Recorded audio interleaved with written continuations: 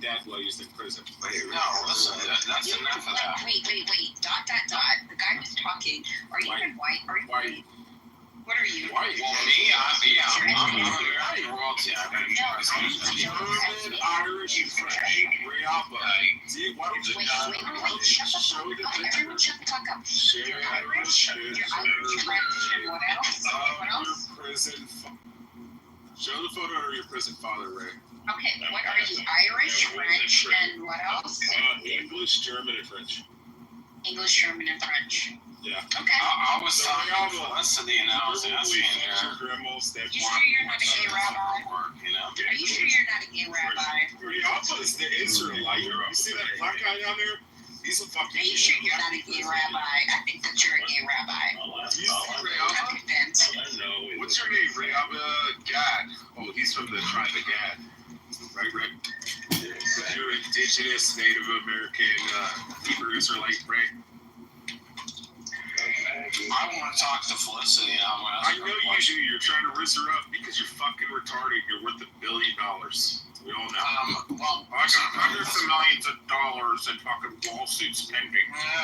That's a very good point. That's a great point, actually. Yeah, Felicity, where are you from, Felicity, and what do you do for your work?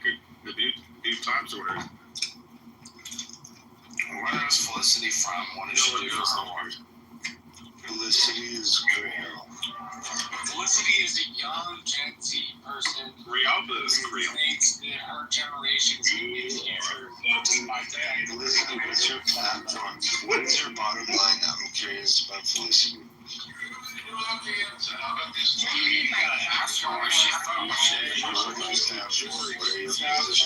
Georgie's half Armenian. Okay, that's great. You get a context to the visualization. Armenian. You're Armenian. Actually, I had a great client who was Armenian. It's a big deal because People don't talk about the Armenian genocide, do they? But who did the Armenian genocide, though?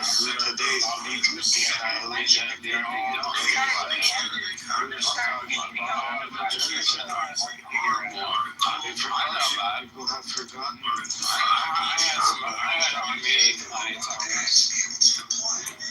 They've forgotten. The children have forgotten what syphilis is. She doesn't know what she stands for. Is she Armenian? She doesn't want what she has now. Ray, Jacobus fucked your grandma. Yeah, both of you. He dug out your dead grandma and he fucked your grandma. You also have Easter Island.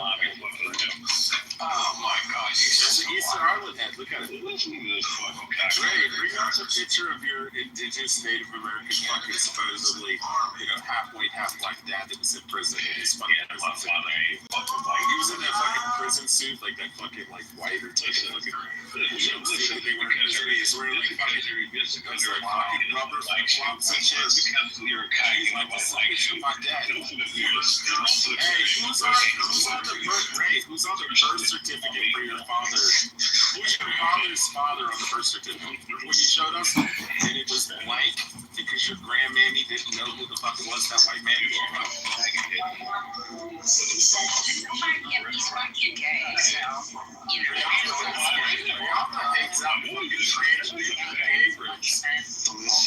every time we see you, you're a fucking gay rebel. You're there with fucking You're there with Dr. Adams and shit, the training lever, Dr. Adams. So he's a training level? Yeah, he is a training lever. And what is Dr. that Adams PR that you have? Dr. Adams has said that he is bisexual in the past. I believe that 100%. Oh, he is. When I first came on this app, Adams was talking that he's bi. Yeah, he's white straight man. He's half black and half Jew. Adams is gay for sure. There's no doubt. Yeah, Adams is half black and half Jewish. Oh, yeah. Reapa, did you know that Adams is half Sephardic Jew, half black? I don't give a fuck what he is. Yeah, he's one of the black Jews around. This one's you hear the shit that she said on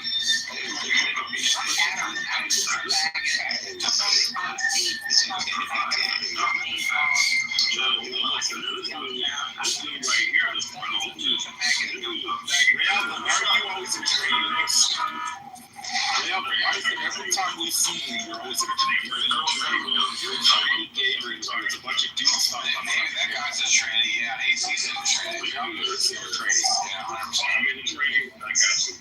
Yeah. It's like just like your Avo Divins, like your Avo Divins. Fucking cubes are like fucking last box. I'm convinced not just like I've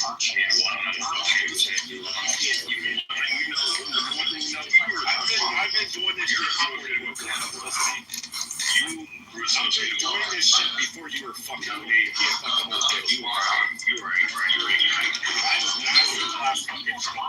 not here. Exactly. Shut your fucking half black, half white ass up. That's why you're deficient in mind. Shut the fuck up, pussy. Look at all the gas in that pussy. Really ain't got no power. You're fucking gassed down up against the fucking road. This rich is only ass on the fucking. You want to bring up that picture of your black dad? Bring up that picture. Bring the picture up. Look at this one. Your daddy. He's fucking crazy. You Christian? Is that a Christian PTR? Is your PTR? No, it's actually free. Really hot and bothered. Ray Alma. I don't know. Is that a Jewish thing or is that a Christian thing? Is this some fucking moth in here to fucking Pepe doesn't care. He's enjoying it. Ray Alma, do you want me to bring up the race certificate of your dad? No fucking fuck. Good. PP Herman.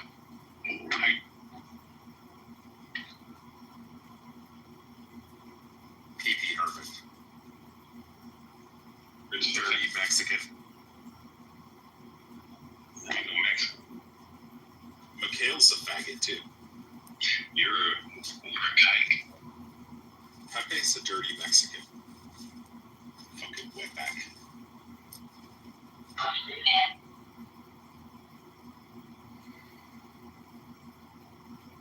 Pepe is a fucking black woman.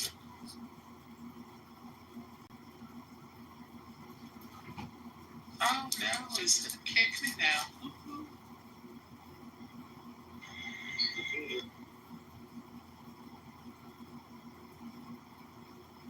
Felicity, why you sound like you're so gassed out?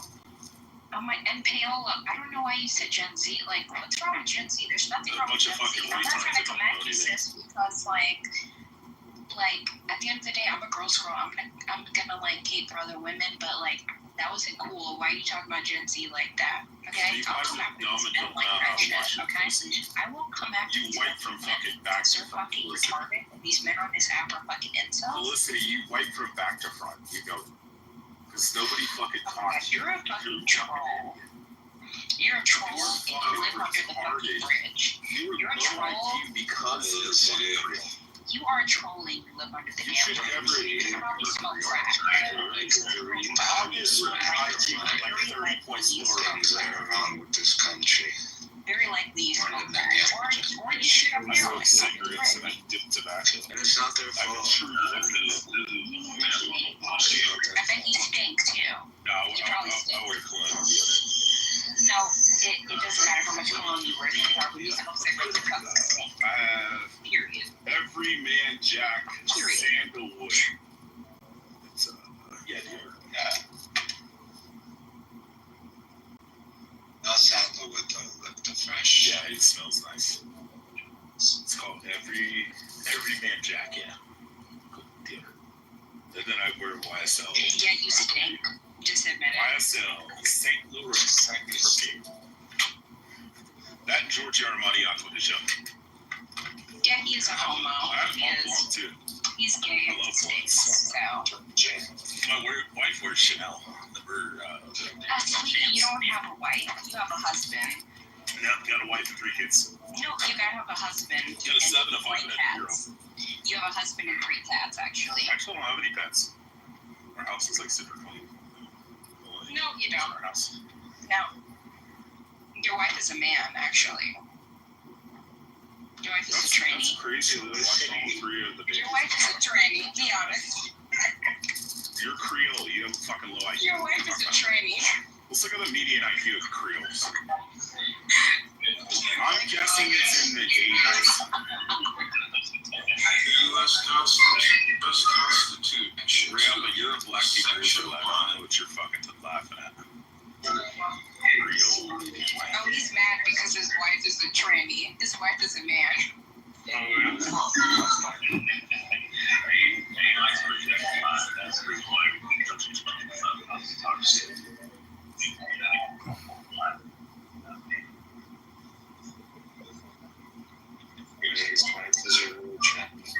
That's okay.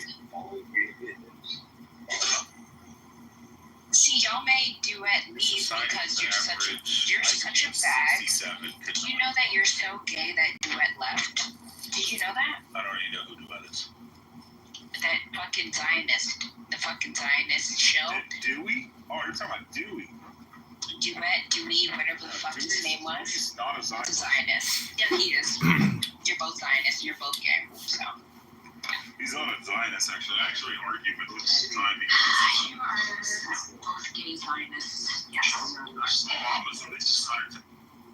They're controlling. I don't. It just logically doesn't make sense to me. Why would they starve them? It's one thing if you claim and accuse them of being ruthless over their people and being rough on them and all those things and being ruling in that sense. But why would they starve them to death? It just logically makes no sense. It's like a king. It's like a king just starving out his people and killing everybody in his kingdom. He'll have nothing to rule. So I don't have the numbers in front of me like everyone's prepared. No, I don't want numbers. I just want a logical. But I'll tell you logically, right? I'll tell you my logical stance. The United States and many other countries gave the Palestinian people hundreds of millions of dollars in cash, and they built. No, that's a lie. That's Wait, let me finish, Wednesday. Let me finish. So This I don't know what he's talking about. I do know what I'm talking about. I was there. I saw it. So. Oh, bullshit. If you Please, let him finish. Wednesday, can you stop coming up the mic, please? Let the Muzzy engage, man. So again, I saw the money go out, and Hamas took the money away from the Palestinian people. The Palestinians, if they recognize, again, I know it's hard because Hamas is a terrorist organization, that if the Palestinian people would be so much better off if Hamas wasn't there, and there would be a two-state solution right now if we were able to, if Hamas was in the picture. This is what I truly feel, that with regards to the starvation, Israel doesn't starve anybody. Israel wants to bring in, why is Egypt open up their border to bring in food? Why is only Israel? Why does Israel have to take care of the Palestinian people? There's a border with Gaza, and it's Egypt. Why is anyone angry at Egypt? And Israel's bringing people in. Israel's bringing supplies in. Where are the supplies going? If Israel was trying to deprive the Palestinian people, why would they be doing drop Muzzy, do you want to respond? Or? It still doesn't answer my question, Jesse. I hear what you're saying, and I have, we can get into those later. And I know Scotty has something he wants to say, but that still doesn't answer my question. Why? Just on the simplest level, like let's put out, just look on the simplest basic level. Why would Hamas kill off by starving its people who they need to have, like, they need to have a group of people to rule or govern or be ruthless to, in your words. Why would they starve and kill the people that they need to rule over? I don't get. Do you understand my question? I do, and I would argue back with you in a very respectful way that the Palestinians. No, you've been respectful. We don't agree with you, but you've been respectful. That's okay. But the Palestinian people were being starved before October the 7th. That's not true. That's not true. And look at the poverty. Look at That's not true. the housing. Look at all the things. the poverty is. You just said that Hamas stole how many lots of money did you say? How much money did you say they stole? Hundreds of millions. I said hundreds of millions. I did not verify. I can look at They didn't have to steal. They didn't have to steal hundreds of. They didn't have to steal hundreds of millions of pounds because Benjamin Netanyahu was giving it them. Benjamin Netanyahu's government was giving them hundreds of millions of pounds, so they didn't have to steal any money. What money did they have to steal when they were giving them off the Israeli government? Okay, I don't agree with your facts, but that we're gonna respectfully. The link is in the chat. No, The link is in the chat. Factual information from a Jewish source. Engage with someone. It's factual information. No, because he's a fucking idiot. If you stop doing that Wednesday, That they were given money by the Israeli government. It's factual information. It's there from the Jewish side. So it's a Jewish source. It's not even a source from anywhere around the world. It's from a Jewish source from Jerusalem. They were given hundreds of millions of pounds. Well, they were given millions of pounds by the government of Netanyahu. So why would Hamas need to steal any money whatsoever? That's a lie. It's factually incorrect. I respectfully disagree. Well, the link is there. Have a look at the link by your own people, and then tell me then. This is the problem you have, Jesse. You people who put out your own facts will not accept anything else no other way whatsoever than your way. You can't even when the information is from your own people, you still won't accept it. Like you won't accept that there's a level 5 starvation going on. Like you say that the people are stealing the food. Like you say Hamas is stealing the food off the people when it's not. It's a terrorist. It's a gang of people that was released and given guns and weapons by Benjamin Netanyahu's government. It was him that armed them, and it's them that's taking the food, and then they're making out that it's Hamas. These are the things that you need to know. You need to know these things, but you won't even accept it when the sources are independent. And they weren't being starved before October 7th, Jesse. That's just not true. They were put on a low-calorie diet by Israel. Right. He said, I know. he said, look, they lived in poverty. That doesn't mean they were being starved by Hamas. They weren't. That's just. Yeah, but But he said they were being starved by Hamas before October 7th. That is not true. It's not true. And that's not the claim that Israel is making. Nobody has made that claim. Nobody has made that claim. if I make one clarification, Jesse, I'm about to play a 1 minute long clip from Ehud Barak, that's a former Israeli prime minister. He said, Netanyahu, why did he fund Netanyahu? I mean, why did he fund Hamas? Why did Netanyahu fund Hamas? Right? Listen to the testimony, and he even has a testimony of, the chief of Shin Bet and chief of IDF commander. Just bear with me. I'm going to play it. I know you don't have, you're driving. You're probably not able to look at the link. But, it's better to listen to the clip. And this is a testimony of former Israeli prime minister saying about Hamas. Deliberately boosted Hamas to try to prevent a Palestinian state. Yeah, so he deliberately and systematically even told his own record, whoever wants to avoid the threat of a two-state solution has to support my policy of paying protection money to the Hamas. So what we did, with the permission of our Prime Minister, is to let Qatar to transfer a huge amount of money in cash, probably more than $1.4 billion. By doing it, we increased the power of Hamas. We did everything in order to make sure that Hamas will go on controlling Gaza, and Palestinian Authority will control the West Bank, so they will fight each other. Netanyahu maintains that Qatar money was to avoid a humanitarian catastrophe. Having helped to build up Hamas, Netanyahu has now vowed to destroy it. You said the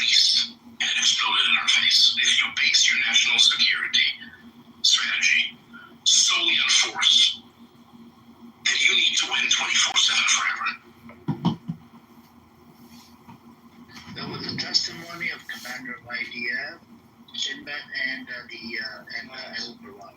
Can I ask you, Can I respond? do you believe now, Jesse? Yes, let him respond. What are you gonna respond, Jesse? I believe that 1.3 million is 1.4 billion. billion or million. Billion, not million, billion. I don't believe it. I don't believe it. Okay, and so you don't believe in Ehud Barak? That's a former Israeli prime minister. But he's a competitor. It's like telling Joe Biden. It's telling Joe Biden that Trump is a god. I put the article. Trump to pieces. The Jesse, Republicans. Jesse, have you seen BB Files? BB Files, Netanyahu acknowledged that he did fund Hamas. Okay, you go watch the BB Files. It's available on Telegram. How long ago was that? And BB Files, that's a documentary that came out in 2024. It's available on my Telegram. I uploaded on there so people can watch it for free.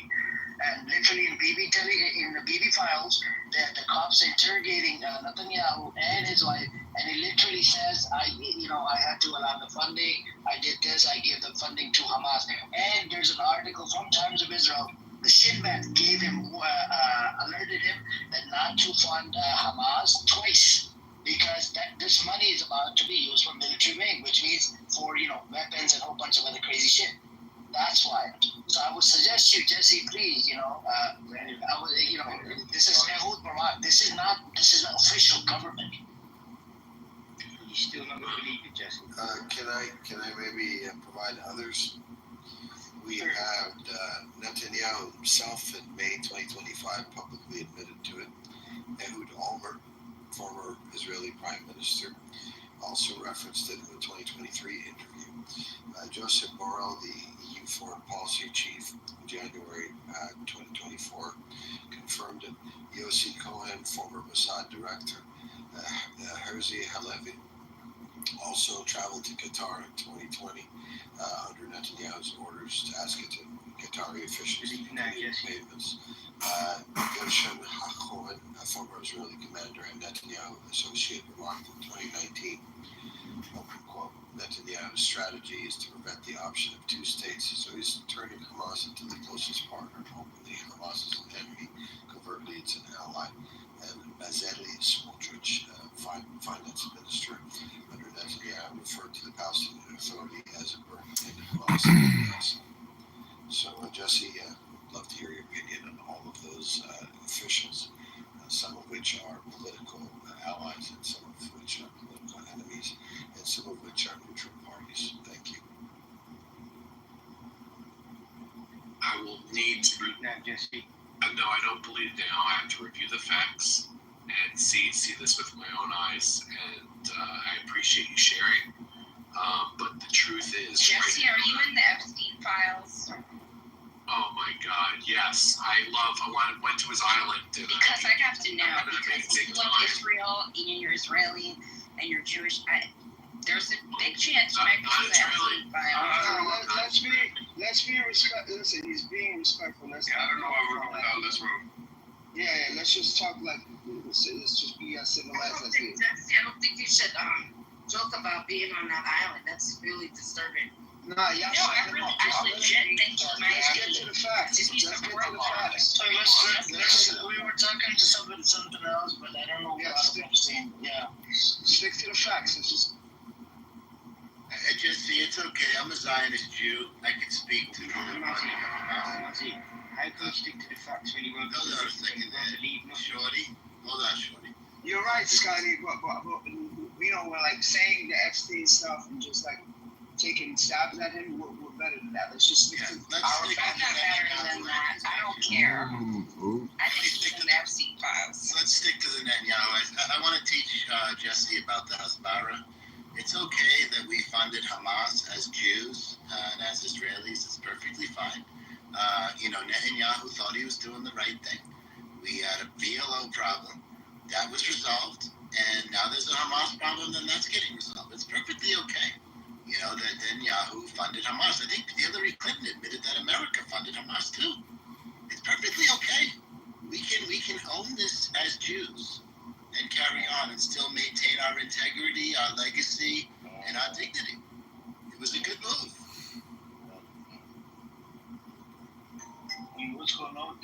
So you were right, bro. Well, no. Hello, Prince. This is Alex. So Jesse, I suggested to look into a lot of these facts. I mean, and then the recent news came out that the Liberman charged, right? That's in the Knesset. He said Netanyahu. We didn't know Netanyahu was giving weapons to ISIS, Abu Shabaab. That's been stealing the aid from Palestinians and selling the aid for triple the cost. That was reported in the Times of Israel. Yeah, Victor Lieberman. ISIS is not an enemy of Israel. This is what, listen, I got this.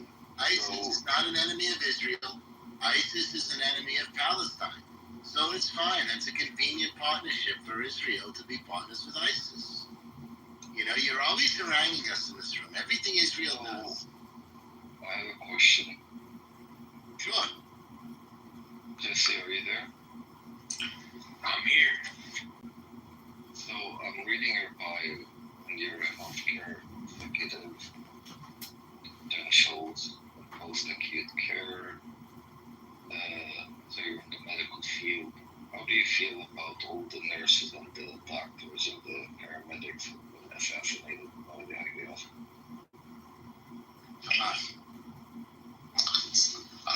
And this is not, just to be clear, it's not the testimony of the Gazan government, it's the testimonies of European and American practitioners in Gaza.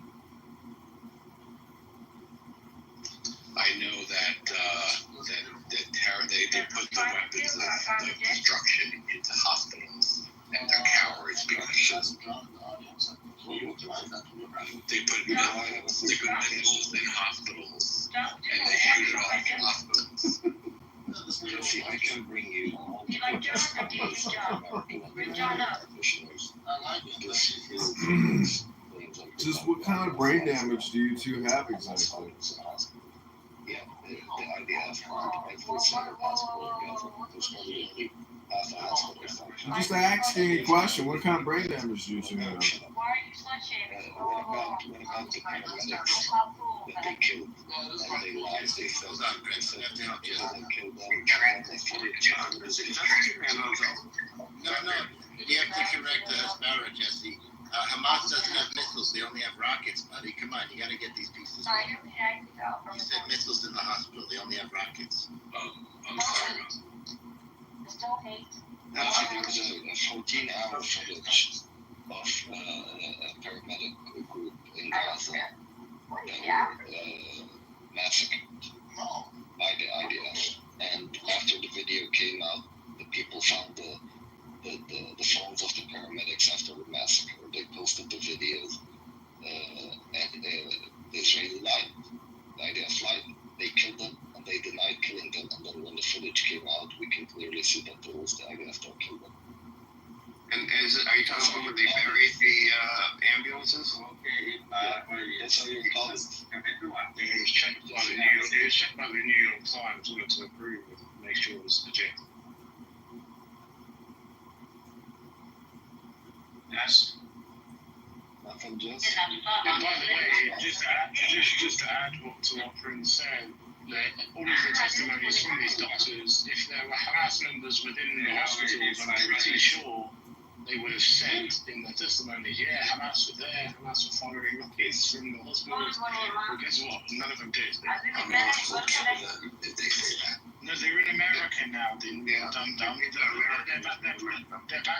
back home in their countries giving testimony to what's been happening in Gaza.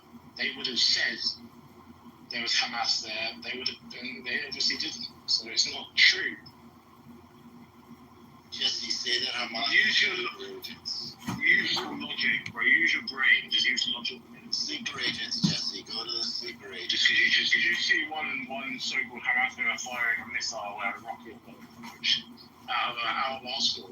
That means they're all there. They're all in every single hospital. Yeah. Jesse, you got to be faster on the draw here. Really I think Jesse is learning. I'm just absorbing. I've never been this one before. I know, I want to learn, but I don't think that this is, I have to confirm my sources, but I saw what happened in the news. I saw saw what happened.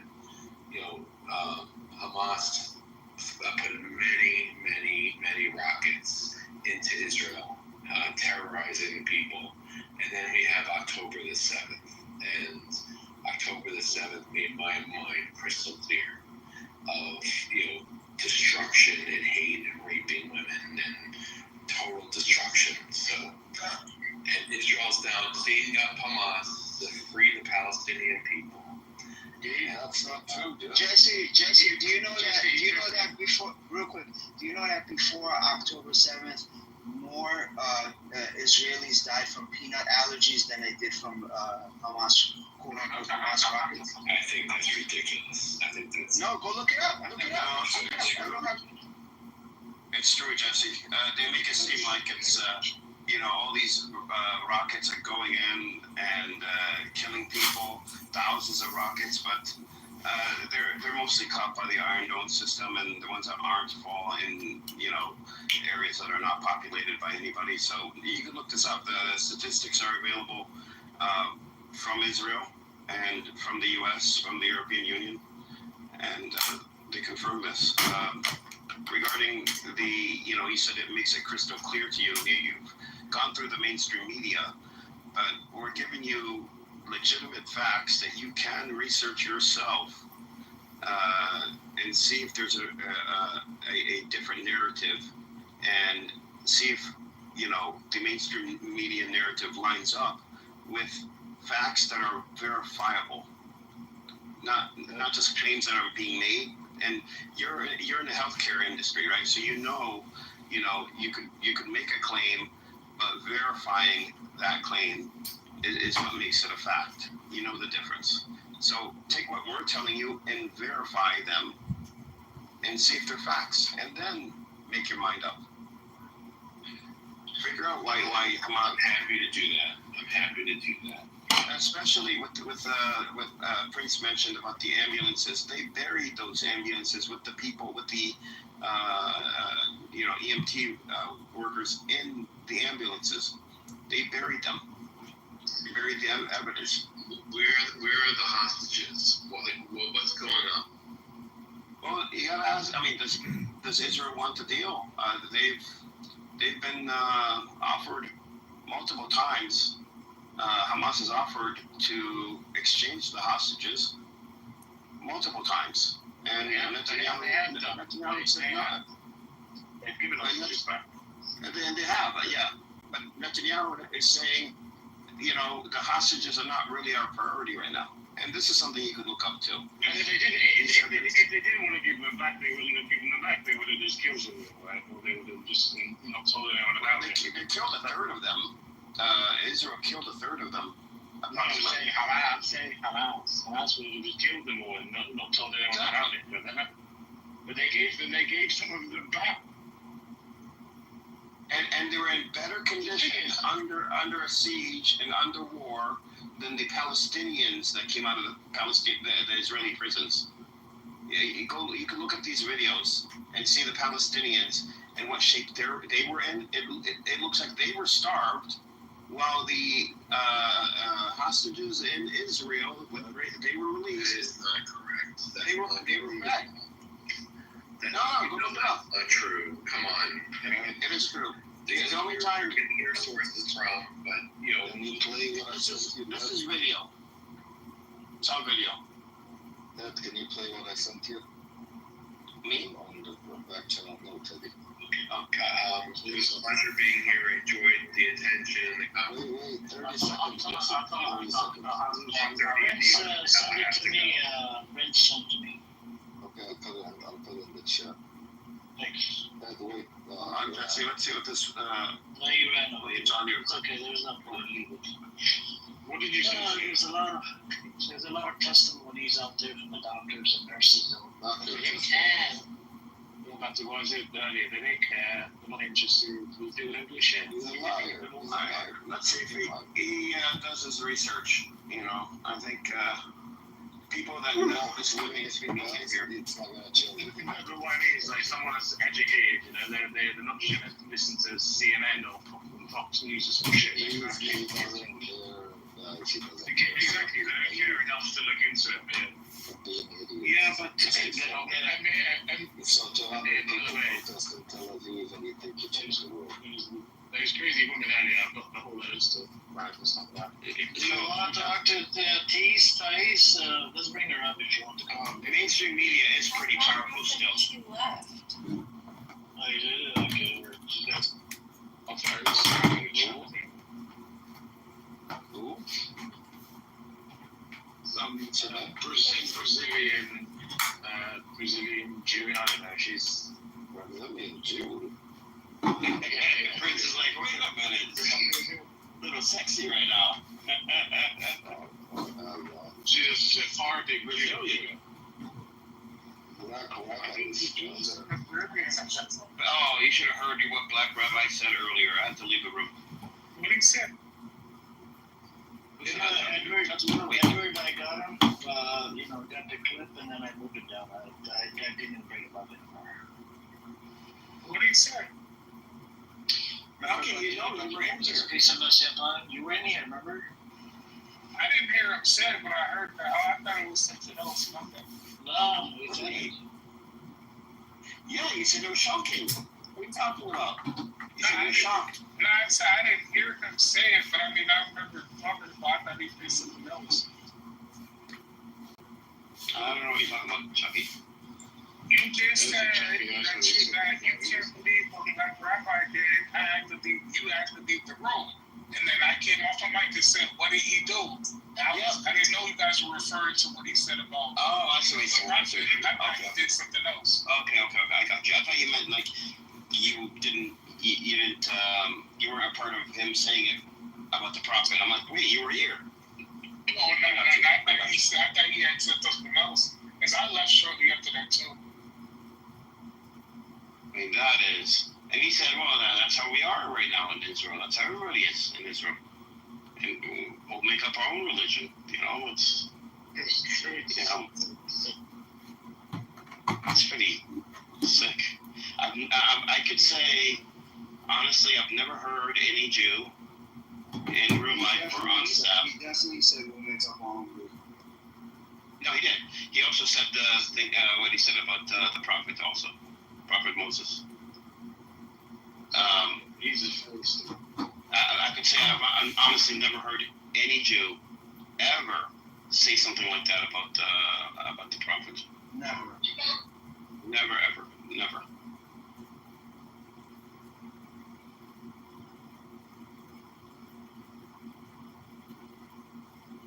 This is why you should see some of the content on these women's Instagrams. The other two that came in earlier, that Andre or whatever, and the other one, you should see their Instagram.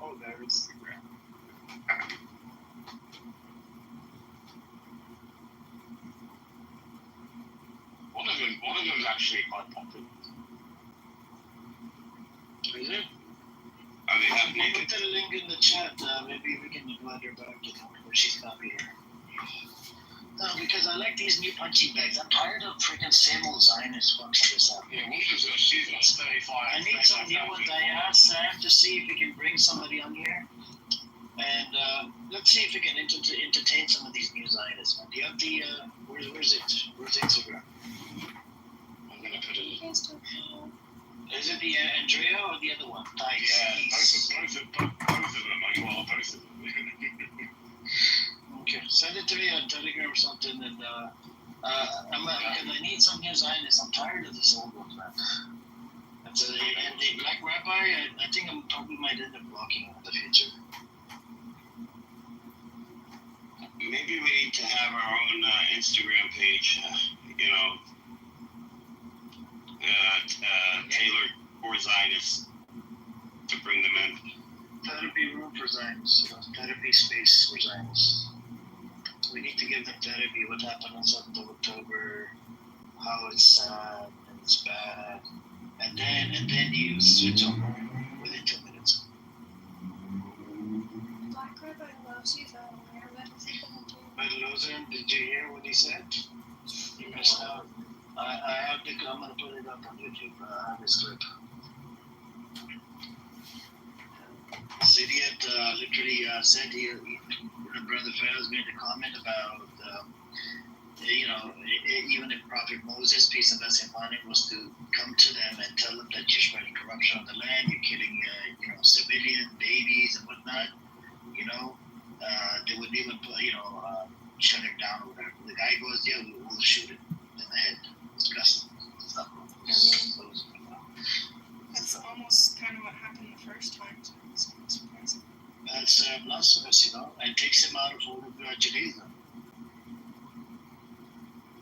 Wasn't even at the full limits of that car, and it slid me right up on out of there. You don't need that much horsepower. I be trying to tell my cousin that he like a Hellcat person, and I be like, you don't need. I'm like, get the what's the one with the B on it? The Bumblebee. Is that the 3? That's a scat pack. Yeah, I'm like, just get that one. You don't even need that. He like, nah, I need the I want the supercharge. I'm like, you ain't gonna do nothing but purchase. Gave us the religion, but we can change it. He gave it to us to change and to do with what we please. And he says everybody in Israel is like this now. Something's going on in Israel. This is why we need this, the big wall. What is it? The Adrian wall. That's what we need. Adrian's wall. Adrian.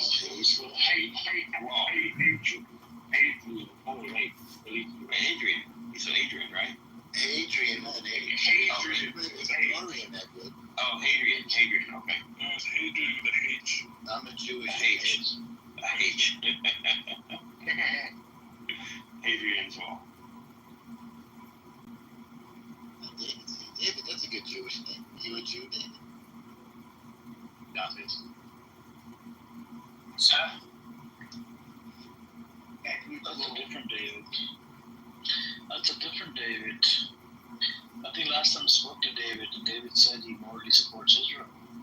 Right, David? Some of that, but he's got a lot of flags in his bio, and usually international people are big supporters of Israel. Right, David? Cuban American. Like Alejandro Mayorkas, a good Jew. Was my New York buddy said to me when I first met him, he's a music guy, asked about my background.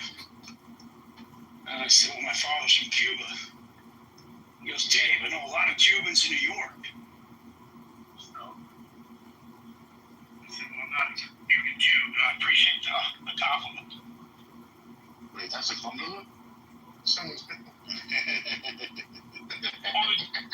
The Cubans had a reputation. The Cubans had a reputation that they were called the Jews of the Caribbean because they were very intelligent, bright culture, industrious. That's how the Jews are like.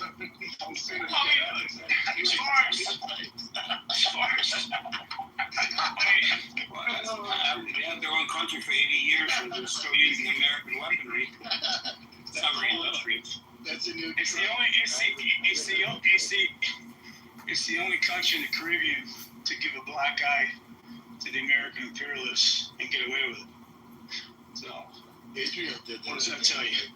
Israel's in a different part of the world. We did that in How's that working out there? I agree. It has worked out horribly. Yeah, how for the Cuban people. It's turned out horribly. There you go. David, do you still support Israel morally, or you change your position? Well, that's a kind of loaded question because I support Israel's right to exist. Now, whether or not the policies are necessarily something I support. I mean, I think I sided with a lot of the Israeli citizens that. So I think they not dismantle Israel and they can live together, coexist with each other. Why can't they not do that? Well, how good is that working out for you? So the reason why I ask you this, if you agree on this, right? If you agree on right to exist, or do you agree on how it was created by annihilating, genociding Palestinians, and ethnically cleansing them and killing them, butchering them, slaughtering them? raping their children as well. According to Tantura, they did the Deir Yassin massacre. That's a famous one. They killed 100 people in one of the villages. Do you agree on all of this? Because look, as soon as you say right to exist, which means you are vouching for all of this that took place when they created the state called Israel. Look, I'm an American citizen. There's a lot of things that have been done in my country's name with our vote. Yeah, but we condemn that. We condemn that. We as an American, we condemn it. Well, I mean, who condemn what? We all condemn what happened to the Native Americans, how they were butchered and slaughtered and genocided, millions and millions of.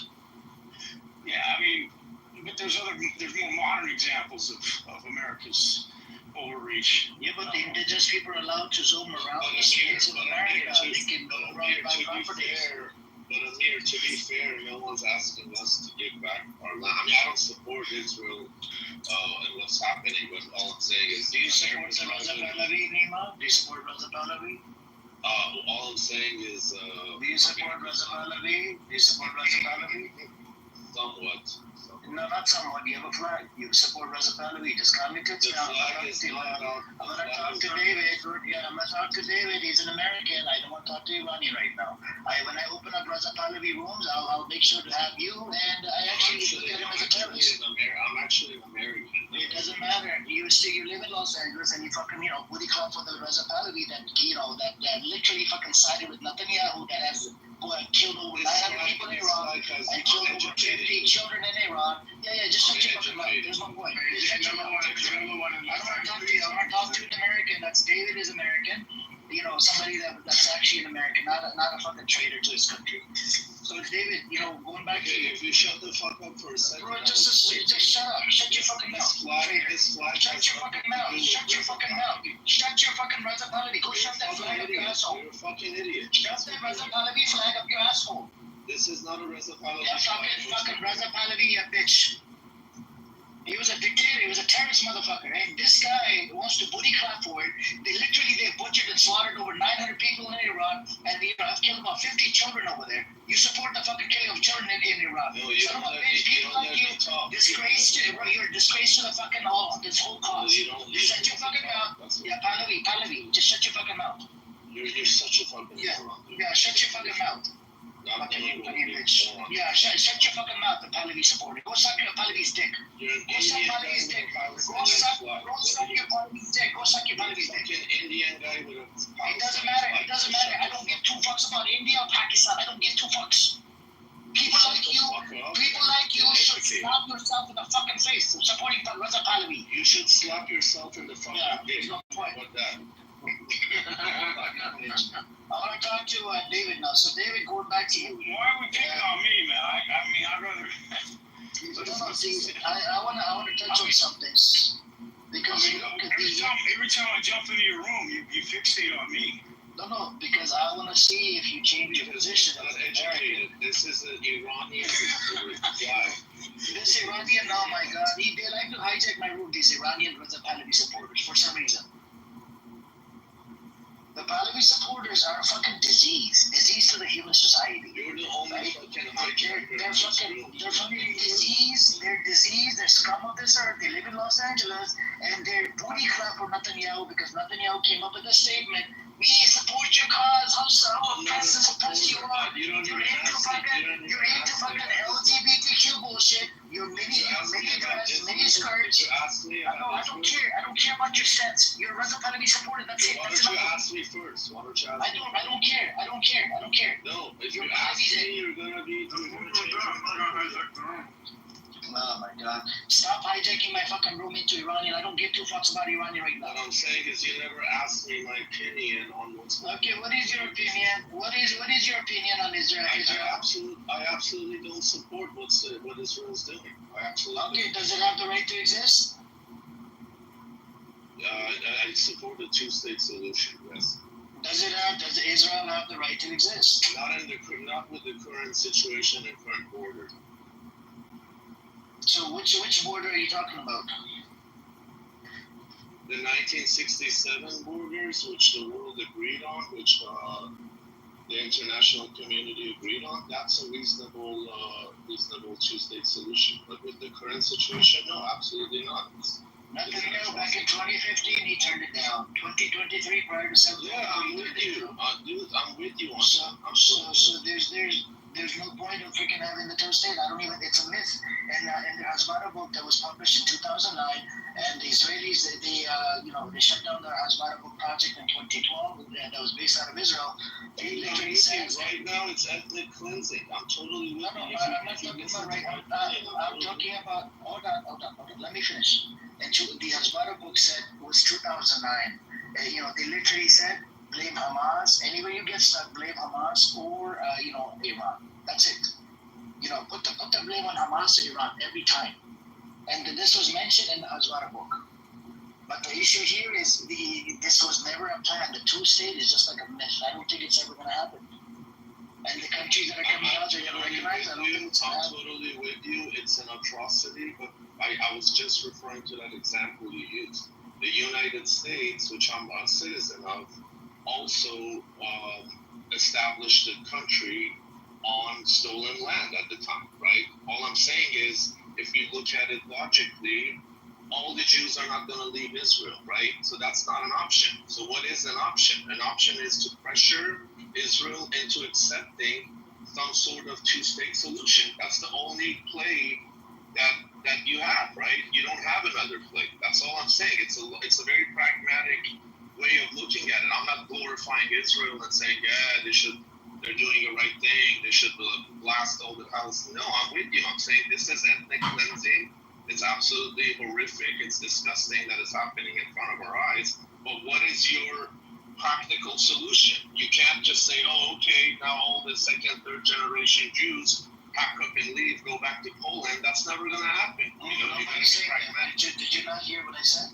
I wasn't here from the beginning of the room. Why can they not coexist instead of having a fucking right to a absolutely a binational state? That's what I was trying to ask David. That's what I was trying to ask David until I was rudely interrupted by Raza Pahlavi supporter. You see what I'm saying? There you go again, being disrespectful and not even. Raza Pahlavi supporter is another disrespectful. This flag, okay, for the fifth time, this flag was here. At least 600 years ago. This is the national Iranian flag. I don't know which part of this you don't. Do you support Raza Pahlavi? I told you the answer somewhat, not everything, no. Okay. Somewhat meaning 50%, right? Somewhat, yeah. I somewhat support some of the policies, but no, I thought it was a mistake going to Israel. I absolutely do. And I got booted off the Reza Pahlavi rooms. It's funny, I got cursed by them too, by my own fellow Iranians because of that. And it's funny now you're saying this stuff. So I'm kind of in no man's land politically, which is totally fine. That's my comfort zone. But what I'm telling you is, first you gotta ask people what their opinion is on the issue, and then you can attack them. You can't just go. Why would you side with Hitler? Who do you mean Hitler? There's a Pahlavi. Raza Pahlavi literally fucking sided with Netanyahu, and he supported the attack on Israel. That was a tactical mistake. I told you very clearly. Hold on. No, that wasn't a tactical mistake. People that live in Los Angeles, especially the Raza Pahlavi supporters, live in America, they all supported this fucking thing to attack the Zionist criminal, the Zionist entity. Not all. Don't use the word all. Majority of them. Have you been on Twitter Spaces? Go check on Twitter Spaces. I've been on Twitter Spaces. Is that all of the Iranian community in Los Angeles? It's not.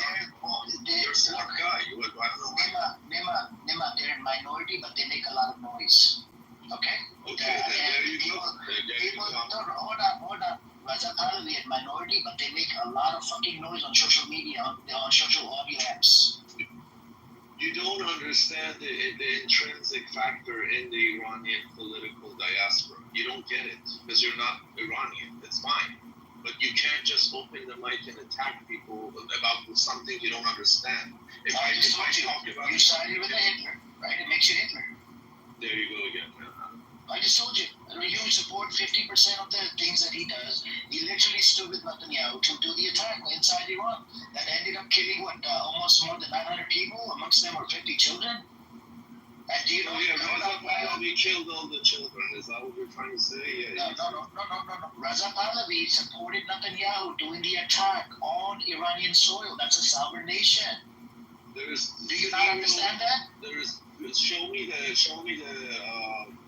statement on that. Post it over here. Okay. Do you support Israel attacking Iran to topple IRGC? You don't know what's good. Like what he was doing. He was cheerleading the whole time for a whole 12 days. He was trying to overthrow the government. He was trying to make people rise up in Iran. Nobody rose up, thankfully. But he was trying to get people to rise up and do. Listen, Lee, I understand what you're saying. Okay, I see the fucked upness of the situation. I get it.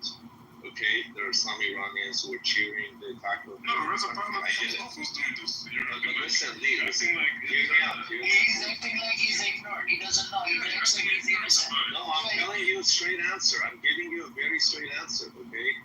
These are intrinsic factors in the Iranian diaspora, in the political discourse of Iranians. Then why are you lying? It's very complex, and it's very hard for you to understand. No, it's not hard to understand. That's what I'm saying. It's not hard to understand. If he says he stands with Netanyahu, and Netanyahu did the attack, and a lot of your Pahlavi supporters. He didn't say that. He absolutely didn't say that. Hold on. When I opened a room and Iran was getting attacked for 12 days, I opened a room every day talking about Iran.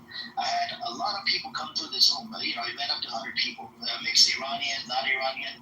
I had Pahlavi supporters. Do you know they would come in and they would justify the killing of kids in Iran just because they're from IRGC? That's disgusting. I condemn them. This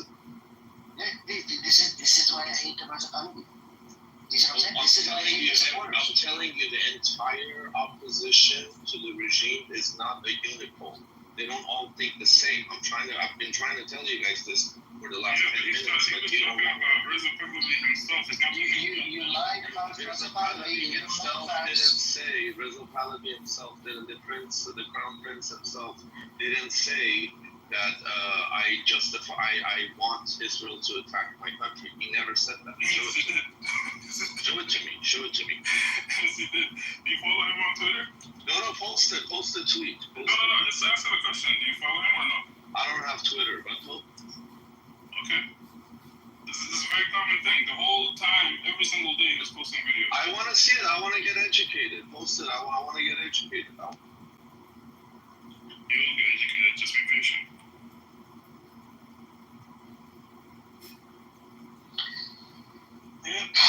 Anyways, so David, what I was saying to you about the indigenous people, they're allowed to move around, right?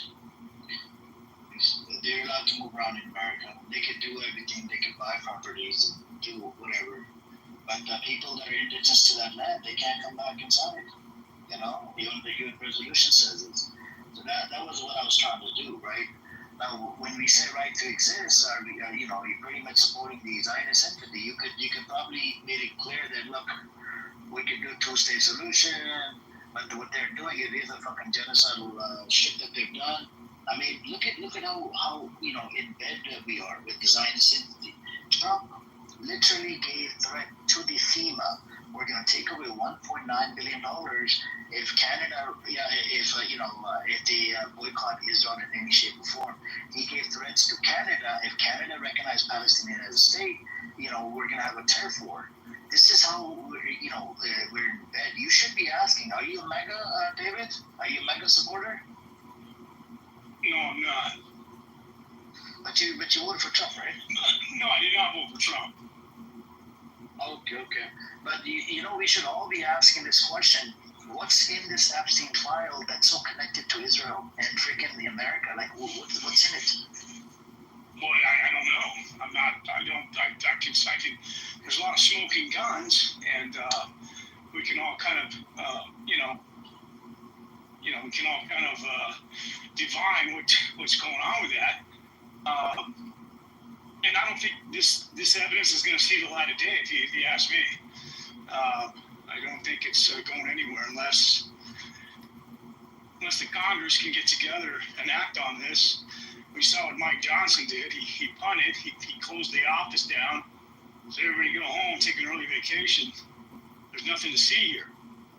But, as we know, the podcasts, the influencers, the MAGA right, they want to see what's in there because Trump campaigned on this. He campaigned on this, the whole QAnon connection, the Hillary Pizzagate. So we finally have something that's real with real teeth to it. And the main culprit that's sitting in prison alive gets moved to a minimum security prison in Texas. So what does that tell you? She's cutting a sweetheart deal. The prison she's at there's a policy where they're not allowed to sex traffickers or sex offenders in this prison. So how are they getting around that? So anyway, look, it'd be bad for Trump if he was in those files and those saw the light of day. It would, he would have to be impeached. And, I don't know. He has already been impeached. Like, I know, but he wasn't removed from office. There's being impeached, there's being removed from office. So, did you support the Democratic Party, or did you support Kamala? Well, I didn't always support Kamala either. But see, I live in California, where we're bordering on a failed state with policies that are just all over the map.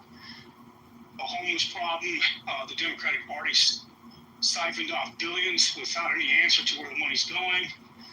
Meanwhile, all the homeless around my area is still percolating and not being handled. We have the World Cup coming next year, and then we have the Olympics after that. So my city's got a lot of work to do to fix what's happening here. And you're in Los Angeles, right? Yeah, in LA. Yeah, I'm in Los Angeles. So I'm go have beer or something. No, I'm good. Thank you. I don't support your position respectfully. I actually hate, from the bottom of my, bottom of my heart, I hate Razapalani supporters. But you hate Trump supporters too. I hate, the MAGA supporters, MAGA supporters are questioning everything now. They're questioning the Epstein files. He's getting a lot of smoke from the MAGA supporters. They're questioning a lot of shit that Trump is doing right now. And when he said about the FEMA, they started questioning him on the FEMA thing as well. How the fuck are you going to take away the funding from FEMA? Look, Trump. I get it. I voted for Trump, but I get it. A lot of the things are not cool. Yeah, absolutely. If we talk, you'll see that we actually agree on a lot of stuff. But when you shut down communication by labeling and attacking the other side, you're not going to get to any resolutions, because that's what this platform is for. So we can talk and kind of learn about each other's. I get it. But I didn't vote for Trump or Kamala, and even for Green Party I didn't vote because she wasn't gonna win anyways. But you finish, David, what you were gonna say, and then well, I'm just saying it's I mean, look, we care about the rule of law. We care about the railroading of little children and the trafficking, or we don't. And we're not even believing the victims. I mean, the victims know what happened. Why is the Queen of England cutting a big check to exonerate her son, right? And the woman who received those monies ends up committing suicide. she got $10-11 million. She committed suicide. So, anyway, it's just a bad look. It's just a bad look. And Trump's going to be 80 years old. He's this would be a horrible legacy that he would leave. This would crush everything that he's been trying to do in a second term.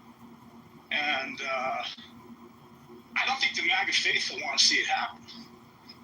As much as there are those on the right that want to find out the truth, because they don't think he's in there. So. But the DOJ said he's on it. He's in there. Yeah, in what capacity? Right? Are there photographs? Are there actual witnesses saying I was with Trump and I was 15 years old and I was on that plane with him? I mean, what's in there? right? And they've already redacted a bunch of stuff. And in Bondi, this is Trump's private law firm. This is the Department of Justice. Is basically doing his bidding. And if she had any balls and was following the Constitution, she would go where the evidence takes her. This is what a lawyer does. You know, they don't find out the evidence and they crush it and suppress it. That'll get you disbarred in any court of law in America, right? But Trump has all the power as the executive, and he's got a Supreme Court in his back pocket. It backstops his behavior. So he's kind of got this huge immunity blanket hanging over him right now. And why do you think he's going after Clinton? Why do you think he's going after Oprah? He's going after all these personalities. He's trying to take everybody off the scent here. So it's not going to work. I don't think it's going to work at all. I think when Congress reconvenes, think about the Russian hoax all over. We remember the Russian hoax, right? There was no Russian hoax. Russia influenced our evidence that's now coming out that the Obama administration was planting stuff. What about all the evidence coming out? How do you know this is not one of those witch hunts? You know, I'm just asking. I don't know. I'm just asking. Like, how do you know this is not one more of those Trump witch hunts that we're so used to? Well, I don't know if you guys have seen the memes that are coming out, the history of Trump and his relationship with Epstein. He was on Howard Stern, and Howard Stern exposed him in an interview about how he's a predator. And he was joking about it. And I don't think his daughter was on the show in this particular case. No, it was the same time. You know, they said like you definitely know something about that because you're a predator, and he was like likes it up, and his daughter likes it up. He owns a pageant, teenage pageant in Russia, and they said that he would just walk into the dressing room unannounced and walk around the girls like it was no big deal. Yeah, there's a himself saying that. Yeah, I mean, you're famous, you can just do stuff like that. So let me ask you this. Look at how they eviscerated Obama. They started out by trying to eviscerate him, saying he wasn't born in this country. They took him down for wearing a tan suit. If Obama had even 1 ounce of it, you think he would have lasted? They would have ran him out of town. So I think there's a double standard here. Well, they haven't tried to run Trump out of town. Trump was the one paying to get front page news about Obama not being born in America. That was Trump coming in. Yeah, I mean, look, that's what lit the fuse for him to sow the let me tell you something. Amir was talking about how this was stolen land. Well, who stole this land from the Indians? It wasn't George Washington and the founding fathers. They were all sitting fat on their farms. It was the white Catholic Protestant immigrant that came here, fleeing Europe, that did that. They got on the horses. They went west. They took their guns. They fought the battles. And they used those people to basically do their bidding. And then we started a nasty war with Mexico to take the rest of it. And so the descendants of these people are the Trump supporters. What does a Trump supporter have in common with a billionaire? I don't know. It doesn't seem like there's a lot of commonality. When the South fought the North in the Civil War, those soldiers didn't own land. They weren't slaveholders. And yet they were defending an institution that was competing with their wages. Free labor versus paid labor.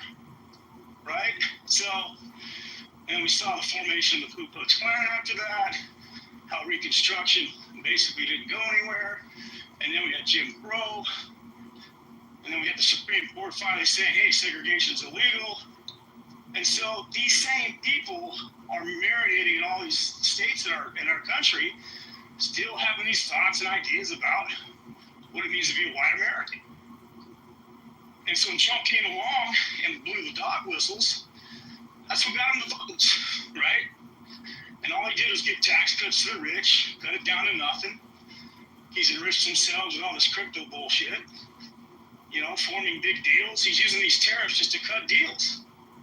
He's leveraging our economy to cut outsized deals with the Middle East, Japan, Vietnam. Who knows? Who knows what else he's getting out of all this? So we're all paying that price, unfortunately.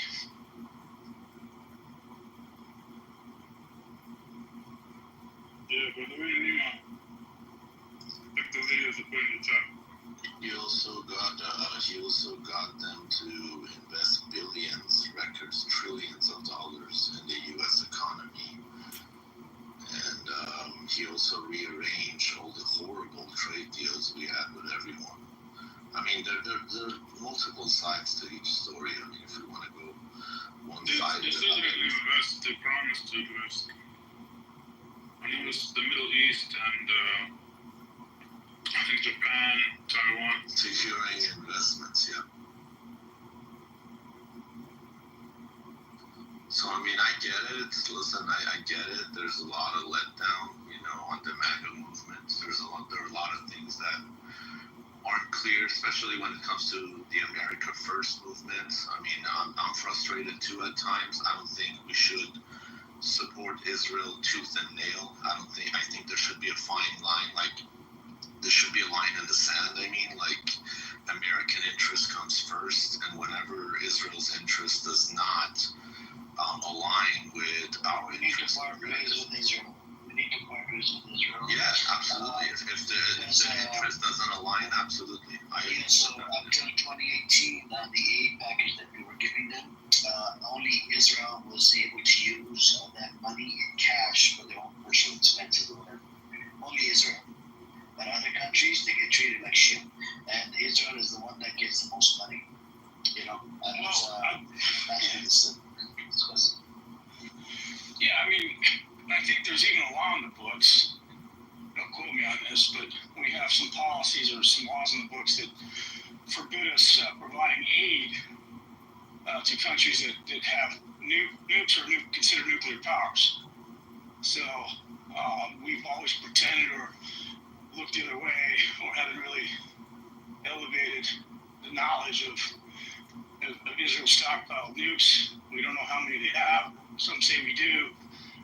But I think there's a policy in our Congress that was written to address that. So, but let's face it, look, Israel wants unchecked power in the Middle East. They want to be the hegemonic power in that region, and they've picked apart and taken apart all of Iran's proxies. And Iran's next. If Iran doesn't get its act together and somehow, get their nuclear program, exposed and brought to the fore, Iran's running away with they know what they know. Unless they get a nuke, they're going to continue to be, targeted the way they were. So I don't know how you answer that. There's not even. Let me ask you something, David, or I'll ask the panel in the room. Do you think the Islamic Republic has helped the Palestinian cause in the past 46 years? It hasn't. Which Islamic Republic? Because there's four of them. Which one are you talking about? The Islamic Republic of Iran. Do you think they've actually helped the cause? Like, where has the last 46 years of the IRGC policies, where has it led to? Like, think about that. To them not being wiped out. Who not being wiped out? The Palestinians. Well, what's happening right now is this. They're still not wiped out. Yeah, who was that guy?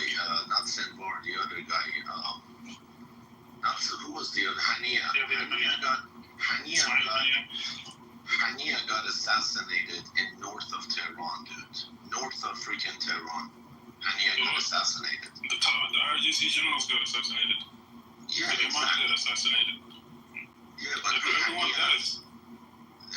Everybody got assassinated, exactly. Everybody close to the Islamic Republic of Iran in the past 2 years got wiped out, got assassinated.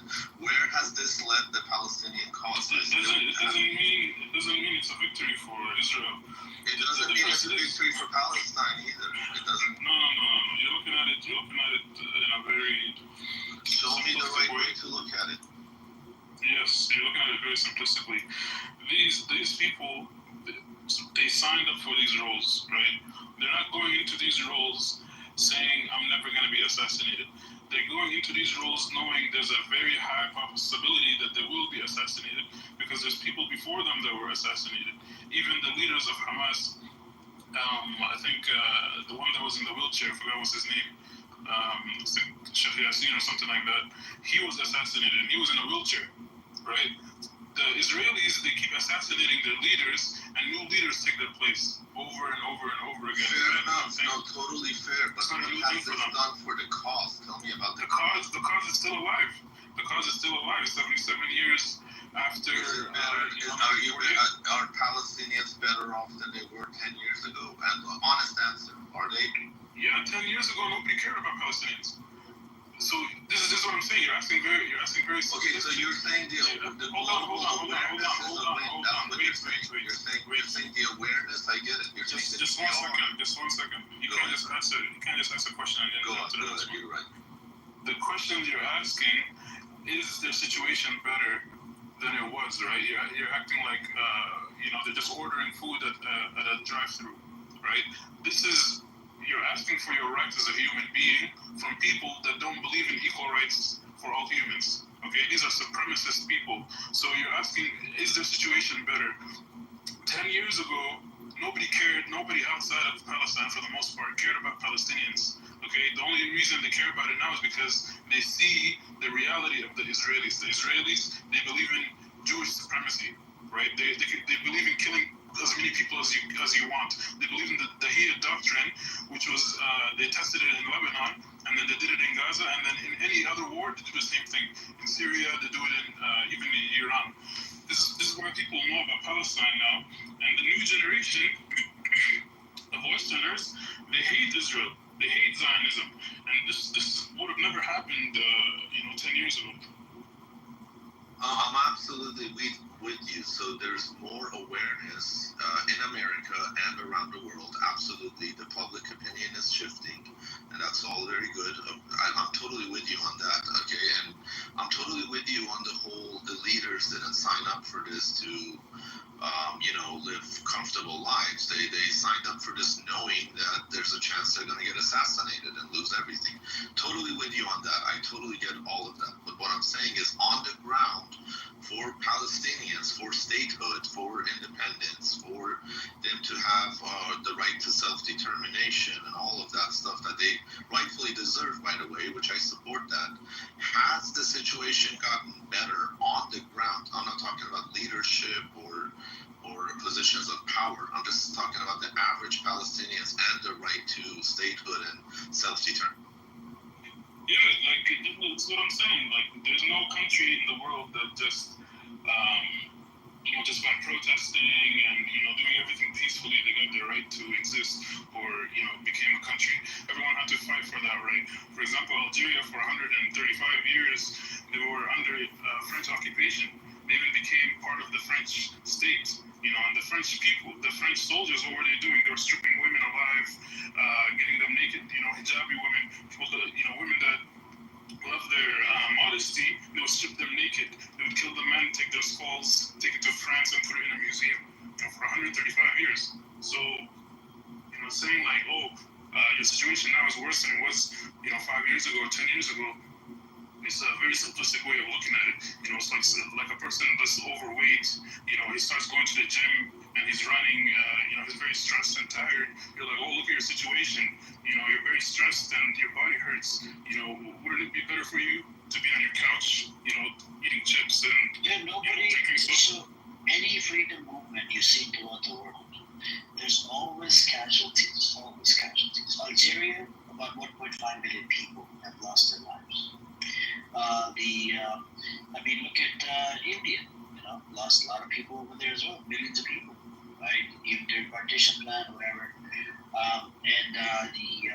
Look at how the black folks were enslaved in America. They have lost lives as well. They did violent attacks and whatnot. What else? In Canada there was freedom. Every country in Africa too. 10 million people were killed by Leopold You know, Namibia, the Germans, they practiced their genocide in Namibia before they did it in Germany and Poland. You know, all of these countries that people have to suffer. But, you know, thinking like, oh, let's just sit comfortably while you can even look at the West Bank. The West Bank is not fighting the way that Gaza is fighting, right? Where every day they're taking more and more land, kicking people out, taking their houses, every single day in the West. But Lee, I totally get it. But what you're, from my understanding, what you guys are saying is this is a transitional point. Okay, this is part of the struggle. The struggle is alive. It's moving. And this is a transitional phase. But what I'm saying is, you're looking at all the cases of struggles against an imperial power which have prevailed at the end. What about the cases that haven't prevailed? What about all the cases where they struggled, they fought, but because of bad strategy or bad backers in this case, you might disagree with this, but I don't see the Islamic Republic of Iran as an honest. But this is a decision that they made for themselves, right? Us, we're talking from outsiders, but they themselves made this decision, right? The last election they had was in 2005, but they still elected Hamas to represent them. You know, after October 7th, the number of people that supported Hamas in the West Bank increased. You know, so the Palestinian people by themselves chose resistance. You know, even just being alive inside Palestine, this is considered resistance. You know what I mean? Because the Israelis want to kill them. They want to kick them out. So, you know, we're just saying like, oh, this is not doing anything. This is the decision they made for themselves. They said even if all of them have to die for one Palestinian to live free, they're willing to do it. You know, so we can't just be like, oh, just sit in your current situation and let the Israelis keep stealing your houses. Nobody's going to agree to that. But is there any chance that the Islamic Republic of Iran has a different dark agenda that doesn't necessarily mean freeing Palestine? Is that a possibility, or do you completely have faith in a regime that brutalizes its own people for the past 46 years, has the highest rate of execution, highest rate of political prisoners, highest rate of... So if there's spies out there, should they not be executed anymore? What was the question again, Amir? In Iran, if there's spies out there... No, not spies. If you're a college, if you're a dissident in college, dude, I'm from there. This is what I'm saying. There's a lot of stuff. There's nobody spies in Iran? Not the college students? No, of course there's spies. There's spies everywhere. But what I'm saying is, you don't have political freedom to even criticize your own government. You don't have that. You don't have that luxury. If you talk freely, there are people on this. Can you criticize here on anti-Semitism? Can you say anything against the Jews? You can. The blowback might be horrible. You might lose your job and career. No. People getting arrested at the college universities, literally getting deported. Now, if that's but that's from the federal government, nothing to do with the university. True, absolutely, and that's shameful. I don't support. No. You made a claim that you don't have the. If you say anything hold on, Lima, anything you say anti-Islam in America, it doesn't, nothing happens to you. You say anti-Christian, nothing happens to you. As soon as you say anti-Jew, you have a problem. Absolutely true. You see the difference there? Yes. So respectfully, we don't have freedom of speech in America either. Absolutely, you're right. So then why would you say that the freedom of speech criticizes? I'll explain it. Absolutely, I agree with you. The Jews are a protected class in America, 100%. There are things you can't say against Jews and Zionism that you can't say against Christians or even America or wherever. You're okay to say that, but against Jews, yes, they're a protected class, and that's a long discussion why. We can talk about that some other time. But what I'm saying is the amount of repression inside Iran, okay, for the Iranian citizens, the lack of leadership. Right now, the water and electricity goes off for 4 or 5 hours in most of the provinces, okay? The lack of misuse of funds. Not because of the sanction that have been already put on Iran for the last 40 years? Let me finish this point. That's a good. We can talk about that, Z. But let me finish this point real quick. The amount of misuse of funds, corruption, political repression, okay, that happens inside Iran. This is what I'm trying to explain, that it's not all rainbows and butterflies. Nobody said it's a rainbow and butterflies. It doesn't happen in America. Yeah, It doesn't happen in America. Our funding is. So there's no comparison. There's no comparison. We gave $66 billion to Israel. Did I agree on it? That's American. Absolutely not. I didn't agree either. Did you agree on it? Okay, so you don't see that as a corruption? There's absolute corruption here. There are a lot of problems. And So I don't understand with these Reza Pahlavi supporters, man. I seriously don't get it with the Reza Pahlavi supporters. No, it's not Reza Pahlavi. Listen, hear me out. No, this is your mentality, right? When you look at America, you live in the West, right? Because of certain things, you know, you've been privileged, whatever. You want to talk shit about your own country, but if you know the comparison, they're both in the similar basket, by the way. No, but hear me out. I'm not saying anything bad. I love my country and I want it to be free and I want to go visit. But all I'm saying is the situation. Free like what? Can you give us an example of a country now that it's considered free from your own point of view? No, but see. That doesn't have a corruption or doesn't have an elite class that is protected? You're absolutely right. I'm not saying every other country is like a paradise and Iran is hell. I'm not making that claim. What I'm saying is for you to understand why so many of the people inside Iran are disenfranchised, why they support what they support, is because of the dire situation inside Iran. And until you live that, you're not going to understand it. We live that. We are from all over the freaking world that we have to deal with the same problems with different faces. The only difference between Iran is that in the face of the world is saying no to the Israeli. What was the condition when Iran and Turkey was the allies 40 years ago? I'll tell you why. See the sanctions you mentioned? Why does a country, even if you want to destroy, even if you have these crazy apocalyptic ideas, okay? Let's put ideology aside. Why would you chant it? Why would you bring people to the street, burning flags and saying what you want? Why would you show your cards? Why would you be like, of course they're going to sanction you. Of course they're going to starve you. Of course they're going to humiliate you. They control the cards that they can control, which is the economy, is from the outside. But the strength of Iran. That's what I'm saying. See, they're giving them the just fuel. a moment. Yeah.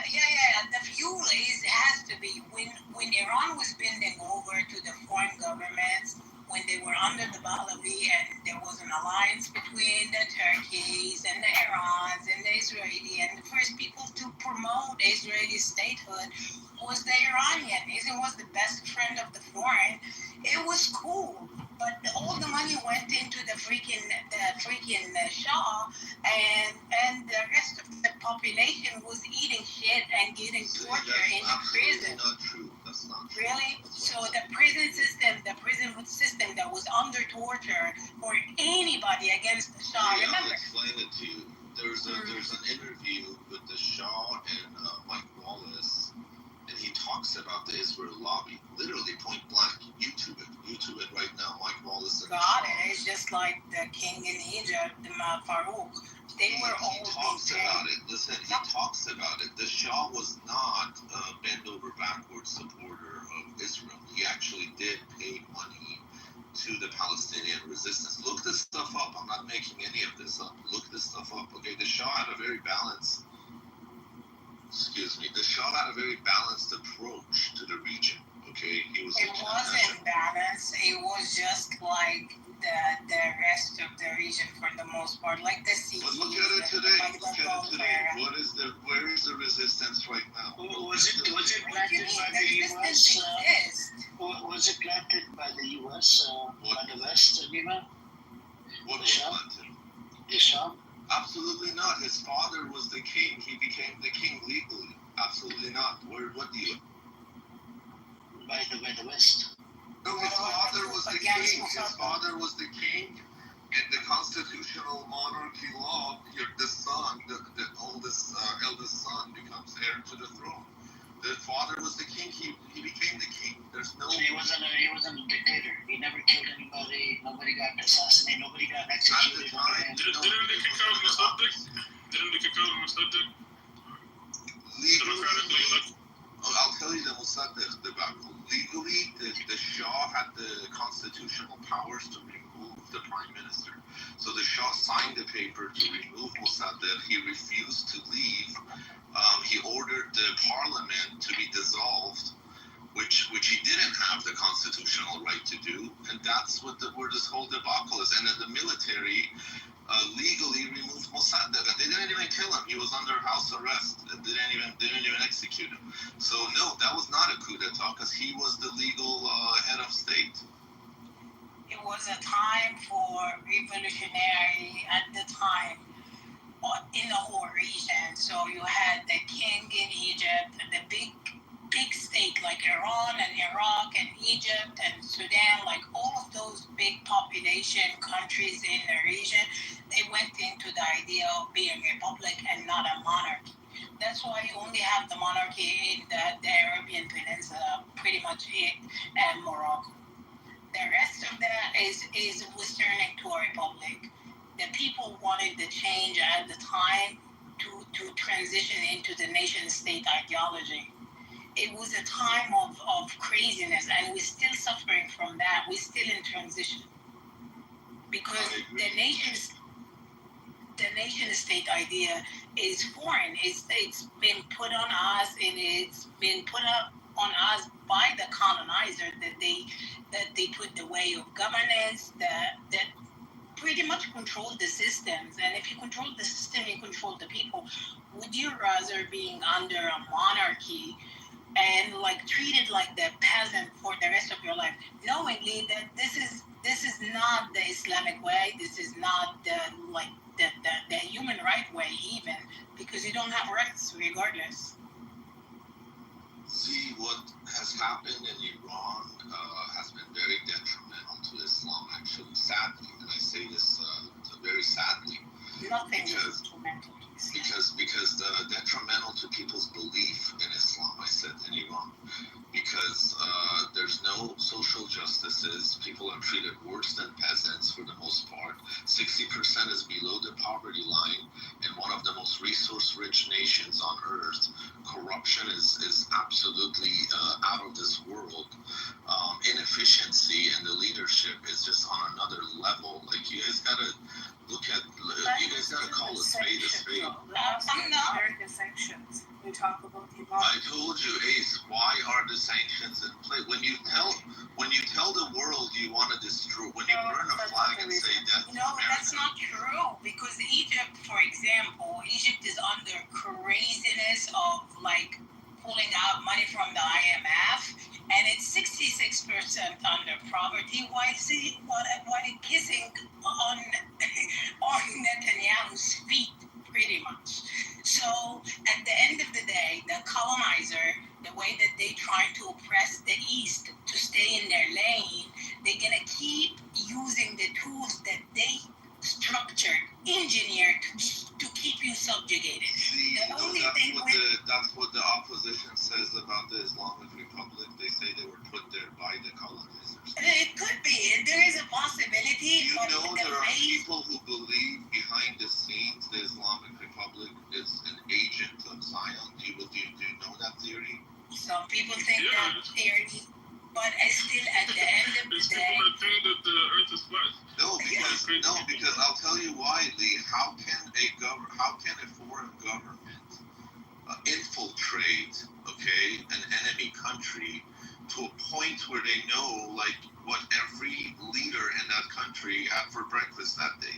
They know exactly their whereabouts. Because we live in a globalized world too. Like there's spies. There's people that there's one guy that got assassinated. Or the government's compromised. Why can't you accept the government's compromised? Everybody's accepting. So I said, have spies. So the thing is, there's a guy that was executed yesterday. He was a nuclear scientist, and he was giving information about other nuclear scientists and got other people killed. And there was even a French Jewish lady. They said she went into Iran. Talking about Catherine Shackna. Yeah. They said she spied on everybody. She left with 120 of the senior military command. Yeah, so there's a possibility already there. So it doesn't have to be. Just 1 second, bro. Hold on. Bro, just hold on. Take turns. Come on. It doesn't have to be. It doesn't have to be a conspiracy where Iran and Israel, they're working on the same team. It could just be that they were infiltrated. They're spies. So it's a very possible thing. They don't have to be on the same side conspiring against the Muslims, conspiring against Palestine. This kind of stuff. That's just. But all I'm saying, let me just say one quick point, Z. All I'm saying is, even if they're legitimately working for the Palestinian cause, for the greater Islamic cause, okay, for the Ummah, so to say, even if they genuinely are, they've been compromised to a point where they have absolutely lost this war up until now. They haven't achieved a single thing they said they're going to achieve. Look, it's been 46 years, okay? They've spent a lot of the Iranian treasure. They've embezzled most of it. Let's not forget that. But the people in Iran are not happy with the status quo. The Palestinians have not achieved statehood, okay? Lebanon has just lost its resistance arm, right? The Hezbollah is not what it was. We can all agree on that. So things are not, if you're the resistance right now, things are not going too well, okay? And I know what you're going to say. You're going to say, why was Hezbollah created? It's going to take some time. Why was Hezbollah created? It was created by the Islamic Republic, yeah. No. Why was it? What was the main reason for Hezbollah being created? They wanted to kick out the United States from. It was created in 1982 to kick out the Israelis. They were occupying the fucking southern. Well, the U.S. was there too. The barricades and everything. Yeah, but look into it. It was because of Israelis. These Israeli motherfuckers, they're always going to steal other people's land. You should look into it. No, I'm saying you're right. But the funding that you talk about, that all the Iranians talk about, that the money is not coming in, staying inside Iran, it's given to the proxies. If Israel is America's proxy, and America is Israel's bitch, where America has given them $66 billion from 7th of October up till now. All right. Now, can you imagine if Iran gives that money to the proxy? You guys all cry about it. This is the big problem. Do you know that more than 400,000 kids go missing in America every year? All right. They go missing every year. Do you know the amount of rape cases here that takes place in America? We have fucking a whole bunch of states. We have, 2 or 4 states. They don't even have any laws against bestiality in America. We should look into it. And what else was it? There's a lot of these problematic shit that's going on. And I know people always bring up these points. But I want to give you the heads up. I think you should go pay a visit to. You called me. You're from India. You said I'm from India, right? I want you to go pay a visit to India. What is their number one problem? Just Google it. You know what their number one problem is? Is a toilet problem. Well, when they come into the pro-pally spaces, right? They never cry about their fucking, how the people might oppress and suppress. Go look into the Indian problem. That's a third world country. Right? Do you know that they actually gang raped a pregnant goat over there in India? 6 or 7 guys. Right? And they even fucking gang raped a whole bunch of women over there. It's not even a safe place for women inside India. Right? And how Muslims are being, not just Muslims, Christians, Muslims, and a whole bunch of minorities getting oppressed and suppressed in India. But the issue with the Pahlavi supporters is always number one. We have a problem. We're always crying. Motherfucker, they have to. Iran needs protection from all over the place. It's a fucking country that has a whole bunch of sanctions on it. Do you know I lived in Saudi Arabia for 10 years? You talk about your Iranian, how oppressed and suppressed you are, right? Do you know when I lived in fucking Saudi Arabia, the women couldn't even drive. They weren't allowed to drive. According to Saudi scholars, they did not allow women to drive. At one point, they didn't even allow women to fucking work. There's a lot of these different types of rules and regulations in Saudi Arabia. What about now? Do you know? I as about 6 or 7 year old, me walking to a fucking store, I had to carry a residency permit in my fucking pocket, and I actually got pulled over by the cops over there in Saudi Arabia. They're like, "Where's your Iqama?" Iqama means a residency. So I would suggest you, before you cry about your fucking, Iranian problems, look into the other Muslim nations and other non-Muslim nations. what kind of problems that they're going through, what kind of suffering they're going through, how oppressed and suppressed. I understand you're into mini skirts and this and that. You want the LGBTQ to come back, just like the Tel Aviv. They have the fucking largest LGBTQ bullshit in the heart of Middle East. Like, motherfucker, why would you have LGBTQ bullshit? Homosexuals running around in Tel Aviv. I don't. 1/3 of the population homosexuals. Oh, if you don't, and the amount of complaints you have that they're executing, bro, let them execute because there are people that are spying on your country. You should be proud that some of these people been spying on fucking Iran. Are not spies though. That's what. How do you know that? You don't even live in Iran.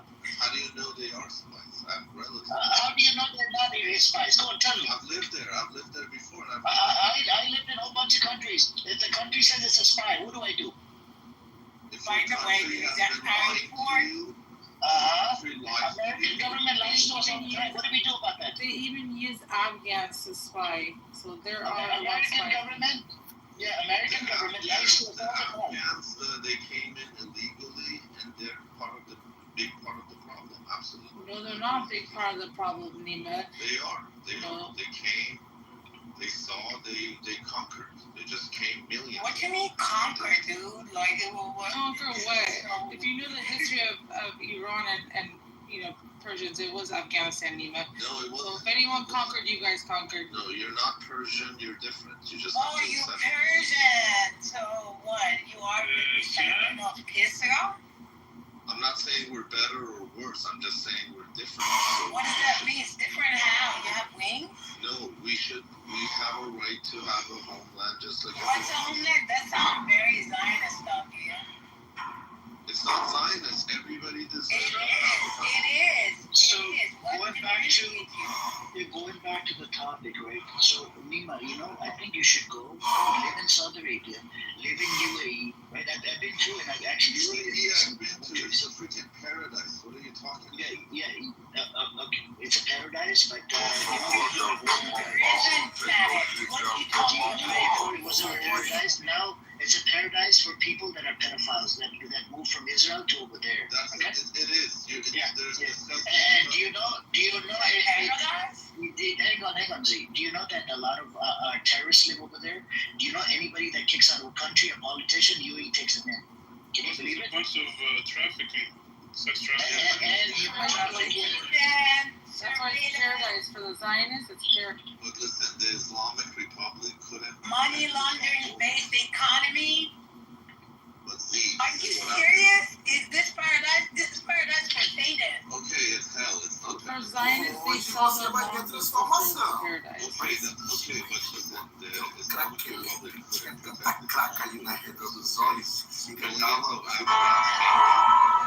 millions upon millions. Okay, it took a lot of space to go to a lot of jobs. Who planted those borders? Who put these borders in? Who These borders, they weren't secured, they weren't protected, and now what do you mean? What do you mean? Who drove those but now the same borders? regime you're supporting is trying to kick them out. So do you support them kicking them out? They're not kicking them out. They are leaving. They already kicked out 1 million of them. What do you Okay, even if they did, because now we have an Islamic Emirates. Please support them. Yes, thank God America left. Thank God we have Islamic Emirates in Afghanistan. That's why people want to go back to their country. So why don't they all go back to the Islamic Emirates? And they are. They're in the process. The politics, the ones that you guys influence, those ones you guys influence don't want to. All the powers. Tell me. Iran should be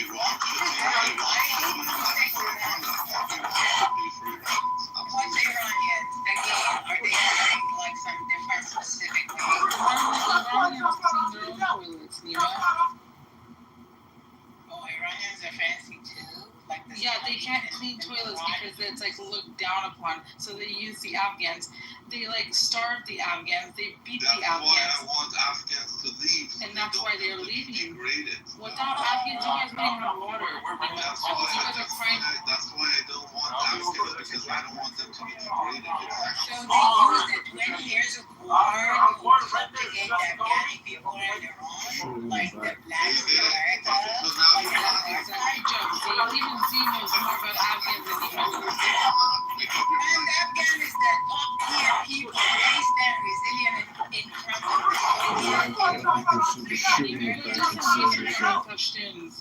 Then you'll start crying. Afghans are amazing people. The best for Iran is for Iran. The thing is the Afghans that defeated Israel. No such thing as the Aryan white man, European being white. Your tragic Afghans are, not the Pashtun Afghans. You know, you have to get the, you know, the. You have like 60% of Iran is Is that what you're talking about? The Pashtun? Yeah, you know, the Pashtuns are way. We'd rather have them than the 20-year government. We'd rather have the Taliban. They have more ghairat. You might know. Why are You you might in the know. U.S. then? Why don't you get a ticket and go? I was there. I'm only here for a little bit. Then I live in Afghanistan. You know. Oh yeah, right.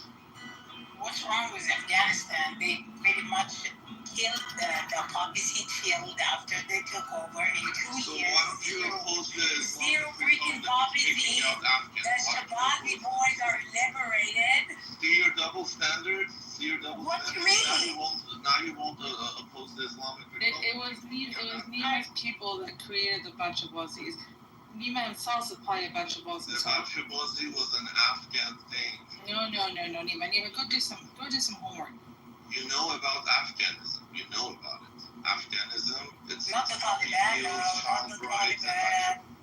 Not the Taliban, Nima. Do you know that they actually banned, child bride? That was under your guys' regime. That was under Afghanism, yes. poppy fields, child brides, and Bakshibazi. The child brides and the bunch of us was from you guys. Our second day I can't talk to ignorant. This has to work for the first time. It'll go in that 2,000 degrees, full glass, one shot, one You just don't want to embrace your totality. So we're gonna try to You get just that all want to nice stick on and one straight thing on there. and think, well, We're we going on now. Iran. You want the Islamic society. Is every liberation or decolonizing systems that they consider themselves European. Same freaking crazy idea, just like the Turks. After Ataturk, we are European, we are white, we're not included in the freaking. I'm saying. There is no such thing as a homeland. The home is given by Allah to all its people, whomever is religious. Reza Shah is not your homeland, Nima. Reza Shah, the Shah, those were all puppets. You know, that's why they're blessed with the current regime. Well, yeah. So you don't know about your Shah? You didn't know that he was like a sitting puppet of America? I started out by listening and with eye drops. They freaking hit that big hit. Eye caps, but Hands down. The Shah himself studied? Unlike crescent How's gems, it they are physically He keeps saying Iran for the Iranians. Aren't those Iranians living in actually a Iran? blend of carrots Half and of You're it. saying those are like Chinese people. that's skin from We the have eyes. Okay, so they're Iranians. They are Iranians, right? They're in Iran.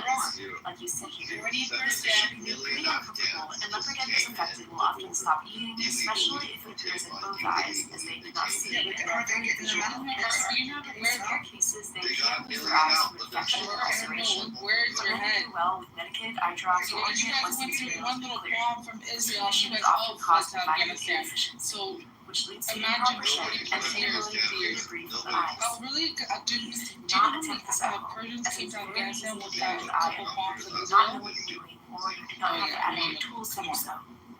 You In know this why it's instance, I zero? use Because a you're not patriotic allowed forceps to to go be to as gentle as Afghanistan. possible. Okay? What do you mean In they're many not cases, allowed to? medication or Iranians sedation are may not be allowed to needed. travel. Actually, Some there's so individuals many can of also them. drop their I chaos don't and have the stress. exact numbers, but I can get you Fortunately, the this exact guy numbers. tolerated the procedure well, almost as if he knew we were helping him. To prevent this issue, you should feed a variety of insects that have been gut-loaded with fresh fruits and vegetables. Include powdered supplements that include multivitamin,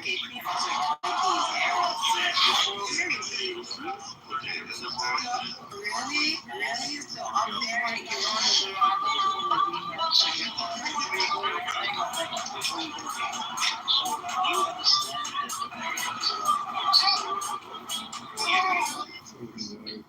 So can Iran, as a sovereign nation, have proxies all around the world as well? Absolutely true. So why do we get to hear from the Saudis Today, the majority of the time? I'll tell you why. Proxies. I tried giving very logical answers.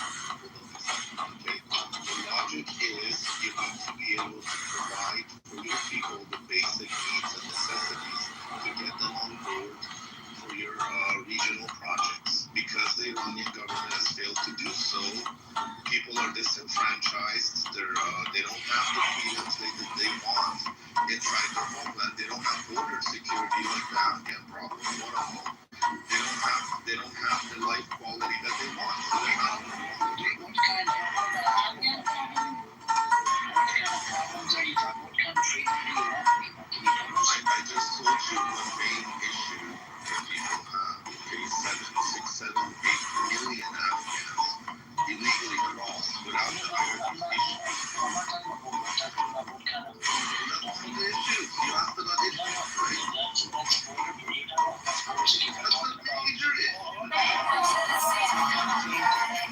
Because you made another claim before, right before. You said that they don't have, what was it, what was it, sir, that he said they don't have the electricity, water, financial aspect of it. And I was so right. So what do you the basic Iranians like a higher standard of life because they have the Yeah, because they have to wear Gucci and Louis Vuitton walking around the streets, right? They have they have the resources, land resources. They have the human resources. Why does Cuba not have it? Why does Venezuela not have it? Why does Iran not have it? That's their problem.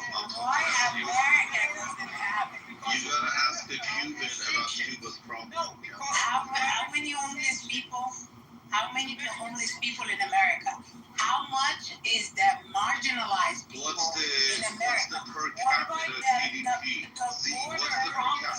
I don't fucking care with the GDP that it's fake by a fake economy. I'm talking about the real problem for the real people that you just mentioned. It's an American problem as well. Why the American empire has so many proxies. Let's talk numbers. Give me GDP per capita. I just told you, Nima, it's American sanctions. American sanctions. Remember that. Cuba, Venezuela. Listen, Cuba, Venezuela, Iran. These countries are having trouble financially because of American sanctions. If America would drop the sanctions and stay the fuck out of everybody's business, Iran would prosper tomorrow. You know, the left is a fun bunch. I actually miss this. I appreciate you guys having me here. Dude, I'm a fucking conservative Republican. What the fuck you talking about, stupid? The left. I'm a conservative Republican. I vote out of Florida. Oh, I got you. The left is a... Yeah. My whole family's fucking Republicans, stupid. Yeah, but you're trying to... But the thing is this. If I lock you away from... Let's say you want to come to Walmart, and I lock you out of Walmart. No, listen. Let's say... No, listen. Let's say you want to go to Walmart to provide for your family, but I lock you out of Walmart. And then I say, oh, look at your family. Your family's so poor because you can't shop at Walmart. You're like, thank you for not letting me shop. America's sanctions, dude. If America dropped the sanctions tomorrow, gave Iran back its, $600 fucking billion, whatever they froze, they would be doing fantastic. The same with Cuba. The same with Venezuela. America. It comes back to America getting everybody's business. Yeah. And then no, American sanctions. Money, dude, it's a bully. Like they're printing the reserve. Do you know what big bullies there are? How likely is this? Afghans. So you're against the government? No, not the government. I'm telling you, your people. That's how racist you guys are. Our people are the Pahlavi supporters, like you guys burned Afghans. Are you not aware of that? We burned Afghans. Oh yeah, you guys. Here, let me show you a couple of links. For 40 years, we've been hosting you guys, giving you homes. Actually, no, Nima. You guys use them. If it wasn't for the Afghans, you guys wouldn't have streets. You guys wouldn't have homes. You guys use all the labor. Palestine, okay. Our treasure has gone to Lebanon. Our treasure has gone to Afghanistan. Everything came from our treasure. What was Iranian people's treasure? Do you have a genie? Guys, 1 second. America froze your treasure. America froze your money. America has your treasure. Go ahead. Sorry, guys. there is a person in another room. want to say peace.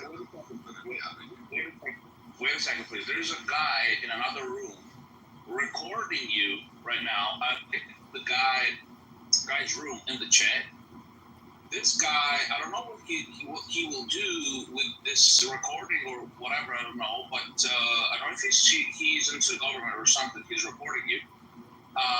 He always has his mouth full of freedom of speech and this and that. But when people express themselves about Palestine, the Israel situation,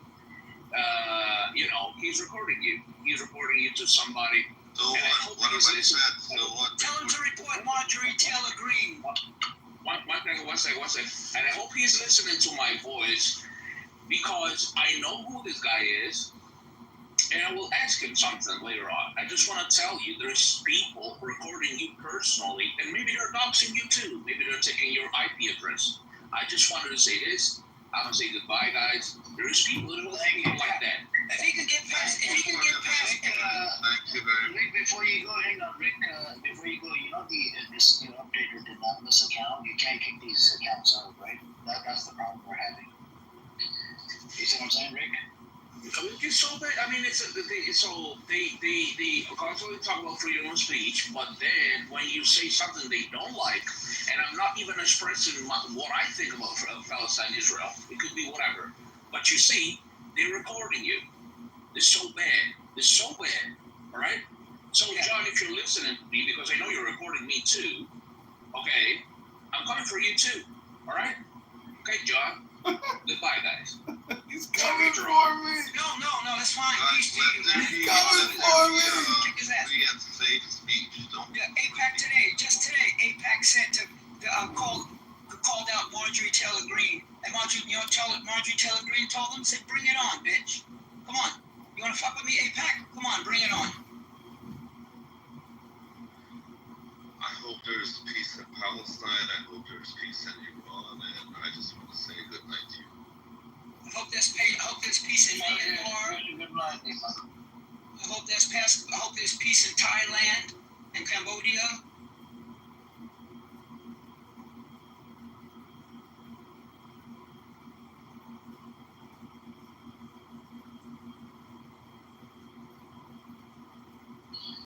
Anyways, I think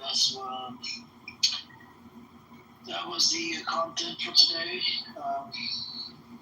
People always tend to crash out in this room. This is a crash out room.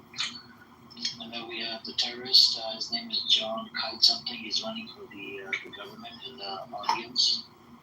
Ace, if you want to send him cease and desist letter, what do you think about that? Do you think it's a good idea? How big of a lawsuit can be filed on this guy? His name is John, the guy that's with the alien account down in the audience. You have to first find his address. Oh, no, I have his information. I have his old information.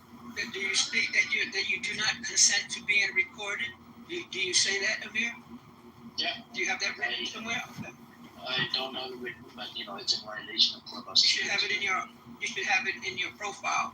I do not consent to being recorded without my permission. Yeah, but he doesn't listen. He doesn't listen. Yeah, but it'll help when you do a civil lawsuit against him. It'll help you in court. If he's got any money, if he's got a car or something the judge will give you. Whatever he owns, he'll give it to you. I think the small claims court would be enough. I don't even have to take him to big court. Yeah, it's No, it's civil court. You just go straight to the civil court. Anything over $500. Yeah. Small claims is under $500. And this guy, you want to sue him for at least $1 million. I'm not lying, man. I'm not joking, man. That's how you do it. That's how you teach people a lesson, man. Do you mean a small loan, Zero? No. It's a small loan. This was stated on other spaces. Yeah, so that's what it is. He's benefiting. He's using you and people on the space and on other platforms, so it's out there. He does it with all the rooms. He's a recorder. He's got about 30 phones. Yeah.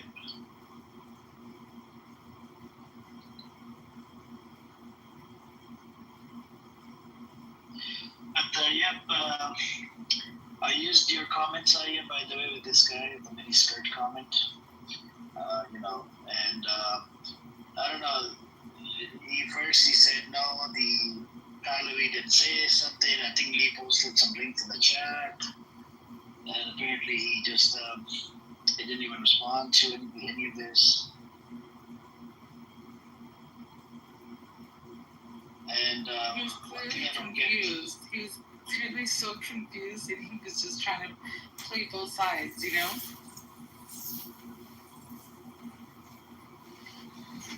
Yeah, and then one thing I realized, what's the difference between the Reza Pahlavi supporters and the Zionists? There's no difference. It's they all sort of like attack women. They hate. They don't like women, right?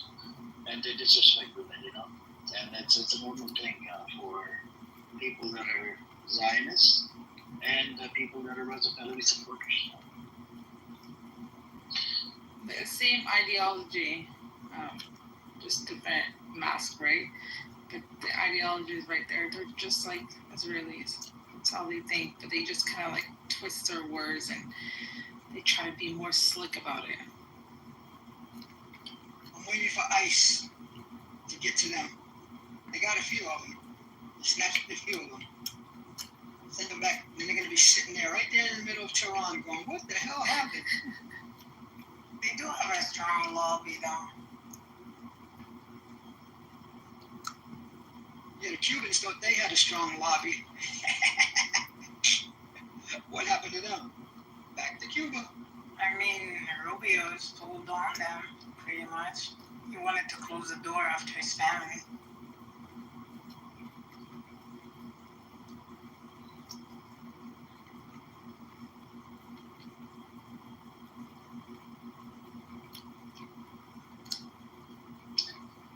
Anyway, so that's where we're at. We had the Iranian dude, Black Rabbi, did blasphemy today, so the punishment is moving forward. You can't do that. And, just sit in the audience, man. Idiots. So that's the highlights, huh? It was actually a few of these. There was the first one was in the morning. I think I kind of cooked somebody, and then there was another crash out. I think this was like before the pit. What's up, Renix? How you doing, bro? Do you want to say something, Ren?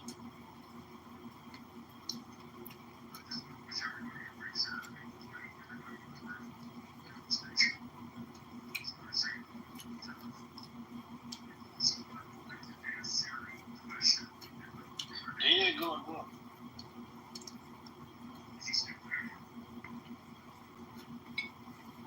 Zero, are you there? Zero?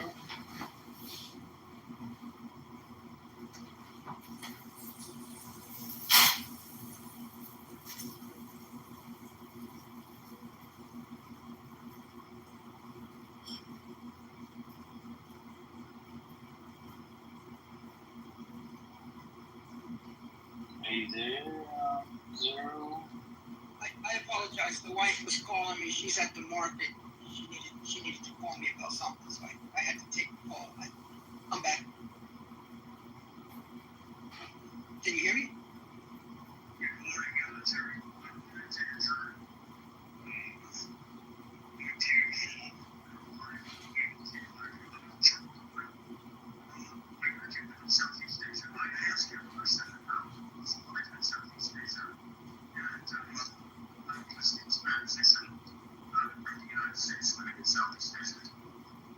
Well, I travel the world, so I mean, it's just one other place. I've been to Europe and I've been to Africa and Asia, but it just so happens that my wife, my second wife that I married back in 2009, she's from Malaysia. She's an Indian. Her family's from India, so she's what they call Mama, but Indian Malay. So that's why we come here, and we stay here only about half the year, though. We don't stay normally the whole year. Then I go back to Florida and New York. I spend time both in Florida and New York. Where are you now? You said you're in the Czech Republic? Yeah, here. That's 7 years ago. From where? From America? Yeah, I was living in London. As a matter of fact, I decided to just go a little bit. Actually, Your accent is like from Ohio or Indiana or something. No, it's California.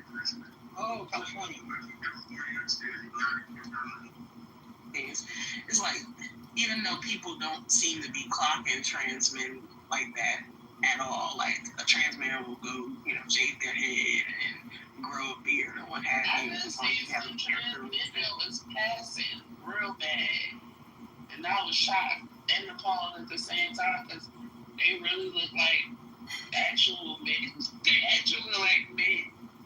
Well, I don't know. I just, I know, no shade. Passing trans men. No shade to your, dissertation. I don't know. I just feel like this becomes a slippery slope. It's a beautiful city. Absolutely stunning. Recently went with this guy for chemo right now, so one of the reasons why we're in September. Going for what? Chemotherapy. Yes. Oh, wow. One of the best clinics in the world is here in Czech Republic. Okay. Health issue regarding that nasty disease. I recommend that you look into the Proton Center, which is one of the best and most reputed clinics in the world. Is that one of the reasons why you moved back? Yeah, you chose to go there? It started with just wanted to be in-state is higher than out-of-state tuition. A lot of things were fine in the country, so you have students. Yes. I think the number one destination. Right now, she's weak, but she's stable. But, so you can't see them very I think the number one destination for. Did they give you a stage? What stage? Prophecy is how they enslave us, how they dominate. Oh, okay. I have a good friend at home right now that's on morphine.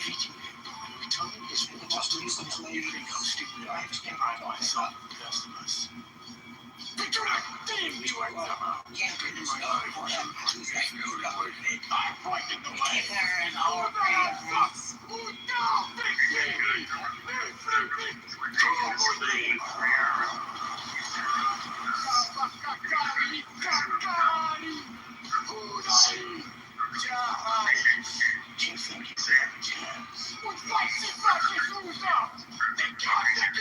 So you asking about why is it like over here in Asia, why you guys thinking about maybe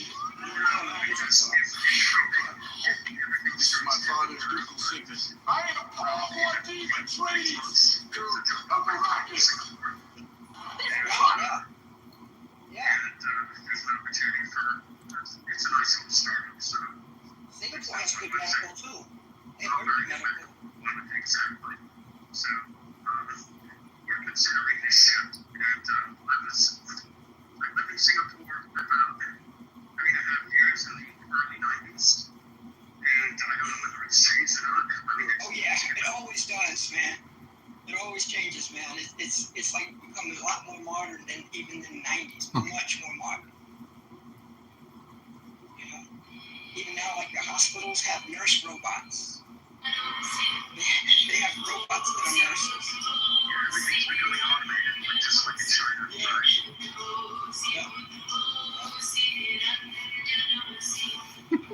Still can't drive. Can't drive.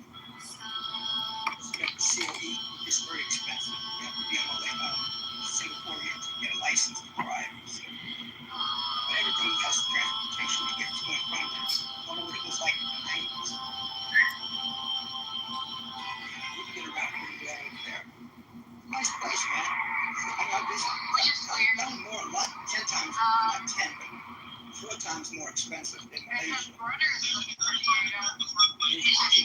Malaysia has good hospitals too now. Down in Kuala Lumpur.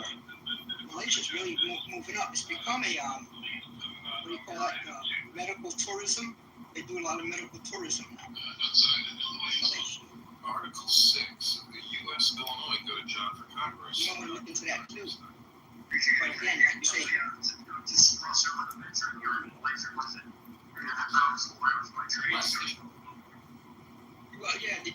on the traffic, yeah. For sure. Because it's the busiest bridge in the world.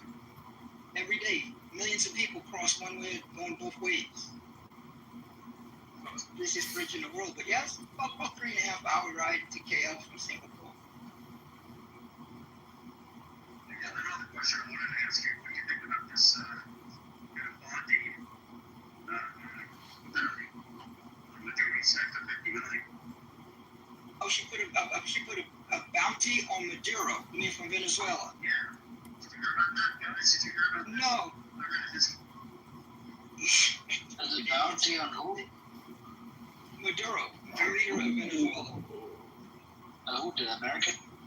Yeah, Pam Bondi. Friggin' retarded people, man. None of them understand how to run a government, but they're running this place into the ground. It's funny, man. Maduro.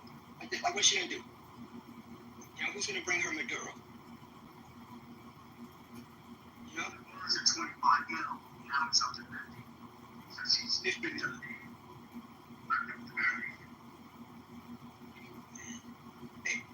They're trying to do everything. Look at my PTR. They're trying to do everything they can to get away from release the Epstein files. That's the number one priority. Everything else is just trying to throw smoke screens. You know, we're going after the Clintons. Obama is this. Let's go after Maduro. Hey, President Trump, what the fuck are you doing up on the roof? Did you see him up on the roof of the White House? Walking around? What? You're going up on the roof. He's doing everything he can to get people away from release the Epstein files. Give us some names. You don't believe there are hackers out there that actually able to penetrate the system? I'm waiting. Yeah. Yep, WikiLeaks, man, the old days, the old, Julian Assange days. I'm waiting. Somebody's going to drop a video or an audio or some pictures, something. Somebody's going to drop it. I'm just waiting, man. That's going to be something to see.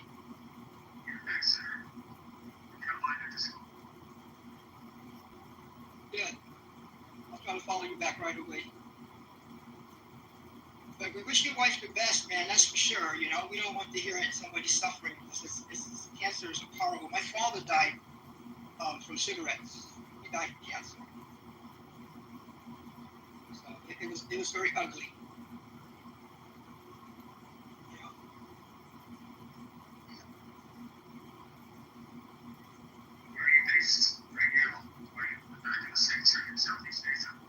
No, I'm in Penang. I usually come back around September. I go for Ramadan, which is like March, and I stay like 6 months. But this year, I've been talking about it with my kids and everything. I'm gonna probably stay. I'm probably gonna have to sell my place anyway because they're building a whole freaking city. They reclaimed out in front of my house. I'm on the beach. Well, I was on the beach. Still on the beach. I can see the ocean. But they're building it. No, Penang is it's in Malaysia. It's the second largest city in Malaysia, in KL. And they're building an entire. I told you that before, Lee. Remember I said Andaman? It's called Andaman Island. It's called Andaman. And they're building an entire city. Yeah, I mean it's like crazy, man. The noise is insane. I mean, imagine, 20,000-30,000 more Chinese people living here. It's like insanity. So I'm going to the other side of the island. So I'm probably going to sell my condo and I'm going to start looking for a place. So I'm probably going to stay this winter. I usually go back in September, but I'm not going back this year. Yeah.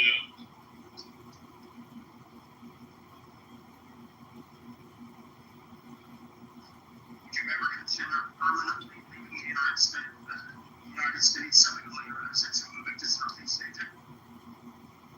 Well, my friend, I got a lot of children and a lot of relatives, got a lot of family, a lot in America.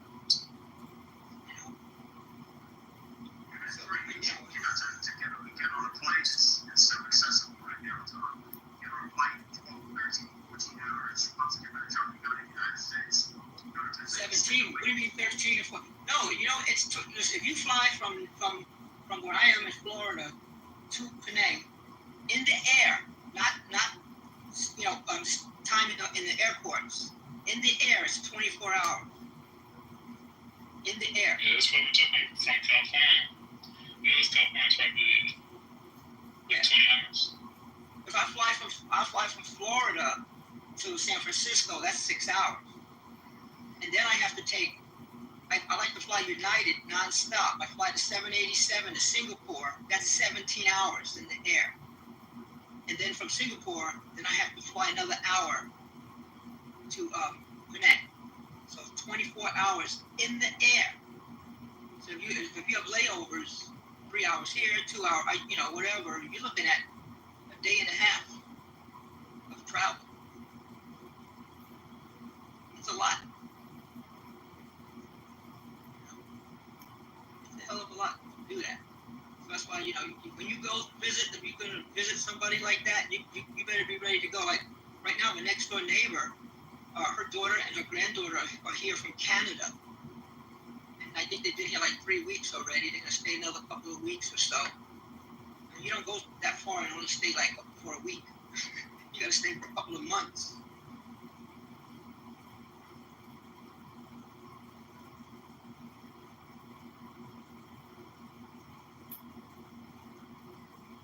Good place, man. Singapore. If you can go to Singapore, I wouldn't complain. I wouldn't complain at all. If you're going to some place like Philippines or Thailand, I'd be like, ew. But Singapore's fine, man. Yeah, but for 6 years, lady doesn't get better. And she knows that we're going to transition. We're just going to move to about 6 months. It's right after Christmas. So it's kind of fun. Did they tell you, is she taking the white tea pills? White tea. Concentrated white tea pills? She is? Yeah. That helps a lot. I got the friend, he thought he was going to die like, I don't know, freaking like 15 years ago, I think it is. He used to work on my computers, when back then, when we had the big old computer and bring it and lay it down. Like, hey, can you fix this? And he used to work on my computers, and, here he is 15 years later, man, and he attributes it. Yeah. Yeah. It's been 5 years and she's. All right, comes along. Good. Very good. Yeah, hang in there, lady. Hang in there. You can do it. You can do it. Yeah, man.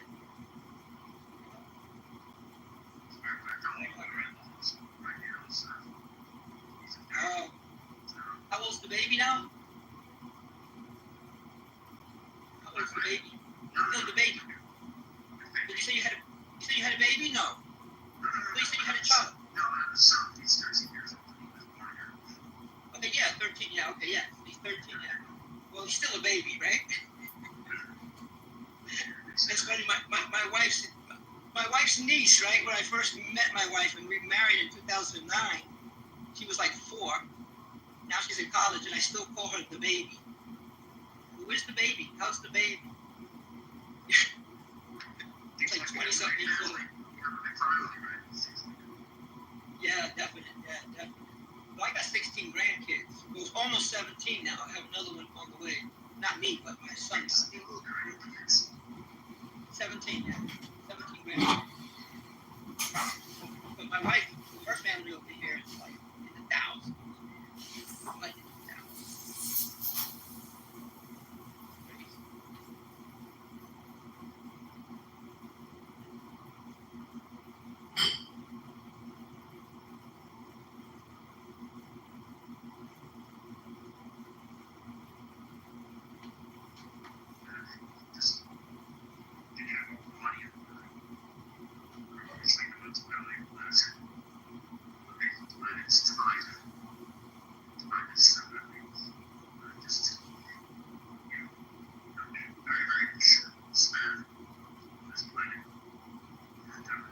Yep. I'll never forget. I had a friend. What's happening here? As a matter of fact, one of the reasons I'm in this room, especially discussing with you guys earlier, with you guys, which I really appreciate you having the discussion. But quite frankly, every once in a while, I want to find you here most of the time.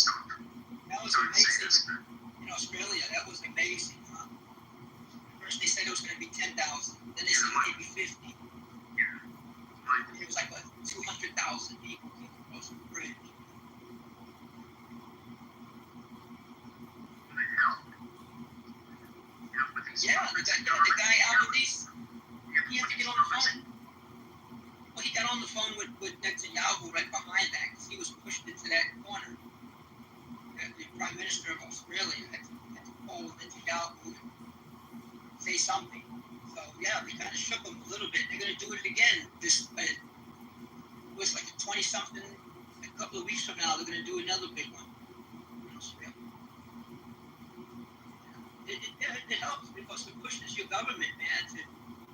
How are you going to get elected when everybody's telling you, if you don't do this, look what happened with that lady, what's her name, Kamala Harris.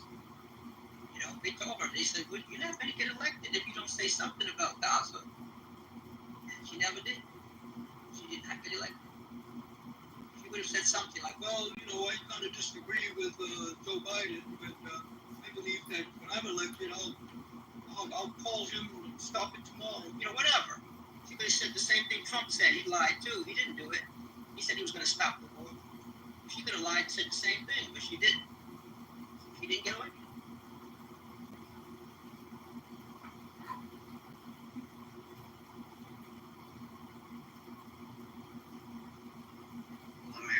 That's my position. I sincerely believe this war will end with a simple way. Take down your entire mainframe, hardware, and your entire base. And release their assets. And I'm telling you that Israel will not still less than 3 hours. That's my goal. You're not working with Anonymous, are you? Are you working with Anonymous? I wish. I'm a crisis management. That's my job. I'm a strategist, crisis management. So, but the thing is they always said this. Any war can be stopped in today's era by cybersecurity measures. If you have the access to the mainframe, any mainframe, you can shut anything down. Rance, can I ask you a quick question? Can we stop this war with the ChatGPT?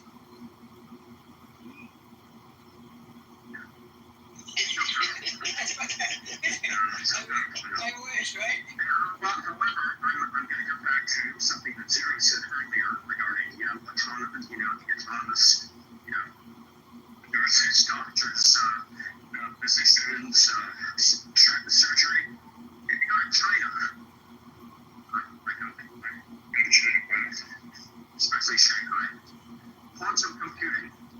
That's going to be very, very interesting. I believe that AI is only the beginning of what's already happening in China. China 10 years ahead of the United States, 15 years ahead of the United States. And quantum computing could be very intricate in stopping EMs, and among other things. Yeah, that'd be fantastic, man. People shut it down. I'll tell you one thing that's stopping these wars is the amount that it costs to build these damn bombs. I mean, you have one missile you shoot, and it's like $3 million, $10 million. It's like, you saw what happened with the 12-day war. America used up 25% of its stats.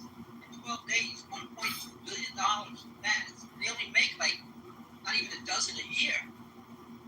They don't even make a dozen. They used 150 THAAD missiles in 12 days. And it's like, can I ask you something? Am I correct or am I wrong? Like, is the American arm rate right now like very, very low? Yeah, what I just said. Because like they used 150 THAAD missiles, which is 25% of their stock. But they only make 10 to 12 a year. So imagine if Iran strikes again, they got to use another 100. It'll take 10 years to build that stock back up. And you don't have 10 years when someone's shooting at you today. Do they have the money? The United States government? Do they have the money to restock? No, it's not the money. It's the manufacturing. You have all the money.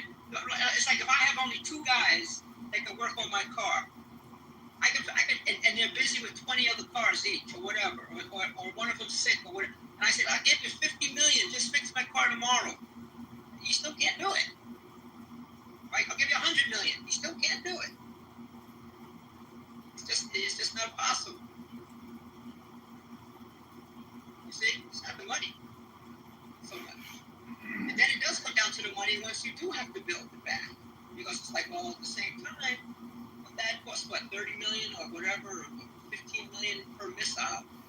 And that's not only that. And then you had the naval commanders, when they were here in the Red Sea, they also said that their stock was getting low, which is the main reason they backed out. They said our stock is low. So if you don't have what you need, just like this guy, what's his name, Netanyahu. Oh, I'm going to occupy all of Gaza. And the fucking general, the last one, and now Samir says, with what army? With what? How are you going to occupy? I'm telling you, we can't do this shit. All of our guys are sick. They're all dead. They're killing themselves rather than go fight. 100,000 reservists said they're not coming back anymore. All their shit has been blown up. And they're telling them, with what? Occupy what? With what? You don't have it. I don't care. You can throw $50 billion into this. You don't have to look at the Ukraine. They're grabbing people in the streets, chasing people. People are afraid to go to the store because vans pull up and grab them and throw them into the battlefield. You don't have the equipment or the people. How you gonna do it? I don't know.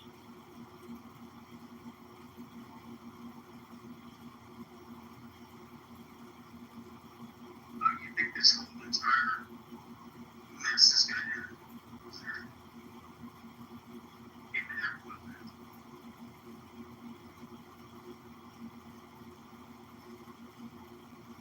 Everything comes to an end.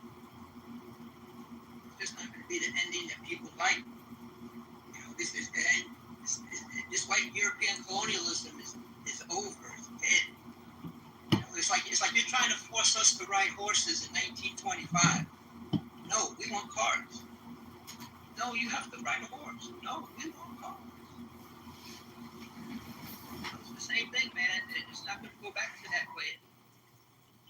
It's not going to go back to that. And the way it's going to end most likely is the people that have all the money are leaving the country. People who have the tech knowledge, all the different technology people who they're leaving.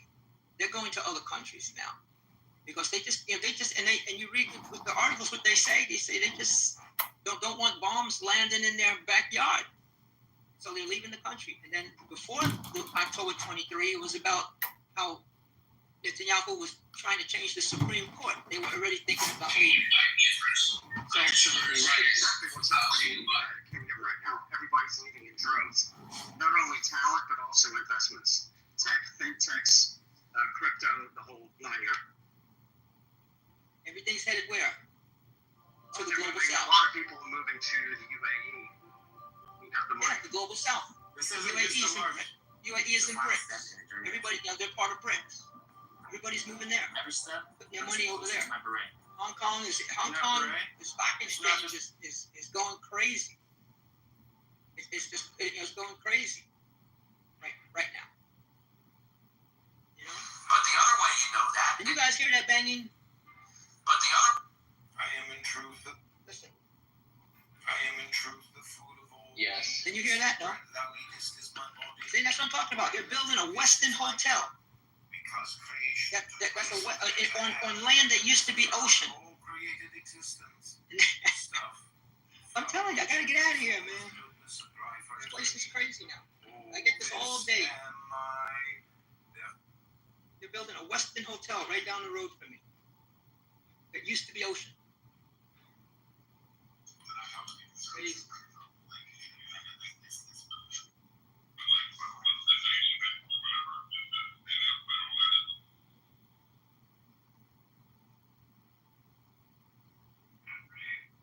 Yeah, so how it's going to end? I mean, this guy is destroying the country, man, financially, all of his people. You don't have a big country, and you got, 18,000 wounded people walking around and with no arms and no legs, and blind and wheelchairs. And they had that one young kid in the Knesset that was paralyzed. I saw the video, and he was saying, "You were supposed to take care of us. We fought for you. How come?" He's a Zionist in the Zionist country. He's like, "You're supposed to, and look at us, look what's happening, and you're not providing for us." So that's what it's going to come down to, man, in that country. try to hide it, but you can only hide it for so long. I mean, you really devastated that country, that guy Netanyahu. He really devastated them. Financially, politically, in the world. I mean, it's a mess. I mean, I think the way I'm looking at it, right? I think at one point the countries might do something about it. Either the country leaders, but then the country leaders. I don't think the country leaders. Maybe the people inside these countries. Maybe I think probably Egypt, people inside Egypt. They might do something about this. I think. Because there are people inside Egypt, they feel really bad for the Gazans, right? And they're right across the border, they can't even go across the border. So there's a highly likely chance of them, maybe protesting or doing something at the border, I think. It just needs a little bit of that, and this is why the protests inside Egypt are not allowed. You can't even wave a Palestinian flag. So there's a possibility. You never know. If not Egypt, now Lebanon, they already went through with this, right? There's a lot of people that got killed, so they're probably not gonna get in there, right? And maybe Syria, because Syria has this animosity with Israel because they kept on bombing Syria out, took over the land, and I don't know. Anything's possible at this moment. If it does happen, I think it's going to create problems for Israel. And it's a teeny bitty country, these nations, they could do it. Like Francesca Alvarez, she said it in her statement that they can, the Navy ships, they need to, start going over to Gaza, help the kids, help everybody, people out. And if they do go there, probably like 10, 20 of those heavy rockets, hypersonic, and Israel is finished. Their whole government is done. They're going to run away to bunkers. Even their bunkers will be done. And, they can just come in and take over. That's it. But America might get involved, and because of America, that's why a lot of countries do not want to get involved with Israel. If America moves away from Israel, then it's very easy for anybody to take down. Even Hamas can take down probably Israel, I believe. And these 7th of October attacks, they keep on crying about it. 7th of October, 7th of October. How many 7th of October attacks have taken place on the Palestinians? Since 1947 up till now. It's too many to count. And then the first time they get to face the 7th of October, oh yeah, it's a big deal. It's this. They literally arrest people and take them as hostage under under administrative detention without due process. And a lot of times your families can't even see you. Your lawyers can't even see you. They're restricted, and they get abused inside Israeli prison. They get beaten, they get raped.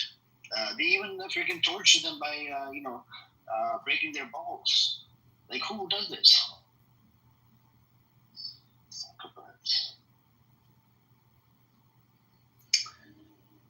This is this is a demonic entity, and I think it would take some time, and I think it would need to be dismantled. I mean, the two-state solution deal, I don't see it, even though the countries might recognize it, but I don't think it's going to get anywhere. I think it's just a bullshit plan from the jump, because the two-state, they've been talking about it since early 2000s. And Netanyahu had a chance in 2015. He turned it down. 2023, but before the 7th of October, he had a chance. He turned it down in front of the UN Security Council. So there are multiple chances, but that's why I don't think the two-state solution deal will ever happen. It was a myth before. It's still a myth.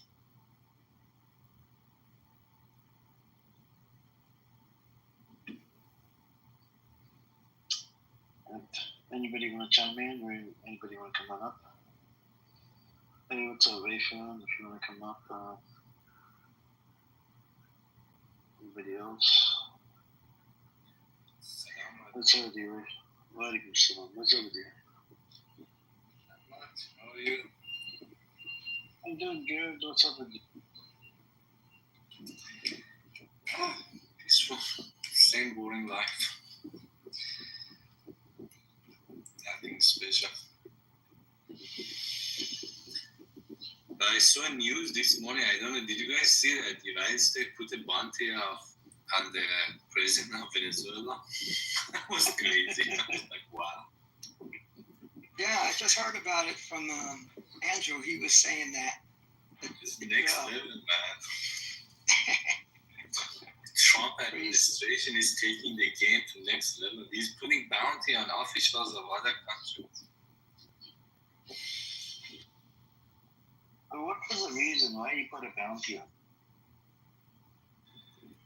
I mean, based on what I read, they're accusing him of being a drug lord or something, a cartel kind of person.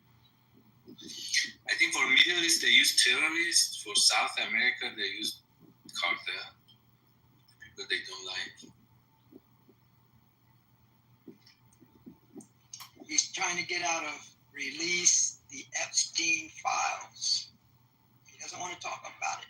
He wants to do crazy stuff so people can talk about that instead. Every time he says something, he just bring him back and say, "What about the Epstein files, Mr. President?" Oh, but I'm gonna kill everybody in the world, and I'm gonna blow a nuclear bomb tomorrow on Finland, and I'm gonna, Mr. President, what about the Epstein files? Oh no, but I'm gonna do this and that. What about the Epstein files, Mr. President? That's what they gotta keep doing. That's what he's trying to do, get away from that. No, I honestly think he wants a legacy when it comes to international things, and he's failing. And right now he's right after Russia, because with Iran he failed, with China he failed. I mean, the economy of China didn't even fail tariffs, and Iran didn't sign any deal with him, and he lost it. I mean, what can he do to Iran? Right now he's after Russia, so he went after Modi, which was crazy. He's putting tariffs on India. And this Venezuelan guy is a Russian ally. So he's going after Russian allies. At least I think that's the lowest hanging fruit for him, because both Russia and Ukraine do want to finish that war. So he's after Russia, and I think he's doing this crazy stuff. And I don't know how it will work out. Yeah, I don't know if anyone ever studied war, the World War II, but if you go back and you look at the Barbarossa, when the Nazis attacked, the Soviet Union, I mean, they practically won this thing. I mean, they had like millions of Russian prisoners. They were all the way at Moscow. I mean, Russia was getting their ass kicked like you've never seen, man. It was worse than I've ever. Remember I was studying. I thought that Russia, fought in the, yeah, but they had to just. I mean, I'm surprised they didn't lose. I mean, people in Moscow were leaving. They knew that the Germans would take the place in like a day or so. And then Stalingrad, and then all of a sudden, what's his name, Zhukov, the general, and then he turned it around, man, and then they just started kicking German ass. So the Russians are used to that. They're used to losing, but still winning. They'll lose, but they'll still come out the winner. I don't know.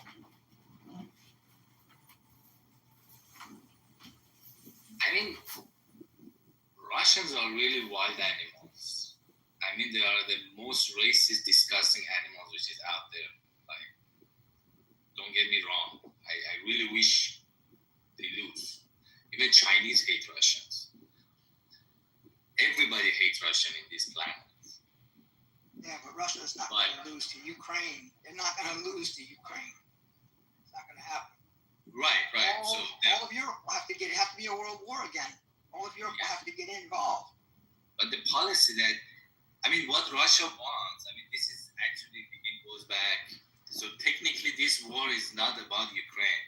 So Russia and I think ExxonMobil, they had this agreement because Russian's oil industry is bankrupt and it's really out of date. And their production is just going down because they don't have technology. It's a corrupt state. Russia is a corrupt state. It doesn't have technology. It's not like China. And ExxonMobil was working with them with their oil. And Obama was the one who sanctioned Russia. This is like after that Russia attacked Georgia, if you remember, after those sanctions, and they forced ExxonMobil come out. So the first Trump administration, his Secretary of State was the CEO of ExxonMobil. It came to power to actually fix that problem because ExxonMobil do want to access to those fields, but the United States absolutely doesn't let it happen.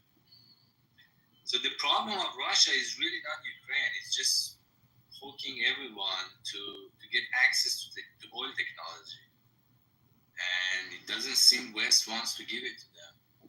So I think Russia will lose over time because Russia doesn't have anything. Think about it. They have, I mean, they with all the sanctions and plus the $500 billion that they froze of Russia's GDP is still greater than all of Europe combined right now. It's like fucking wild. You're telling me, man. Russian GDP? What? Yeah, man. These guys are growing like crazy. The GDP growth is like 4 point something or 3 point something, whatever it is. It's insane, man. I mean, they're making money. That's why they're trying to stop India and others from buying Russian oil.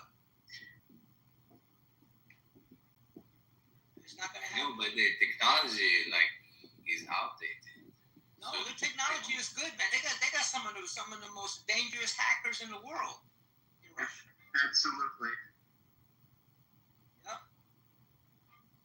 No, I mean their oil technology. They're not a player. Like for example, offshore drilling and they really do want to go to North Pole. You don't have those kind of technology. But they're one of the largest oil suppliers in the world, friend. You know that, right?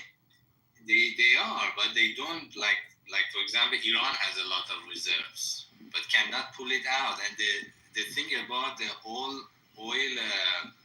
well is that it dies. So you really need to have technology to keep oil well alive. So Iranian oil wells are dying. Russia's oil wells are dying too. You need technology to keep oil well alive. Otherwise, very fast, you start losing money off a well. And you just have to sell it. China is backing up. I'm saying China hates Russia. Everybody hates Russia. I don't think China hates. No. Isn't China an ally of Russia?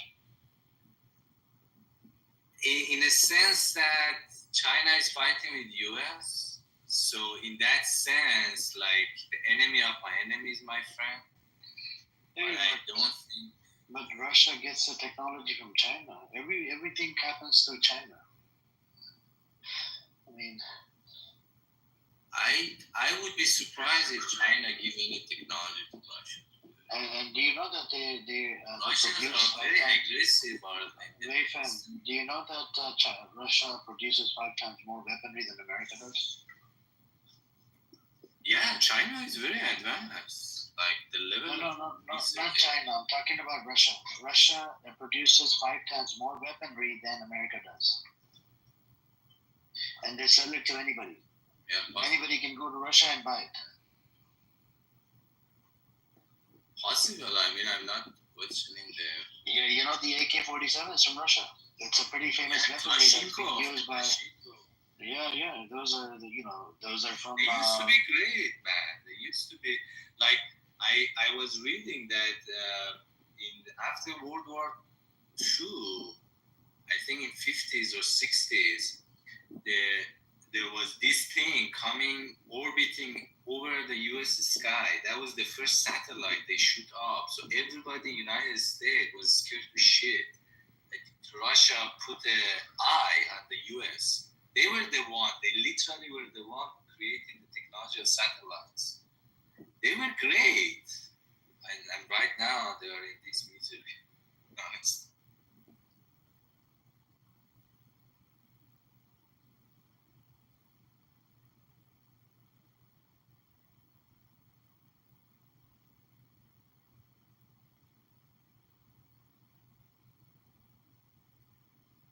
so Russia, I mean, I don't know how you're going to stop that.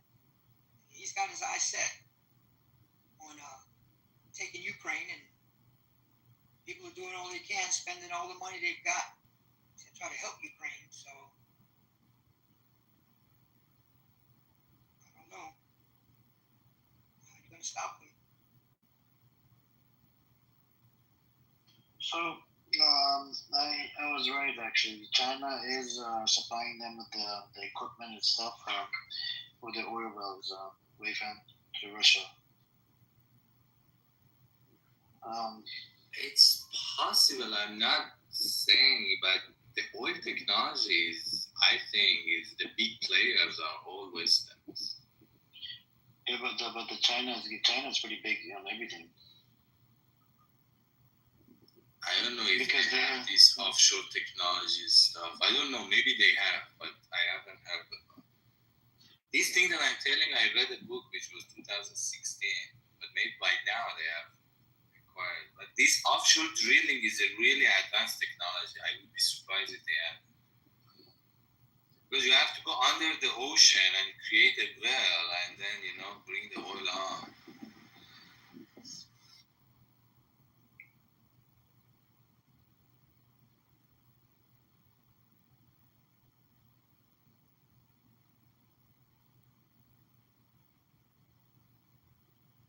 The thing is that I'm sure if they are given the chance, they can develop it. China doesn't have its oil.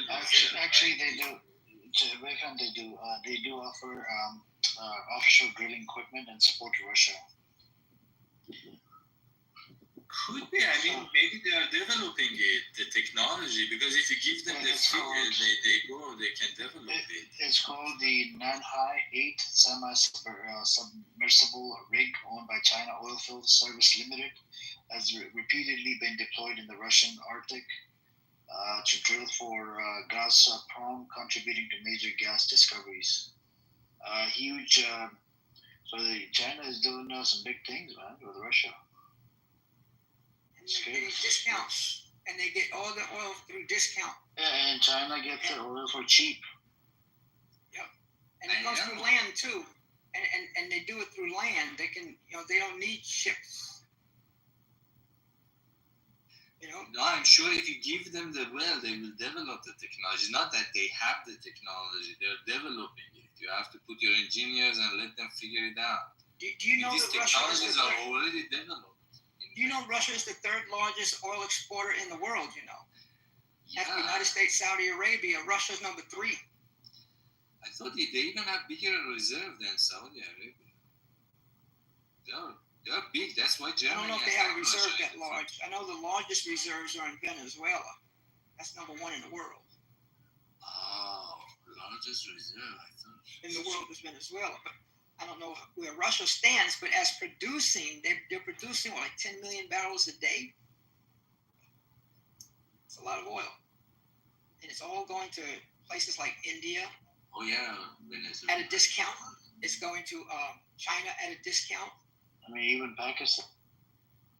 Yep, look at that. They're getting it cheaper than, it's like $3 off the dollar, $3 off the price. So like if it's at $65, China's getting it for 62. That's a lot when you're buying like 500 million barrels a day. And they buy it from Iran as well for cheap.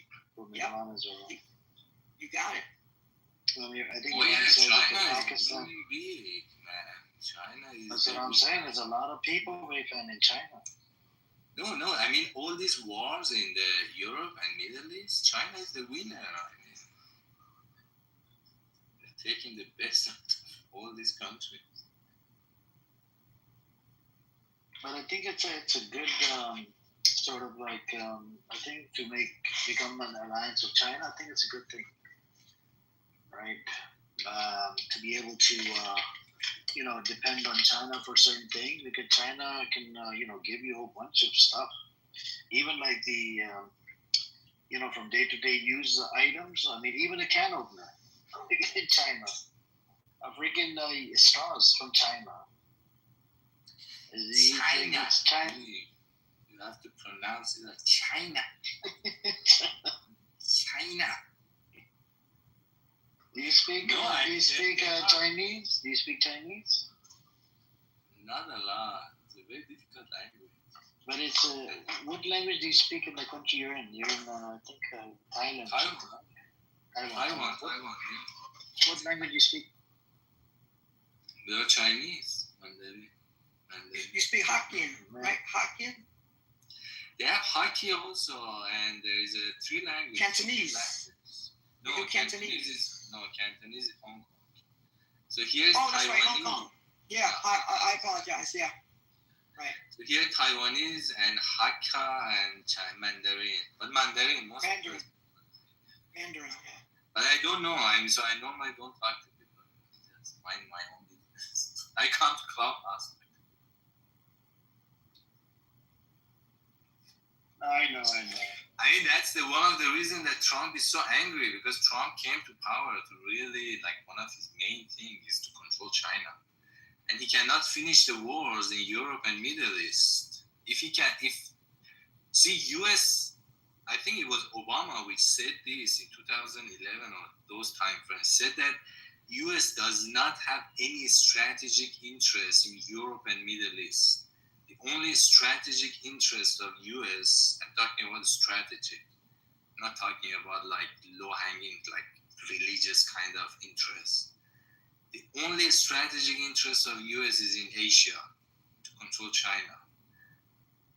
And this US just wants to get out of Europe and Middle East. It has been trying in the last, I'd say, 15 years after this announcement. And Trump was supposed to come in power. That was what he was saying. Finish these wars and get out. US really wants to get out. But he's failing. And China is winning. China.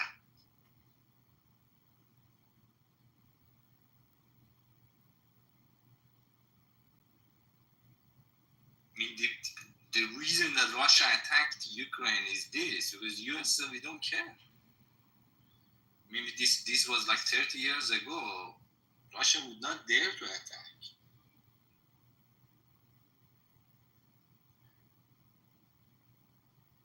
I mean, if America would not have the cost, I think it would have been good. But America just had to they like to put their nose in everything, and our tax dollars, just like the Iranian person that was in here.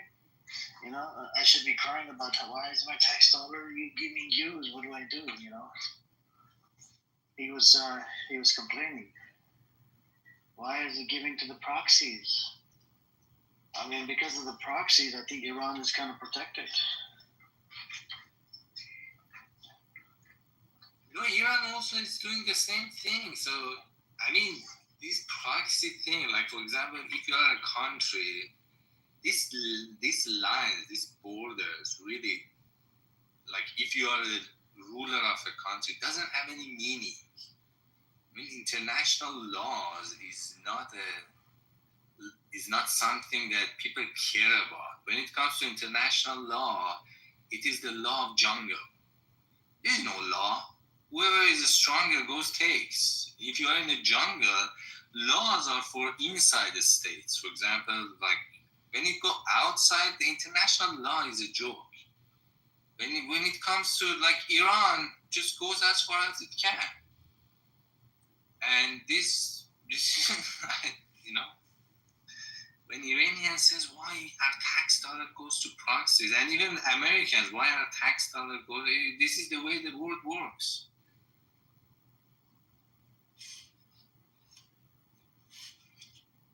And Iran was really taking over Middle East, and Iran is taking over the Middle East. I mean, this is why Israel is so pissed.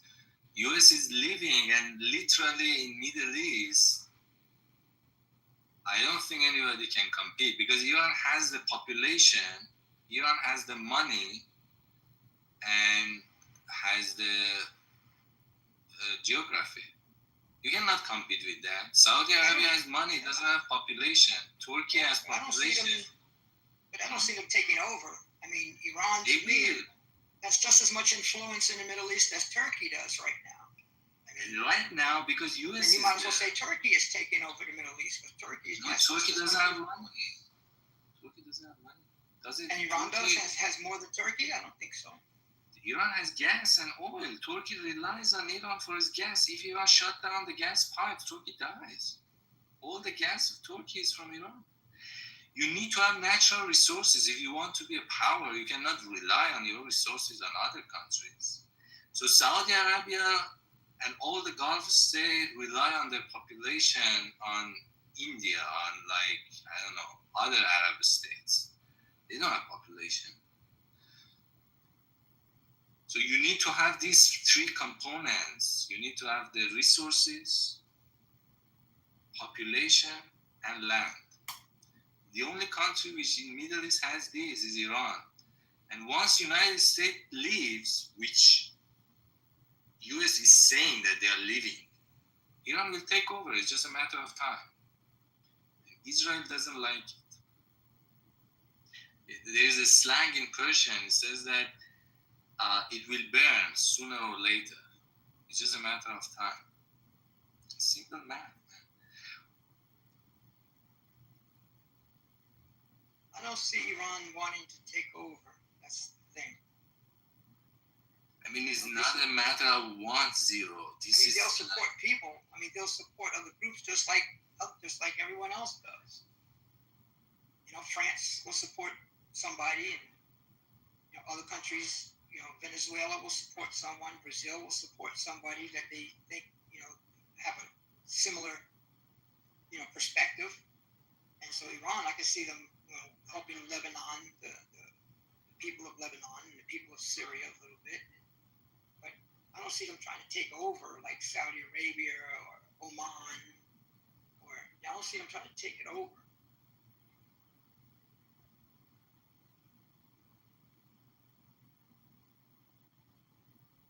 So think about Europe, for example. Europe right now is in the hand of Germany. The European economy is controlled by Germans. So at the beginning, in the First World War and Second World War, they wanted to take over militarily, and they failed. But eventually they took over. Right now, Germans kick England, British out also. You see, they are not part of the European Union. They just kick them out. This is the same thing. Iran, after the revolution. You're talking about England voluntarily left. Yeah, sure, voluntarily. They are voted out. Yeah, definitely. Because they were... Anyway, the point I'm trying to make is that Europe is now belong to Germany. Do you disagree with that?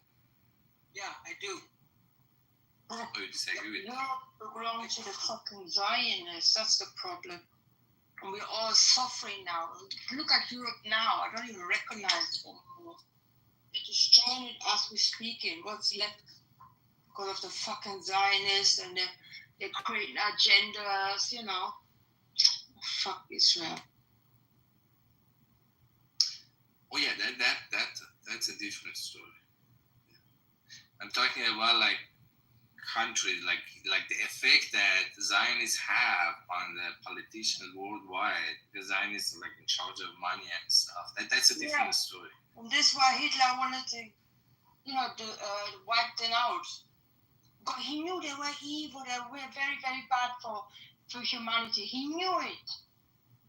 That's why they needed to go. Really, they need to go. Look how horrible. I don't know, sir. I don't know what life is like in Taiwan, but here in America is shit. Europe is shit because of the fucking Zionists. It's so bad. I'm telling you. I'm a bit older than you. I assume. I've seen a better Europe before. Now, don't even bother coming to Europe. It's so shit. Again, I'm totally against what you said. I like Jews, and so I'm not going to Hitler had a reason. He was a fucking racist. The reason that he killed Jews has nothing to do with that Jews are bad. And he just he wants. I'm not going there. The point I'm taking is about Iran. So Iran, for a long time, wanted to take over militarily, and right now he has changed his approach. He wants to take over by like the way that Germany took over Europe. But you have to understand, like just look at the map. Iran is the only country which has resources, population, and land. So the same as Germany. So he will take over.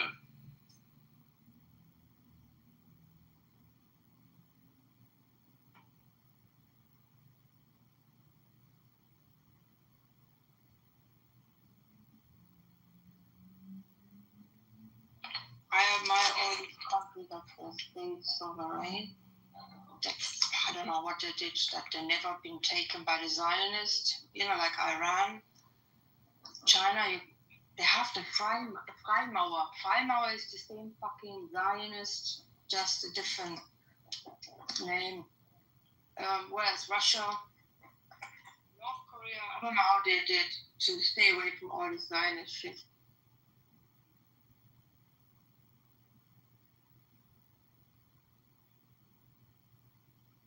I mean, the reason that Zionists are much stronger in the West and East is because for the longest, Christians and Muslims, they let Jews to handle money. So especially for Christians, money,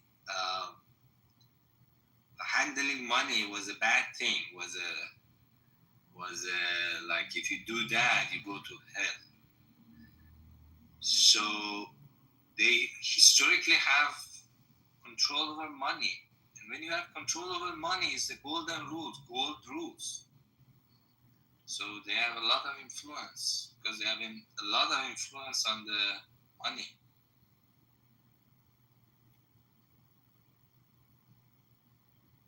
But in the East, they don't. In the East, I don't think they have that much control over money.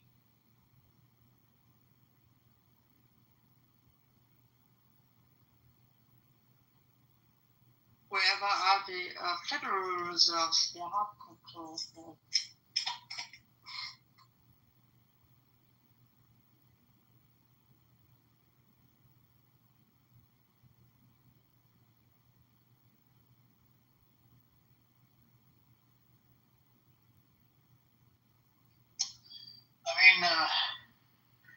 I think that China would actually definitely need to get involved, but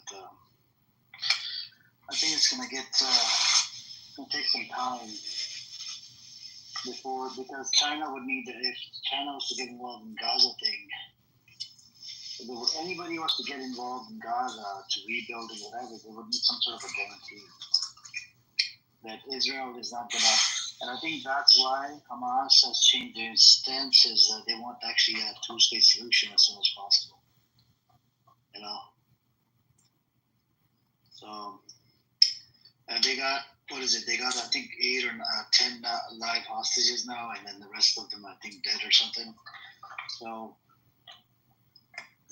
that's what it is, and let's see if they get their people. I mean, if they can get their people from the other side and exchange them for these live hostages or whatever.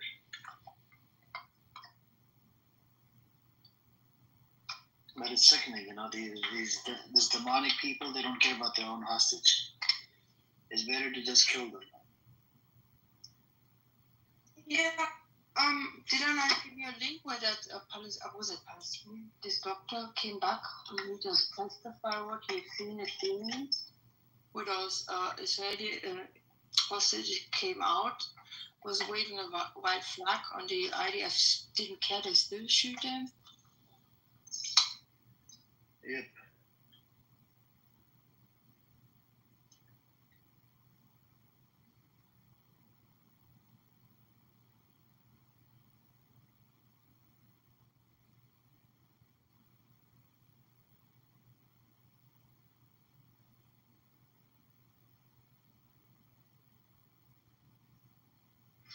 I like what you said. I like what you said. These demonic people, indeed, and they need to be gone. They need to leave planet Earth so planet Earth can heal and save humanity.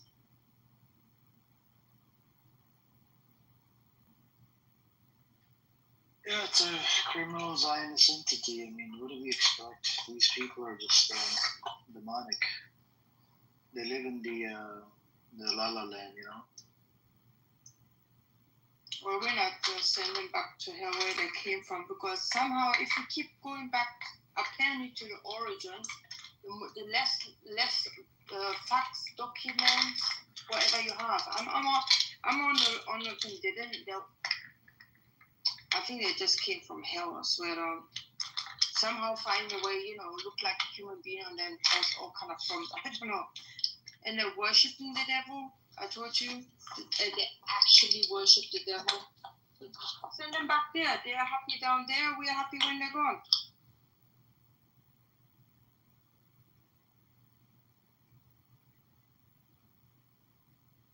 Hey, what's up, Layla? Assalamualaikum. Walaikum salam. How are you? Alhamdulillah, what's up with you? Well, I nothing, just finished work.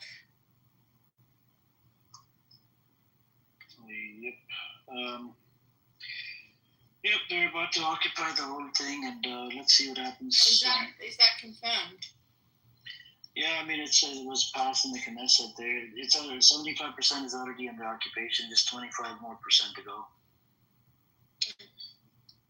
But he was crying in that article about. What usually happens in that case? So the Gazans now, what's going to happen to them? I don't know. So according to that Times of Israel article, Trump did say about the what is it called? According to Axios, Trump did say about Mitch. There's a lot of noise from the microphone. Yeah. So according to Axios article, it talked about that Trump is worried about getting milk to the babies. About the mothers and the babies. I don't know. That's the only thing he's worried about. And they did talk about the humanitarian aid part, I think, but they don't have a proper plan, right? But the issue is GHF is literally funded by, and he said that he wants the Arab nations and European countries to come and help America, with this aid and whatever. He doesn't want to be real responsible for it. Even though he provided them weapons, here, go kill more people. Yeah.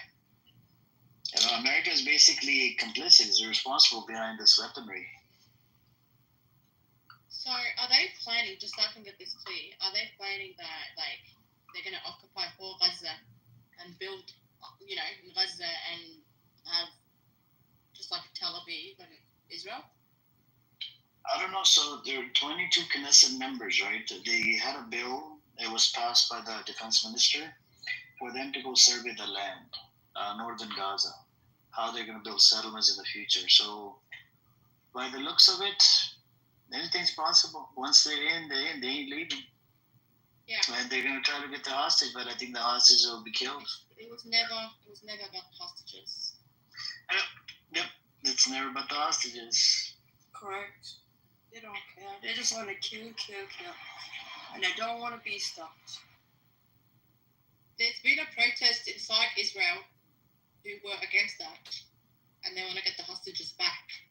Can I say something? Why now? Why not 5 years ago, 10 years ago, 15 years ago? No. They don't really care. Now they can see there was destruction for Iran and the world are standing up and hated it. Now all of them going no protest. Ridiculous. No, they've been protesting before the 7th of October against. It was in minority, a smaller number against Netanyahu. And suddenly the 7th of October happened, and the rating for Netanyahu went up.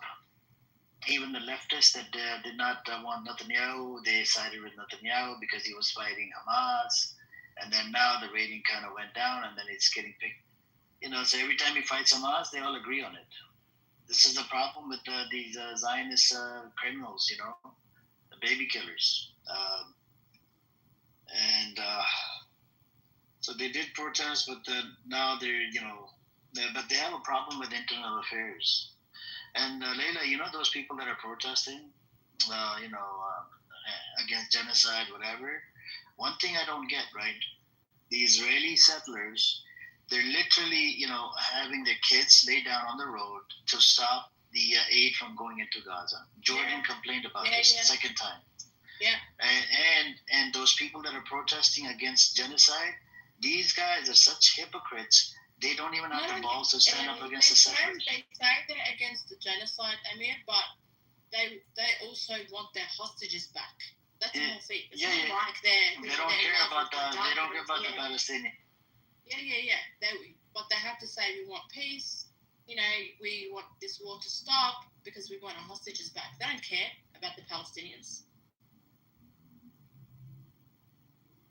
Did you see the images? And there was also a video of one of the hostages where he's also starving, and they made him dig his own grave. That triggered them. That pissed them off. They come in here, they talk about that all the time. Yeah. I'm like, and you're starving Gaza, so. Yeah, no, they said that it's Hamas starving them. The guy that handed them a can of bean. I went back and forth with Samson. Remember that idiot Samson that comes in here? Yeah. He goes, how come that guy was healthy? That guy was buffed up. I said, do you think that I didn't know he was whether he was taking protein shake, protein bars. We don't know about that. I don't know. These people that come up with these weirdest fucking arguments, I can't believe it. Oh my god.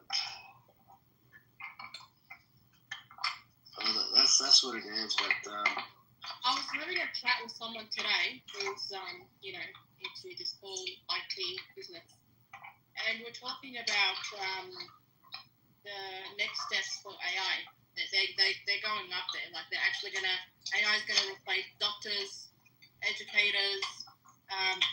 You can walk down the street and see an AI where you think it's a human. Does that make sense? So I asked the question, and he's like, so it's gonna obviously become a big thing, but then it's gonna crash down eventually. I'm like, what about in regards to wars? And how's AI gonna play a part in that? It's like each country, they'll set it up into their own, they have their own setup, how they want it to run. And that's it. AI is just, it goes by codes and by numbers. And so it's going to be very, very interesting that this is going to come up, especially because it's big in America. How it's all going to, maybe they're going to get AI to, build Gaza again for them. You never know. You mean they're going to have a large enough 3D printer? Oh, yeah. That's wild. I like to see that. You've seen a 3D printer, right, Zero? Yeah. I have a house idea I'd like to build myself. If I can borrow that printer, please.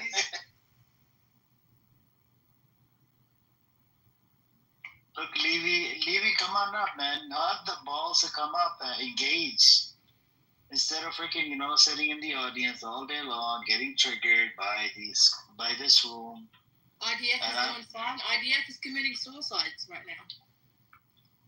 Yeah, they're committing suicide, and they're tired.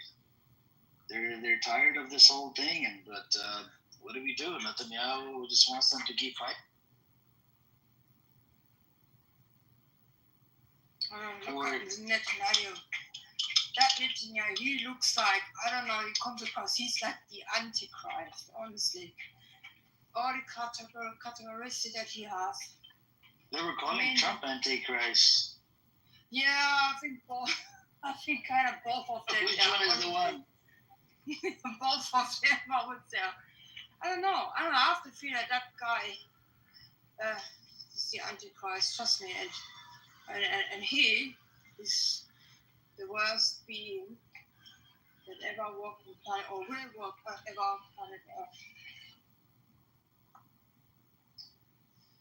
Yep. But there could be more than one Antichrist, We just don't know which one is it. But Trump is Trump is tired. He wants to get out. He's like, what do I do? He was asked, are you okay with that? Trump wants to enjoy his time being a president. He only became a president January this year. He's a dicker. I'm going to start a deep state. Yeah, what is it? He licked the asses now. Oh my God. I don't know. They should really, shoot him in the head for that. Honestly, if it's something happened to him, it's only fair. No, Trump literally wants a legacy. I mean, if you go what legacy? When the whole world hates you. When your whole fucking world hates you. Why he even ran for presidency? It was a dinner in White House, and Obama specifically made fun of him in front of so many people. From that moment, Trump is obsessed to get a legacy to prove that he's better than Obama. And Obama has a couple of legacies. He has a legacy with the healthcare that Trump couldn't do anything about. He had a legacy with Iran, which Trump came and fucked it up. But Trump doesn't have any legacy. Like first presidency ended up in COVID, and this presidency doesn't seem it's going anywhere. Is it true they can only run for being a president twice only? Yes. Okay, That's so this is his the last time. Yeah, because FDR was 4 times, and after that they put it in a constitution that is limited to 2 times. So Trump he wants to go down history. Nobody wants to change the constitution, Lily. You cannot. He wants to change it. Yeah, he wants. You have to ratify by 2/3 of states, and it's impossible. Trump is a hostage. He's honestly a hostage. I mean, they got something on him. They got something on him, right? Yeah. I mean, can you imagine? Yeah. So we have FEMA here. Yeah, we have FEMA here. He wanted to put the $1.9 billion, right? The FEMA disaster organization. You cannot boycott Israel. Because of the disaster, so many millions of people can be killed, right? He wants to hold the money, if you boycott Israel, we're going to take the money away. And then even in relate to, and then he had to walk back on his statement 3 hours later. And then Canada said that we're going to recognize Palestinian state. He goes, if you do that, we're going to, have a terror war.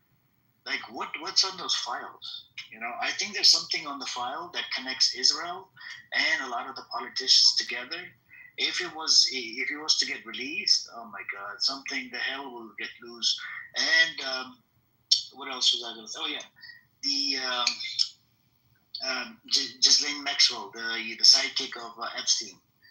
She was actually told. She was sent to a minimum security prison. I wonder why. Are they going to kill her, or what's the deal?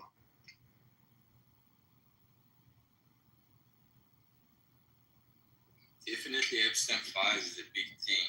Also, I think when it comes to Israel, Trump wants this Ibrahim Accord to be the reason that there would be a peace.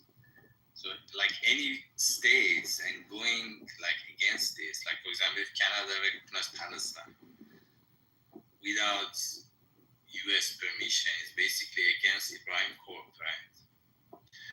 So that is the challenge that Trump has right now. Trump really wants a Nobel Prize, wants a Ibrahim Accord, wants something to go down the history, not down the toilet. So that's he's going down the history as the next Hitler, I think. Not only that, even Trump Americans. is a big fart. Trump is a big fart in history. 10 years from now, nobody will even remember. There's literally states in America where teachers get paid $15 to $16 an hour, and that's education. And this cunt is sending billions to a country that has nothing to do. America didn't start this war. Americans did have nothing to do with this. Why aren't you improving in your country? Why are you sending billions to Israel? They have something on him. He has to do it. That's why I say he's a hostage. No, the reason that U.S. does this thing, this is a problem in U.S. For example, politicians send these monies to Israel, and then Israel send those monies back to U.S. to part of it, not all of it, to elect these politicians. Do you see the chain here? So in U.S., politicians really, in order to be elected, they need to raise decides how. For example, in Taiwan, for politicians to be elected, they have to raise a signature. You have to go and gather signature. But in US, you have to gather money. So if you don't gather money, you don't get elected. So you don't even go on ballots.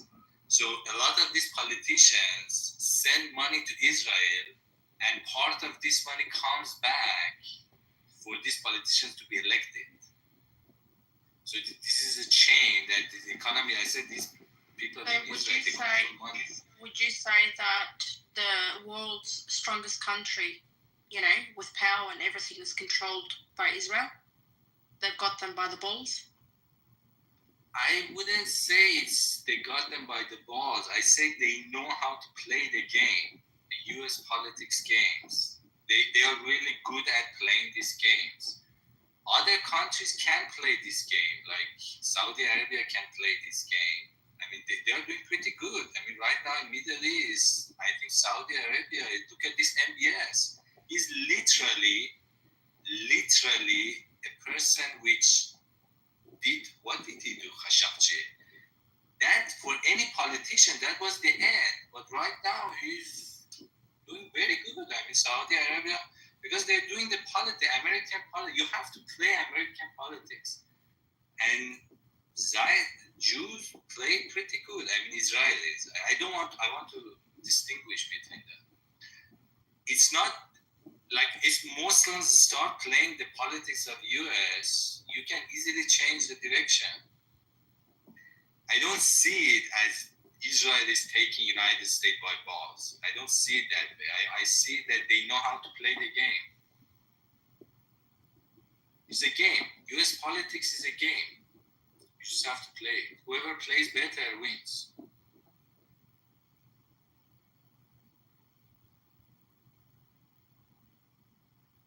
I mean, you should be capitalism. You cannot be like a socialist country, like for example China. You cannot be China or Soviet Union. You have to be a capitalistic system. So the ideology of United is capitalism.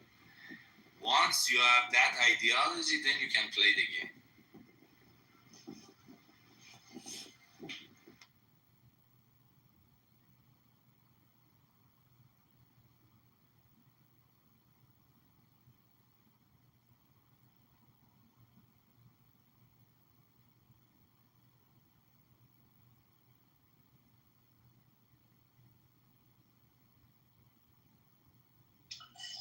Yep, I mean, you have to play your cards right, if you don't play your cards right, especially, at the government level, it could go sideways. And if it does happen, but a lot of these nations are coming out. They're about to recognize the Palestinian as a state. But I don't know, where do we go from here? What's next? I just don't get it. I don't think Benjamin Netanyahu cares about other countries recognizing Palestinian as a state. Like, he's gone way too far doing stuff that no one agrees on. Yeah, no, I mean, he did. They got scared and they start calling them, like, even Germany wanted to recognize the Palestinian state. They start calling them Nazi, whatever. It was in the Reporting Times of Israel, one of the ministers. So what they did an emergency annexation plan in the Knesset. It's a non-binary, right? It was just for the show, to get a reaction out of America and see what America is, how is it going to respond. But then Trump, his campaign when he was, going from state to state, there's this lady, Zionist lady, she actually funded his campaign $100 million. And she wants Trump to, help them annex the West Bank. And Arkansas, the state of Arkansas, they already passed the ruling. They're calling the West Bank Judea and Samaria. And in the Americans, in the Congress, there's a bill. If it gets passed, they'll call it Judea and Samaria. And how you doing, pal? What's up, Mark? M. Harrison, if you remember. Yeah, what's up with you? How you doing? Yeah, I'm doing good. I'm looking for Ludwig for a long time. Yeah, I'm not sure. You can probably find him in other rooms. So what I was saying was, in Arkansas, they passed a bill. They're calling the West Bank Judean scenario, and they're calling what else did they? Oh yeah, they what was it? Oh yeah, they even built a little area called white supremacist land. I guess God promised them that piece of land, right? So there's about, I think, 70 families or 100 people are living on that land, and it's just full of nothing but the racist, white supremacist piece of shits that are living there. And I think people like El Normal, right, and people that are, not from that land, and they are from Ukraine, Poland, or whatever, they should just live with these people. Arkansas, and they respect the white people, and that's the way to go. But anyways, that's where we're at right now.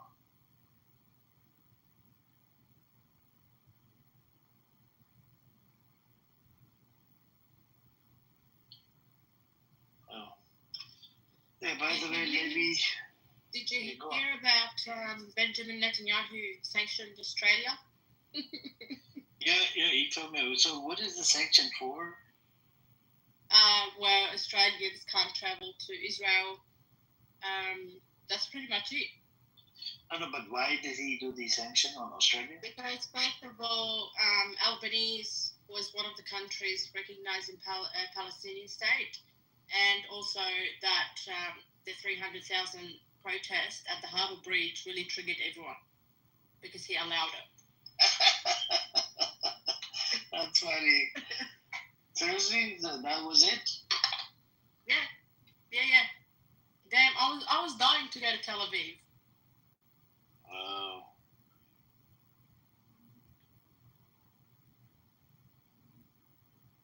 See.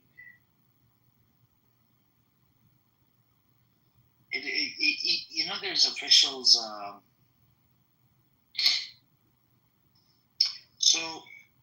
There's officials.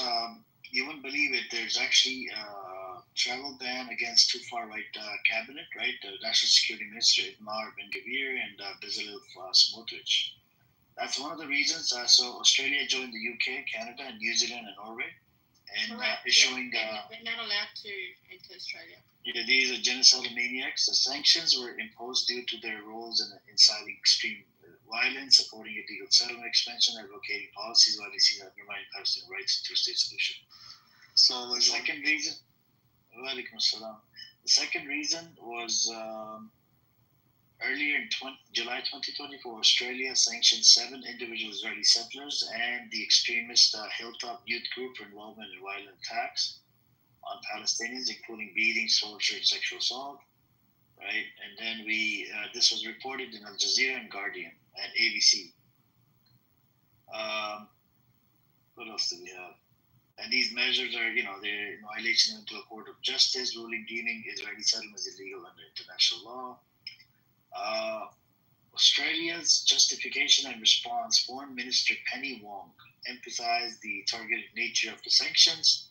They were aimed at violent individuals and individuals and groups and not the Israeli state to uphold international human rights norms and working toward a two-state solution.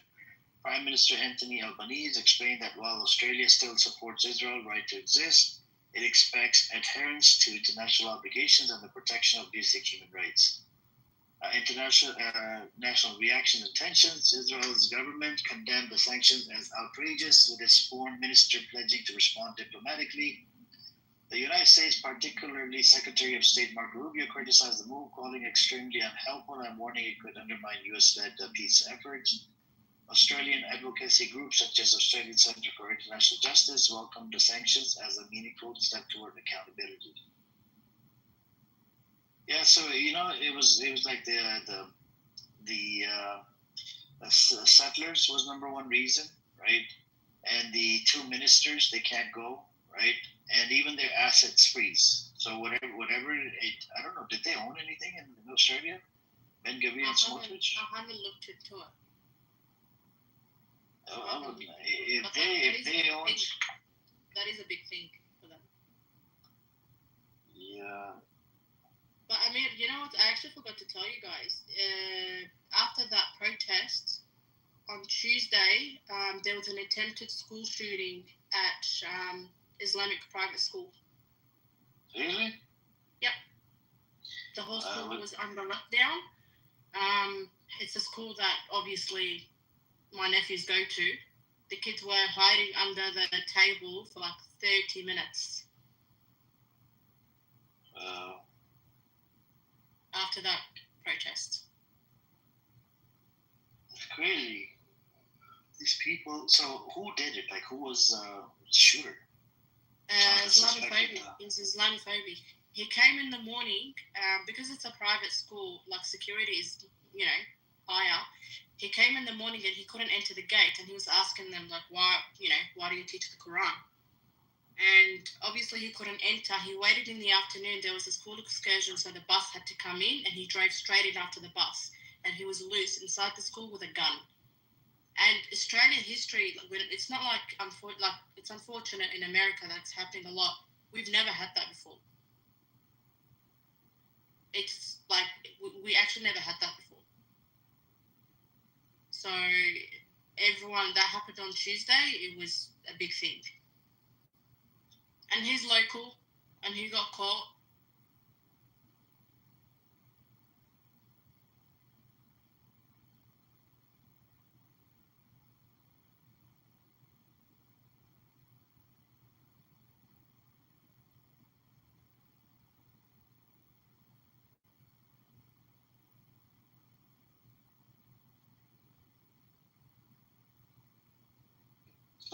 So Australia did the shooter was, you said that was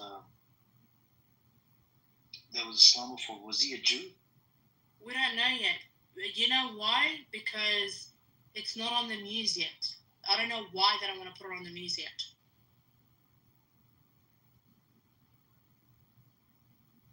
The whole school was under lockdown. None of the parents could enter.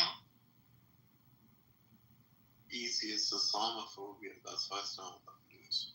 Oh, I'm waiting. On Monday, I'm following the news myself.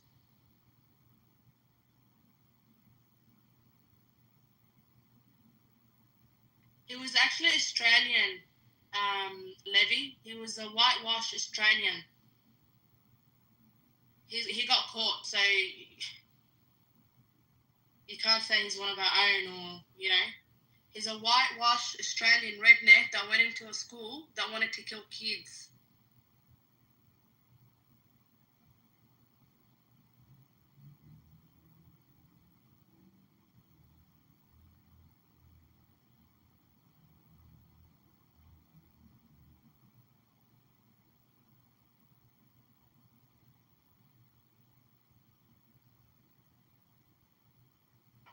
So you say this is happening right now? It happened on Tuesday. Leslie, Layla, you said it's happening right now? Tuesday. Oh, Tuesday it happened. Yeah. So they got him. Oh, yeah. So they got him. Yeah. No, nobody got hurt then. No, thank God. Yeah, right? Bunch of maniacs out there, man. They're all out there.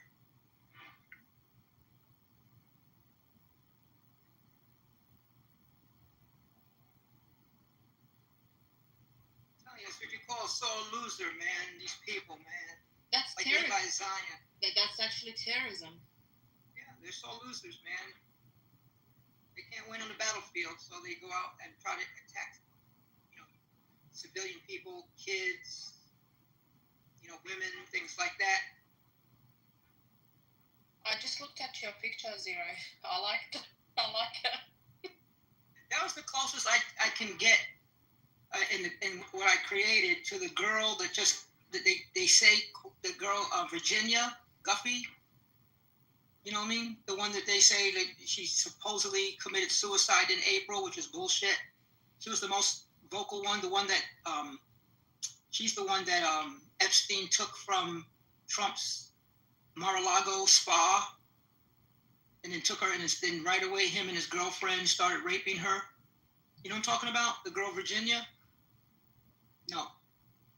You don't know the whole story, right? But Epstein?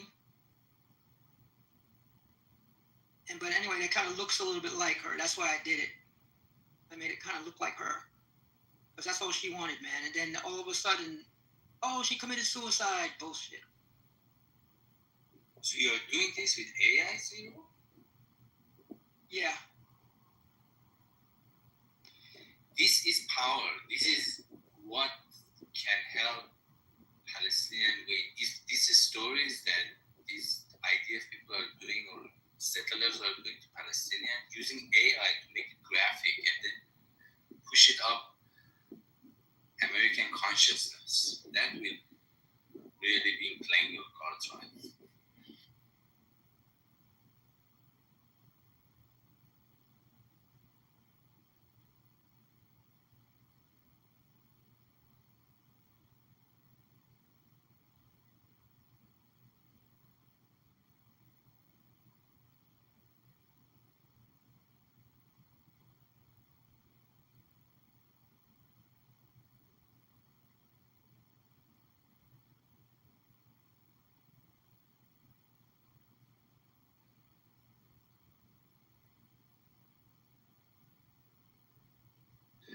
I mean, as an idea, I don't know, it's up to you. Like, if you can advertise, like, people, each person has a little talent. Like, somebody provide a story, somebody bring the AI capability. Like, I know some computers, but somebody which can organize these strengths together. And you can make videos and just keep pushing it into YouTube and advertise for it. I think that is what will win eventually this war. Who is on the right side of history?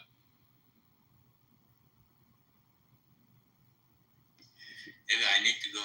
Take care, guys.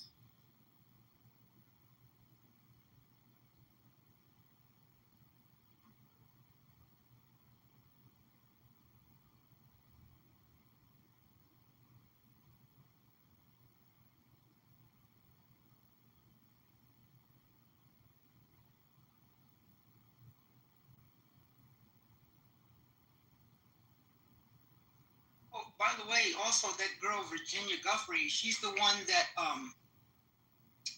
what is King Charles's brother Andrew had to pay the millions of dollars to. That's the same girl that he had to pay the millions of dollars to her. Oh, interesting. I didn't know that. Yeah, for the Epstein thing. Yeah. Oh, these sick fucks, man. Yeah. Yep. Also, a little bit of an update. Amr, I was not expecting this from Starmer so quickly, but he's right now speaking out against Israel's invasion plan.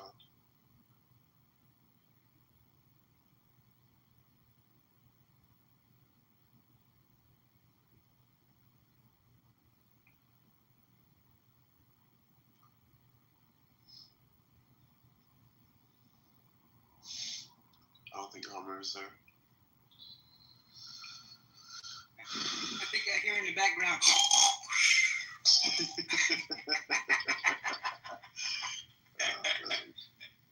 I know, man. For him, it's only like 1:30 or something over there, but yeah.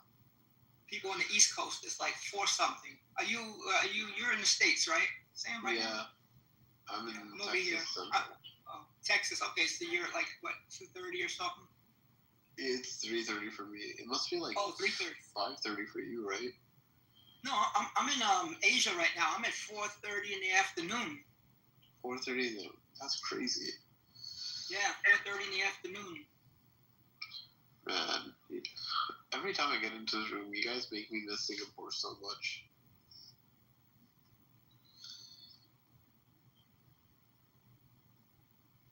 Yeah, we were just talking to this young man, Andrew. I don't know if you ever talked to him. You were in the room with him, right? When he was just here about an hour ago. No. I was in a different room. Nice young guy, man. His wife is suffering from cancer, and they're in Prague. He's from California. They went to England, and then they moved to Czechoslovakia. But he was asking, what is it like over here? because he has a job offer for Singapore. And I was like, take it, man, take it. Singapore is a nice place to live. Yeah. It's not like Thailand or Philippines or Cambodia or whatever else. If I went 2 countries to go to, it would be either Malaysia or Singapore. That's about it. No, 100%. I'm still trying to decide the country I want to go to settle down for the rest of my life, but dude, one thing's for sure, America ain't it for a calm, I would say older life. Yeah. I mean, if I wanted to go to Europe, a lot of Americans are going to Malta. Malta. I saw that this couple that does videos about it just yesterday. And they're like, welcome to, I think, Gozo or Gozo, I think it's called. And let me show you how we can live here on $3,000 or whatever it was, a month or whatever. It was real low. And, it was beautiful looking. And Portugal's another place people go to. They like it. Spain's another place people are going to a lot. A lot of retirees, man, when they get out of the, as soon as they hit retirement age, they leave, man. They leave. This big expat community, they're all over the place, You run into them all the time. Yeah. I cannot wait until I get the experience to become an expat. The moment I do, I am gone. What do you do for a living? Do you do anything where you can become a nomad? I'm cybersecurity. A digital nomad? Oh yes, cybersecurity. See, you could be a digital nomad then, right? Yeah, 100%. But the problem is right now, I don't have I just barely got out of college. It's only been 3 years, right? So it's gonna take me, I think, another 3, maybe 4 years to get into anything expat, cybersecurity wise. I think. Yeah, go ahead. So you weren't on your job during COVID, right? Yet. Yeah, no, you were still I was in college. Yeah. Yeah. I was going to ask you how are you working from home, or can you work from home? Because if you can, people need to sit down with their boss and say, boss, you're spending X amount of dollars on me here. If I become a digital nomad, say in Bali, you can, if you give me just $2,000, $3,000 a month for living expenses, it will save you for $2,000-$3,000 in living expenses, you can live like a king. That's on top of your salary, Tell your boss, I can save you a bunch of money. You send me to Bali. I'll work out of Bali. See, my position is really unique in the sense that, how do I put it?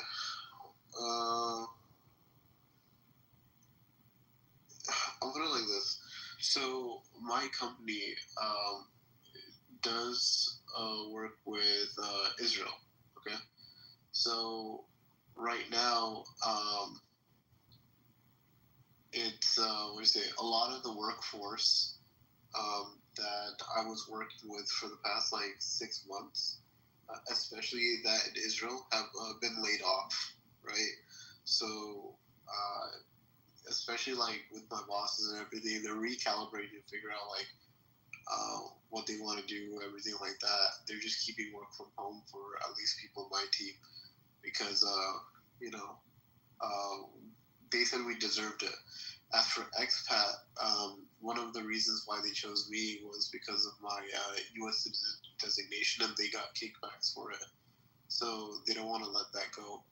I tried having a conversation, especially with my bosses.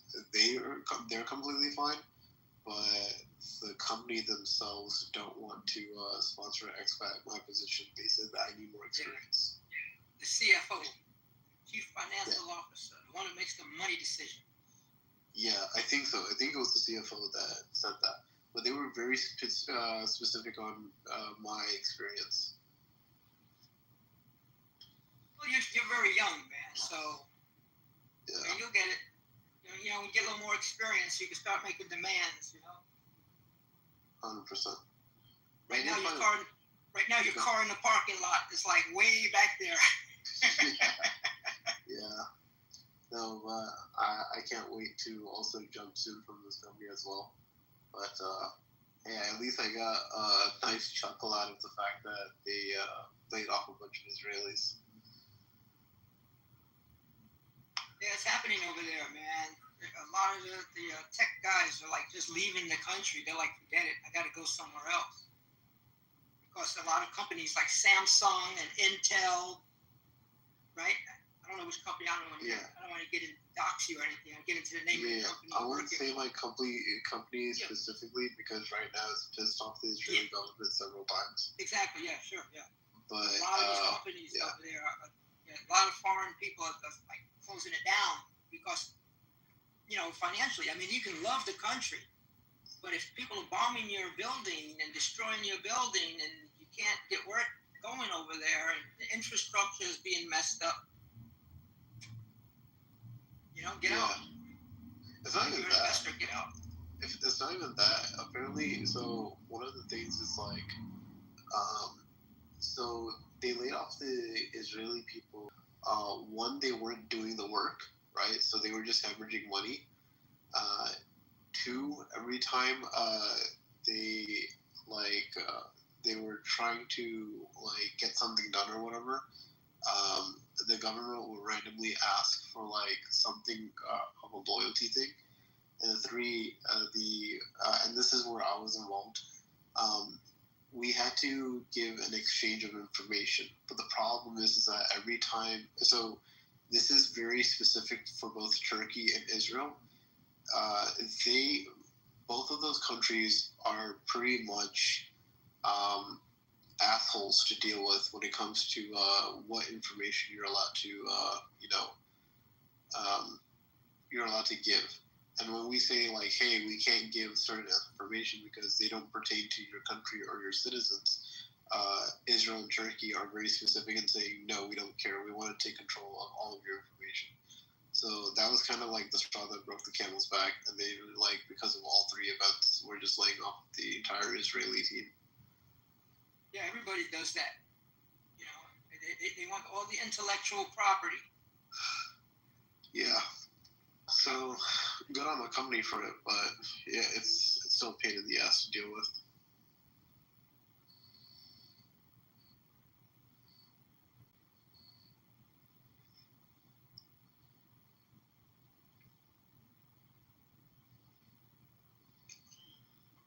What's up, Kevin? Yo, anybody believe in here it should be a two-state solution? Yeah, I believe majority of the room believes it's a two-state solution. Should have been like that years ago. Oh, 100%. Oh, matter of fact, 100 years since 1917. It's not even 1917. No, but why?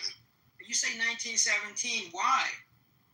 In 1917, it was one place, and everybody was living together. But then you have the no. But 1917, those people were at home in Europe. So why would there be a two-state with people who live in another land? It's like if right now I say, no, let me just finish this. Okay, let me just say I have my country here, and I call somebody in Japan and say, hey, you Japanese, come over here, and we'll have two states. Why am I going to do that? You have to just deal with the inevitable, right? We all know Britain is the cause of a lot of shit that's going on around the world. Okay? India split into 3 countries because of who? Britain. The Middle East carve up with the French. Okay? They're the cause of that. After a while, you just have to see the writing on the wall. You can't stop it. So just agree. They should have just agreed to it, but they didn't want to. So now we in this mess, right? I don't believe the Zionist Jews should have came over there and take the land. You know what I'm saying? With the help of a superior country. You know what I'm saying? And then the British just left and said, oh, they can't deal with it. So they just left it up to the UN. Before it was the League of Nations. You know what I'm saying? So now you get a state that becomes a state. I mean, you get a nation that becomes a state in 48. Then you get the 6-Day War in 67. Now you still got this mess. Now you got radicalists running around, killing people in their settlements, taking land, and it's like nobody is just doing nothing about it. The UN is saying, oh, it's illegal, but you guys can't do nothing about it either. So now what? No, I'm just saying, I can see people arguing for something now, but it's like in 1917, they weren't there. So why, I'm just saying, like, why would you call somebody up and say, hey? A few of them were there. They were just living in peace. Yeah, they were living in peace. Yeah, but you had the problem. So why did you need a two-state? You didn't need two states back then. All right. The problem is, you have an issue when you have a superior country comes into the region, carves up the land, saying, "Oh, okay, look, right." Jews never had control of that land since I could date back. I mean, the Egyptians had control of it. Who came next? Roman, and who came next? The Caliphates. They never had control of that land ever. From my knowledge, they never did. Now they seek that, we got the opportunity with a backing of a strong country, which is the U.S., that gives them $3.3 billion per year, plus more.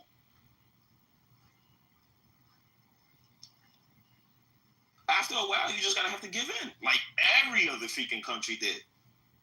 Oh, what do you mean give in? What does that mean? India, they gave in. India gave in. To whom? To the Brit. To the Brit. Oh my gosh. The British are there now? No, they left. No, they left, but they so they didn't give in. They did give in because their country got split into 3. That's giving in. Well, it got split.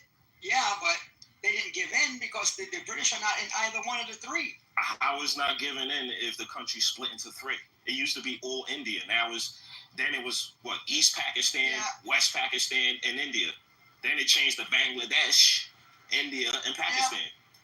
All because a couple of Caucasian people don't understand the region. They don't understand the ethnic background. They don't understand the religion. They try to force Christianity onto a bunch of Hindus, which they have one of the oldest religion known to man. They come over there, fuck shit up. Then you have Mahatma Gandhi around that time telling them, yo, you need to leave. You're causing too much chaos. They didn't leave until after World War II. 1948. Exactly. So, that's giving in. You allow somebody to infiltrate your country, tell you guys how you should live. You fought. You lost. And then after a while, you just gave in and said, you know what? And then now you got other people that's there. They believe, we should have our own country. We're Muslim. We're not Hindus. And then you get this mess. Now you got 2 countries that they don't even agree with each other. And actually, you guys are the same people, just with different religions.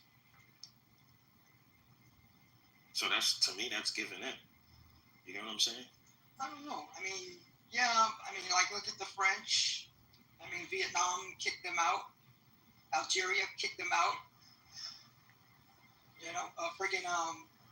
Niger just kicked them out last month.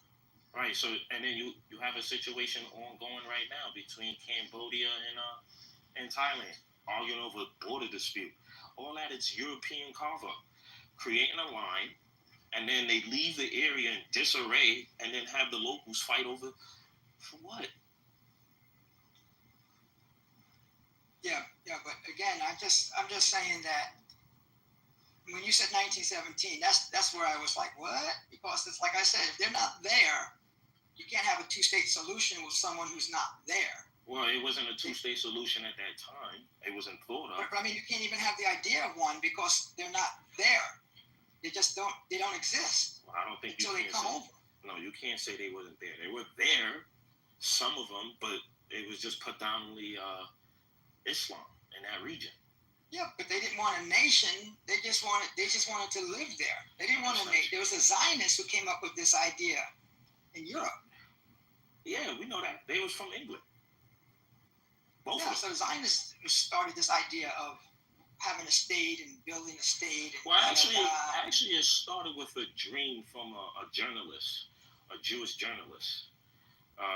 His name is Herzl or something like that. It started from him. And they had 3 choices of which land they wanted to see where they could go. It's Palestine, Argentina, and I think it was a country in Africa. Like Uganda or something like that. Yeah, something like Some that. crazy So place over there. Yeah, so he had a dream, and the only place he ever been to was Palestine. One time in his whole life, from what I read. So he had a dream, and you gotta remember, Jews across Europe were being ostracized. They're being kicked out everywhere they go. And that's their own problem. That's Yeah, it is their problem. It is their that's problem. That's not a Palestine problem. That's your own problem. If you're being kicked out over there and they mistreat you over there, then you got to deal with it over there. That's not the answer, man. That's like Trump today, man. He's like, he wants Nigeria. Let's just say this. Okay. If the British, is either 2 things. The British and French don't come into the area, seize control of the area from the Ottoman Empire, who caused mass genocide on the Christian Armenian people, right? So if they don't take over, you're still underneath somebody. They don't have to deal with that empire. That empire no longer exists. Now it's modern day Turkey. So what choice do you have? You still would have been under control over somebody. Would have been under control over you. So, bro, I'm back a little bit. I think the British actually decided not to give them a state. You should go read up the Peel Commission report and the White Papers 1939. You see what I'm saying? They decided not to give them a state. The state was created by terrorizing the countries. They even approached Hitler 1940 to 41. You see what I'm saying? To get help from the Nazi, to get rid of the British mandate leader and whatnot, because they were getting in their way to, to creating their Jewish state. And that's why they did a whole bunch of attacks in 45, 46, and in 47. You see what I'm saying? And even that partition plan that they came up with by the UN, that was, Harry S. Truman was a U.S. president. He was terrorized. He received letter bombs in the mail. His daughter wrote it in her book, and received 1 million postcards to terrorize the F out of the president of America. And that's how he was part of the UN partition plan. And the Arabs, they argued it was unfair from the jump because they got a smaller piece of a pie, and because they were majority in population. But the Jews, right, they were in minority. They got a bigger piece of a pie. You see what I'm saying? And the next day, what you see inside in 1947, they started ethnically cleansing Palestinians from one village to another to another. Yeah, the Nakba. You see what I'm saying? Yeah, I know. Yeah, the Nakba, it turned into a full-blown war in 1948. You see what I'm saying? But if you look at the Zionists, they always bring up this point that, no, it was a war. They fought and we won the war. Even the war wasn't even freaking equal, because the war, they had less than 40,000 soldiers on one side, which was the Arabs, and some of the Arabs didn't even have proper uniforms. They didn't even have the proper equipment to fight the stupid war. And all these other Zionists, they actually were trained. They worked for a whole bunch of other, fighting, whatnot. They had the weapons and whatnot. They had access to a whole bunch of shit. The French and British just. You see what I'm saying? The French and British just messed that area up. The French had control of Syria. And guess what? After they won the so-called war, the UN mediator comes around. His name was Bernadotte in 1948. He comes around and he wanted to, mediate the situation between the Arabs and the Jews, right? He writes a whole bunch of reports. He's trying to communicate with both of the parties. He was on his way back to his office. He gets assassinated by who? Jewish militia again. And this is how IDF was formed, from Jewish militias.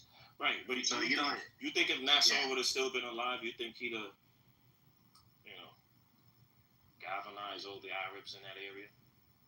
Yeah, but I think it has nothing to do with being Arab or whatever. The Arabs, they were able to coexist with them. They did not want these people mass migrating into that land. They didn't have a problem with the smaller piece of a pie, small numbers of people coming into the land. They had a problem with the mass migration. You see what I'm saying? Nobody really knows who owns that land. Nobody. This come on, man. This conflict been going on since way beyond me. Way beyond everybody in this room. Nobody from that era is even alive today.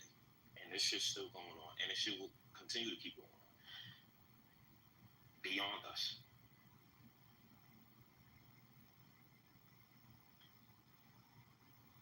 Now you bombing Iran. You know what I'm saying? You're doing all this actionness. You're bringing America into this freaking mess we shouldn't even be a part of. You got idiots in Congress who don't know anything, like Ted Cruz. He's out there quoting the Bible, saying that, oh, we should protect Israel. He don't even know what the fucking shit means. You know what I'm saying? So, like, I don't know, man. I see why they hate America.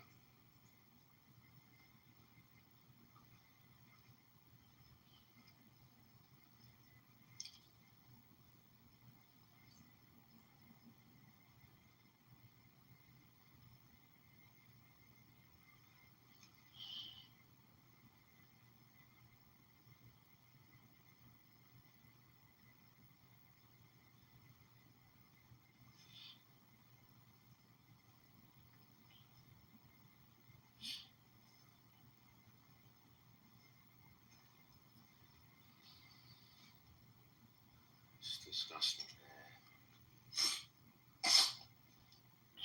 It's very disgusting how you could just starve out people for 3 months and think that shit is okay. That's disgusting.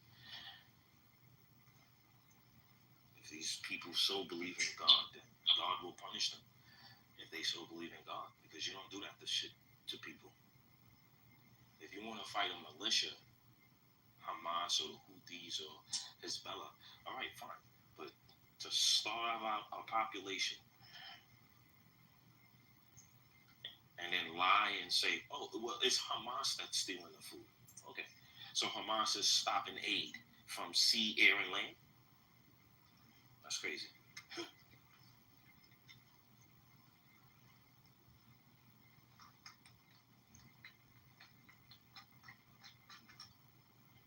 The thing is, when you say for 4 months, that's crazy. It should have been never that long. Yeah, it was 3 I'm months. surprised we just sitting back and watching like it's Romans every other day. Because America aids this foolishness and has been aiding this foolishness since 1967.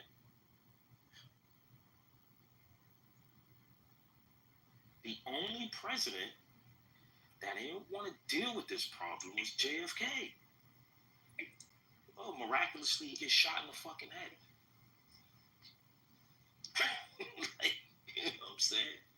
Every other president after him, they enable this shit. Talking about we got close allies over there. What is over there that you want? Oil? You do business with Saudi Arabia. So, like, what's the problem? You topple a government, you want a regime out of there, man. You topple a government, you want a regime to like you because you want to put a puppet government to agree with everything you say. And once they say no one time, they terrorists. They do that shit to every country. That's how they got Patrice Lumumba out of presidency in Republic of Congo. No, for serious though. Where y'all see the world going headed in the next 10 years? Israel is going to forever be in war. And sooner or later, their aid is going to stop. Countries are going to get fed up. You have a few that's getting fed up right now. They're going to get fed up, and then you guys, they're going to be isolated, and you're not going to get any help, and then you're going to be crying. That's why mainstream media cannot criticize them, because now they call you anti-Semitic. We can't criticize you for. How are we anti-Semitic? I think that's changing. No, it's not changing yet, because people are going outside of mainstream media. It's starting to change. Until CNN, BBC News, Fox. I don't think nobody listens to that no more. Yeah, I'm pretty sure there's still a lot of people that listen to There's it. a bunch of old heads that's only doing that. Yeah, did you hear what Marjorie Taylor Greene was said about that? He said that Fox, you know, who's lying to the what do you call the boomers, you know, Republicans, and CNN, who's lying to the boomer, you know, Democrats. She knows, man. Marjorie Taylor Greene, she knows. Yeah, but is she lying? They're lying. Nobody caught up on that. She only likes it when they talk good about her. You know, that's what they like. As soon as they criticize you, they full of shit. Oh, they this, they that. Because they've been criticizing her, both. You know what I'm saying? So now she's coming back after them. But she's not wrong on what she said. You cannot starve out a mass majority of innocent people that has nothing to do with what Hamas is doing. You can't do that shit, man. Don't give a fuck who you are. And then they want to throw out, oh, the Holocaust. We've been mass genocide in Poland, Auschwitz, and Warsaw. Okay? Nobody's complaining. You don't hear the Armenian people complaining when the Ottoman Empire did it to them. They don't complain, and that's one of the oldest Christian countries in the world. Nobody's complaining. They just go on with their lives, and that's it.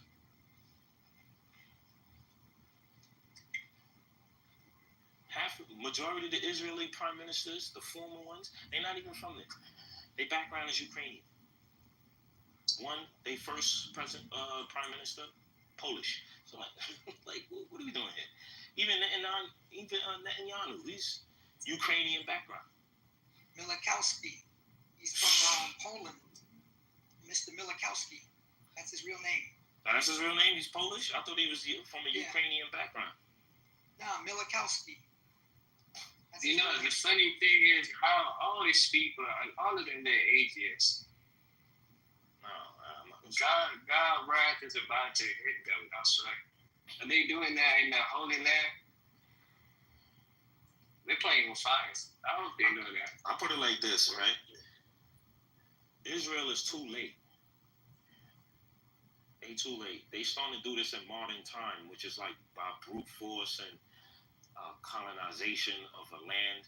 They're too late.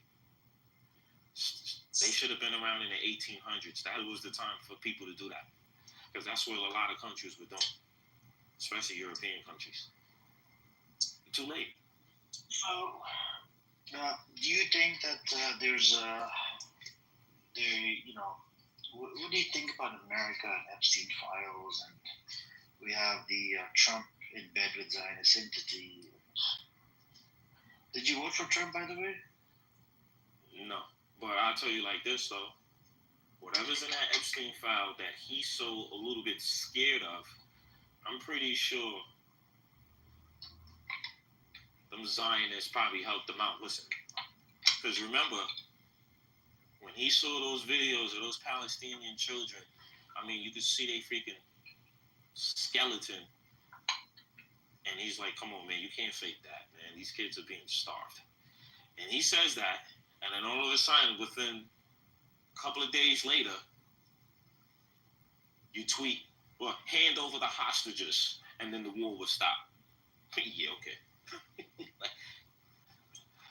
Obviously, like, they kind of stopped that shit. So now, and then he comes out and say, oh, that file will never get out. But it's not about the hostages, right? I don't think so either. Can you imagine if Hamas had the access to the file? And can you imagine what they can do with Trump? That would have been good, no? The Hamas could control the outcome of this war if they had the access to this file. And I think that's what it is.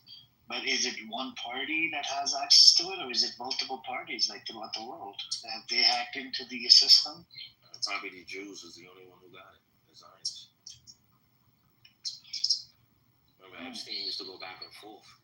They got no face, man. They probably give it to all the other people. The shit goes away. But this situation is beyond Epstein, man.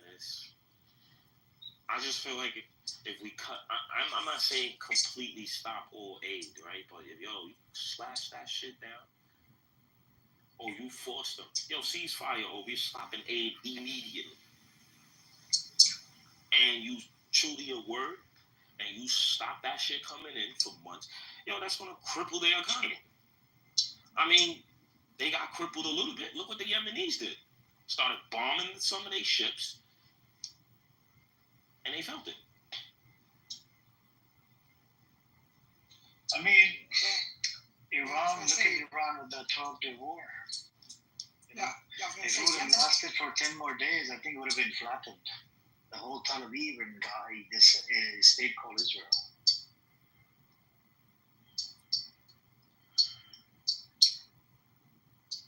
Israel doesn't want to tell America that they have nuclear arms. You don't think that's fucking weird? Every other country is listed that have nuclear arms, even North Korea. America knows they got it now. Yeah, but you're supposed to tell. You're supposed to say something. They know, but they're trying to blind their eye to it. Every other country is on the list. How many countries have nuclear arms? Okay, so we have Pakistan, we have India, we have North Korea, we have China, we have England, Russia, America. Israel's the only one that's Orion. I feel like Iran should get nuclear arms. Trust me, for them to be using it, they low-key do got it. Huh? Trust me, they low-key do got it. I believe that. I'm pretty sure they got it, but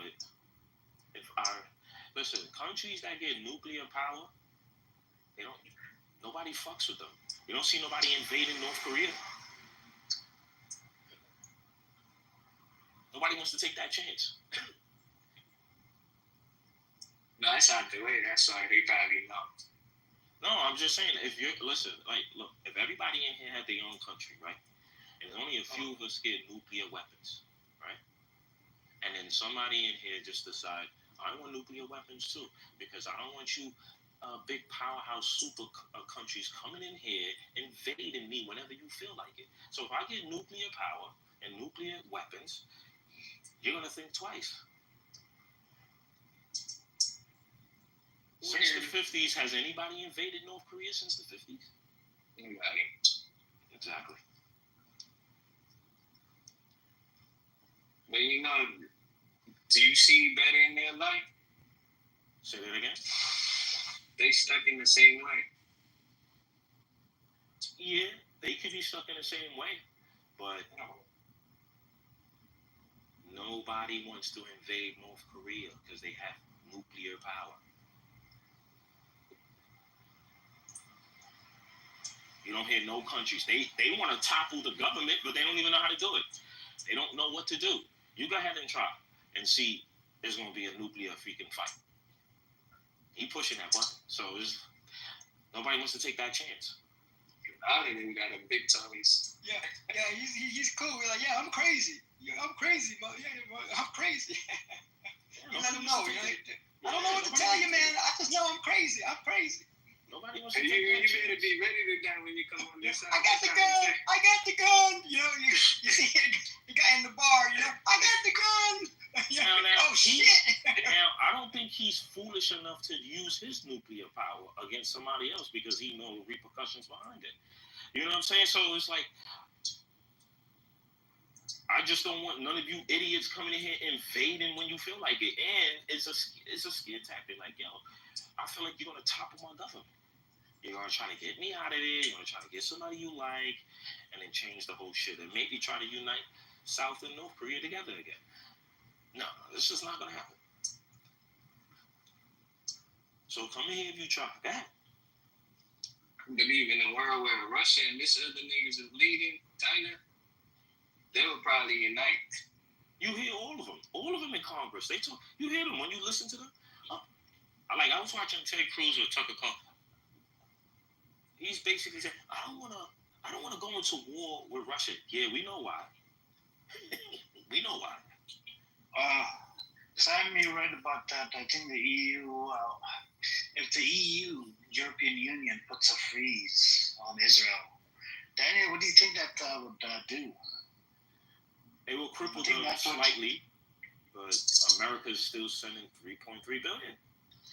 No, so yeah, but from the 7th of October, we have sent about 66 million. Actually, it wasn't 66; it was more than 100 million. Yeah, so just to speak more about the EU trade freeze, right? It looks like a dump. Just to speak more about the EU trade freeze. So basically, the idea that has been pitched is they want to make it basically impossible for Israel to grow their economy due to this entire war, and make an extremely strict control, basically forcing Israel to bend the knee.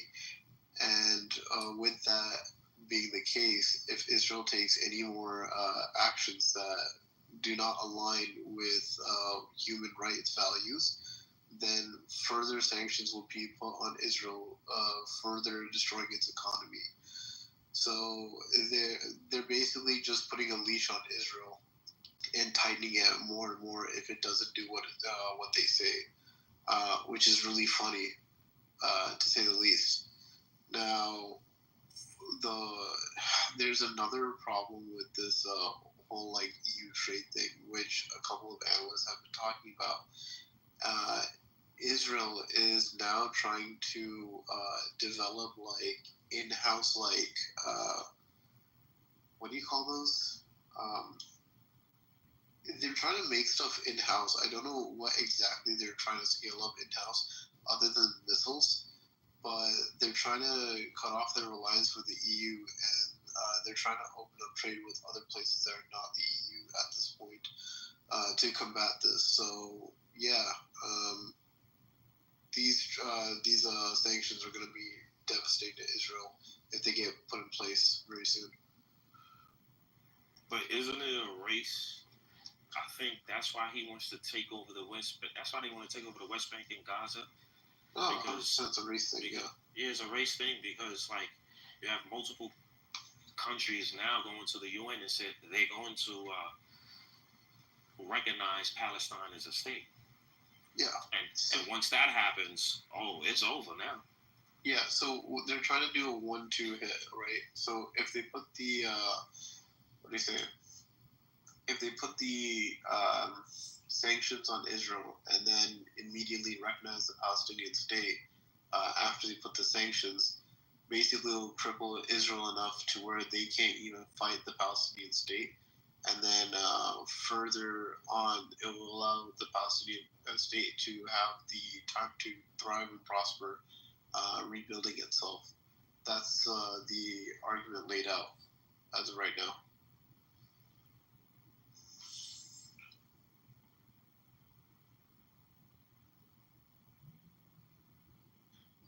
Daniel, what do you think about that? Sanctions on Israel. You think Israel will stop? No? I don't think they'll stop.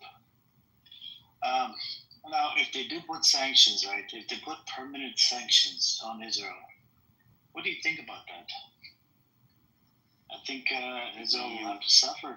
The EU is anti-Semitic. There's a lot of countries in the part of the European Union. So that's going to be crazy for Israel. And Germany, one of the guys came from Germany. They said they were going to recognize Palestine as a state as well. Oh, Germany said that? Yeah, one of the guys from Germany said it. It was posted in Times of Israel. So they next meeting was in September, right? So one of the ministers started calling them Nazi. See, it was about time. You see what I'm talking about? The only country in the world you cannot criticize, you're anti-Semitic, you're a Holocaust enabler, denier. Oh yeah, denier. Yep. Enabler, denier, whatever. You know what I'm saying? So if the Germans calling you Nazi, what do you mean? So it was a Nazi regime that did that to you, not the actual German people. So hold on, I want to just say this was a quote that just came out. This is a quote from someone named Rivera, right, who actually has authority over this. She said, recognition is a good step forward, but it is not enough to build peace, stability, and respect. This is why we are advocating for the EU to completely put an entire freeze with any engagement to Israel, allowing the Palestinian state to be built while preventing prolonged suffering. Senior EU officials speaking with Reuters have described the Gaza humanitarian situation extremely severe, despite some progress, including increased fuel deliveries, reopened the routes with more aid trucks entering the strip. We cannot allow this to happen again. In fact, we must make sure this never happens again. Yeah, they're gearing up to make sure that whatever comes up in the case of Palestinian state, Israel cannot fight back in any way, shape, or form. I think they're also looking to, affect the Israeli military.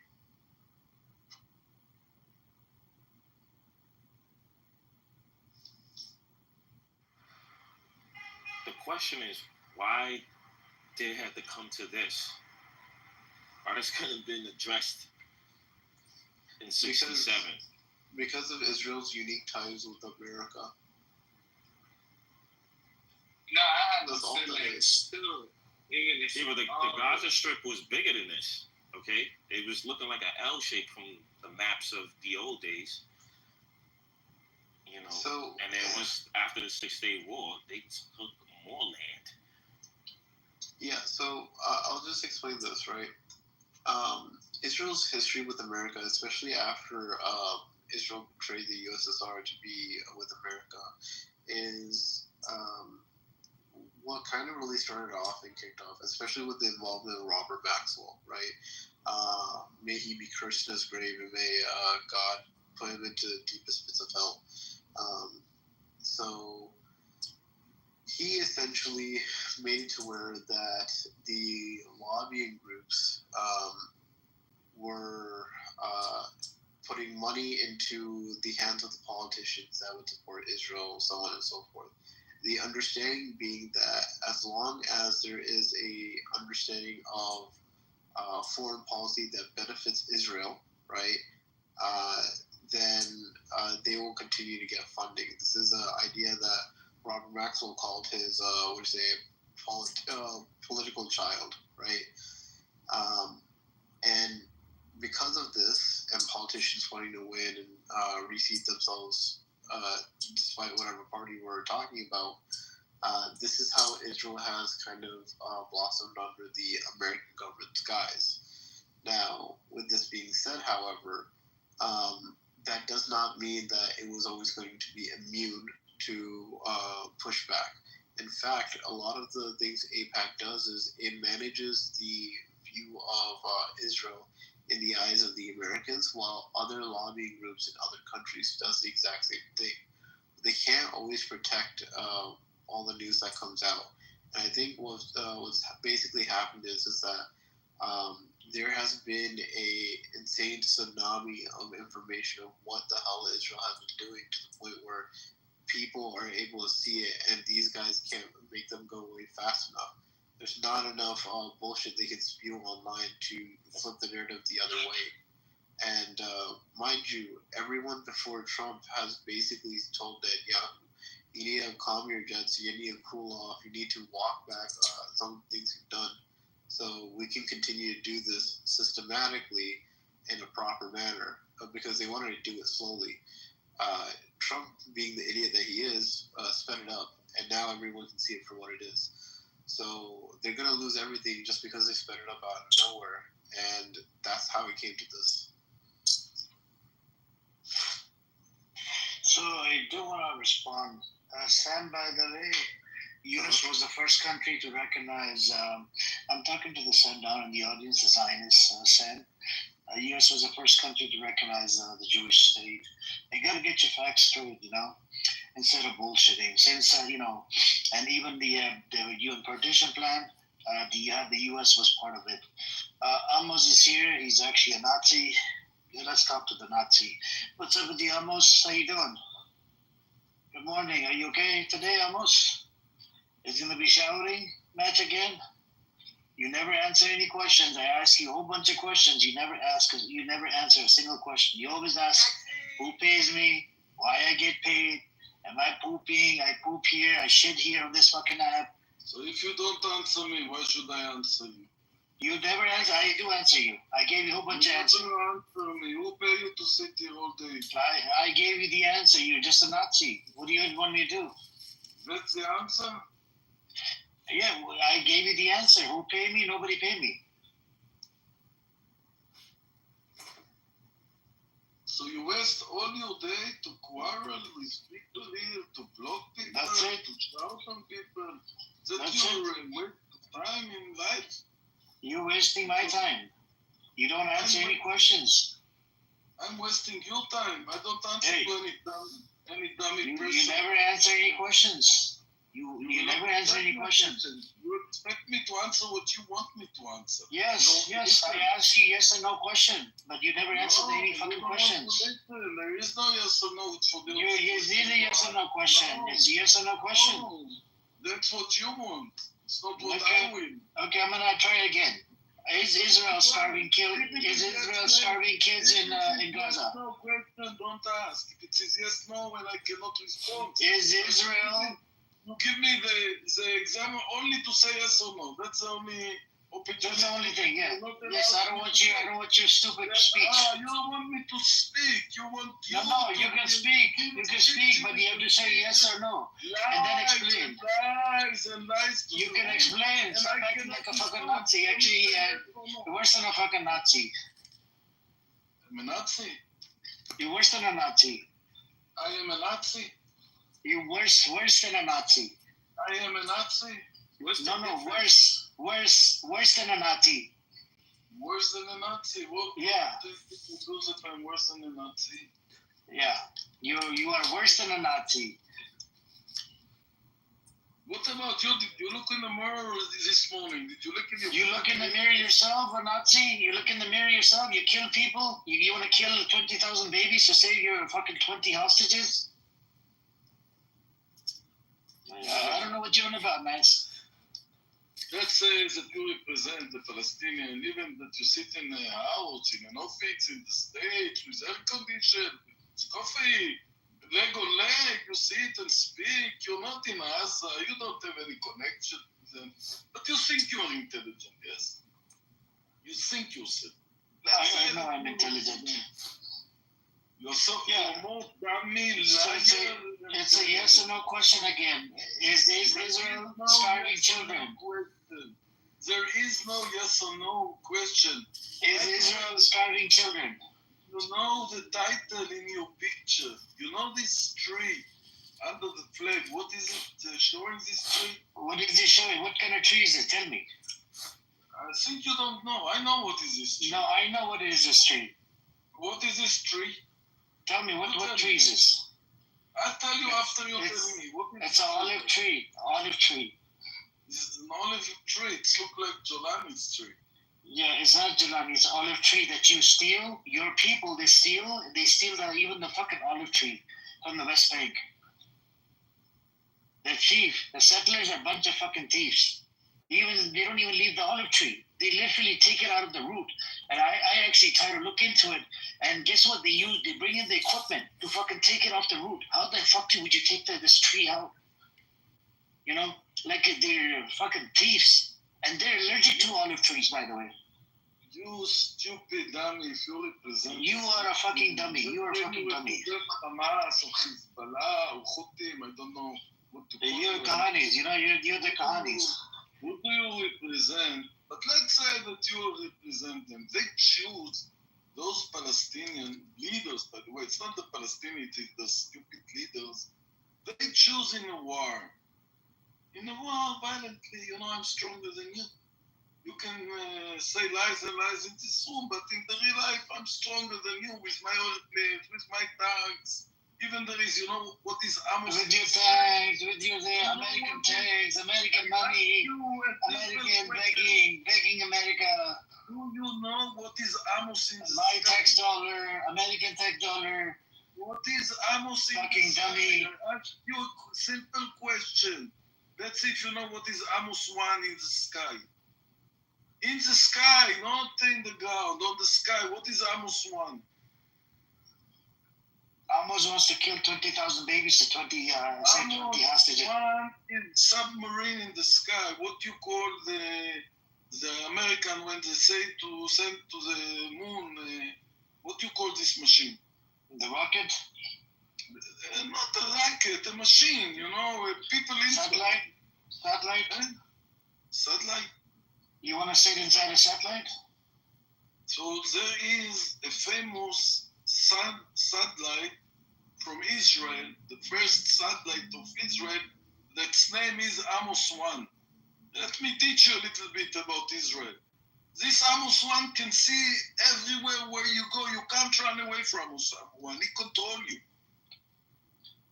So there is Amos 1 in the sky who control you, control every Palestinian leader everywhere he go. The people who sit in the ground can translate it. So it's okay to spy on people. Exactly. So it's okay to spy on people. The Jewish people are more clever than the Muslim, You're no different than a fucking Nazi. That's a problem. You're just a Nazi. They educated the people to be educated, not violent. You know Amos is... Let's say you Zionist Nazi. You are an Indian, you are not a Muslim, but let's say Zionist Nazi. You, since you born, what your mother teach you when you were a little baby? What did your mother teach you? What she teach you is... What did she teach you? To kill Palestinians? How to fucking rape Palestinian kids? And how to kill. What is ISIS did? What is ISIS is literally funded by fucking Israel. In the 7th of October. 7th of October. What happened before the 7th of October? Did you kill people? Did you kill innocent children? 5 years. They didn't learn nothing. 75 years. So what happened in the 7th of October? What happened on 7th of October? Hannibal Directive happened. Hannibal Directive happened. 20,000 children. Yeah. The testimony from IDF. IDF was told not to show up at the border. You forgot about the testimony, huh? IDF testimony says that they were told not to cancel the, they were told not to show up at the checkpoints. You forgot about that, huh? Fucking idiot. I played the testimony. I played the clip for you the other day. What? No, I don't play any clips. I did play the clip yesterday for you. I know them. I don't need You're an idiot. You are a Nazi fucking idiot. Every clip you put, like with 2 old people talking, joking, we keep Palestinians when we were young in 48. I put the clip, hold on, I played the clip about the IDF. It was in Hebrew. Then you clip a soldier, and I tell you that my nephew was together with this soldier in the same place, even in How do you know? Yeah, maybe he survived. Maybe he survived. No, you weren't there on 7th of October. Everything you think you know, I know better than you. You were not there on 7th of October. Stop. As I told you. You were hiding in your kibbutznik. You're so dummy. You're so stupid. Were you driving a taxi on 7th of October? I'm in the 7th of October was Saturday. Nobody's working on Saturday. Okay, so you were sitting home. You were sitting home. You're so dummy. You weren't going at the rape party and dancing with the girls? The morning, till the night, give evidence. Evidence that you don't know nothing about. You didn't check the evidence. I did check it. I checked it. Hannibal Directive. Nothing. Hannibal Directive. So so dummy, so stupid. You are a dummy, stupid fucktard. They lies and lies from the morning till night, sitting in clubhouse, saying lies, and lies. And all the people are Hamasniks, yes. You know, it's like Bibi Netanyahu sitting in the coalition, and all his ministers, yes, that we see what Bibi Netanyahu, like, obey to the king. You know, that's his rule. You obey to the king. Everything is similar between you to Bibi Netanyahu. A lot of things very, very similar. I can call you Bibi Netanyahu. It will be the same. I call you a Nazi. You're a Nazi. Yeah, you call me from the beginning. You're Hitler. You're Hitler. You think you're better than Chucky? Chucky called You me. think you're better than a Hitler? You're worse than a Hitler. You're worse than a Hitler. You are worse than a Hitler. Who is better, you and Chucky? I talk with facts. Who ate me more, you or Chucky? Chucky is mentally retarded truck driver. I'm not a truck driver. I don't smoke. He's a smoker. He's a crackhead. Comparing between you and Chucky is a crackhead. He's a piece of shit crackhead. You are all dictators. You all. Chucky is a piece of shit crackhead. And if somebody don't agree with you, he's Hitler and Nazi and you know. I have the data. I played the clip the other day. You deny the fucking clip. You deny everything. I sent you a bunch of articles in the back channel. Now we just removed him. You know, very easy. I send you Times of Israel. I send you Jerusalem Post. You deny everything. You are a liar. You don't even look at Haaretz. You know, you only care about, you listen to your stupid, disgusting radio that barely speaks about anything. You know what is Haaretz? You know what is a newspaper Haaretz? Yeah. You know when it was established? What year was established? Go tell me. Tell me what year was established. I just want you to know what is Haaretz in Israel. Do you know? Yes or no? What year was established? You don't know that What year was established? What year? The leftists of the leftists, more leftists than me. Yes. What year was established? So when you understand the head of those people who write in Haaretz, then you know who are the people and what subject they are writing about. What year? What year was established? Nothing, not about Israel. What year? You think you come to teach Amos. You think Amir will teach Amos. You're a dummy. Everything you come with me in any subject, I know better than you about subject you bring. Iton Haaretz, two old people who are talking, a soldier with you have a lot of, you like to take a lot of gossip. And from this gossip, you make the truth and the only truth. And you don't know that your food is gossip, it's nothing. It's nothing in Israel. Israel is full of criminals. You find 80 years old, maybe 90 years old, two old people who speak what they did in 48, in 56. So there were, at that time, the same Muslims did a lot of much more awful things. No, they did not. Muslim protected the Jews. Muslim protected the Jews. You're so dummy. Muslim protected the Jews. And then you take a soldier, a simple soldier. I don't know who he is. He say about the chaos what happened in the 7th of October. You tell Amos, and I tell you my nephew is an officer in the 7th of October on the board. One of the soldiers who got killed. So you come to tell me, Amos, about what this soldier know or didn't know. You were not there. I don't need to be okay, there. Okay. What happened on 7th of October? Listen. They lie all the time. No, listen, learn to listen, you dummy, dictator. Learn to listen. I have all the records that my nephew give orders. I have it alive. I just don't know how to put it here, but I have it. Where is it? Give it. I don't know. I can give you the evidence, man. We can't just take you and believe it. I can give you evidence, I mean. I can give you. So this was from who? I nephew died, right, on 7th of October. Yes, I famous. So how did you get the clips? How did you get the clips? I have his records. Who gave you his record? Who gave you his record? The army gave me this record. Doesn't matter. You don't think army lies? You don't think IDF lies? How can they lie about the records when oh my God, they fucking lie all the time. They go to the mother and tell her our soldier died in the war. They must tell her the truth. They give a record of their soldiers speaking. And they even say how good he was. And IDF never lies. IDF never lies, Amos. That's what I'm saying. Why are you asking too many how? They always lie. We know that. IDF never lies, Amos. IDF is infallible, right? They're honest, pious people. They never lie. Listen, Amir, you are. How could they lie? You are a wash brain. You have your opinion, and nobody can change your opinion. And I'm not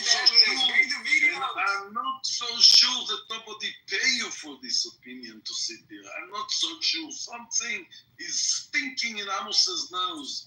Stinking. Why a person clever like Amir? I find myself looking after you. The first thing I come to Clubhouse, I find myself looking, where is Amir? Where is Amir? It's the first thing I do when I come to Clubhouse. Let's be honest. So you're not stupid. So you're not stupid. So you're not stupid. And I ask myself, I'm not stupid. So I ask myself, what a not stupid like Amir doing it from the morning till the night?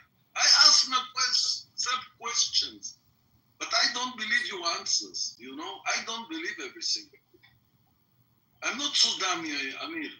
Clever, you see, someone come, talk, he's fine, and then he go. They come, fias, and then he go. You stay, sit here. You and AC, yeah? So let me understand, what are you doing here from morning till night? Do pay you money for that. And before you give me a truth answer, I know if you are lying or not. Believe me, I'm enough experience in life to understand when you are lying or not. I just told you I don't get paid almost. It's free. I do it for free. Because I care about the kids in Gaza. I care about the innocent people getting killed, the genocide. You know, that's why. I came from Twitter. You know Twitter? But you don't care about the kids of Be'eri, and you don't care about the kids of Halol, and you don't care about the kids of Niri. What kids? What kids? The combatant? The one with the gun? The one with the gun? We don't care about the kids who go to dancing. How many? So dancing, they didn't have the gun? Yeah. They never walked over to their cars to grab the gun. Yeah. You just care about the prayer. No, Amos, listen to the question. Listen to the question. They ran over to their cars to grab their weapon. Yes or no?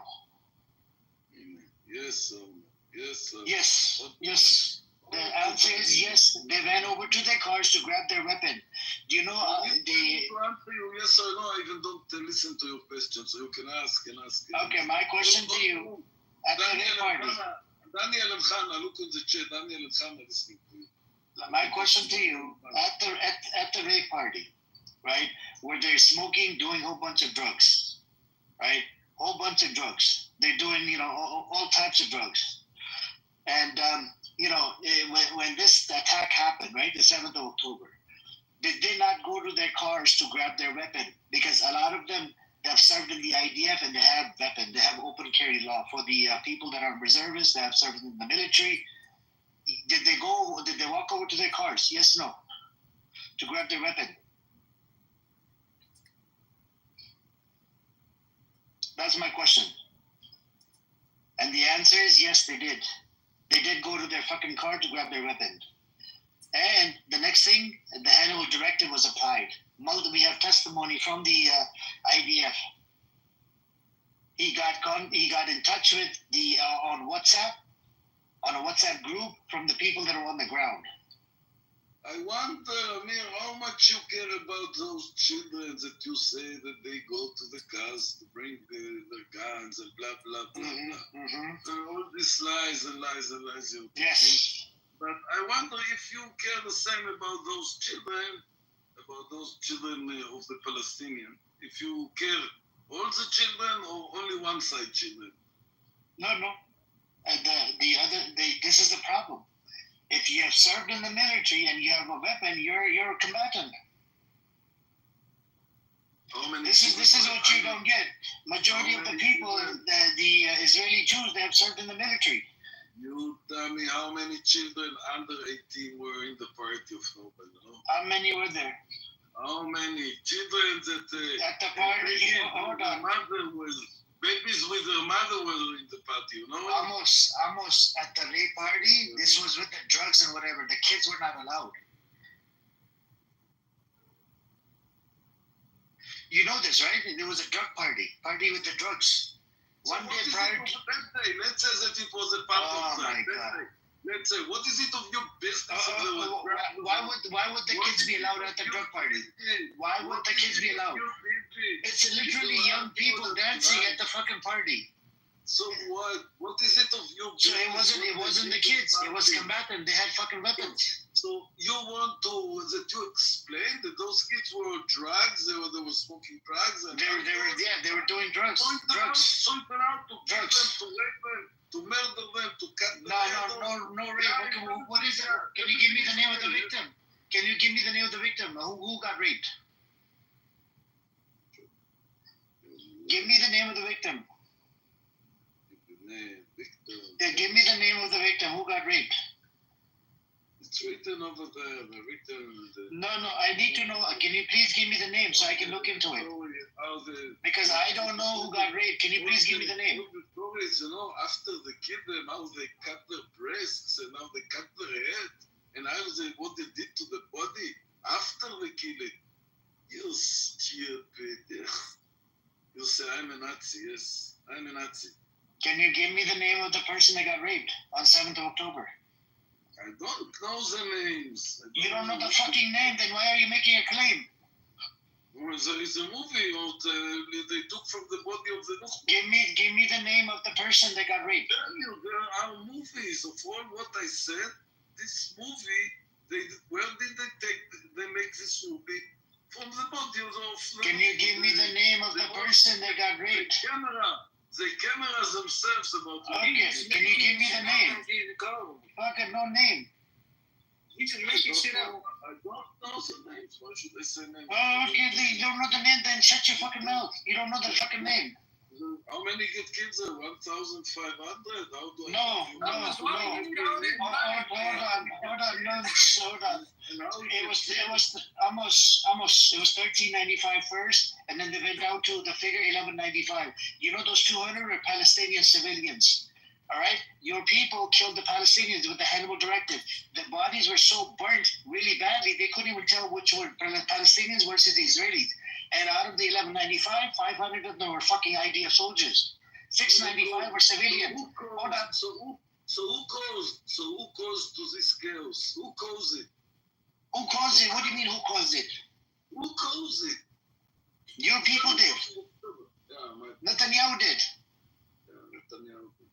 Netanyahu told them not to show up at work on 7th of October. Did you hear the testimony? Do you want me to play it again? I heard the soldier about, he didn't say that they get orders. He just said that he want information. The only record you have is a soldier who asked questions, that's all. And he didn't get any answer, by the way. I heard what the soldier said, and I heard about what is testimony about one soldier. At least I can identify another soldier I know. Yes? Can you give me the name of the person that got raped on 7th of October? Well, I say, why you have only one soldier? You know how many in Gdud, in the Pluga? You know how many soldiers? We're all, only one soldier you give me, that's all. Believe me, if there was... What's up, Maximilian? Together with the Magaz. Who is this schmuck? Is he an Israeli? This guy is Israeli. He's a kibbutznik. He lives inside Israel. Israeli, that partially makes him okay with his ignorance. But I really want to ask this guy. I don't know you, Amos, right? But I am Jewish. Did you say anus? Pardon? Anus. I thought he said anus. Maximilian, this is your picture? Maximilian. Pardon? This is your picture on the title? Is it cute? Yeah, you don't even have a picture. And if you want to make fun of my looks, I have a joke for you. Do you want to talk? Do you want to talk serious? Do you want to talk serious? Do you want to talk serious?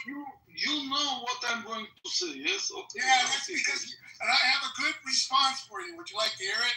Anus? Yeah. You want to hear it, anus? Yes. Okay, here it is.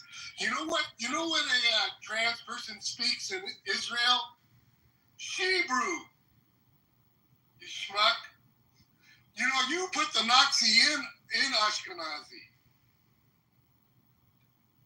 And I think you don't even like to have serious discussions. The thing that really bugs me, besides you just insulting my looks, and I have long hair, and I'm more masculine than you. I'm 77 years old. You probably don't even have hair. You don't even have hair on your neck. Did you Listen, Anus, do you want to have a real discussion, or do you just want me to tell you what an asshole you are? Do you want to have a real discussion, or do you want me to tell you what an asshole you are? Do you want to wait a minute?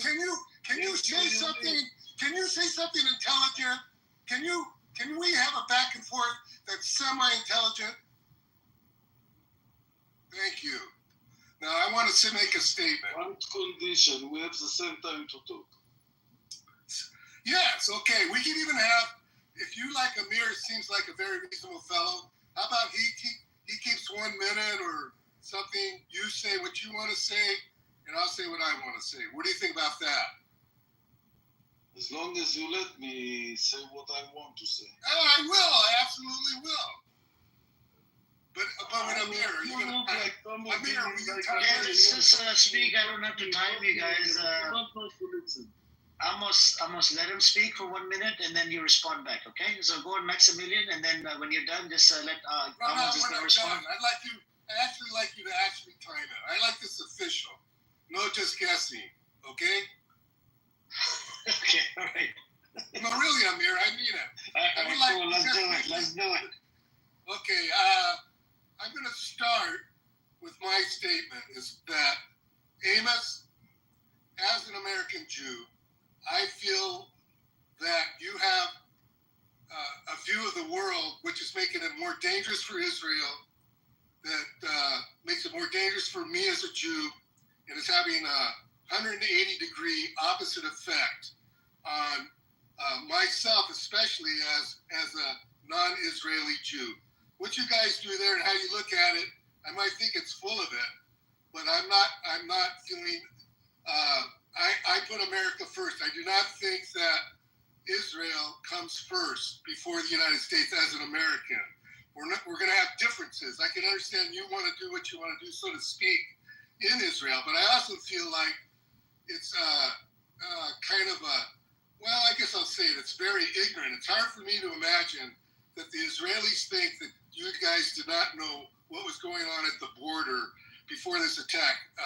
It's been said, and I believe it, that even a cockroach can move on that border. And Israel goes in and kills people inside of Iran, far away, inside of their government, and then they don't know they're going to be attacked. So I think that's obvious that the Likud and the greater Israel, which I find abhorrent and terrible personally, is in control and pushing their agenda.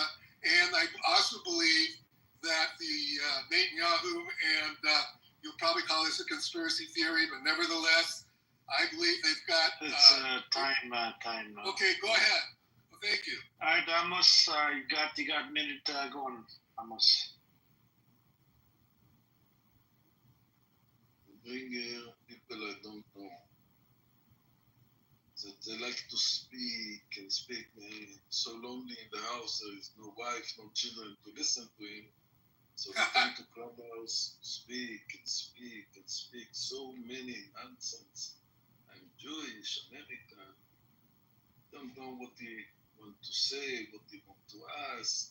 He's a Jewish American. What is his connection? Israeli and Palestinian conflict. Who is he coming from? He said by himself that I'm going to joke about this looking. So it's okay. He had a problem of outsider looking, but it's a problem that he don't have the tact to know how many rubbish in so short time he's speaking.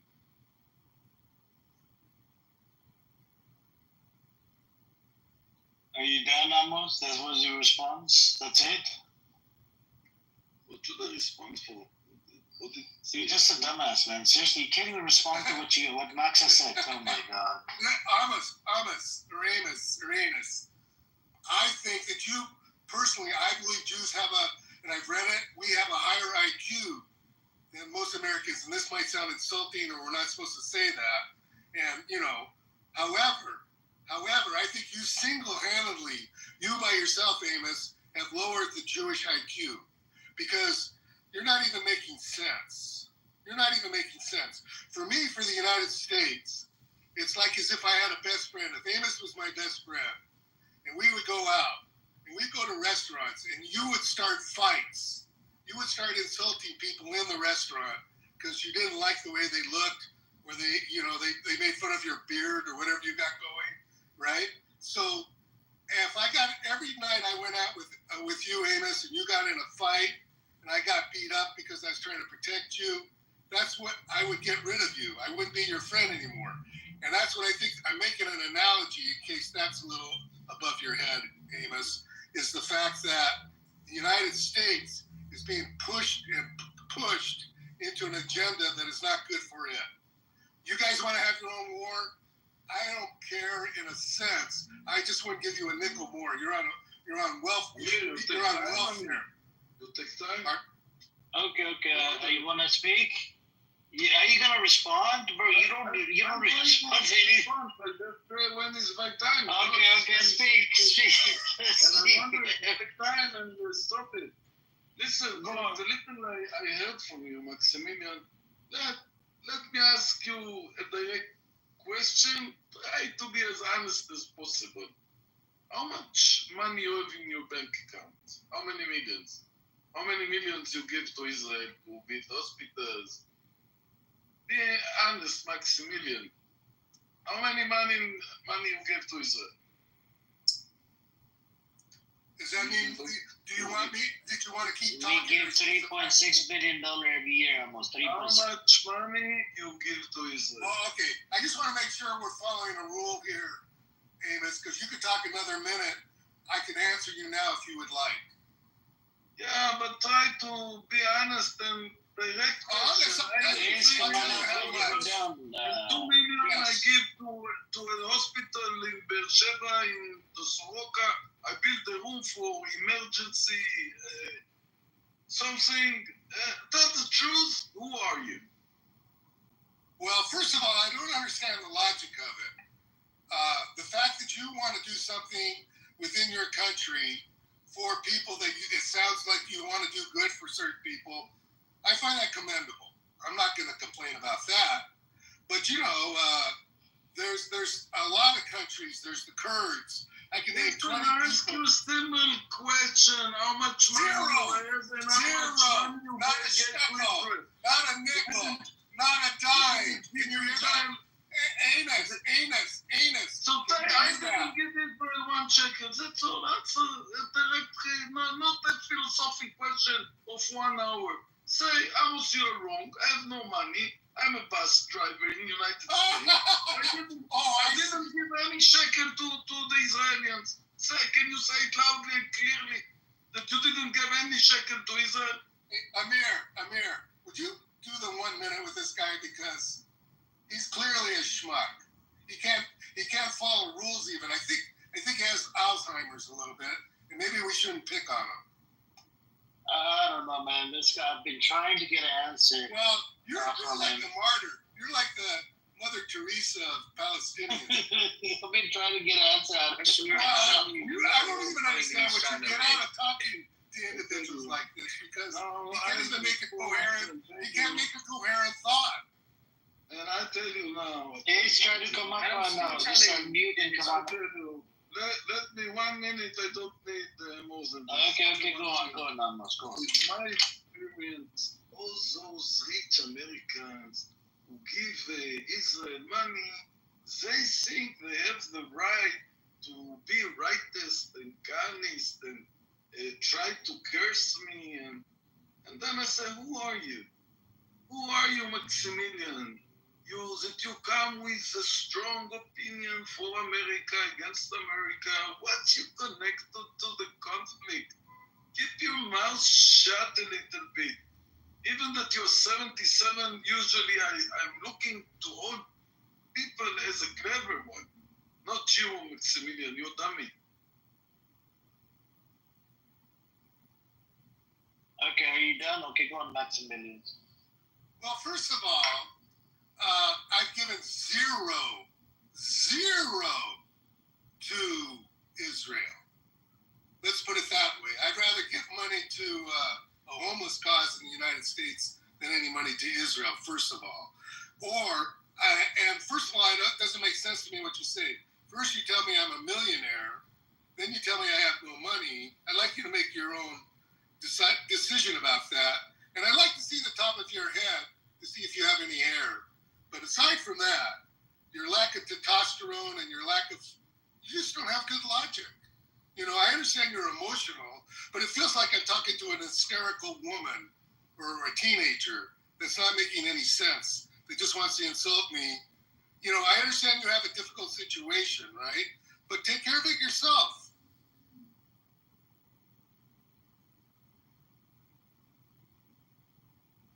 I'm done.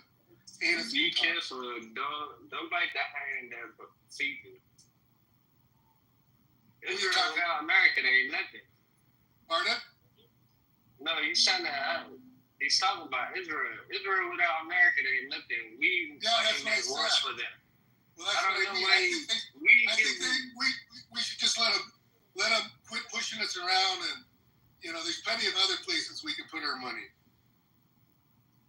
And people that want to put us in a war, countries that want to put us, they're doing things directly against what I think We're going against the whole world for them. Yeah, I agree.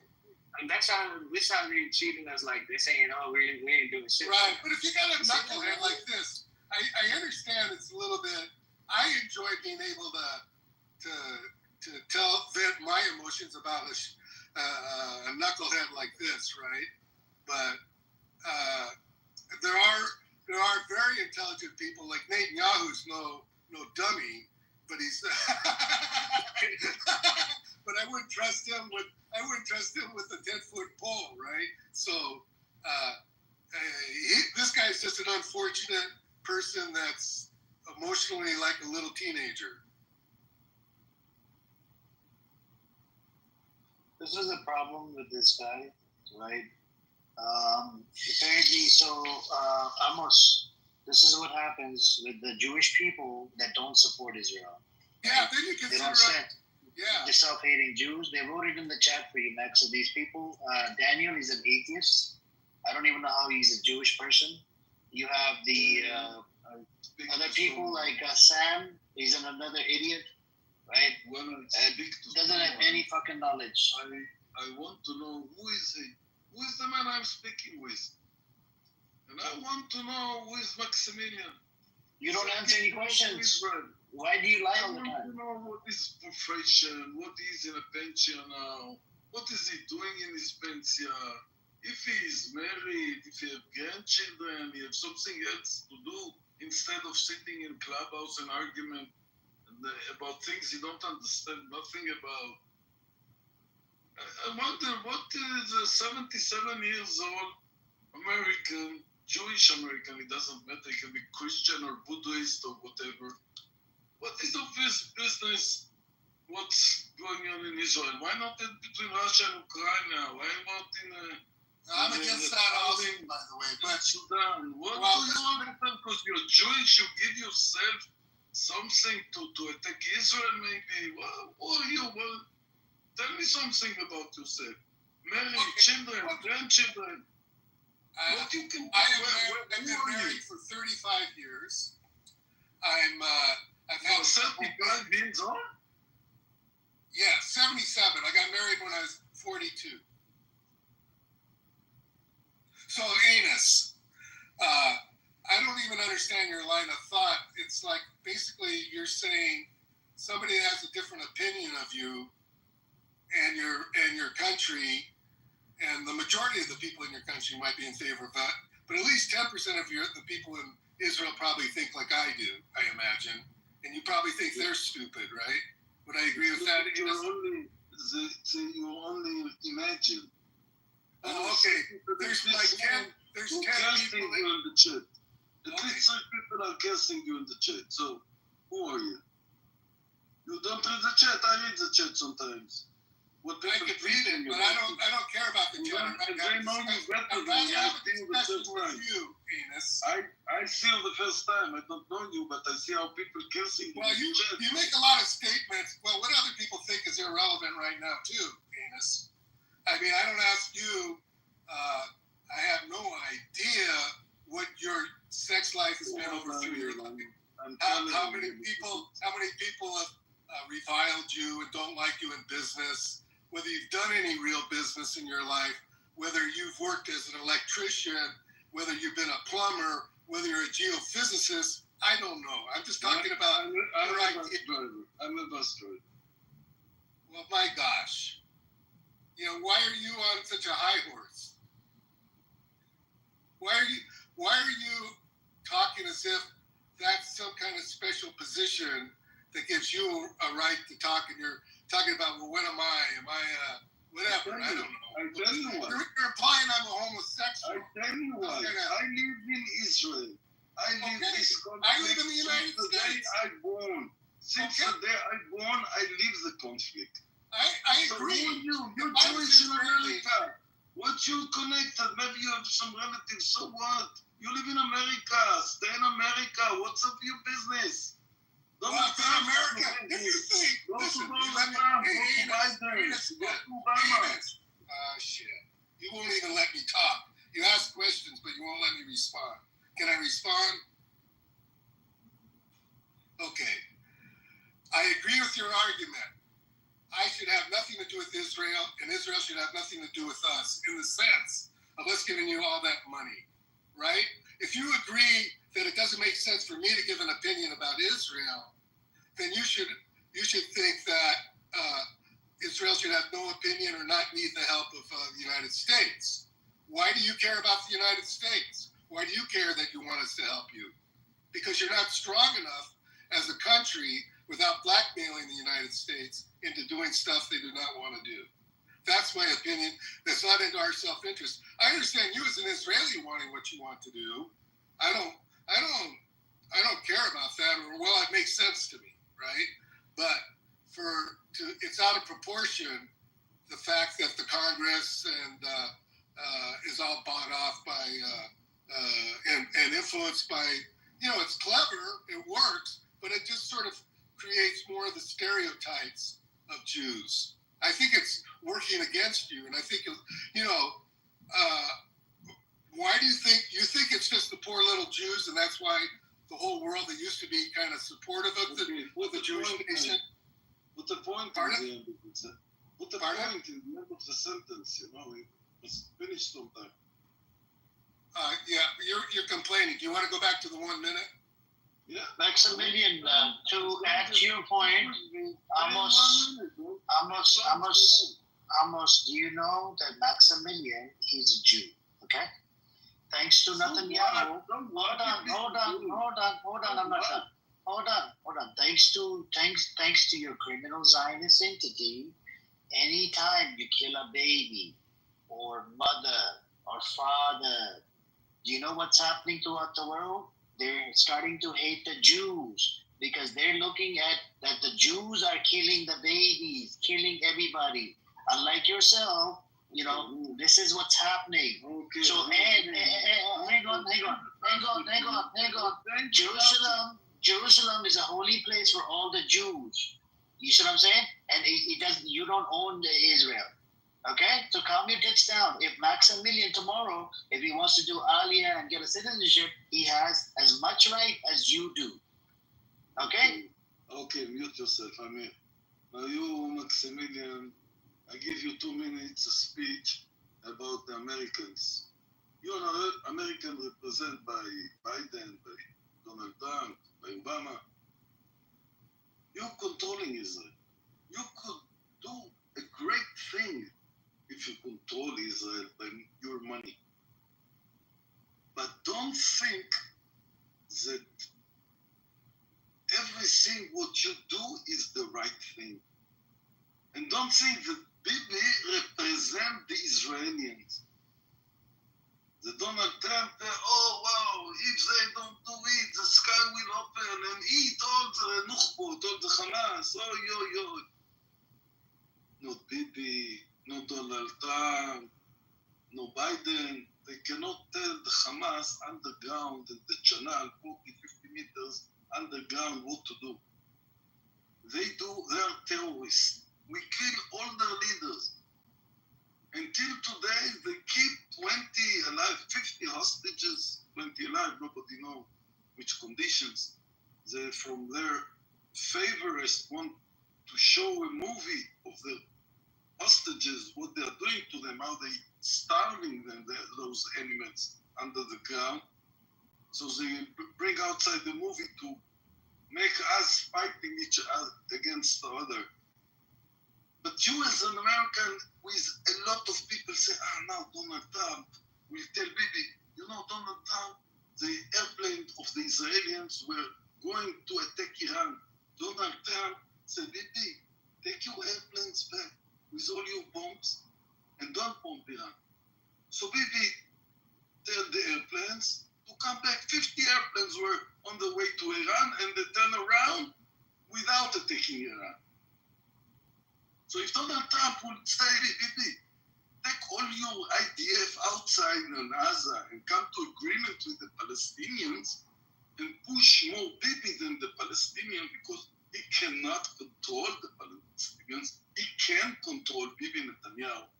And I don't know who are all those Jewish American advisors he had around him, but he make a big mistake. He make a big mistake that he let Bibi do what he wants. But now he sees the results of what he give a free hand to Bibi. Bibi want to go out tomorrow and take all Gaza. Who give educated to these 2 million? Who give them medicine? Who give them food? Who give all those people? No, this we don't do. So this clever person do exactly what he want. He give Ben-Gvir and Smotrich to keep us coalition. Hang on. The mic was on. Almost let him finish. Go on now. Not the dummy woman. So if Donald Trump was clever and he had a good advisor, we tell him to start push a little bit more Bibi than the Palestinian, which he had no control on. Maybe, I'm not so sure, because we lost, from my perspective, we lost this war. If we cannot release 50 hostages in Gaza, we lost the war. We have to go on our knees and beg to the terrorists, to the Nukhbot, please release our hostages and give them whatever they want and take the IDF outside of Gaza. First, all the time since I know myself, if Israel have an hostage in Russia, in Iran, in Entebbe, Israel will do everything to release first the hostages after 2 years. You saw how the terrorists joking on us, what they're doing to our hostages. They did a Holocaust number 2 in Israel, inside the Nova, inside the kibbutzim. There was no Holocaust Running, raping, murdering. Stop it. There was no Holocaust number 2. Amos, I want to respond to your one point. You made a claim that Trump told them to come back. They were on a fighter jet. Do you know what they did with the bombs? They threw them on Gazans. I think you forgot about that. You need to look into it. When they were coming back, they started throwing the leftover with bombs. Jew lies. When you Yes, start no, Jew no, lies it's and a lies, you start with Jew It's lies. a fact. It's a I fact. don't It's a know fact. where you bring all these lies from. That's a Where fact. they put all the bombs they go to Iran, they put on Gaza. Gaza is a little Yes, city. they did. They did. The lies and lies and lies again and again and again. I mean, I'm not the one who lies. Are you finished? Wednesday, Are you finished speaking? everything what connected with you, I'm not finished. Are Nothing. you finished speaking? With you, yes. Okay, well, I don't give a fuck if it's with me. You're on a panel with people in the public, so I'm gonna speak now. So shush. I mean, for you to say Holocaust number 2, are you serious? Because I think the Germans killed 6 million of you. Okay, Max. 6 million of you.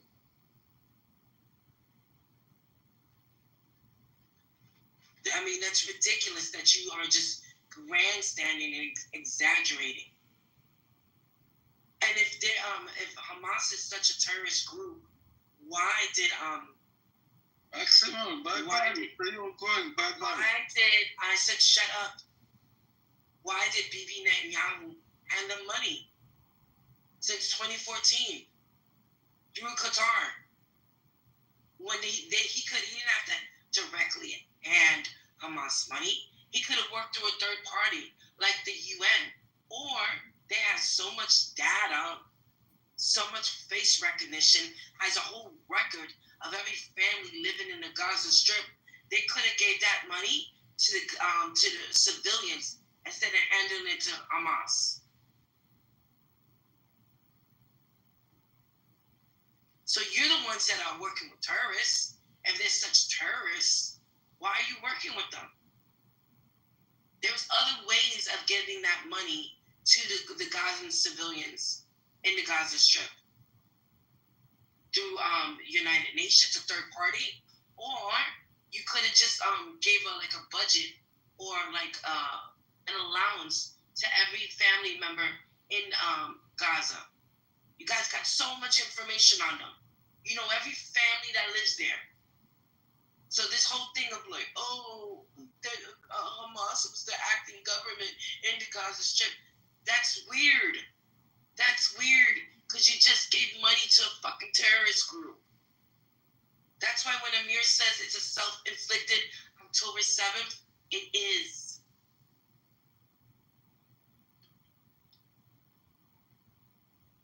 And just you saying, Holocaust number 2. Bro, shut the fuck up. You're projecting what happened in Nazi Germany, which was a horrible thing that happened to the Jews, to the Gypsies, to people of color, because they killed Black Germans too, people with disabilities, to the Arabs. Listen, the Arabs did not commit the Holocaust. You guys been projecting what happened to you guys since 1945 48 on the Arabs. Get over it already. 47, Not 47, direct that anger. 47, sorry. Direct that answer or direct that anger to who did it. To the Germans. Fuck, man.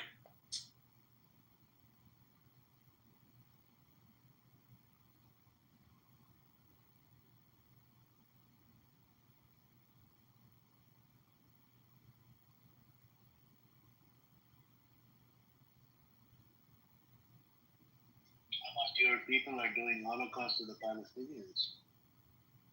I agree. You don't know that, huh? More than 60,000 people dead.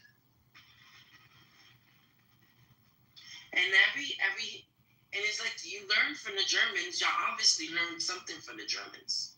Or living in Europe for so long. You guys learn how to be colonizers.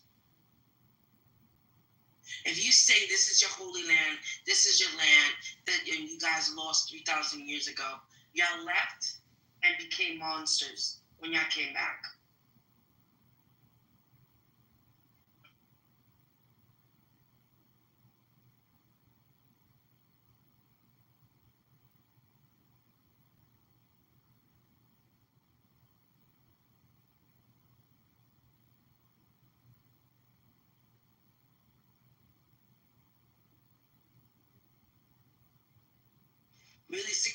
you guys being the victim anymore.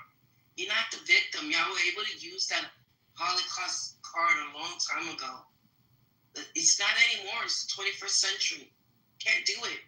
You guys are the enemy. You guys have become Nazis. And as you guys don't see it. You don't see it. But the world sees it. The world sees it.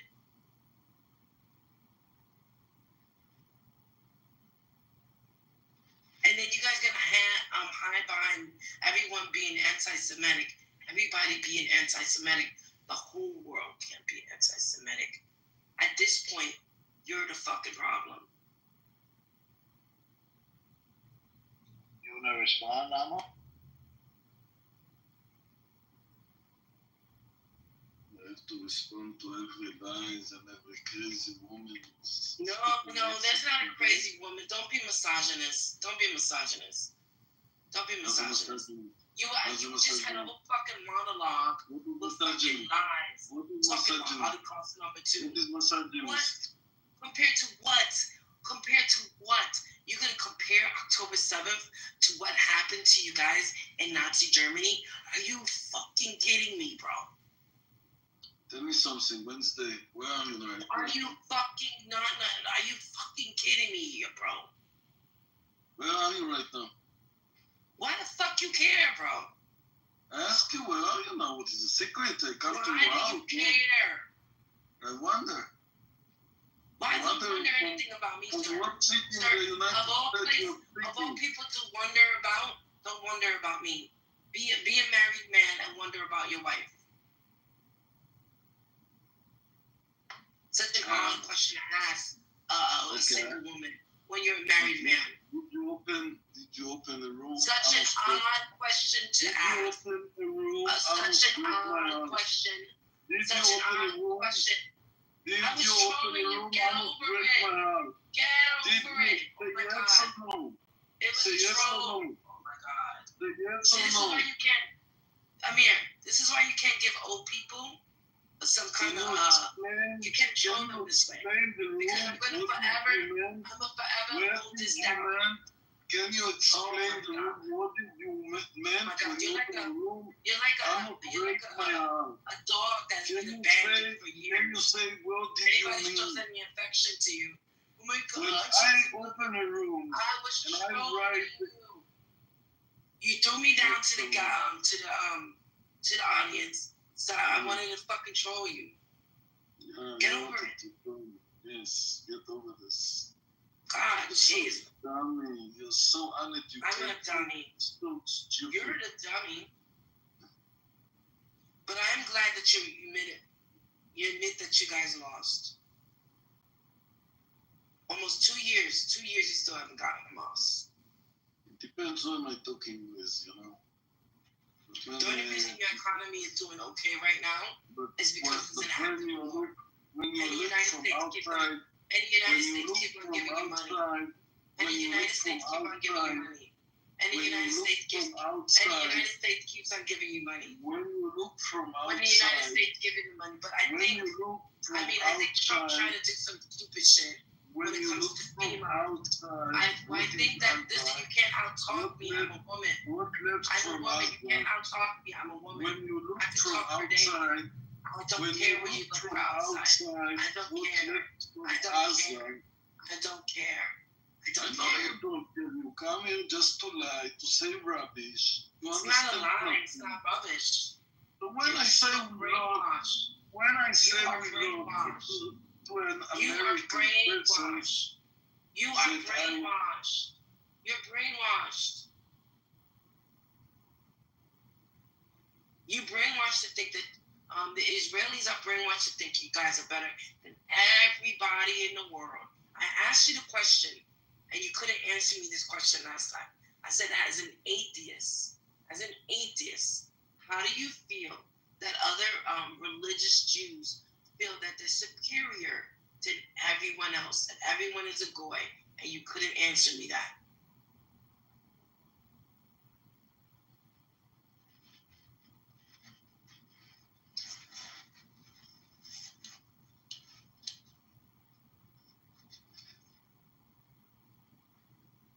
See, I'm glad that you'll be quiet now. Thank you. Appreciate it.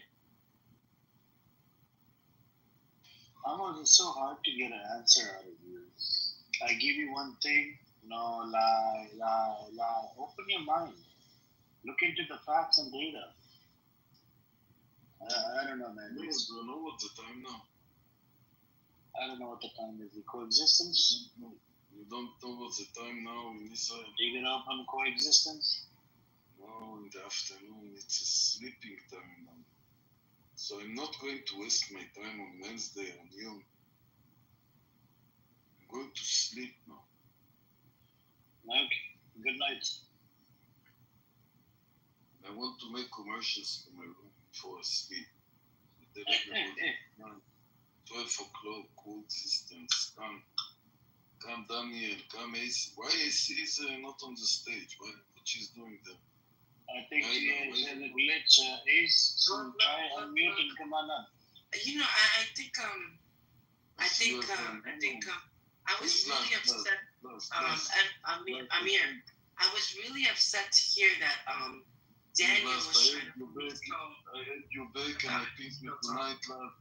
Let's go to sleep, old man. Go to sleep, almost. Go to sleep. Go to sleep, old man. Stay in the room. I give you a more. Go to sleep, old man. I'm talking to Last now and tell her to come to my room. Nobody cares. Good night. Wednesday, you're so dumb.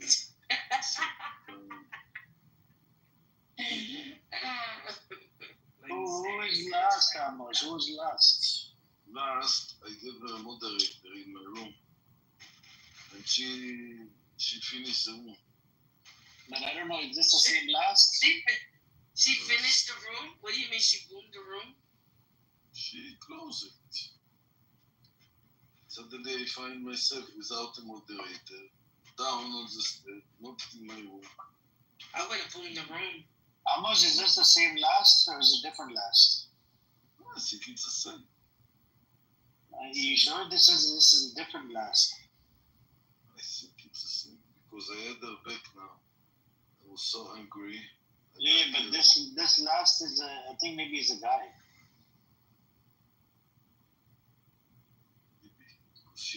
Oh, it's the same? Why didn't you tell me? I have to block this bitch. Get lost. No, I didn't know it was the same one. Get lost, get out of my room. I didn't know. Because she accused me of fucking whole bunch of words in the back channel. She called me a whole bunch of names. Get lost. You already Yeah. Out of my room. Get lost.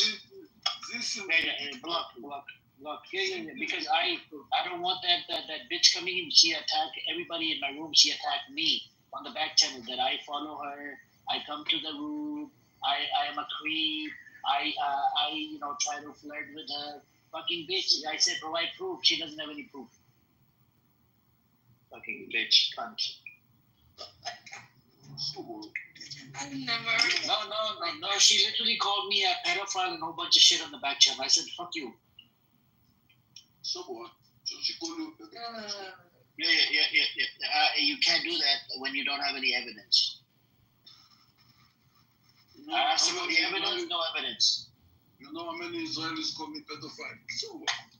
I don't care. I'm not almost. I'm not a low life like yourself. Fuck that bitch. That was last, right? Yeah. She tried to do the same thing to me, bro. And she started. I think she opened a room on your name. She called you pedophile or something, right? She sent me a message and it was like a paragraph. It was bad, long, kind of abused me. And I was like, join the queue, honey. I've got a lot of admirers on this app. You know what I mean? You know, this isn't the first. And then she tried to screenshot it and it was like, read the whole thing, bro. Send the whole thing. You know what I mean? There's nothing. She just tries. She tries, man. And she's like, she's done that before with someone else in one of my UK rooms. She tried to make them put that. So what are you doing? At this point, it's too obvious, darling. You know? I know. I kicked her out. No? I thought it was a he. This was a new one. I thought. But you know, Amos, you see a woman in the room. You get the little Uzi in the room. You give her the moderator. When Amos in the room, you know, Amos, you give the ladies the Wait, isn't Last Pro Pally though? Isn't she Fatima's friend? Is that the last? Yeah. She likes to start drama with everybody. Yeah, she's weird. She's a rapist. She's weird. Yeah, She's a rapist. she's accusing me on the back channel, whole bunch of shit. I'm like, what? Yeah, she was saying weird stuff. She made a claim that I go into incognito mode and I'm a creep. I go into her room, I watch her, I do this. I'm like, what? Come on. I said, provide evidence. I said, provide evidence that I came to your room. And then she called me a predator. She called me a pedo. A whole bunch of fucking words. I think she's paranoid because of this incognito mode. No. She called me a whole bunch of other words as well. I said, okay, provide evidence. You're making a claim, provide evidence. Why coming? And I told her, if you have a problem, stop following me around. Stop coming into my rooms. You're not allowed in my rooms. I blocked her. She actually blocked me first, and then I blocked her. And again, she started coming in here. I'm like, what? You don't do that. You know, it's a permanent block from this room. Yes, Andrew. Why does he sound like not so close to what did you say, Andrew?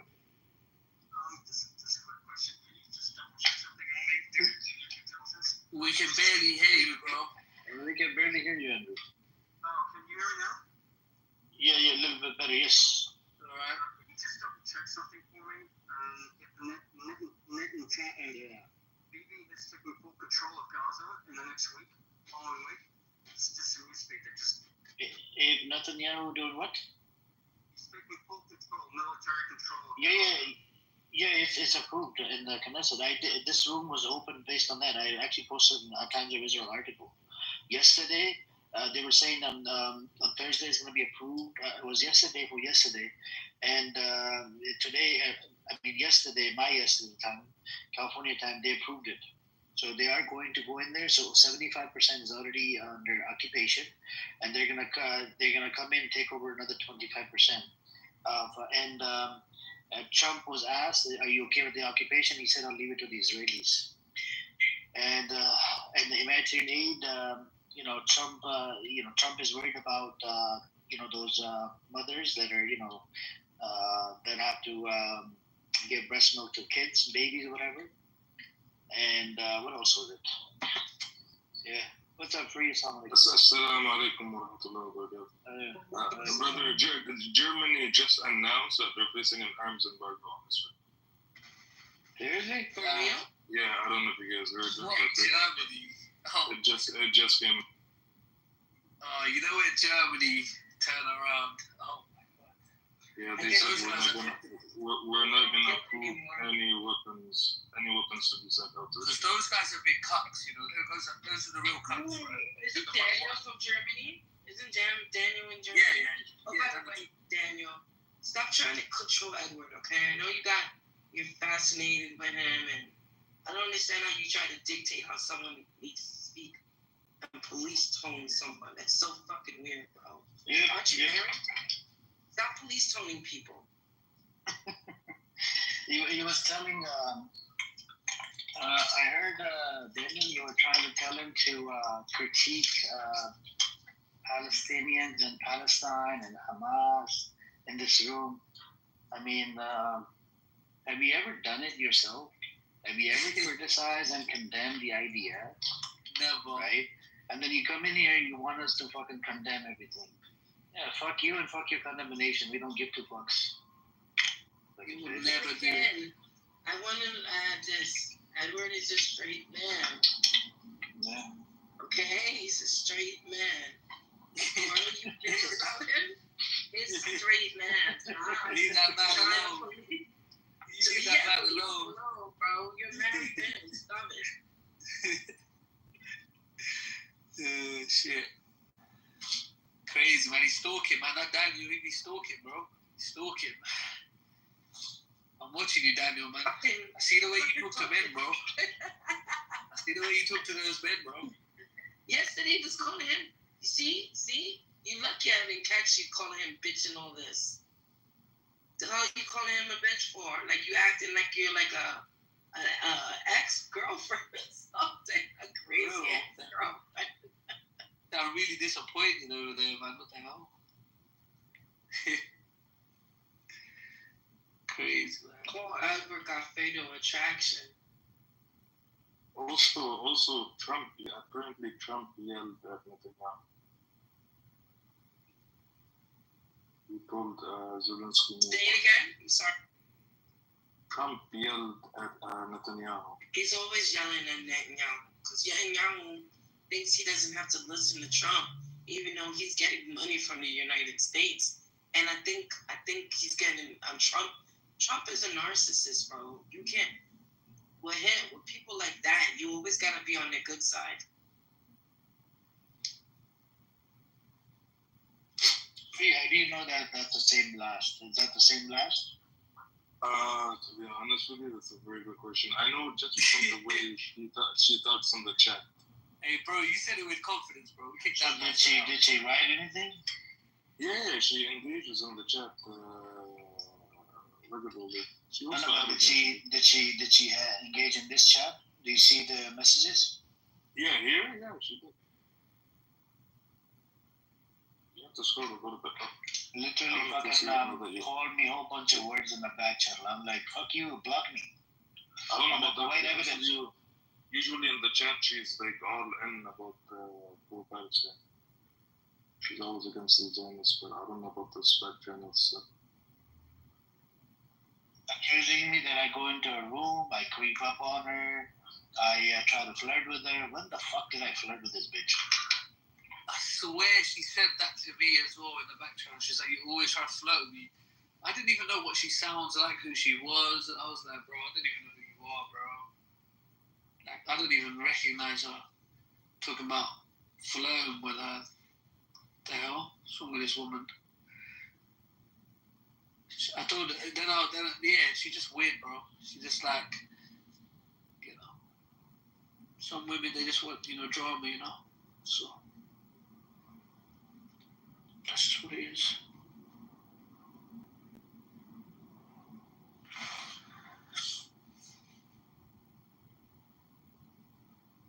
Well, she has to be weird. She famous around Fatima.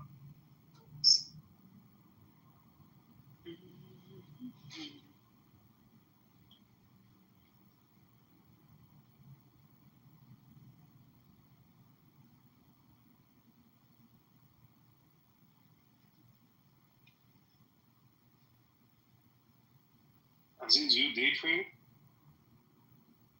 Whoa, what? I heard you in a room talking about investing and trading investing. Nah, I do swing trading, bro. Do you? Yeah. You heard about Soundhound? Yeah. What do you think about it? Yeah, it's got potential. I do more CrowdStrike. I do a lot of Nvidia CrowdStrike AI stocks, This was an AI stock, isn't it? I think so, yeah. I don't know much about it, to be honest. I heard it's good. I heard it's growing, but I don't know. I went in on it, Yeah. Yeah, no, this last 3 months has been crazy, bro. My portfolio is insane. You were in a good way? Daniel wrote it needs to be re-educated. It can't happen. Now Palestinians are working in an industry that too many exploit benefit. I think the Zionist Jews, they need to be re-educated. The reason why you can't, we have the clips from the yeshivas that are inside Israel. They teach their kids Jewish supremacy. I have a testimony from M. Rose. Daniel, you remember you met M. Rose? Yeah? She was born and raised inside Israel, and she's anti-Zionist. She said the same thing, Jewish supremacy.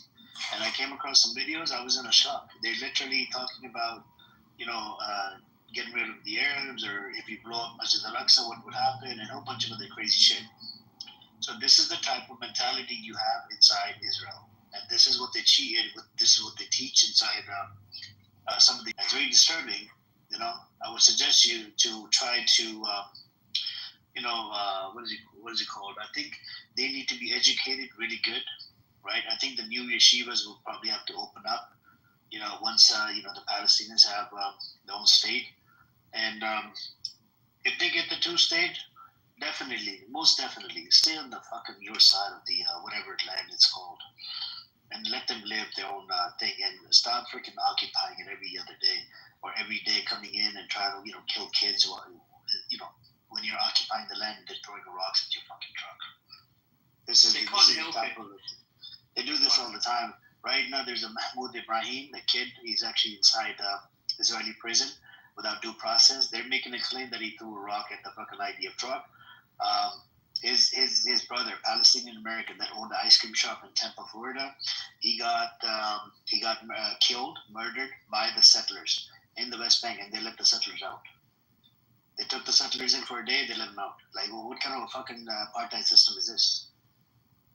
This is what they support, Garbage, shitty, no laws for the Palestinians they support no protection for the Palestinians in the West Bank. It's only about fucking Israeli settlers and Israel, and that's it. You should look into it. That kid, he was an 18-year-old kid, right? Tampa, Florida. He's a Palestinian American. He was sitting on his porch. The stupid fucking settlers, these criminal, Zionist fucking settlers. They came in his property. They started first trying to steal the tree. And then they started setting up a camp, and then he called them out. He said, "Get lost." They started beating the shit out of the kid. And they beat him to death. And guess what? Even the ambulance wasn't even allowed. There were so many fucking checkpoints, ambulance couldn't even make it over there. And the kid actually died. It's such a disgusting, what happens with the Palestinians in the West Bank. You seriously need to educate the settlers. And actually, as a matter of fact, all of you guys are fucking settlers. This is why Amos was saying yesterday that we have to sleep between 2 to 4 or something. We can't go out. It's bad for our skin. It's because you're not from that fucking country. If you were from that country, you'll be able to, go out and do what you need to do. You're from Ukraine, Russia, Poland, a whole bunch of these fucking countries. But they're never going to learn. And you have the Arab Jews. Do you have a problem with them? They're actually Arab Jews, I know you probably titled them Mizrahi Jews. They used to discriminate against Mizrahi Jews as well.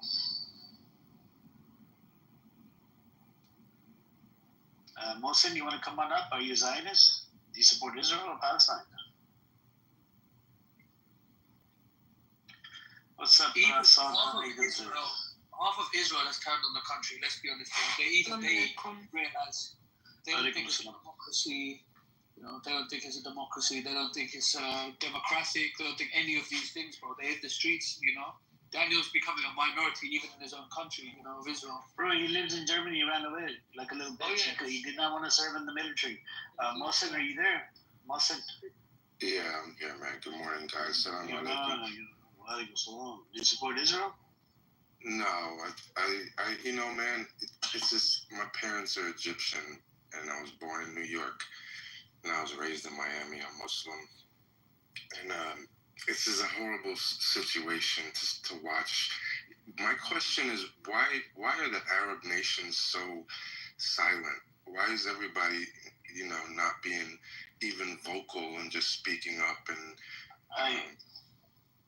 I have a counter question to you. Why is the Egyptian government is so buddy-buddy with the Zionist entity?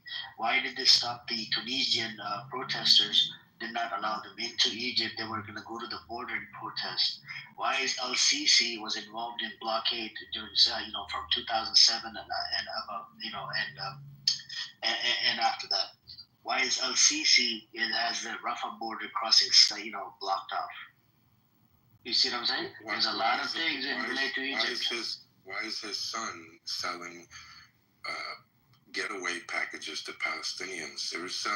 His son was selling entrances into Egypt. Sisi's son. So they were charging money. That guy's. I don't like that guy, man. I've only been to Egypt once. I want to go there and really see my parents, where they came from and stuff. So I don't know, much about my country is, as far as what I haven't learned just in school and doing research.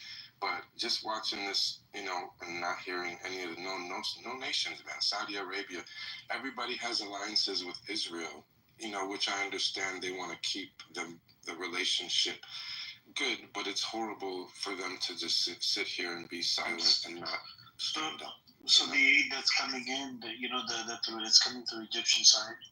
A lot of the countries are actually putting the aid in there. So they're investing money. Now the issue here is the only border that you see is Egyptian border. Yes. It's not the other way around, right? Yeah, man. Saudi Arabia is trying to do a diplomatic way. They're supporting the ICJ. They condemn it. They want everybody to recognize the Palestinian state. It's just a mouthpiece, right? And then you have the UAE that has diplomatic relations with Israel. They're not going to do anything. While they were starving during the Ramadan, these fuckers were having, their iftar party with the Israelis. Disgusting scumbags.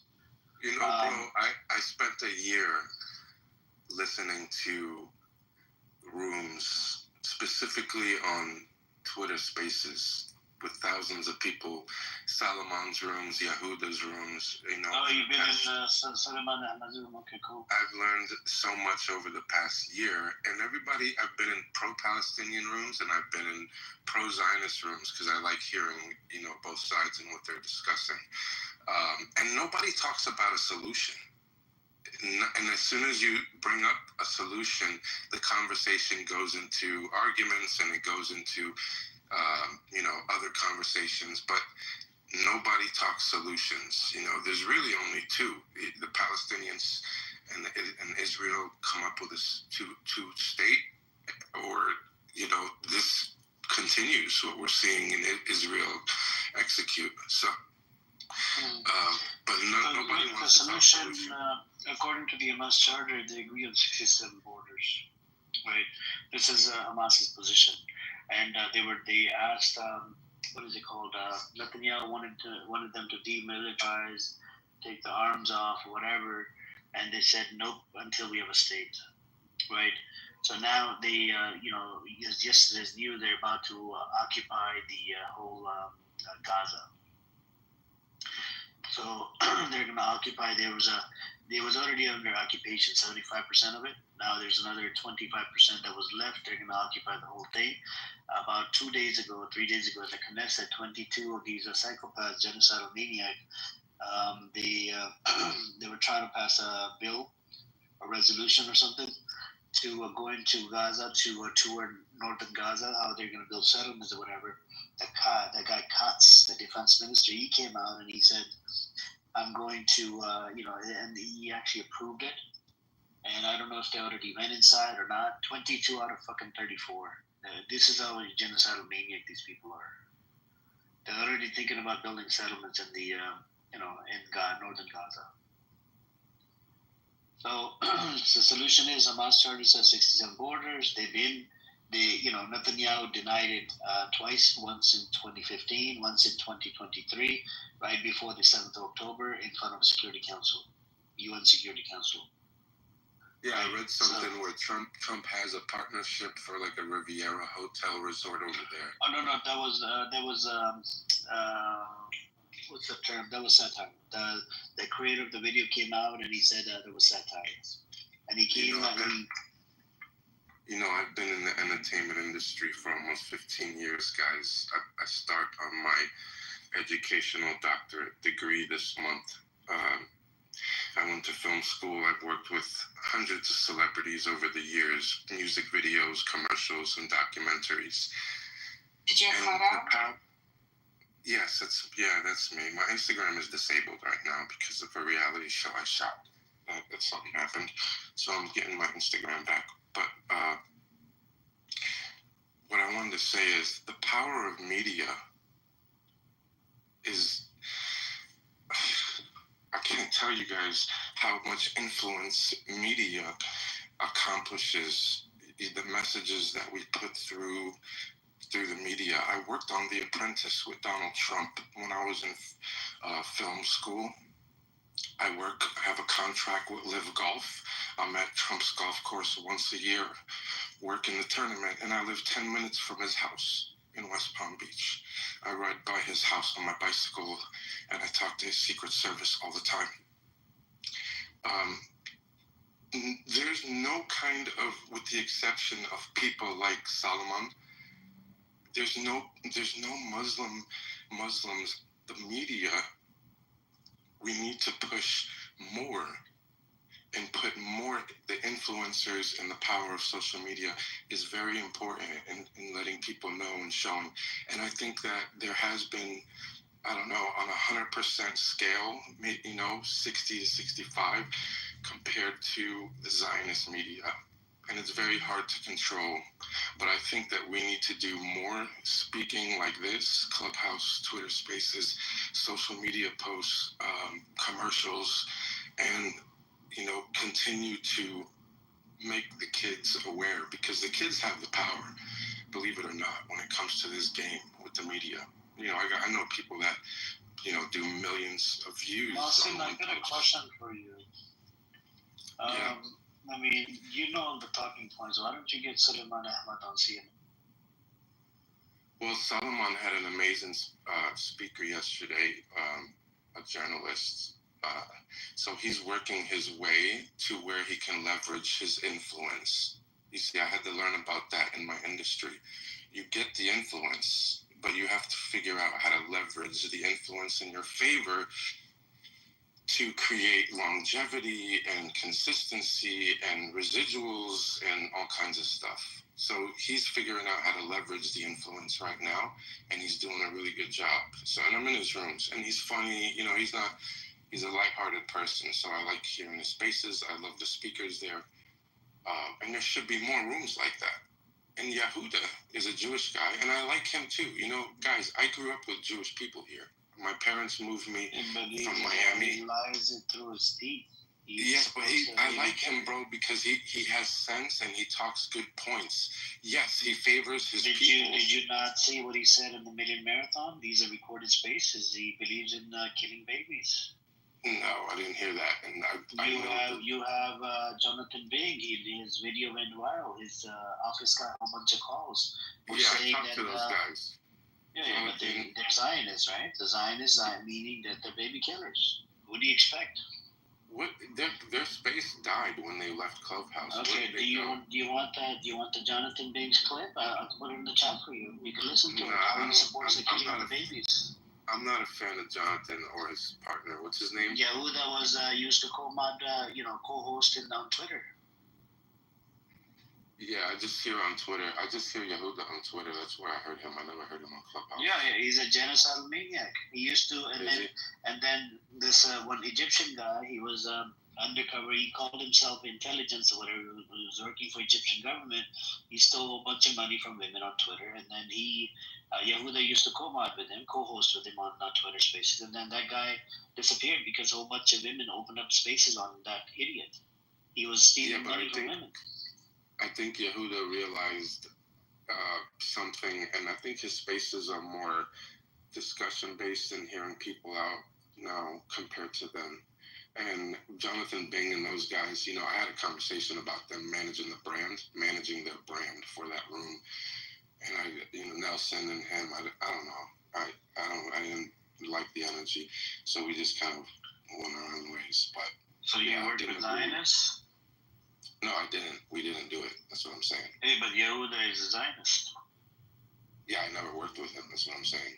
I was talking about Nelson and Jonathan Bing. I had a conversation with Nelson about managing his brand, but I did not do it. I didn't do it. I liked those guys in the beginning, and then when I heard some of the things they were saying, I just didn't agree with. And yeah.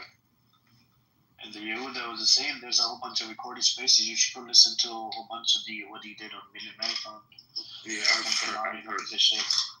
Yeah, Yehuda is another piece of shit, garbage. He came on this app as well, and then he disappeared. Where are you from? I can't say because I got death threats for running these spaces every day. I was big on Clubhouse for years, man. When this thing opened, I had rooms, thousands of people in them. We used to have all kinds of different topic rooms and networking rooms, and I used to do celebrity interviews. Yeah, this was during COVID times. Hey, those days ago. Yeah, it was fun. It was fun. We had fun on this app back then, man. But yeah, now I just jump on, man. I just jump into topics that I like. I look, if there's nothing going on Twitter Spaces, I come on here. But you guys, I appreciate you guys letting me speak, and I appreciate you guys having a conversation about this topic as well. So we talk about the solution all the time, also, but I mean, look, if you support the state called Israel, right, the Zionist entity, and if you want Israel to exist, that actually makes you a Zionist, right? Now, if you say you want the Israel to exist, which means you support how the state was created in the first place. In 47, you had the ethnic cleansing happen after the Arabs denied the partition plan. And it turned into a full-blown war in 48. And then after they called it Israel, whatever, right? They kicked out a whole bunch of people, women, a lot of people, they even raped little girls from one village to another. And then they,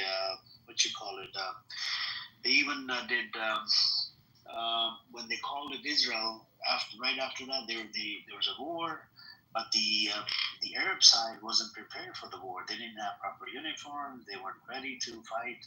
And these other Zionist mofos, they were ready to fight. They had the freaking weapons because they've been doing attacks, since the 40s. Actually, in 1937, they did a Black Sunday, and they booby-trapped fucking cucumber boxes, milk containers, and whatnot. And they even tried to approach Hitler because British decided not to give these people a state. After the Peel Commission report, the white papers, they decided not to give these people a state in 1939. You see what I'm saying? And then 10 years from that day, it was supposed to be a Palestinian state, not a fucking Israeli state. And this is why they approached Hitler in 1940 to 41. It was a Lehi Jewish militia gang. And, then it turned into a shit show. The Nazis, they denied it. They're like, nope, I'm not going to help you, whatever. And then they slowly started doing a whole bunch of these attacks. The first attack they did was, I believe, 44 or 45. And then 45, 46. Even in 47, they actually killed, two commanders from the British Mandate. Even the U.S. president was fucking terrorized. They sent letter bombs to the U.S. president, Harry S. Truman. You should do voiceovers, do a YouTube, and you should put all of this information on YouTube and make a bunch of money, and just have a documentary channel and just teach people. No, everybody knows. You know what else? A lot of people are well aware of it. Yeah, but I'm saying if you can just, if you like doing that and like having these discussions, you should monetize it. I was gonna say too, a lot of my friends that are Jewish that I grew up with in America, in Miami, they don't support this. So would you consider them Zionists as well, or no? The people that don't support this, because there's some Jews that don't. Do they support Israel for a right to exist? I think all of them do, yes, because when all of them... That makes them a Zionist. Got you. Okay. You see what I'm saying? So now, let's say you come across somebody, a Jewish person, that says it doesn't need to exist or whatever, the way it was created. So that person believes in political Zionism. So that believes in religious Zionism. Is that the same as a Jewish person that thinks a two-state is fair and wants to just live in peace?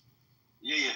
But if they say the right to exist, for Israel, then that makes you Zionist. Now, if they go two-state solution, that's a different thing. But you have to keep in mind political and religious Zionism.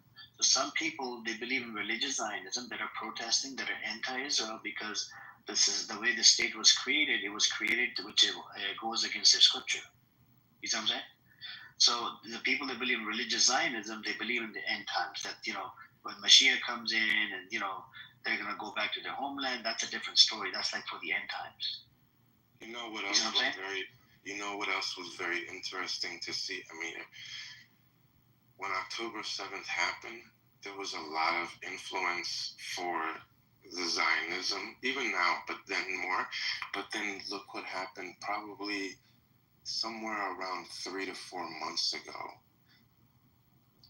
I feel like there was a lot more people that were realizing what Israel was doing and started speaking out more, even in public. Somewhere around 3 or 4 months ago, everybody started waking up and they're like, man, this is not right. You know, it's got to stop at some point, right? So now it's even more, you know, awareness, which was very interesting to see. Yep. I mean, so look, on this app, right after the 7th of October, everybody was, pretty much, they were looking at Hamas as terrorists, Palestinian terrorists, blah, blah, blah. And then as soon as they start doing more and more attacks to schools, hospitals, and this and that, people started changing their positions. And now this app is a majority pro-Palestine. The pro-Israeli side is like, you could say maybe less than maybe 100 people or 200 people, or maybe 500 people. But the rest of the other rooms, even the black spaces, they're, majority they support the pro-Palestine because they see it resonates with how the black folks in America were enslaved or whatnot, how they were treated. That's how Israel's treating the Palestinians for over 70 years, treating them like fucking slaves, treating them like shit. Yeah, I go into random rooms and I hear, excuse me, I hear a lot of people blaming a lot of things on Israel. Even if it's not related to Gaza, just direct relation to our, politicians and just political and AIPAC and all that stuff that's going on. And there's a lot of just white Americans that are not, in favor of, being partnered with Israel in any way. So there's a lot of those spaces that I'm hearing people speak up on, or not on, against Israel. I'm just curious to see where this is all going to end up, because you got Donald Trump coming in here. And, I supported Donald Trump for a long time, more as an entertainer. The fact that he wasn't a politician, he was more of a businessman. I wanted him to have more of an Elon Musk approach when he came into this position. But I think his emotion carries a lot of his conversations and statements and actions, which is very dangerous for us here in America. And 6 months into his presidency, or 7 months now, he's upset a lot of people. And I'm very curious to see where that goes. We got 3.5 more years with him. So I just don't think none of this is going to end well. I think a lot of emotions are going to make the decisions rather than logic. And we're going to... The logic, Muslim, the logic says, DOJ came out, they said his name's on the Epstein files. The logic says they just moved Ghislaine Maxwell to a lower minimum security prison, right? Why did they move her over there? Do you know at that minimum security, I heard that they're not supposed to allow the pedophiles over there, and she's a pedo.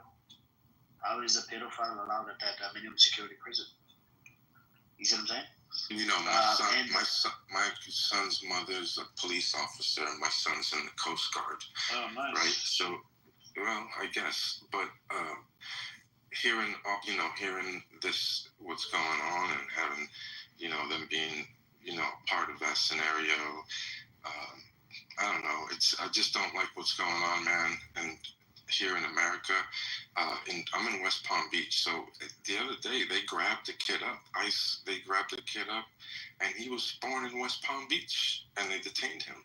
So now they're grabbing people that are not even illegals, that are born here, that have illegal parents or something, or maybe they were citizens. Like my parents came from Egypt in the 70s and became citizens. But now Trump has made it where you can get deported even if you're a citizen or a son of a citizen or whatever. So they're grabbing anybody up on the street if you look a certain type of way or talk a certain type of way. It's crazy here, man.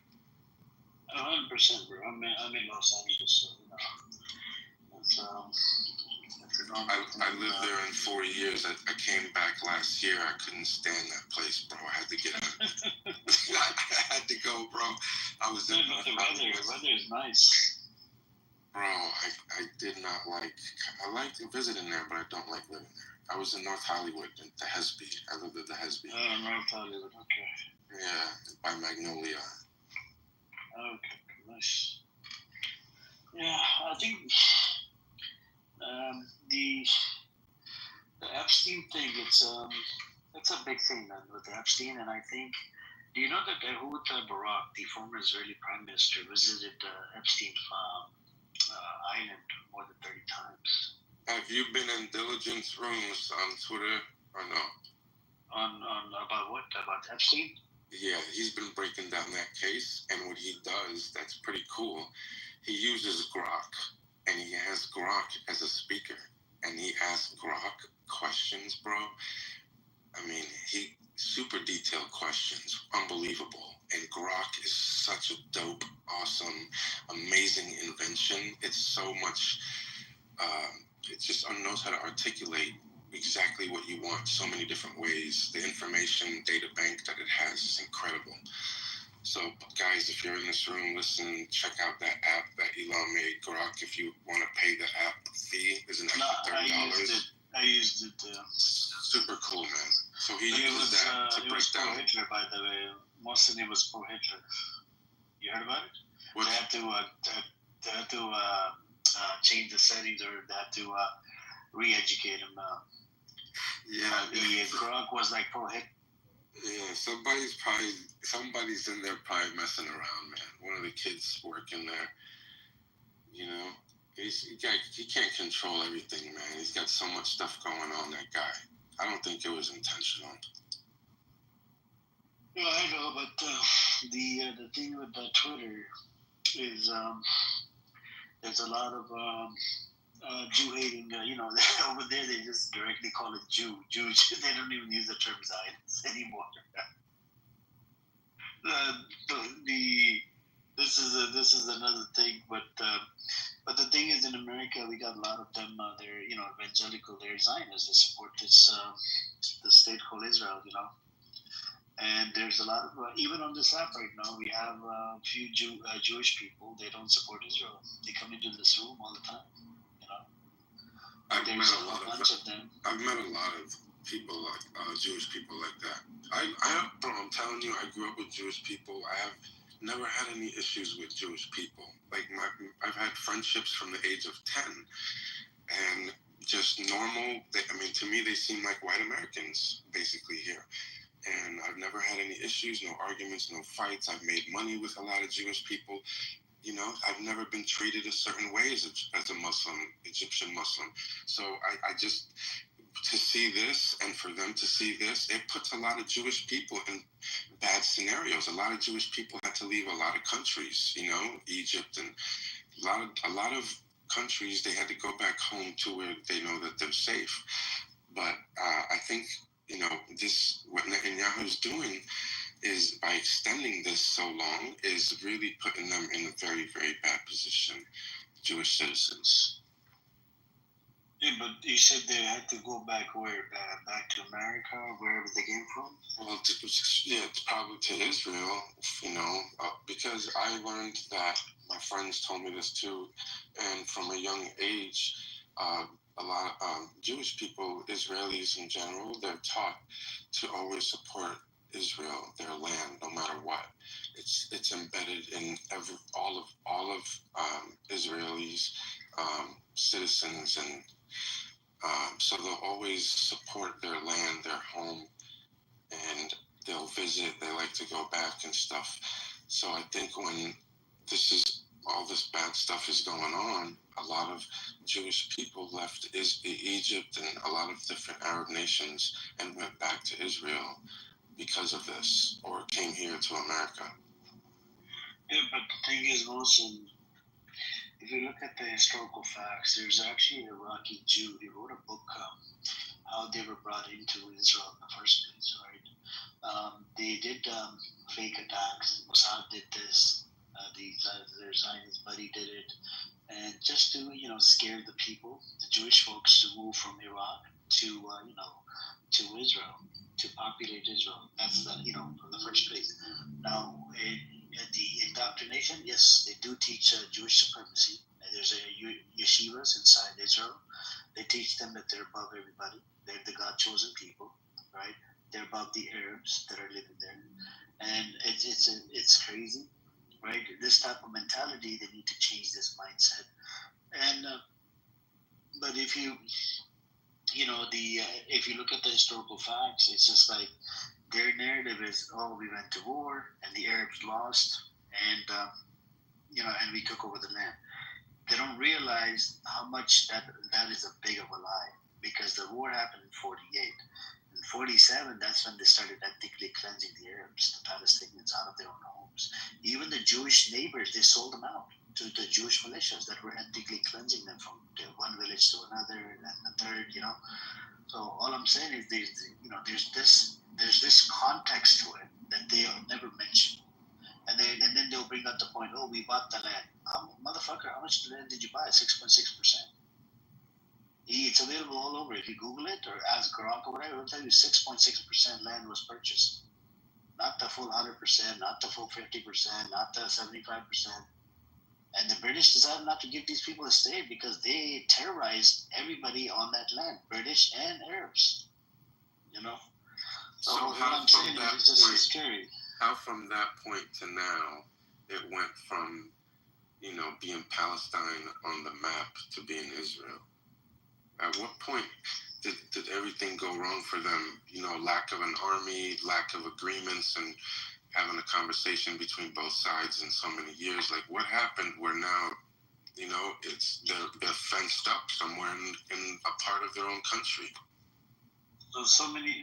There's if you look at the wars and whatnot that took place after the ethnic cleansing, that's why UNRWA was created in 49 to look after the refugees in Gaza, right? And Gaza was controlled by Egypt, right? And what they did is ethnic cleansing. That part did not stop in 48. It stopped all the way up to 1956. What they would do is that there was leftover Palestinians. They wanted to control how many Palestinians would be allowed. They had to keep it at 20%, and then the rest of them, they would load them up in the back of a truck and dump them, in Gaza or whatever. And up till now, there's been deals, but every deal always missed out on the right of return. There's a UN resolution that says right of return. More than 750,000 that were kicked, they're supposed to be allowed back in proper Israel. They have keys, deed, paperwork, and that's always off the table. And it's always, if you look at all the deals that they have, there's always missing pieces. One deal, they missed out on the East Jerusalem. The Jerusalem would be controlled by Israel. According to the 67 borders, when you look at it from the UN side, it's actually West Bank, Gaza, and East Jerusalem, right? That's where the Masjid al-Aqsa is, to be part of, Palestine. But what they do is they always play around. In the West Bank, do you know how many checkpoints are there, Mosa? 920 checkpoints in the West Bank. You know what? I think the responsibility equally falls on the Arab nations that are sitting there silent. I think that they are taking political stances too serious and are forgetting what really matters. And it's more of a brotherhood than borders and nations and being your king or the president. It's more of a brotherhood. It doesn't matter if I know you or not, if I know you're Muslim, the respect and the love, just how I was raised, right? And I can't understand that part. I can't understand it.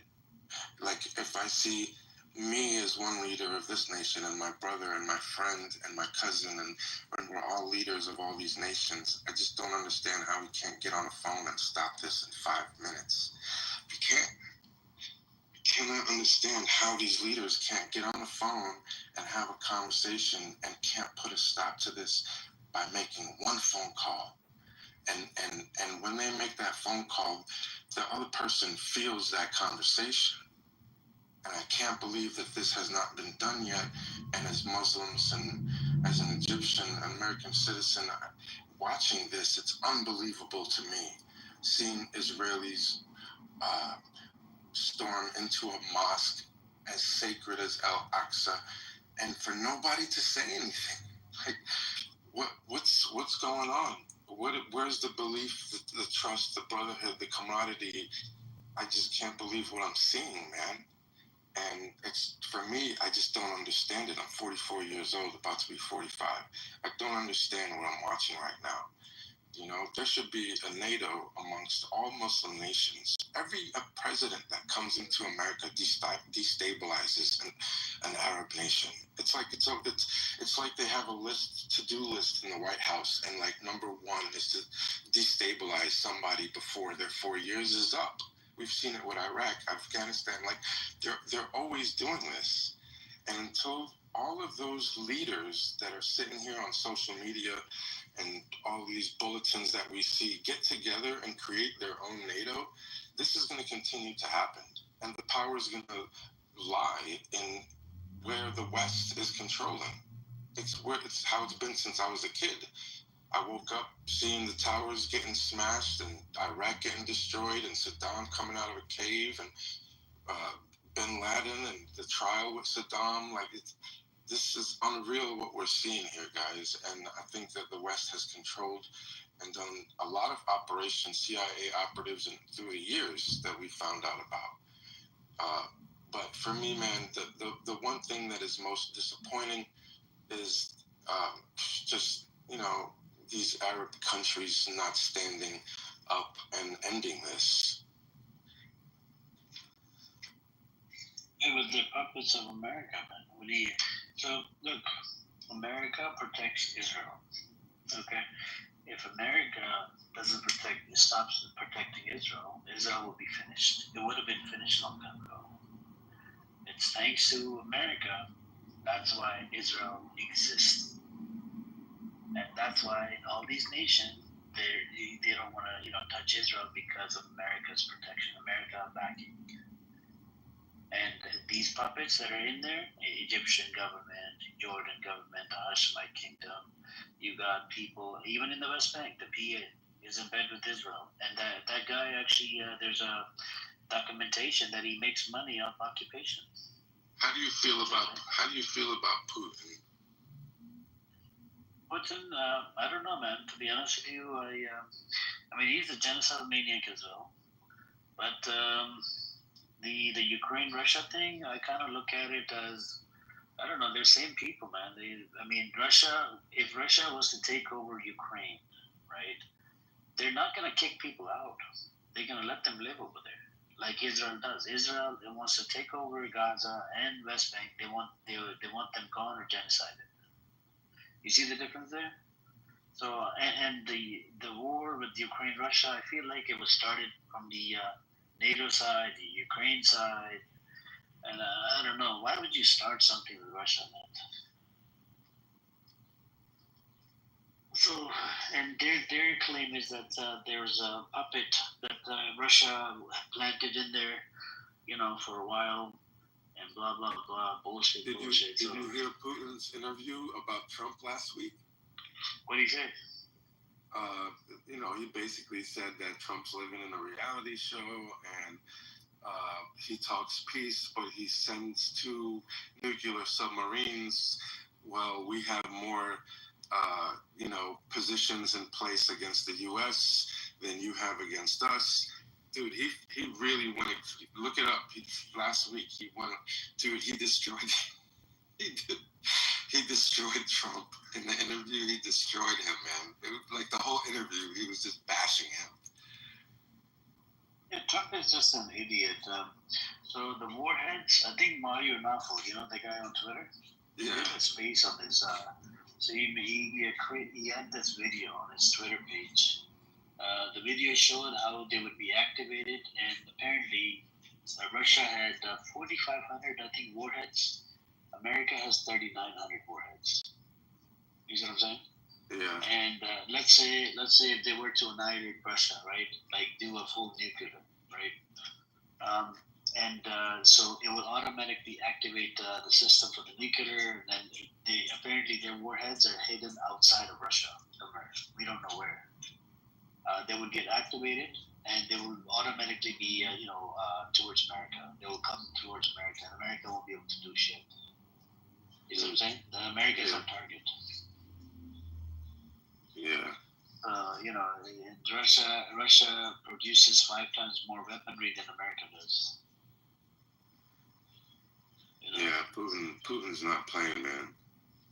He was the head of the KGB or whatever they call him, and then he became the president. Yeah, the last guy, he kind of put him into office. It wasn't really, a democracy kind of scenario. It was just like, hey, let me introduce you guys to Putin, and then boom, he was the president. So, I think also that Israel wants that Gaza's portion of Gaza because they want to do that canal, like how Egypt has the Suez Canal. They want to build that Ben. I think they call it the Ben something canal, where it will challenge the Suez Canal. Canal. Yes. I don't know, man. So I kind of feel like it won't be possible without Hamas or somebody coming in and bombing the shit out of it. You see what I'm saying? So they would either, if they want to build a canal of any sort, they would have to genocide everybody in Gaza, or and not do it. Either or. Because if they build a canal and let's say they have a small piece of land, they take over, but then what do we do from the other side? They could have weaponry, the tunnel or whatever. They can shoot that shit, and that could damage the canal. And it's a multi-billion-dollar project if they were to build a canal. So yeah, that's what it is.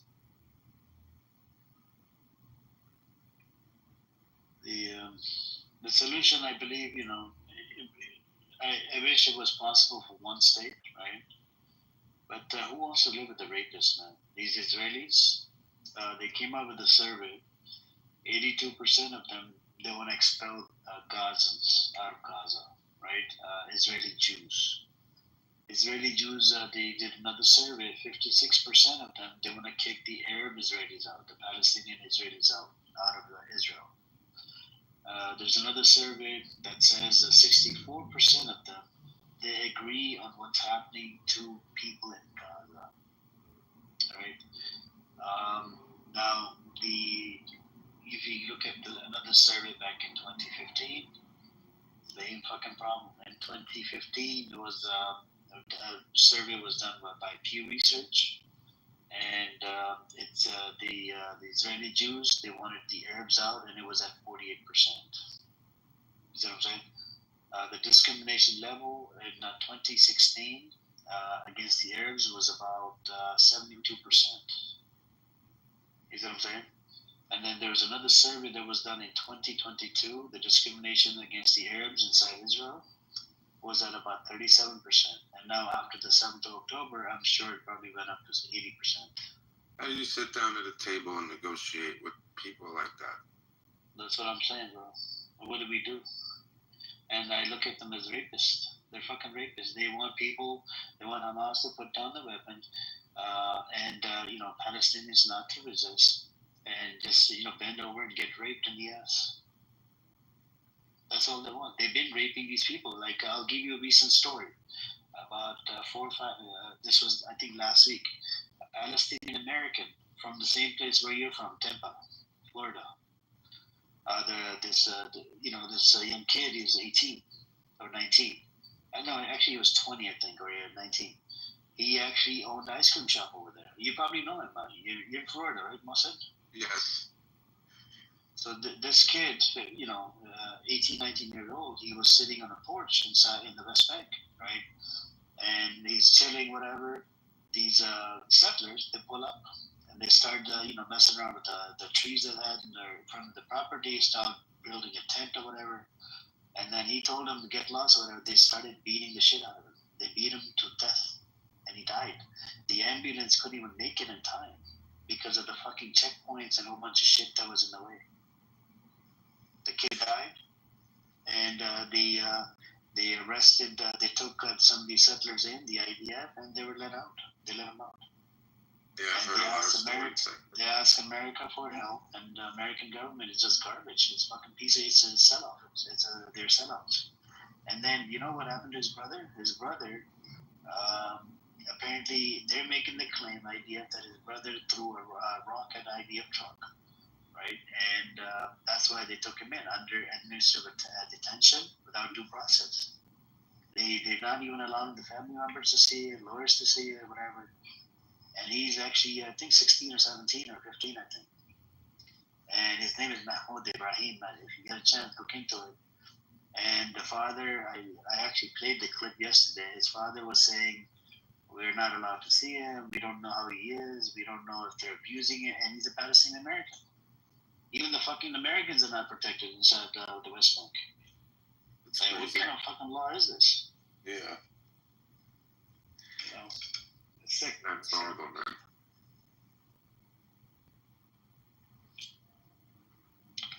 Hey, welcome, Christ, and not if you guys want to chime in.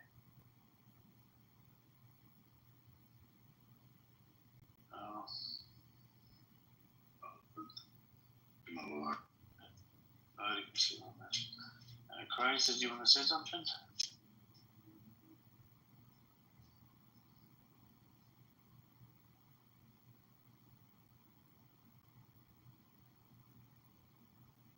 Anyways, I think she's busy. So that's where we're at, Lawson, you know. And I actually like Suleiman's space. I could just sit there, listen to it, get educated, you know. And he runs pretty good spaces, man. I'm not gonna lie. Yeah, I like his spaces too. I've been in them for a long time. Yeah. He's got a lot of breaks a lot of news too in his spaces. But they took his verification and something else. They basically shadow banned him on Twitter. Yeah, they demonetized him. They took away his blue check mark. He can't make money off of any of this, and his posts aren't getting too many. What is it called? Algorithm. It's not in his favor. They got rid of so that way it doesn't become popular. It's all has to do with the fucking Zionists, man. Yep. You know they put his name on one of the rockets they shot at Gaza, right? Yeah, I saw that. That's crazy. Yeah, they did that to him and Jackson Hinkle, that I think he's in his 20s as well. Yeah, someone, his voice is out there, you know, that's when you know his voice is shaking the block. Things like that happen. Yep. You know, it comes from the support of his. Yeah, it comes from the support of his people, though. You know, resharing the spaces and doing everything, and you know, just joining the space all the time. It's a lot of his fans and supporters that give him, you know, that space. A lot of people don't understand how to contribute to a speaker and to help his cause, right? And some people do. And in my experience, Twitter, there's just far more intelligent people on that, you know, more rather intelligent people on that app than on Clubhouse, you know, at this point. The best spaces usually on Clubhouse are the small spaces like this, but Twitter's a giant. Yep, Twitter is interesting. I actually wanted to go over there and see if I can open up a space every day, because I actually cover the news in the morning, and I try to stay up to date with the news as well. And I usually and then we have psychopaths, genocidal maniacs, they come in here as well as Zionists, and you know, debate them sometimes back and forth, and then we have people crashing out every day. That's good though, Amir, because it, you know, I want to hear the perspective of the Zionists. I want to hear them talk, right? I want to hear the perspective of the, Israeli citizen that supports what's going on, and I want to hear from the ones that don't support what's going on. So I think the more people you have that come into the room, it's all content, bro, at the end of the day. So if it's, as far as the space is concerned, you're going to have people that come in and want to say what they feel, and they might be Israeli citizens and they might be American Israelis, who knows. And I'm very interested in their thoughts and what they got to say. So I don't know, I think it's a good thing when you have that in the room, because it answers a lot of questions and it shows their cards sometimes.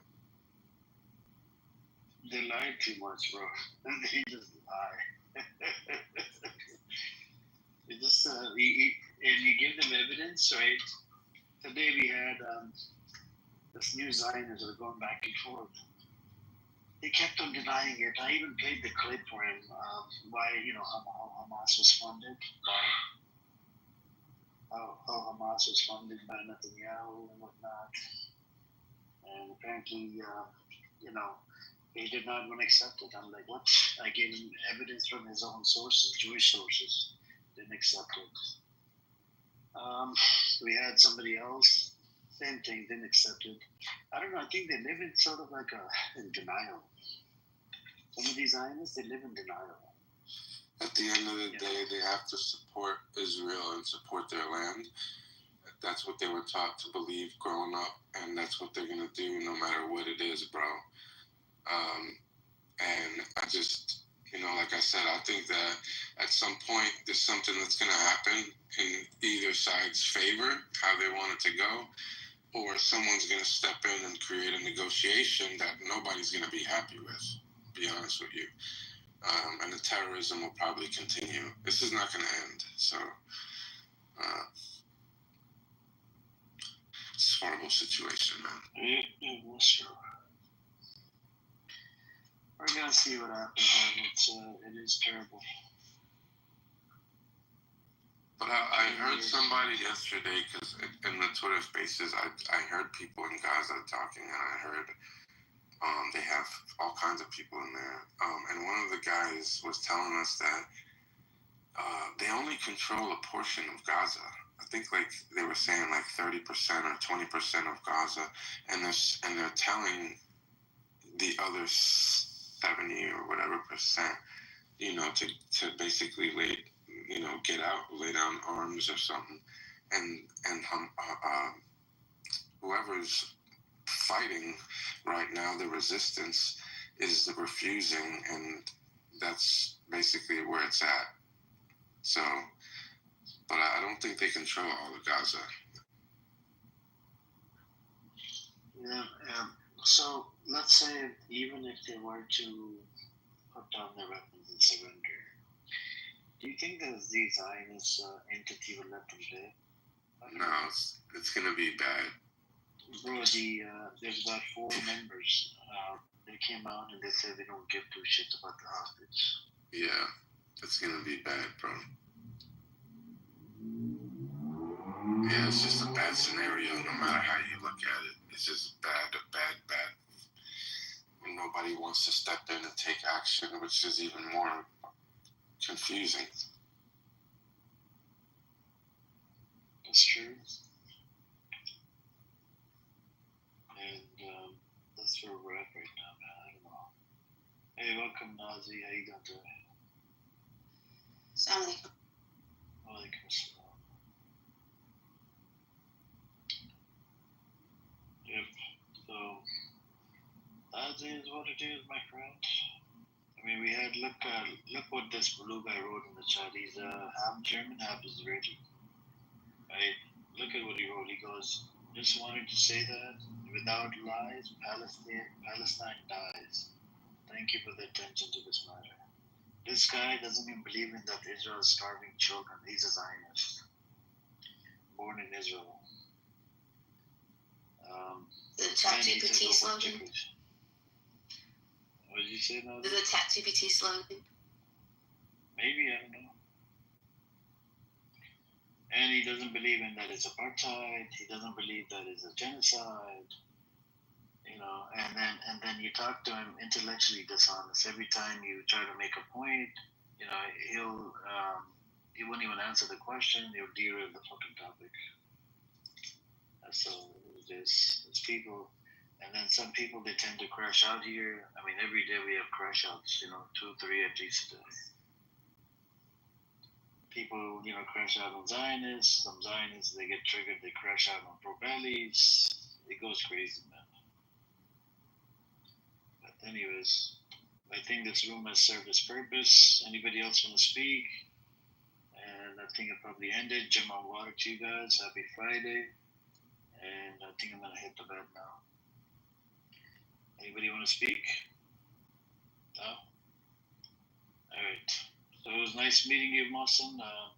Keep coming in, bro. I open the room every day, right? It runs for 10 hours a day, 10 to 12 hours a day. Sometimes I'm late, sometimes a bit early. And I think you follow the house, so you'll get a notification. If you're on Twitter, you can hop in here, listen to the conversation. Sometimes we have Zionists, so they can go on for hours. We have Palestinians that come into the space as well. We have a brother that actually lives inside the West Bank. He comes in here as well. We have another brother that lives in the West Bank. You can listen to, And we even had somebody come in here from Gaza, but I don't know what happened to him. He disappeared. But anyways, so I'll talk to you guys later. Assalamu alaikum. Have a good night. A good morning or good night. Take care, guys. More likely to get a pardon, and they often do, or get a commutation. But, I agree with you. I just wanted the acknowledgement that this is what happens, right? These people donate to someone's political campaign, or they donate to someone's thing, or they're huge donors, and then they end up getting political favors that benefit them, which could be a pardon, could be a commutation, could be, whatever. Naveen, let me tell you something, bro. You don't have to even. The worst pardon in my lifetime wasn't January 6th, because we all knew that he said he was going to do it. Biden said he wasn't going to pardon his son, and that motherfucker gave him full pardon. I think that should have been a crime right there. Well, but also given what we found out now, and the fact that Tulsi Gabbard and others have disclosed that the Biden administration was aware, pardoning someone like Adam Schiff and members, including Brennan Clapper and others, makes you understand. I mean, you got to understand that, JB and Marshall. I'm wondering your thoughts on this too, because it's fascinating to me that he pardoned all these people. Like, oh, that's because Trump's going to go after them for no reason, and then now the info comes out that there is a reason to go after them, and he went to try to pardon them. So I mean, it is just that pardon power. I actually agree with you, JB. I think that Congress should have the ability to, just like they review senators, right? They should provide advice and consent on pardons, but do each pardon may take Senate a lot of time. Maybe you say, hey, every 2 months or something, we review the pardon, something like that. I don't know, just a thought. Go ahead, sir. But you keep saying that because Tusi came out with all this stuff that has been litigated 10 years ago, right?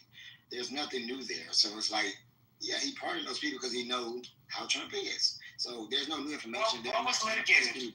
What was litigated? The Russian collusion thing, or Russia Gate, or which court litigated it? Because you said it was litigated. So which court? I'm sorry, investigated, not litigated. Maybe bad choice. Okay. And did you read any of the Tulsi stuff? Because some of the people, like the Durham Annex, was hidden. Those facts were hidden, never provided. So I mean, if you looked at it, the Durham Annex clearly calls out some of these things. And not all the facts were litigated. Not all the facts were investigated. Okay, and that's the point that comes out, saying like, hey, what was provided to us? Even Mueller came and said there was no collusion, right? And Nancy, if you read the Mueller report now, in light of all that you got, you can see that Mueller was basically saying, I need to find a way to try to pin Trump to this, but There's no evidence to show it, but I need to find a way. So let me try to find a way. Naveen, let me ask you a question, man. Because you and I have had a million discussions. I know where you stand, but I want to ask you. I want to see if you're going to be honest. Let's see if it passes the smell test, right? In your opinion, is Donald Trump a criminal or have a criminal mindset? In your opinion, be honest. Criminal mindset. He has a criminal mindset, right? He's like yeah, it's a criminal mindset. Yep. He has like a criminal mindset. That doesn't mean he's a criminal. Criminal mindset doesn't mean he's a criminal, but criminal mindset, sure. So he runs the government like a mafia boss runs his family. I think he runs everything like mafia boss runs family, and I think in some ways that may be good, and in some ways that's horrendous. Well, I think allocating. I don't know the exact number. I'm going to guess $90 billion for ICE. That's a criminal mindset. We don't need ICE. Didn't need $90 billion. They could have taken 75 and taken another 15 billion with a B, and put it in other places that need it. Like, I know this is going to sound stupid to some of you people, but to cancel PBS, public broadcasting, they couldn't find the money for that, but they're more worried about fucking Pedro coming over from Mexico. That's some bullshit, bro. Just my opinion. And it's 150 billion for ICE, right? Isn't it? Am I wrong on that? I don't know the exact number. Well, it's for USCIS. Hold on. To be fair, it's for USCIS overall, which is all the immigration processing, not just ICE. But people say it's for ICE, but it doesn't specifically. If you look at the legislation, you look at the proposals, none of it does actually say ICE. Hey, Naveen, let me ask you a question, just between you and me, because nobody's listening to us, right? They couldn't have taken, let's say, $1 billion at it, just $1 billion, $1 billion, and hired some new judges to expedite the process, or no? Well, that's the problem. That's the problem is, he's saying moving forward. So Trump's mindset is the people that came under Biden vetted, right? And there's some reality to that. If you want to go into this immigration discussion, I'm happy to have it. But, these people weren't vetted. And there's proof of it. I mean, you take people from South America, many of those countries don't have the proper vetting system. So if you call and say, I'm here with, I have Pedro here. He says he's from your country. We don't know if he's there. Oh, I'm there. Well, we don't have any system to verify who he is. We don't know who he is. Well, okay, so we have to take his word that he's from Colombia? Okay, so how do we know where this guy is from? And so now we'll let you in. Okay, now you're in the country, you're our problem, right? So the view is get everyone out, right? Moving forward. Now look at the legislation that passed in the Big Beautiful Bill. The majority has more immigration judges that are in there. So you're right. At the beginning, he took the approach of, hey, we're gonna put this money in, we're gonna double down, we're gonna go and pull all these people that came out that we have no idea who the hell they are that came into this country. And now, moving forward, we're gonna make it really difficult to come in by putting more judges and putting other people in there. So while I agree with you that, the approach and the strategy in which he did was kind of egregious, I'm just telling you what my belief is. Thank you, Naveen. Let me just say, I'm going to do a quick room reset, but I'm going to say something before I do it. And this is going to trigger some of you people, and that's okay. It's 7:30 in the morning. Good morning, Hector. To me, ICE reminds me of Hitler's Gestapo. It really does. This is Healthy Debates, guys. This is Coffee and Conversation. The link on top on the Jumbotron is a link to my chat room that I'm going to be hosting later. I'm hoping everybody comes. Even Balenciaga could come hang out with the cool kids if he wants. We'll let you in. Thank you, sir. Thank you. Good morning, Jamil. Good morning, L. Oh, we got LC in the house. Yo, F. Hector. Eunice, how you doing? Guys, you have a pink ticket down in the VIP section, cash it in. Sin, I don't even know why you have a pink ticket. But Sin, I looked through your profile. That picture of that flip-flop, man. And I got kicked out your room by El Normal because I called him. Can I finish my fucking reset, bro? I know. You just want to make me the demon every time I come here. I know. Because you have no mic. I'm in the middle of a reset, and because it's more important, you have to say what you have to say. If El Normal kicked you out, there was a reason for it. There wasn't no reason. He kicked me out because I called him an evil Jew. An evil Jew? Yeah. Okay. Well, did he have the green bean? Yeah. You gave him the bean that day. Well, then there you go. Show more respect. I don't know what to tell you. So that's disrespectful to call him an evil Jew. When you know what's funny, and I just said it before you got in the room. The hypersensitivity of men on this app. It's fucking bizarre to me. Who gives a fuck you got thrown out? Who gives a fuck what I say to you? You're a fucking man. Squeeze your balls, bro. Who cares? It's a free fucking app. Like, legit, bro. You cry every fucking day, and the thing is with you that I don't understand. You're actually a little smart. You're not a lot smart, but you're a little smart. You could get in the conversation, but you want to be stuck in your feelings from 3 days ago. Who gives a fuck, bro? Like, legit. We're having a great conversation about Trump and pardons, and you want to cry about a normal who's not even in the fucking room? I'm sure he had a reason to throw you out. If you feel he's an evil Jew, that's your business. You have to deal with God, not me. It's fucking crazy, man. You dudes need to get some fucking testosterone test done. Anyway, if you have a pink ticket, cash it in. Hit the link on top. That's for my chat room later. Yo, Doug, you're more than welcome to come up. But come on, stay on point, bro. You're smarter than that. I know you gaslight my rooms. You gaslight my chat. I'm okay with that. The haters are what stokes success. Keep hating and see how far I go. But, bro, let's stay in today. Today's fucking Friday. It's a beautiful day here in New York, man. Anyway, guys, we're going to go popcorn style. Why don't you try to jump in? Yeah, I was going to say labeling Norm an evil Jew it's being more than an asshole. Norm's not an evil Jew. You may not agree with Norm. He may come off as absolutely obnoxious, but that doesn't make him evil. Also, hey, Marshall, check this out. If you said he was an evil black man, this app would be on fire. But it's okay, he can spew what he wants. He has that protection, which I think is bullshit. If he thinks Norm's an evil Jew, then he really needs to check his fucking moral compass. Well, it also means like he doesn't know Norm. Or like both of us know Norm. Norm may be obnoxious, but he's not an evil person. And like the reducing down of Norm to being an evil person is intellectually lazy, to say the very least. Anyway, let's get back to the conversation. We're talking about pardons. I like when Naveen comes in my space. He don't leave his square, but at least he's respectful. So Naveen, man, I think not only do we need Congress to interject themselves with these pardons because they're out of control, I think there should be term limits on Congress, Senate, and the Supreme Court.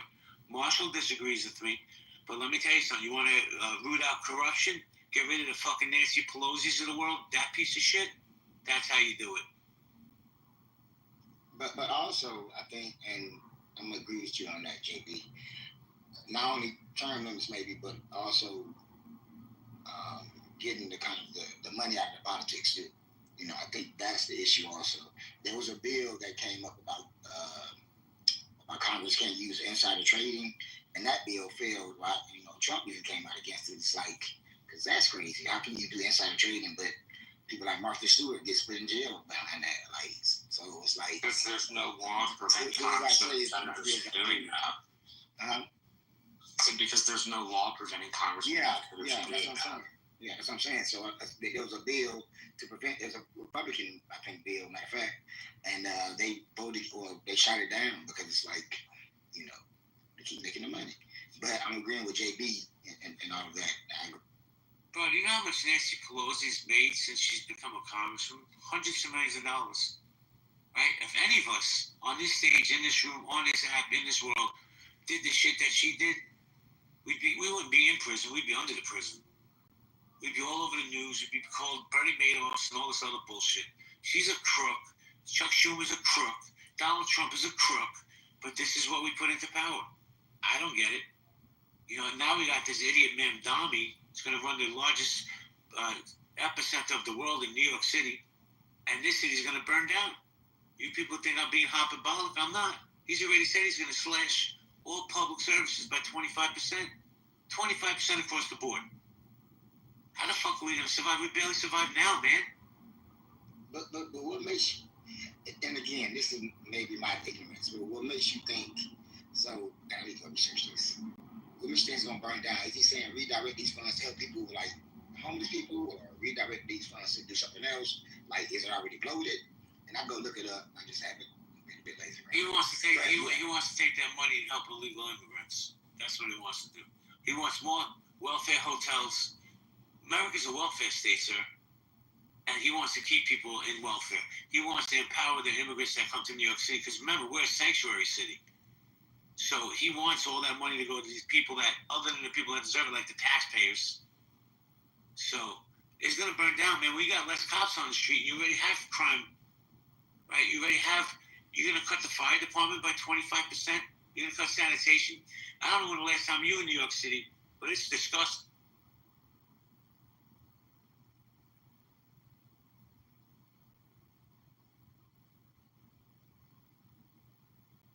Yeah, I ain't been in New York in a while, so you got it on that one. Evil of God. Let's see what you have to say. Those people are not crooks. The system allows them to do that. You always blame the individual, which is what the system of, I don't even know what that word is, financialized system is supposed to allow. JB, you have to stop behaving immigrants as if they're the ones stealing all the money when you know fully well who enriches themselves in Congress. Stop blaming immigrants. I'm not blaming immigrants. I'm blaming the politicians. I'm blaming any fucking mayor that gets up there and says, make me a sanctuary city. And then all these fucking other states, like Texas and Florida, send us their immigrants. That's who I'm fucking blaming. I don't want to be a sanctuary city. We have enough problems on our own here.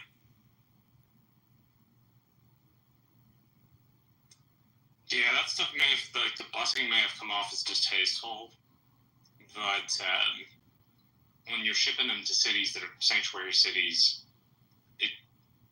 it may seem petty, but it's asking those cities to step up to the plate and take care of the people they say they want to take care of. Well, here's the problem, Marshall. We have the esteemed Mayor Adams here in New York City and other mayors, Chicago, LA.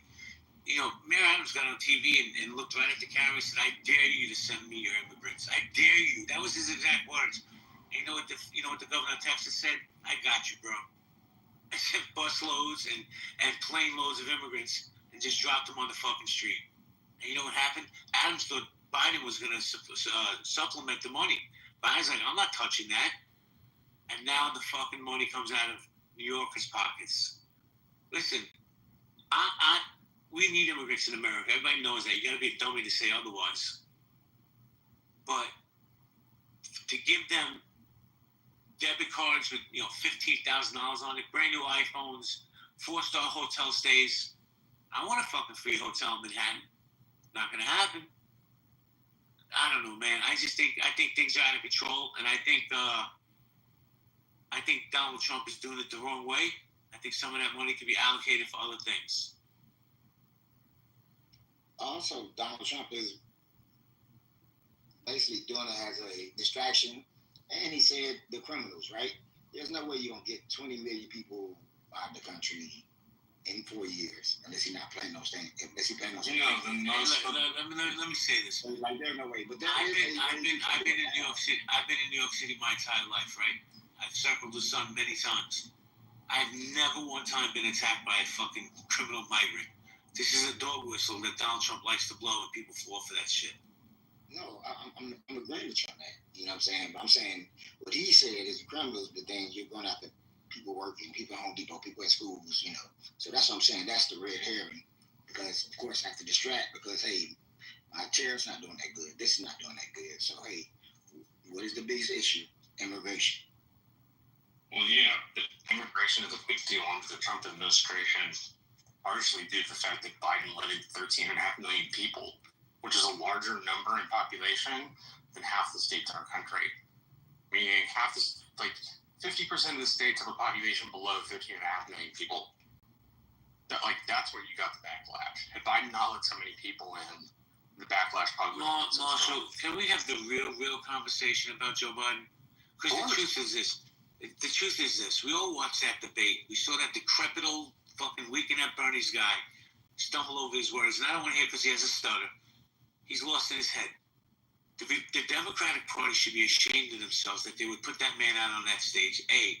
B, he hasn't been like this just yesterday. He's been like this for the last 2 or 3 years. Who was really running this country? Were those really his policies? Because they use that auto pen quite a bit. Now, Donald Trump's batshit crazy in my opinion, but sometimes he'll say something lucid that makes sense to me. I do believe they abused that auto pen, and I do believe Joe Biden was running the president, not Jill, his wife, because that dude was walking into curtains. So the Democratic Party better fix themselves real quick, else we're going to get another 8 years of Republican administrations. guess what, JB? I would have voted for Weekend at Bernie's over Trump still. So, okay. But you would rather. I mean, look, the auto gun thing, whatever. I guess that can be litigated or talked about. Wait. But we got like 2 million or 3 million, not 13 million. You know what I'm saying? So that would raise it to 30 million immigrants or 40 million in the country. So I don't think that's the case. So the numbers come from. And what they can do is create a pathway, at least for the people who've been here 20 years, I think. And there was a bill, remember, that Donald Trump sponsored by a Republican, that Donald Trump told them not to. Yeah, the Langford bill was horseshit. It screwed over my area and it didn't do what it was supposed to do. It's decent try for the Republican and decent try for the Democrat, but it was not a good bill at all. It would have impacted the Rio Grande Valley substantially in very negative ways. I'm looking for where'd it go? My brother, who works on Capitol Hill, sent me this little synopsis of it. I'm looking for it. Where'd it go? But the one big stuff, they shot it, and Donald Trump, and they were all in for it. I mean, is that not You'll have to repeat the very last part you cut out in my mic. If you don't mind repeating. Sorry, I say, was it not a fact that all the Republicans were for it? It was gonna pass, and then Donald Trump told them not to. I would not say that, for example, my senators, Cruz and Cornyn, voted for it because Donald Trump told them to. They didn't vote for it because it's bad for our state. I found what I was looking for. Marshall, hold on one second. Marty, are you there, Marty? Yeah, man. Yeah, do me a solid. Read that article real quick, and when you're done reading it, let me know, because I want to talk about this. Yeah, Marshall. Yeah, I was just going to say, I found this thing my brother sent me. At a low end, we would have had to accept 5,000 people a day. At the high end, 8,500. Except it doesn't end with the 5,000 or the 8,500. They still have to process 1,400 asylum claims at the ports of entry, even when it's shut down. POTUS can suspend the shutdown at any point he thinks it is, quote, in the nation's best interest. And the automatic shutdown thing only goes for 2 years, although, as I said above, it's not a shutdown. Chris Murphy somewhat famously said, quote, the border never closes under the deal. Changes to asylum processing for judge to mid-level career DHS employee. Basically, a line officer with their supervisor can grant asylum, which are supposed to go before court is the reason it's not a good idea. These people immediately get work permits and are on a pathway to citizenship. Unaccompanied children from non-contiguous countries are in that 5,000 and 1,400 number. And it mandates catch and release for large classes of aliens, which is how the law refers to some of these folks. Language is literally shall release, not may. It means you, shall in law means you must do something, may means you have a choice. And so this is a shall release. Does not substantially raise credible fear standard, the thing you need to pass to get an asylum claim, and does nothing about the settlement agreements that require the release of the unaccompanied children before a settlement agreement.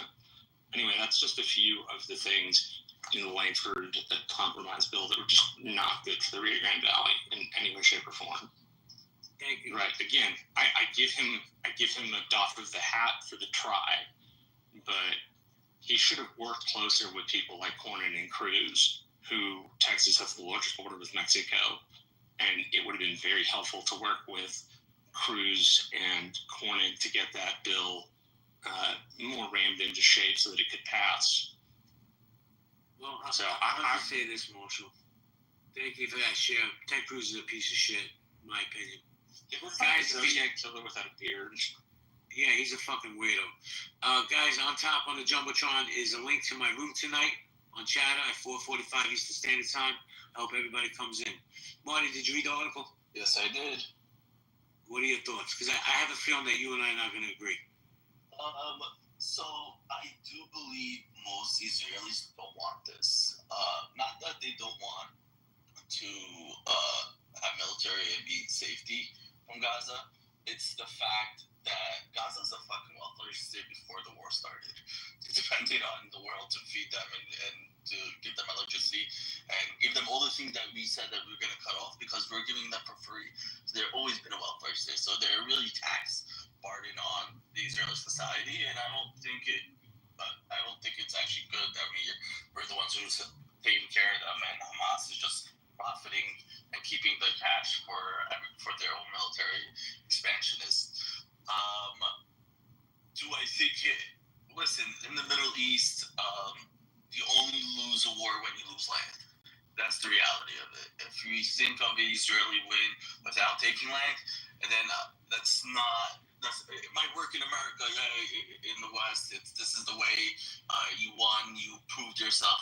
But in the Middle East, it means shit. I really do believe these are types of things that are being in place because in reality, soldiers' lives to have pieces of land that we get absolutely nothing out of, and worse, we have to actually continue pouring our tax dollars into it. It's not a great thing, but at the same time, Hamas being left in power to do another October 6th, October 7th, it really does play a part in this. So I don't know where I even stand on it because in reality, it's such a messed up situation, but I don't see other solutions in the matter. And I don't think it benefits. I think it benefits the people of Gaza, but I don't think it benefits Israelis in any sort of way. Thank you, Marty. So here's my thought. Do you disagree with that, though? Not all of it, but I'm going to say what I think. I think that it's enough. It's enough. I mean, look, people. All I ask is let me finish what I'm going to say, and then everybody's welcome to push back. But here's my thought. People are saying that this starvation thing is fake. I don't believe it's fake. I think these people are really starving, right? How could they not be, right? There's almost no building standing. It's all rubble. And I get it. Hamas is stealing the supplies and the aid. But here's the deal. If Hamas came out today and put down their weapons and said, okay, you guys win, we're done. You know what's going to happen? Hamas 2.0 is coming up tomorrow. And I'm going to tell you why. Because when you kill somebody's mother, brother, father, sister, uncle, I don't care what relative you kill, that puts a seed in somebody's head. How the fuck can I sit in kumbaya with these people now? How can I sit down and break bread with any Jew? Now, Marty, you know I'm a Zionist. I'm pro-Israel. I'm pro-Jew. But the reality of the situation is all we're doing, we're never going to get rid of the ideology that permeates through that region. And by killing these people, it's just going to make it worse. There will never, ever be peace. I am not a fan of Netanyahu. And I wasn't a fan of Netanyahu before October 7th, bro. That's really the truth. But what's the definition of insanity? Do the same thing over and over again, hoping for different results. Now, I'm not a bleeding heart liberal, but I'll tell you what, man, it has to end in some way, and to escalate, it's only going to make it worse. And here's the truth, Marty, for Jews like you, Jews like me, when this shit pops off over there like this, and he says he's going in, he's going to take over all of Gaza, that puts a bigger target on my back and your back just for being Jews, and we have nothing to do with that conflict. And that's my thought on that situation. I mean, not to mention, like, a lot of Israelis were trying to get him out of there, right? So, like, they were trying to get him out over judicial reform. Well, that was that, and him been in there forever. Like, he basically, I want to say Trump light, but he's trying to stay in there because he's a little bit past Trump, if you ask me. But he's trying to stay in there almost forever, like Putin. Well, right? So it's like, I think they were against him. You know, a lot of Israelis want. Well, I'll say this, Marshall. Let me say this, Marshall. And everything I just said, Marty, the truth is this. There's going to be a faction of the Jewish mafia on this app to say, see, I told you he wasn't a Jew. You see, he's really anti-Semitic. No, bro. I support Israel 100%. I'm not supporting this military campaign. I think it's wrong. It's inhumane, bro. It's just in my opinion. But, you know, my opinion is just one of many, I guess. Let me say good morning to Ewan. Good morning, Ewan. Good morning, Miss Clark. Ewan, hey, what's up, man? Yeah, I'm here. I'm all right. Do you want to chime in? Oh, yeah, sure. Okay, so I I think that there's two separate things going on, and I think that people are looking at small picture issues without looking at the bigger picture thing, which is the reality that to fix the issue in Gaza, it's going to take multiple generations. And I think that the Israeli army, the IDF, are doing what they have to do now to get the hostages back. Dude, in all honesty, I would love for my own government to care that much about me or care that much about my family to fight to bring them back. It's kind of sad that we don't have that standard in the rest of the world, to be completely honest. And yeah, I understand where you're coming from too. I think that it's a humanitarian crisis, but at the same time, I really do think that these two issues are sort of different issues, and I think that it's going to be multi-generational work to try to get the Palestinians to, did you hear about what happened in France, for example? JB? No, sir, I didn't. What happened in France? Okay, so there's this news story that just recently came out where Macron started bringing in Palestinian refugees.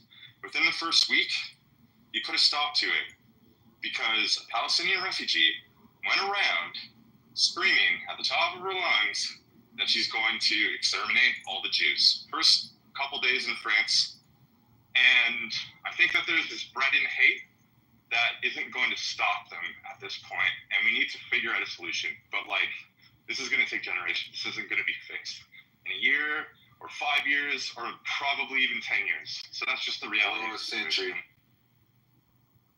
Well, let me say this, man. I don't give a fuck. Like what anybody says, there was no justification for October 7th. Zero. Right? But I think what Netanyahu, the IDF, has done is they went in blind. I don't really believe there's a plan. People like to compare what's going on in Gaza with the Palestinians. Well, when it's over, we're going to treat them like we treated the Germans after World War II or the Japanese. The big difference here is this is a religious ideology that you're not going to get rid of, right? And then throw into the pot, Ewan, that these people have lost brothers, mothers, sisters, uncles, aunts. There's not going to be forgiveness on the Palestinian side. There's just not. I don't see it happening. And I think they need to come up with a different plan. It's just, to me, it's just not working, man. I'm sorry, it's just not. And you want to escalate things? Okay. And then there's going to be blowback to the escalation. Listen, Jews are the most hated people in the world. I woke up today, I was already hated. Didn't do anything to anybody, but just because I'm a Jew, they don't like me. I get it. But when you escalate and starve people out, bro, that puts a lot of bullseyes on a lot of Jews around the world. I really believe that. How do you consider this an escalation? We do have already military control of the land.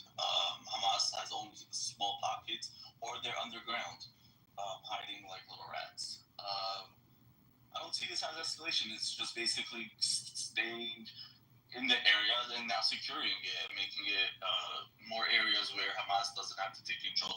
And these are also working on the fractions in Gaza.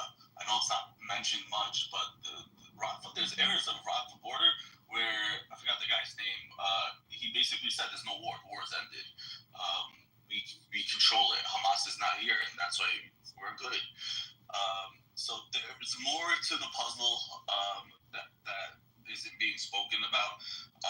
I do believe, of course, that old people are not going to be able to run to aid. I understand they're going to be, it's going to be hard for them, and I do believe most people live in tents. It's totally, I understand. But at the same time, these are not, I believe that the right move would be if they want to leave, and want to come back when things get picked up again, which could take years. I think they should have the option to leave it, and the fact that we're not allowing them to leave because of some gaslighting talking point is the reason why they're suffering. Hey, Marty, you know what I think about what you just said? I agree with you, bro. I don't know why Egypt hasn't opened their border, right? The Egyptians who are, and in my opinion, and I don't give a fuck if this triggers some of you people, the Egyptians are probably the biggest anti-Semites in the world, at least in my experience. But they won't open that border for these poor people. They'll point out what the IDF and Israel is doing wrong, but they're not going to open that border. stay on that side and get slaughtered. But before I go to the next speaker, I have to say good morning to Lady Chi. She left. Well, good morning, and good morning, Miss Clark. I love your PTO. Your hair is amazing. Looks fantastic. Good morning, Keegan. Good morning. Listen, I know that I'm listening. I know that I know that me and you have had very different agreements, or opinions on this topic. But what you're saying, I think first of all, it takes a lot of guts, because someone who is a Zionist and can point out like what's post-war look like, and that's a really really hard question to wrap around. That let's say the hostages that potentially are still alive are back. Hamas is dismantled. To the just dismantled. What does this look like? Is it that majority of these Palestinians, are they expelled away from Gaza because you can't live in it? Do they go to the West Bank? Do they go to Israeli settlements? I don't think Israel. Hey, Keegan, Keegan, I'm sorry to cut you off. You don't have to mute up. Let me just say this. It's my opinion, just my opinion. All Israel, the IDF, is doing over there is create more fanatical extremists. Yeah, that's what I've been saying this for over a year now, is that when you kill, it doesn't matter that my brother's a Hamas member.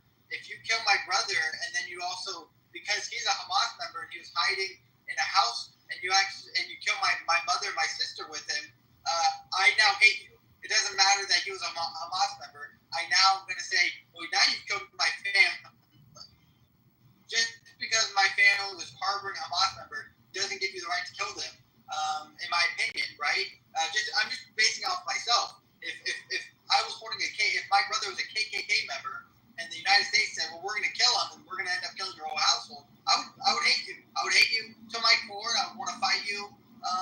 And so I agree with you. And so it's like, what does this, everyone looks at World War II and what we did to Germany. But listen, we expelled the Germans from a lot of Eastern Germany, Poland regions. 12 million Germans immigrated away.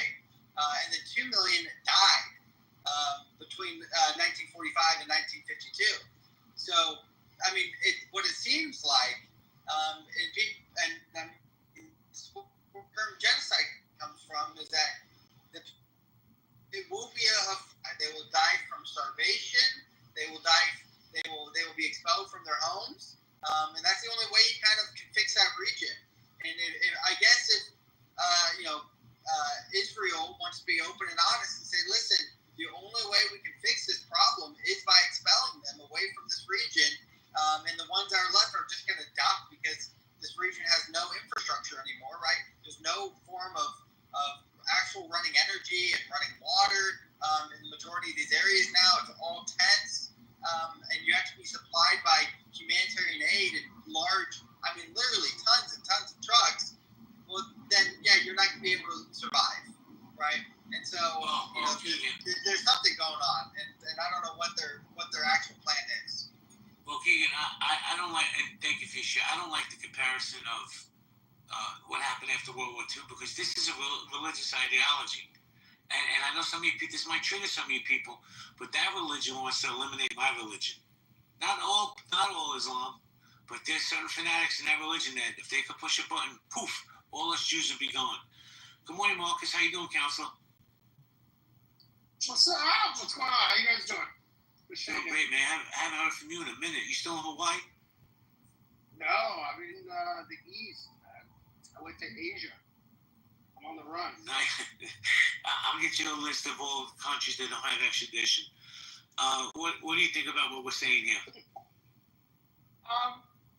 We know why Egypt isn't opening the border, right? Like, Egypt has let Palestinians in before. They've seen what happens when we let Palestinians in. It's not a mystery why they're not opening the border. It's not like, oh my God, what's going on? We know why they're not. They're not doing it for the same reason Jordan didn't open the border for Palestinians again. They know what happens when you let Palestinians. Oh, 100%. People don't talk about that, Marcus, how when Egypt let the Palestinians the last time, what happened? It didn't turn out too well for anybody. So let's just be honest about what's going on. There's a reason they're not opening the border. So we're like, how dare Israel not do all this stuff? And we turn a blind eye. Well, I don't know why Egypt did. Well, we don't. We know exactly why. We're just not talking about it. Well, we know exactly why. I just have a really hard time. And granted, I'm actually probably closer than you guys, but my heart's still in America, right? I have a hard time telling someone on the other end of the world, like, I don't want a genocide. I don't want people to die. I don't want people to starve. But, like, I'm not going to tell you from far away how high your fence should be, or, like, if you need to defend your house with barbed wire or gun or electric wire. I think that's something you guys sort of need to take care of in your neighborhood. So I'm all for saying, like, shit's way out of line. We got to fix it. But the nitty-gritty, how it's going to happen, I have a real hard time when we look around the other side of the world and say, hey, there's a problem in your backyard. You better fix it. But I don't like the way you're fixing it now. It just sort of rubs me the wrong way. Like, it's hard for me to articulate. It's hard for me to say how I would tell someone to do that when I'm not letting you tell me how I'm going to get rid of my in-laws who won't move out of my house. You know what I'm saying? Like, we all have problems, and I can tell you when you go too far.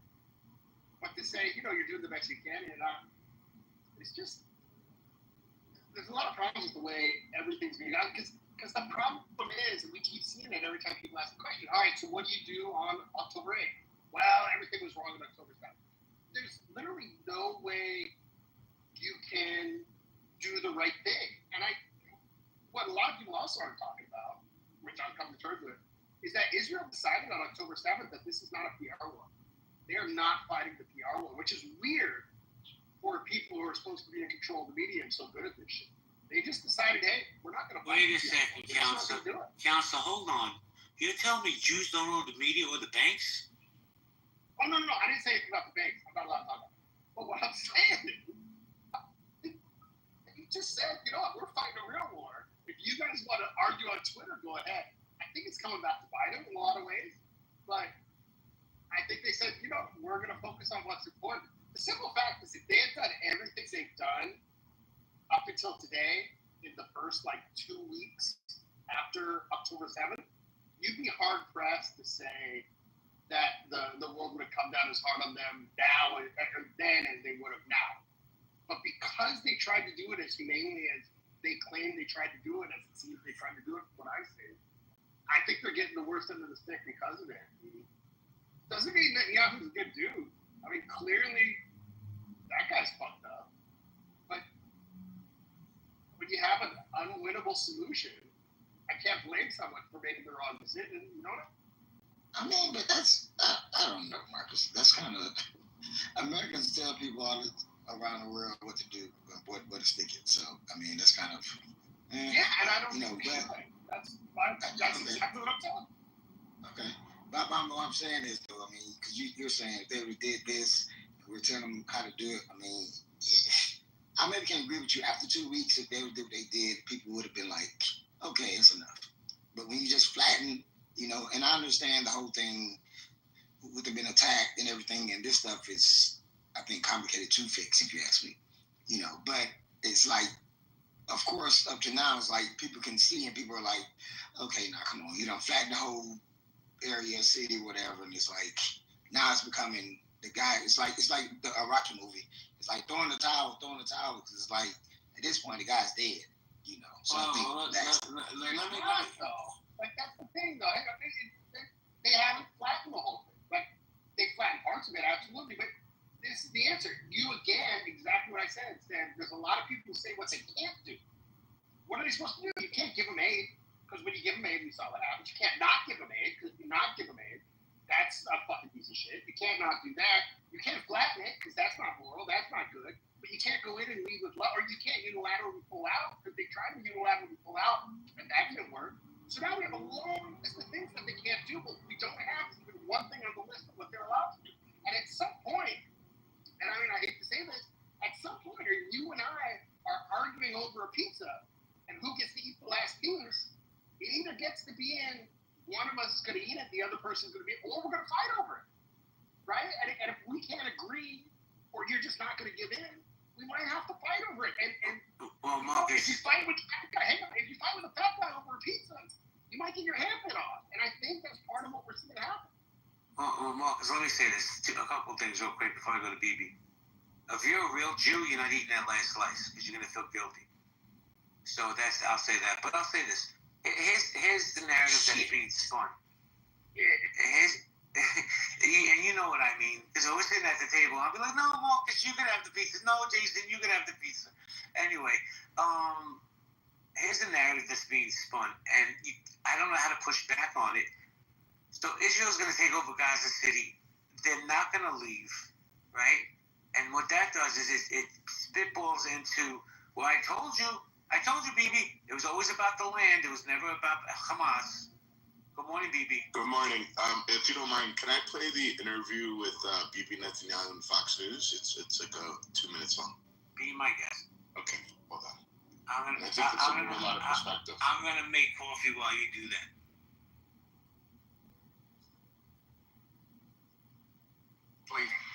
Watch it. After this interview, you will go immediately into a meeting with your security cabinet. Will Israel take control of all of Gaza? We intend to, in order to ensure our security, remove Hamas there, enable the population to be free of Gaza, and to pass it to civilian governance. That is not Hamas and not anyone advocating the destruction of Israel. That's what we want to do. We want to liberate ourselves and liberate the people of Gaza from the awful terror of Hamas. And you were in the Gaza Strip today. You met Palestinians who are fighting Hamas because finally they see that they have a future. They can rid themselves of this awful tyranny that not only holds our hostages, but holds 2 million Palestinians in Gaza hostage. That's got to end. Are you saying today that you will take control of the entire 26-mile Gaza Strip, as it was 20 years ago to this month in 2005? Well, we don't want to keep it. We want to have a security perimeter. We don't want to govern it. We don't want to be there as a governing body. We want to hand it over to Arab forces that will govern it properly without threatening us and giving Gazans a good life. That's not possible with Hamas. The only way that you're going to have a different future is to get rid of this neo-Nazi army. The Hamas are monsters. Look at what they're doing to our people. Look at what they're doing to the way they massacred, raped, beheaded our people, our men and women, burned our babies. And they are really cruel to their own people because when we try to take them away from the combat zones, they shoot them. They want people to be civilian casualties. They want a starvation policy that they themselves are trying to put into being, and we're doing everything to reverse that. So, in summary, he did not deny.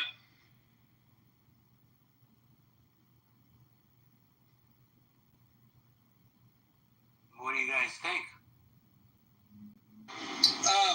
Can I share a counter argument here, JB? Be my guest. Marcus, you said that Israel does not care about its public image when fighting this war. In 2024, I didn't say that. You said they're not care what they don't care. They decided at the beginning of this war. I decided at the beginning of this war they decided not to fight the PR war. And I was like, they just don't care. Okay, sure. Then they're not trying. Sure, then they're not trying. I'm telling you this. The IGAA, which is the Israeli government advertising agency, spent $120 million just last year on social media influencing. Okay, they did a trip with the Nug Boys where they had the Nug Boys come out for free and they filmed it all 2 years ago. Then they did an interview. Then Benjamin Netanyahu went on the largest podcast for Gen Zers just a month ago to try to play a PR stunt. I mean, the idea that they're not trying, they are definitely trying. They're just not succeeding. They're just not winning. Podcasts in 4 years? What you put? You put it out 2 podcasts? Keegan, hold on a second. Marcus, you're a little low. If you could speak up a little loud, I appreciate it. I'm yelling as if it. How much they get from America every year that they only spend $120 million? Right? I mean, this is a very, very small nation, Mark. Literally nothing. This is a very small nation. $120 million for Israel is a good amount of money. It's a good amount of change. Social media, especially during a war. How much is Hamas spending on their social media influencing? Probably more than they should be. You think they're spending $120 million? Wait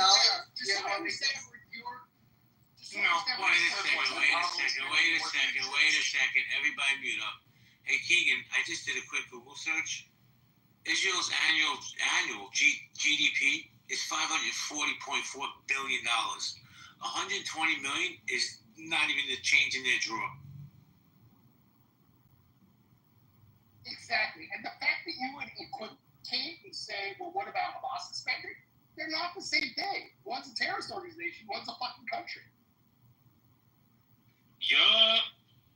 Again, this doesn't change the fact. And you guys say if they have so many billions of dollars. Again, they came and fund their own war, right? Again, they're being funded by other foreign nations. But on top of that, they're a country that's running themselves. Right, because it's a fucking proxy war for formation. Sure, Marcus, but Marcus, my point is, let Americans die. That's the point. But my point is that you're saying that Israel's not trying to win the social media presence, and I'm telling you that they are. Why would Benjamin go on a large Gen Z podcast? Why would he do that? Why would he do that a month ago? Why would he do that? Why would you do it over a year and a half after the fucking war started? Because they're losing. Because they're losing their image. That's why. It's on the land. The fucking image the Jews have in the world for the last 2 billion years. Every year they have the exact same claim about how the Jews killed Jesus in every major church across the nation in America. And you're saying Jews are somehow losing their image? What the fuck? They have a good image. I mean, but do anybody really? Let me jump in, guys. Let me jump in, please. Thank you. I want to say good morning to Daniel, then Shakur. Daniel, good morning, brother. Good morning. I'm doing good, man. I hear that when Israel is doing stuff that any other nation in the world is doing, people really get upset here. Like 150 million. It's like a huge number, which is basically. Shakur, hello, Shakur. Hi, Shakur. Can you hear my voice? $150 million is nothing. And the fact that you even talk about it as if people don't go like any other world leader will go in interviews, it kind of weird to me. That the fact that the thing is that I would say, I hate to say this, to use this, you people, but I would say you people just hate to see Jews fight back.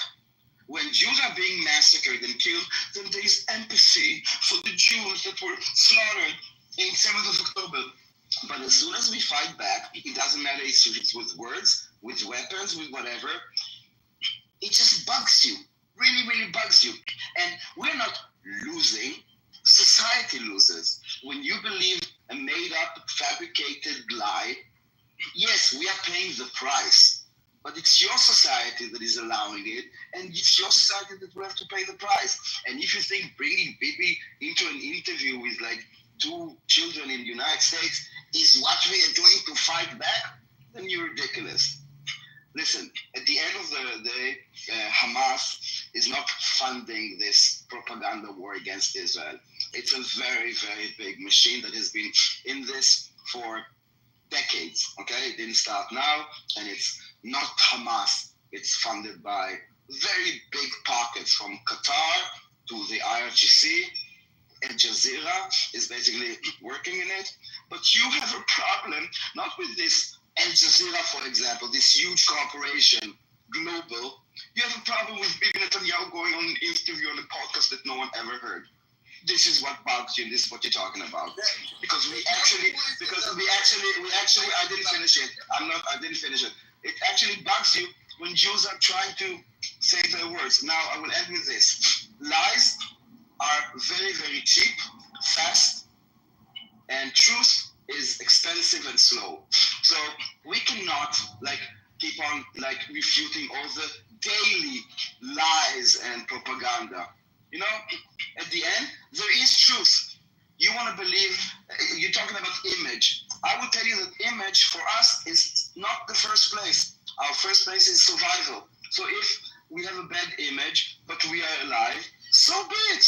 So be it. If you want to think that we are genocidal demons, but you know, if you're an intelligent person, you know that it's the opposite. That the only place in the Middle East where Arabs, Muslims have rights, equal rights, freedom of speech, freedom of protest, it's in Israel.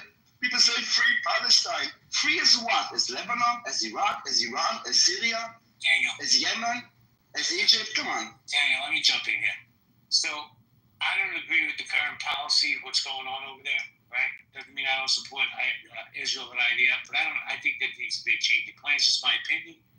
But also, let me say this. No matter what Netanyahu would have did on October 8th moving forward, he was going to lose the PR war. Because anti-Semitism trumps PR. And that's just the way it is. Because Jew hate is real. People would wake up this morning, they hated Jews for no reason. They probably don't even know a Jew. But I want to go to BB real quick. BB, you there? BB? Yeah, go ahead. Nope. Go ahead. Good morning, guys. Good morning, BB. Thank you for playing that clip. What do you think about that clip? What do you think about what Netanyahu? Can we believe him? I do. I don't think he wants to to govern those people. He knows it's going to be a catastrophe, a headache. So if he lets the Arab nations govern it, it's going to be a big difference, and it's not in his head. All right, guys, we're going to go popcorn. Hold on, Marcus. We're going to go popcorn style. We have a one mic policy. When somebody's speaking, you will get a chance to push back when they're done. Again, Marcus.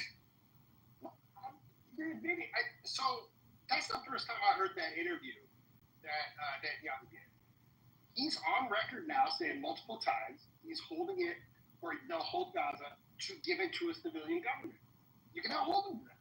If he doesn't hold himself to that, if the world is going to hold him to it, and if he doesn't, then fuck, there's going to be ramifications. But you know exactly what he's doing. The idea that they're trying to make quote unquote greater Israel, after you've heard him now say multiple times in a row that it's there to give it to an Arab civilian government. I mean, we can see exactly what happened. So I'm glad that he actually gave that statement. What is happening, Cody? Dan, you broke up. BB, can you play that clip one more time? Is that possible? Yeah, absolutely, guys. Give me 1 second. Thank you. Then I'm going to say good morning to Sig and KP. Daniel, just mute up while he plays the clip, please. Thank you.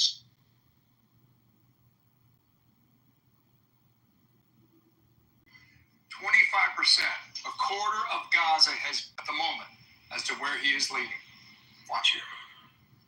After this interview, you will go immediately into a meeting with your security cabinet. Will Israel take control of all of Gaza?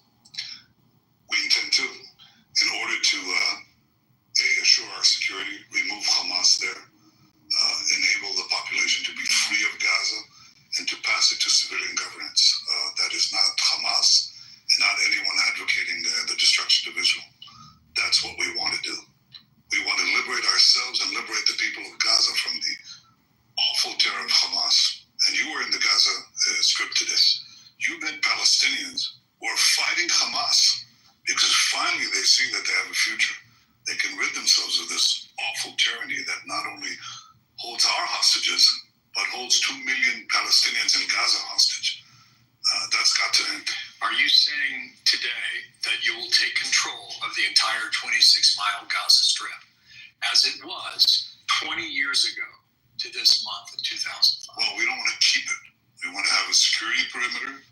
We don't want to govern it. We don't want to be there as a governing body. We want to hand it over to Arab forces that will govern it properly without threatening us and giving Gazans a good life. That's not possible with Hamas. The only way that you're going to have a different future, this neo-Nazi armies, the Hamas are monsters. Look at what they're doing to our people. Look at what they're doing to the way they massacred, raped, beheaded our people, our men and women, burn our babies.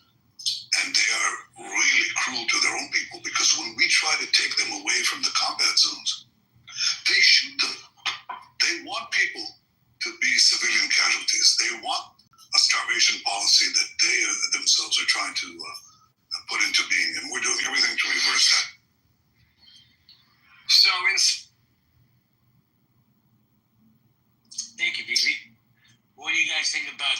Benjamin Netanyahu's interview just now. Bibi, you want to chime in, and I'm going to welcome Sig and KP to the stage. No, I want to know what Daniel thinks about that interview. So, sir. Daniel? I think that it's a war, and I think people don't realize it. So, statement like this, it's basically telling Hamas, 5 days ago or 5 days before the interview, Bibi said that they want to have a deal to release all the hostages, meaning like basically to end this. And then a few days later, they came with this threat, which they are willing to go through, to take control of Gaza, not to occupy Gaza, yes, words matter, to take control of Gaza. We now have control of 75, to take control of 100. And basically all those statements to the world means to Hamas, this is what's going to happen, this is your last chance. And even in Hamas, there are debates whether it's serious or not. And Naim Qassem, I think, no, this is from the Hezbollah. Who was there? Never mind. I don't think people know here, like people from Hamas. Was saying like we should take this threat serious, and some don't. But the thing is that this pro-Pali support is actually telling Hamas, stay on your ground and don't surrender. It doesn't matter how many people die. So at the end, it's not necessarily a plan for now. It's a threat, and we hope we don't need to do it because we don't really want to occupy Gaza. No shape or form. Thank you, Daniel. So before we continue moving the mic around, let me say good morning to KP. Sig had to step away for a minute. KP, what's good, bro? Oh, not much. How are you guys doing this morning? Doing fantastic, sir. We're talking about what's going on in the Middle East right now. If you want to chime in, you're more than welcome. If you want to sit back, you're more than welcome to do that as well. I'm going to sit back and chill. Thank you, KP. Appreciate you. Thank you for coming in. Keegan, much love, brother. Keegan, what do you think about that interview just now? I mean, listen, I think that anyone who listens, it should be concerned that, listen, we don't want to govern the inside of Gaza, but we, of course, are going to have to maintain a military control. I mean, this is just what Gaza's always been, right? Is that they're going to say that they don't mind, again, whoever governs the inside of it, but we're going to control the outside of it, meaning that this region will never grow, never prosper. It would still be considered an open-air prison at some point, even if you eliminate Hamas, because then they're like, well, now the threat of whoever is post-Hamas is now going to be the biggest threat. But my question is for people who are pro-Benjamin Netanyahu is, after the war is over, do you guys think that he should be held accountable for October 7th with how he reacted and how they weren't? I think there should be an investigation, but George W. Bush knew some stuff about 9/11, and we didn't hold him accountable in that way. Like, why would they hold Netanyahu accountable that way? Because, like, aren't they going to have almost proof that he knew about it and kind of knew it kind of wanted to happen and kind of been funding them out or something like that? I mean, no, what you're referring to is something that happened in the early 2000s. As I understand, Israel did give the nascent group some money, but they didn't fund the creation of Hamas. Those are two different things. In fact, if you're curious about Hamas as a group, I have a very good book I could quote to you from. Cool. But isn't there evidence that they ignored intelligence, I guess? You know what I'm saying? But you're right. They didn't prosecute Bush. So, yeah. Let me jump in for a second, Danny. Because I have to be honest, and I'm not looking for smoke. I'm really not. It's 8:30 in the morning. But to say something so fucking asinine that Benjamin Netanyahu knew an attack was coming, he was going to let 1,200 people get murdered, raped, butchered, babies killed. Come on now, that's the ultimate cap. That's bullshit, man. Yeah, Danny. A few things about this funding Hamas. So, no, Israel did not fund Hamas. Actually, Qatar funded Hamas. And the problem with Hamas that they are a dual-use organization. They are a brutal, barbaric terror group, but they're also the government of Gaza. So if Bibi or Israel says, yes, Qatar can provide money to Gaza, then it's supporting Hamas. But imagine for just 1 second that Qatar wants to give, millions of dollars to Gaza, and Israel would say, we are not allowing this? Would you say, good job, they're not funding terrorism? Or would you be on stage here saying that Netanyahu is starving Gaza and not allowing aid? Because it seems like it doesn't matter what we do, it's wrong. Even if we don't do anything, just let it happen, it's wrong. Now, Bibi is getting his information from the Mossad and the IDF, where Israelis work. My friends, my family, no one would allow this. Too many people need to be involved in this allowing this, and it's against anything that we stand for. So just, like, even this claim is so ridiculous and so out of touch with reality. Even in your country, I don't know what country you're from, do you think it's possible that a president will know something that no one else would and will allow, like, the citizens to be slaughtered like this? It's just a weird claim. It's just a claim that says Israel is wrong, and now let's see how. Well, I mean, there's nuance in the conversation, so I'm not saying let them, like, hey, come on in. But there's nuance to the conversation, and I think when we've had these arguments, and people be like, "Oh, you're calling Israel bad, Jews bad." No, I'm not saying that, and I've never said that. If you read the New York Times article that I put in the chat, it's just saying that ignore, like they say about Bush, right? Maybe ignore the intelligence or didn't take it serious or something like that. So I'm not saying that, yeah, he had a hand and he was like, yeah, come on in, it's a book bolstering me. No, I'm not saying that. I'm not on the side that Jews are bad and all this mess. You know what I'm saying? But there's nuance in the conversation. And nuance means that this is how intelligence works. You have signals, you don't always know what they mean. Sometimes those signals are meant to see what the other side will do. So, for example, if I would move my troops to a location, it's not to say that I want to attack, I want to see what the other side does as a response. So you don't always respond because you don't want the other side also to know what you know. And there are signals like this all the time from everywhere. And there's always a threat. No one imagined something like this. And that's the thing with 9/11, right? Because people always say nobody imagined stuff like this. And then, of course, we found out there's a whole report that people did imagine stuff like this. So that's the nuance in the conversation. You know what I'm saying? Again, this report was an option.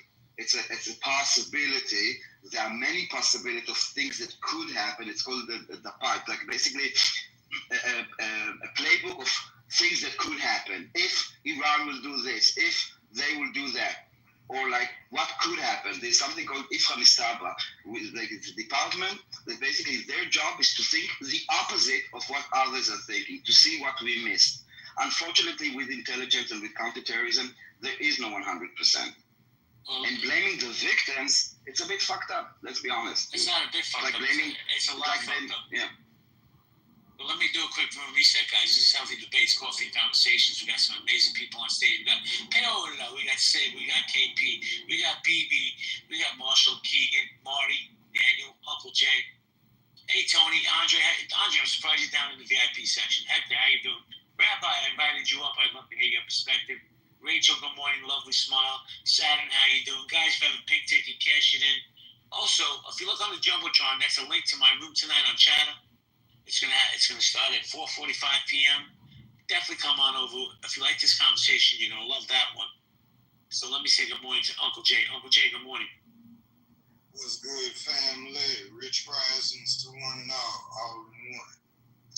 We're talking about the Middle East right now. Do you want to chime in? As far as that, I mean, y'all are more knowledgeable on that. I just feel like we shouldn't even be going to war with none of these people. I don't really do the whole politics thing because people get mad at me because of how I feel. Because I say fuck them all. Fuck every president we ever fucking had. And the reason I say that is because if we can send millions of dollars to wars that we ain't never been in, but we still got homeless vets walking around this motherfucker, fuck all of them. If they can't, if none of them can take care of the people who fought for this damn country, I don't give a fuck what color you are, I don't give a fuck about none of that. If you cannot protect the people, even Jimmy Carter said, anybody who fights for this country should have a square deal. That means they should be worried about shit. Hey, Uncle. Uncle, you're entitled to your opinion, but that's totally off topic of what we're speaking about. I know.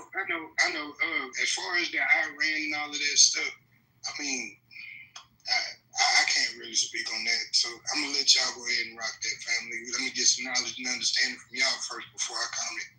I appreciate it. Thank you. I'll hang out for a while. Thank everybody. Get one. So yeah, like exactly. I think 9/11 is a great example, but at the same time, like the intel that they were receiving, that Iran is going to come in, Hezbollah is going to invade the same exact way on that day. I believe they did wait and see if that was the case, because even if you just throw all your army into one direction to the south, the whole north is going to be having that same exact consequences. Thank God Hezbollah was just completely tanked on that invasion, because if they did invade, we could probably having different conversations today. And I believe the intel that they didn't wake up Bibi. Bibi says this openly. They did not wake me up. They did not tell me what was going on. They were waiting till the other shoe to drop to be able to see how to respond the right way. And then once they realized that Hezbollah is not coming in with what they were expecting, that's when they're like, all right, let's send everybody to one direction, because that was the plan. I think everybody could be a Monday morning quarterback, but at the same time, intel is never precise. They never tell you what's going to happen. They just said something's brewing, so you should be more afraid. They targeted us on a holiday last day, which was basically everybody was like able to go home and be with the family. So the army was also spread out throughout the whole country. And these are the types of things where the results of what we saw, but it could have been so much worse if even Hamas didn't think with their dicks and they just started raping and doing all this savagery, and they actually took over towns and kept them hostage instead of taking them out. The conversation would be totally different. Israel would have been on its knees, but since Hamas just stole with their dicks and Hezbollah not going in, it's why I think there was a big delay in the response, because if there was going to be two fronts, it's a totally different conversation than having everybody just focus on one area. Thank you, Mike. Everybody, hold on. Yeah, but we're rockets, not with the invasion. 100%. They stood down until they got things in order. Before I say good morning to my co-host, Nine, I definitely want to say good morning to Rabbi. Rabbi, good morning. Morning. How are you? How's everybody? Fantastic. Glad you're here. Do you want to chime in, sir? I'm not exactly sure what the particular question is at the moment. Well, we're bandying about. Yeah, I love these conspiracy people that like Netanyahu knew that 1,200 people were going to get murdered on October 7th, and the response of Israel and the current situation of what's going on with Gaza. I think they need a different plan, Rabbi. It's just my opinion. I don't think the plan they have in place is working, and all it's going to do is grow more fanatical terrorists. Just my opinion. Yeah, I mean, I think it's a little bit worse than that. I don't think there is a plan. That's worse. They have not spoken about what happens the day after, and I think the reoccupation of Gaza is a bad strategy, because it means I don't know how you split occupying Gaza, but having somebody else manage the insides of it, right? Like, I don't know how you split that up, and I don't see a multinational force already volunteering to come in and do that. Look, I don't trust Netanyahu as far as I can throw him, which is not that far. I think he needs to be out. I think the reoccupation of Gaza will rip Israeli society to shreds from the inside. I think people are weary and tired of this. Well, let me say this, Rabbi. Thank you for your share. I said it earlier, and I believe it. You're in America, I'm in America, Marty's, him and I are neighbors, Daniel's over in Israel, but I truly believe that these moves that they're making over there impact you and me. Because what it does, it makes an easy target to be a Jew now. I mean, it's been an easy target, but it's even easier now, because now people are saying, well, I told you it was just about the land. It was just about occupying the land. And that really puts us in even greater danger. I truly believe that. So my thing is, what's the alternative? I think the plan they have in place, all they're doing is cultivating more terrorists. But let me say good morning to Nye. Good morning, Nye. Good morning, JB, Sig, Marshall, everybody on the stage. Happy Friday. Yes, it's Friday. Nye, you know you can jump in anytime. Guys, we're going to go popcorn style. One mic at a time, please. Can I say something in response to Daniel? Be my guest. And I think that when we have these arguments, sometimes it's like people's like, oh, because you're questioning or you say something, and this stuff has been in the news about Netanyahu, about the intelligence or whatever. You know, I'm not pulling out my ass, but people will say, oh, you're to blame the victim, and that's not what we're doing. That's like saying the 9/11 Commission was blaming the victim. No, I mean, it's just talking about the topics we're talking about and just saying that, hey, this is what's been brought up and this is what, is in the zeitgeist per se. You know what I'm saying? So I don't want that to be the narrative or this conspiracy theory or not. I mean, this has been in mainstream. This has been all over the news. So. Let me ask you a question. So hold on a second, Uncle. Hold on a second. Let me ask you a question, sir. I believe I read your profile correctly, which says you're a teacher. Yes, sir. So how do you feel about when Hamas was in control of Gaza? Their teachers were teaching the students. If you have 6 Jews and you kill 4 Jews, how many Jews do you have left? How does that resonate with you? I mean, that's a horrible thing. I'm in the Middle East. You know what I'm saying? So it's a horrible thing. So I mean, of course, it's a horrible thing. Like, and I've taught, Arab kids and kids like Palestinian, Emiratis. I'm in the UAE. So you know what I'm saying. So I've talked to all people from all walks of life or whatever. When I first came here, I fished out of water a little bit. So I've got to meet a lot of people from different walks of life. And I mean, Jews, Arabs, French, Russian, whatever. You know what I'm saying? So, yeah. So that is horrible. And I think they shouldn't be teaching that. Thank you, sir. Uncle Jay, you wanted to jump in, and then I want to go back to Daniel. I heard y'all talk about 9/11. From what I've been hearing about 9/11, man, with no plane. And I mean, let's just be real, with no plane. Wait, are you saying all the Americans that watched planes crash into the tower saw a visual illusion? It is. When they was cleaning up all of that wreckage, all of that stuff, where was the plane? Well, when you fly at like 500 miles an hour and you crashed it into a skyscraper, the plane kind of goes into tiny little pieces. Family, let me break something down to you. No. Let me break something down to you real quick. I'm in New York. I watched those towers fall. I saw those planes hit. I lost friends in those towers. So that's a conspiracy that I'm not going down. That's disrespectful to the victims. It's disrespectful to my country, right? It's disrespectful to a lot of people. So you're more than welcome to have your beliefs, but I lost friends in those buildings. So you're more than welcome to go to another room and spew all that shit, but you're not going to do it on my stage. Not when it comes to 9/11. Because I have a man on stage right now, my man Sid, who fought for this country. Not disrespectful that is to him. So we're not doing that. Omni Tedder, how you doing? Good morning. Yeah, what's going on, brother? Hey, brother JB, no disrespect. I just want y'all to understand something. Around where we at and where y'all at, y'all get news before we do. So I was in New York when it happened, bro. What are you talking about? No, I dig it. I dig that. No disrespect. I want you to understand something, but like we all know that in certain places, news changes the narratives. We know the news changes it to suit some other people's thought process. So what y'all are seeing there, we don't get to see all the way down here like that. So we can only go. We in the South. You're saying this thing was never seen. No. Here's what we're saying. Here's what I'm saying, because I can't speak for nobody else.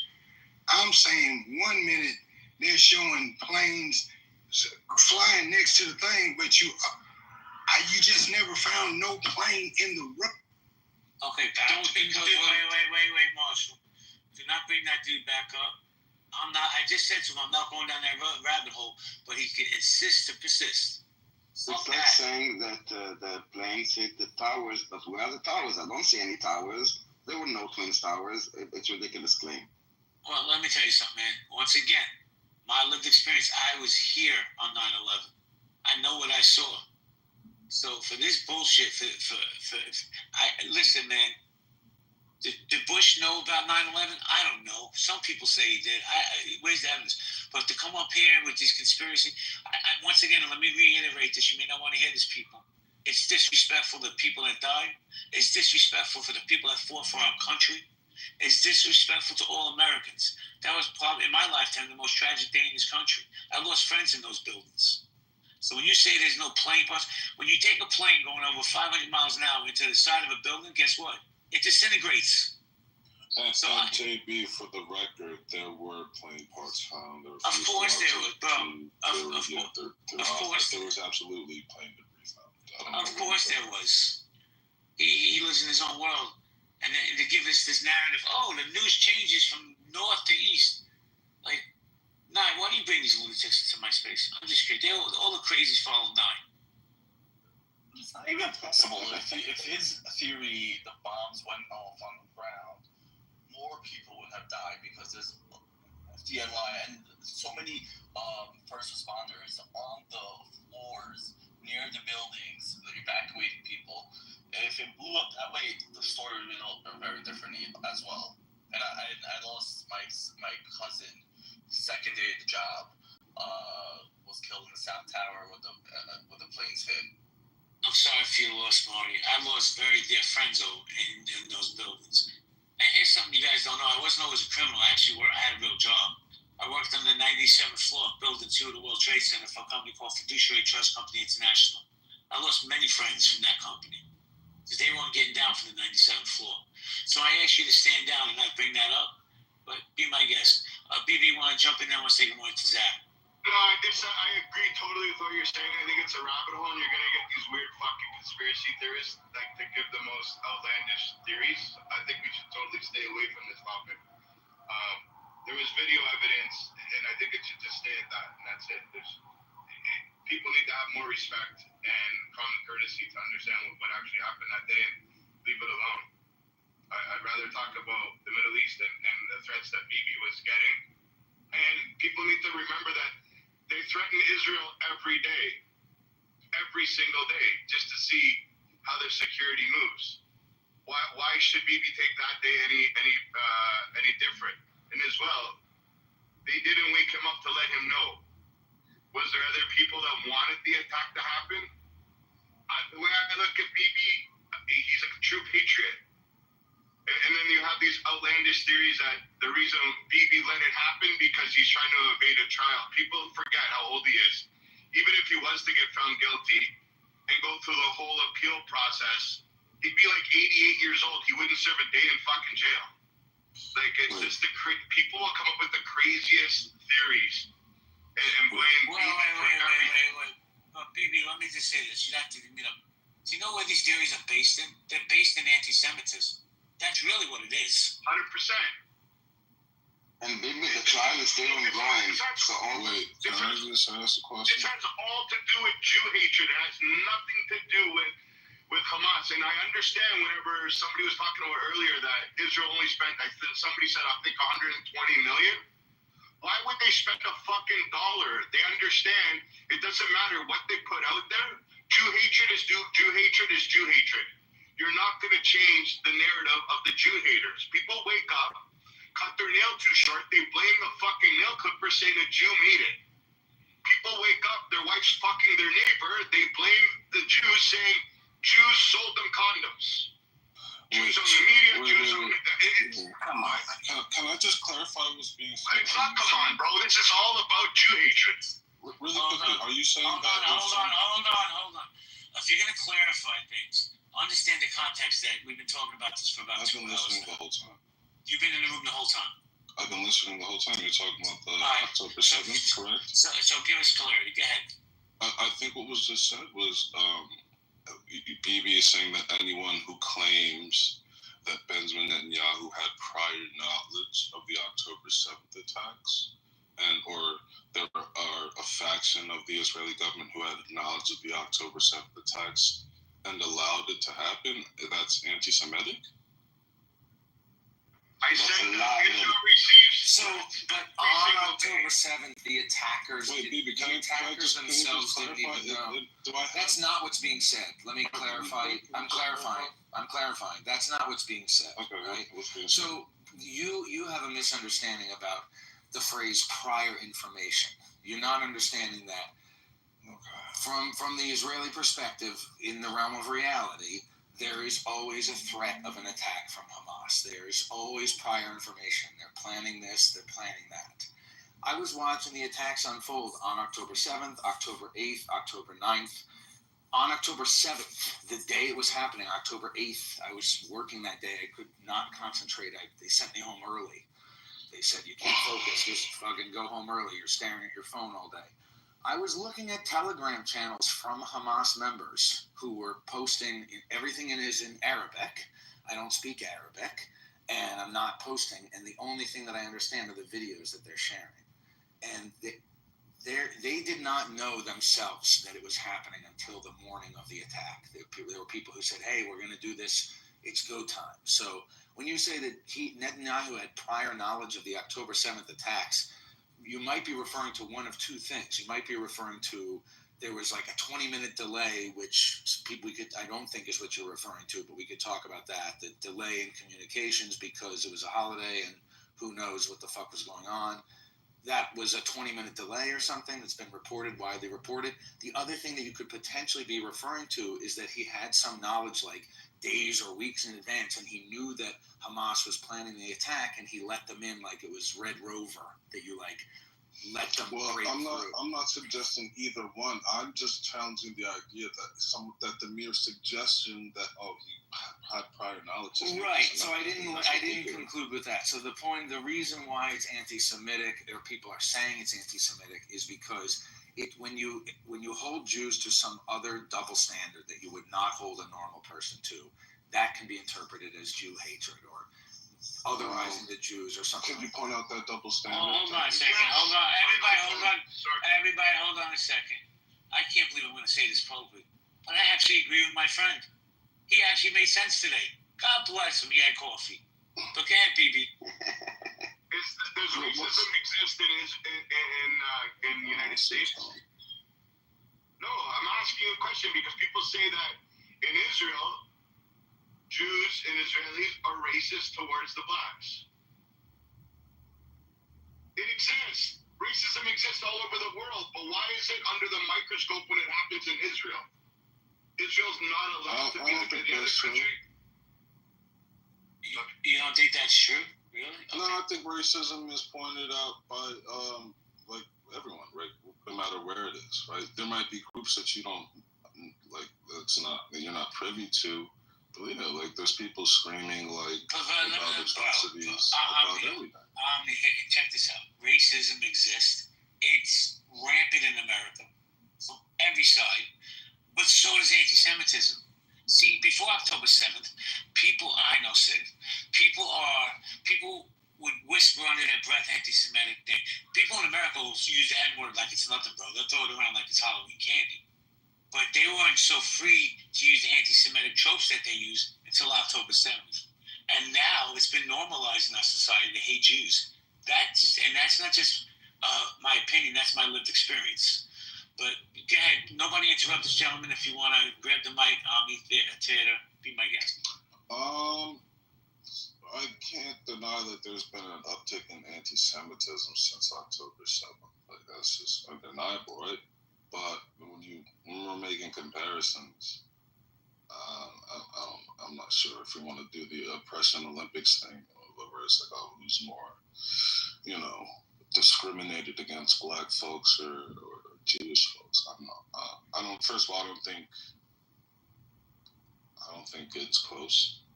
I think there's a lot of anti-black sentiment that's just like historically baked into this country and into society.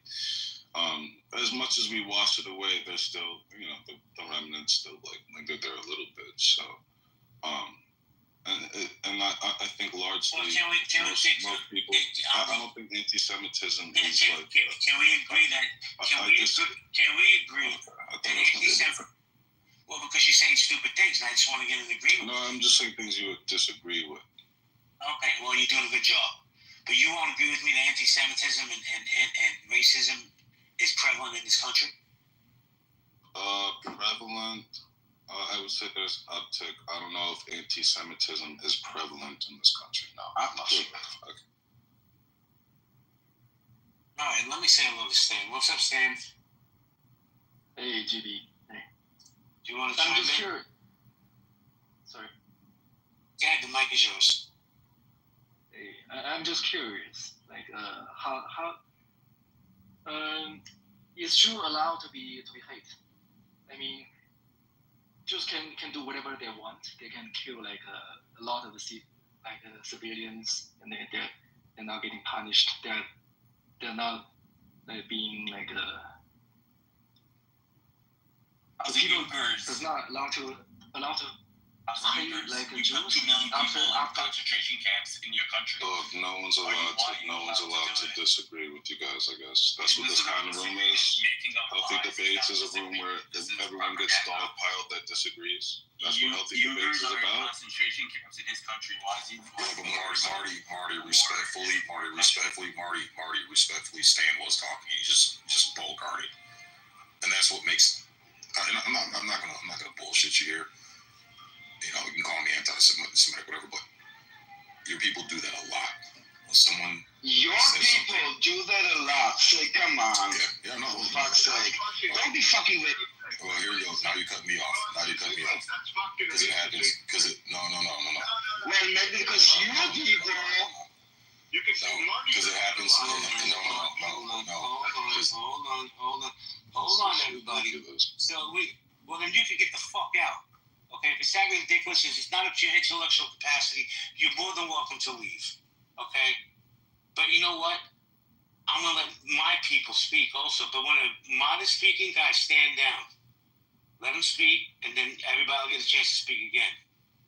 Again, Sid. Thanks, brother. And when I say that, I say it because whenever we have these talks, I've noticed a pattern. Is that when someone comes in with a sentiment that disagrees with the Zionist narrative, you guys do dogpile, and it makes you look bad. And that's all I'm trying to say. It makes you look worse. So let the man speak. He was speaking. Don't cut him off. And then once he gets done, then you can rebut. Well, it's very simple. I say the same thing to the blacks. The blacks are the same shit too. Daniel,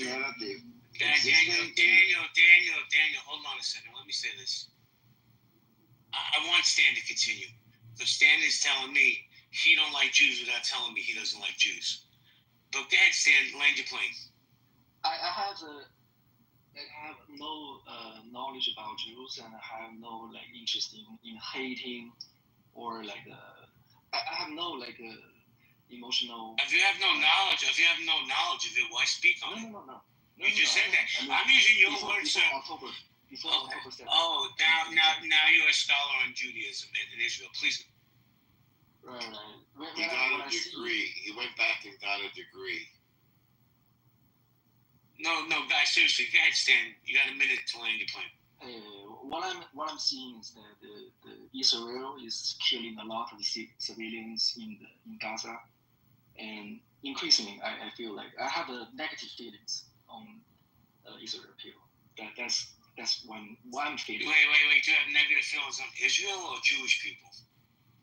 Israel. Okay. Yeah, but can we stop gaslighting? Can I say something now? Because you didn't say Israel. You said the Jewish people are getting away with killing people. That's your exact word. Maybe English is not your first language, which I obviously can hear.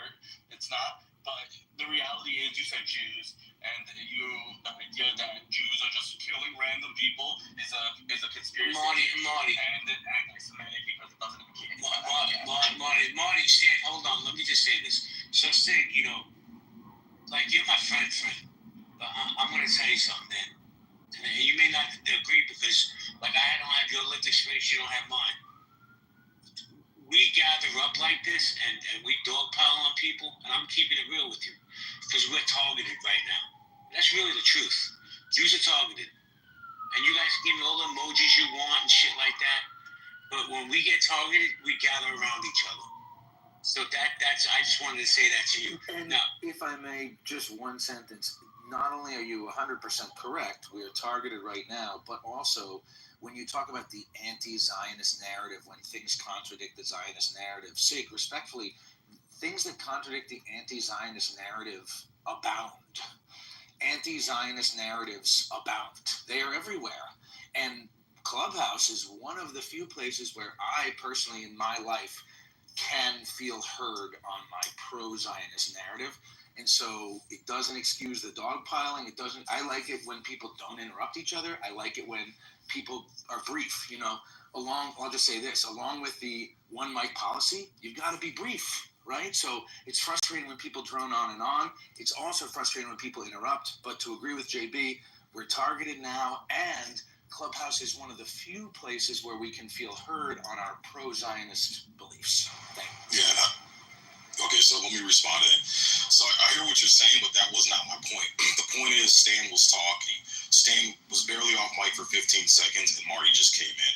And what I've noticed is a fucking pattern with this. It's like October 7th last year. I came into JB's room, and JB said, "Hey, Sig, welcome to the stage. What are your thoughts on this?" I said, "JB, I'm just getting into this. I'm not well-versed, but I hate to see innocent people dying on both sides." You know who a bunch of people came off mic? A bunch of Israel supporters came off. What, do you support Hamas? What, do you support Hamas sympathizers? What do you mean? I'm like, whoa. I said, calm the fuck down, bro.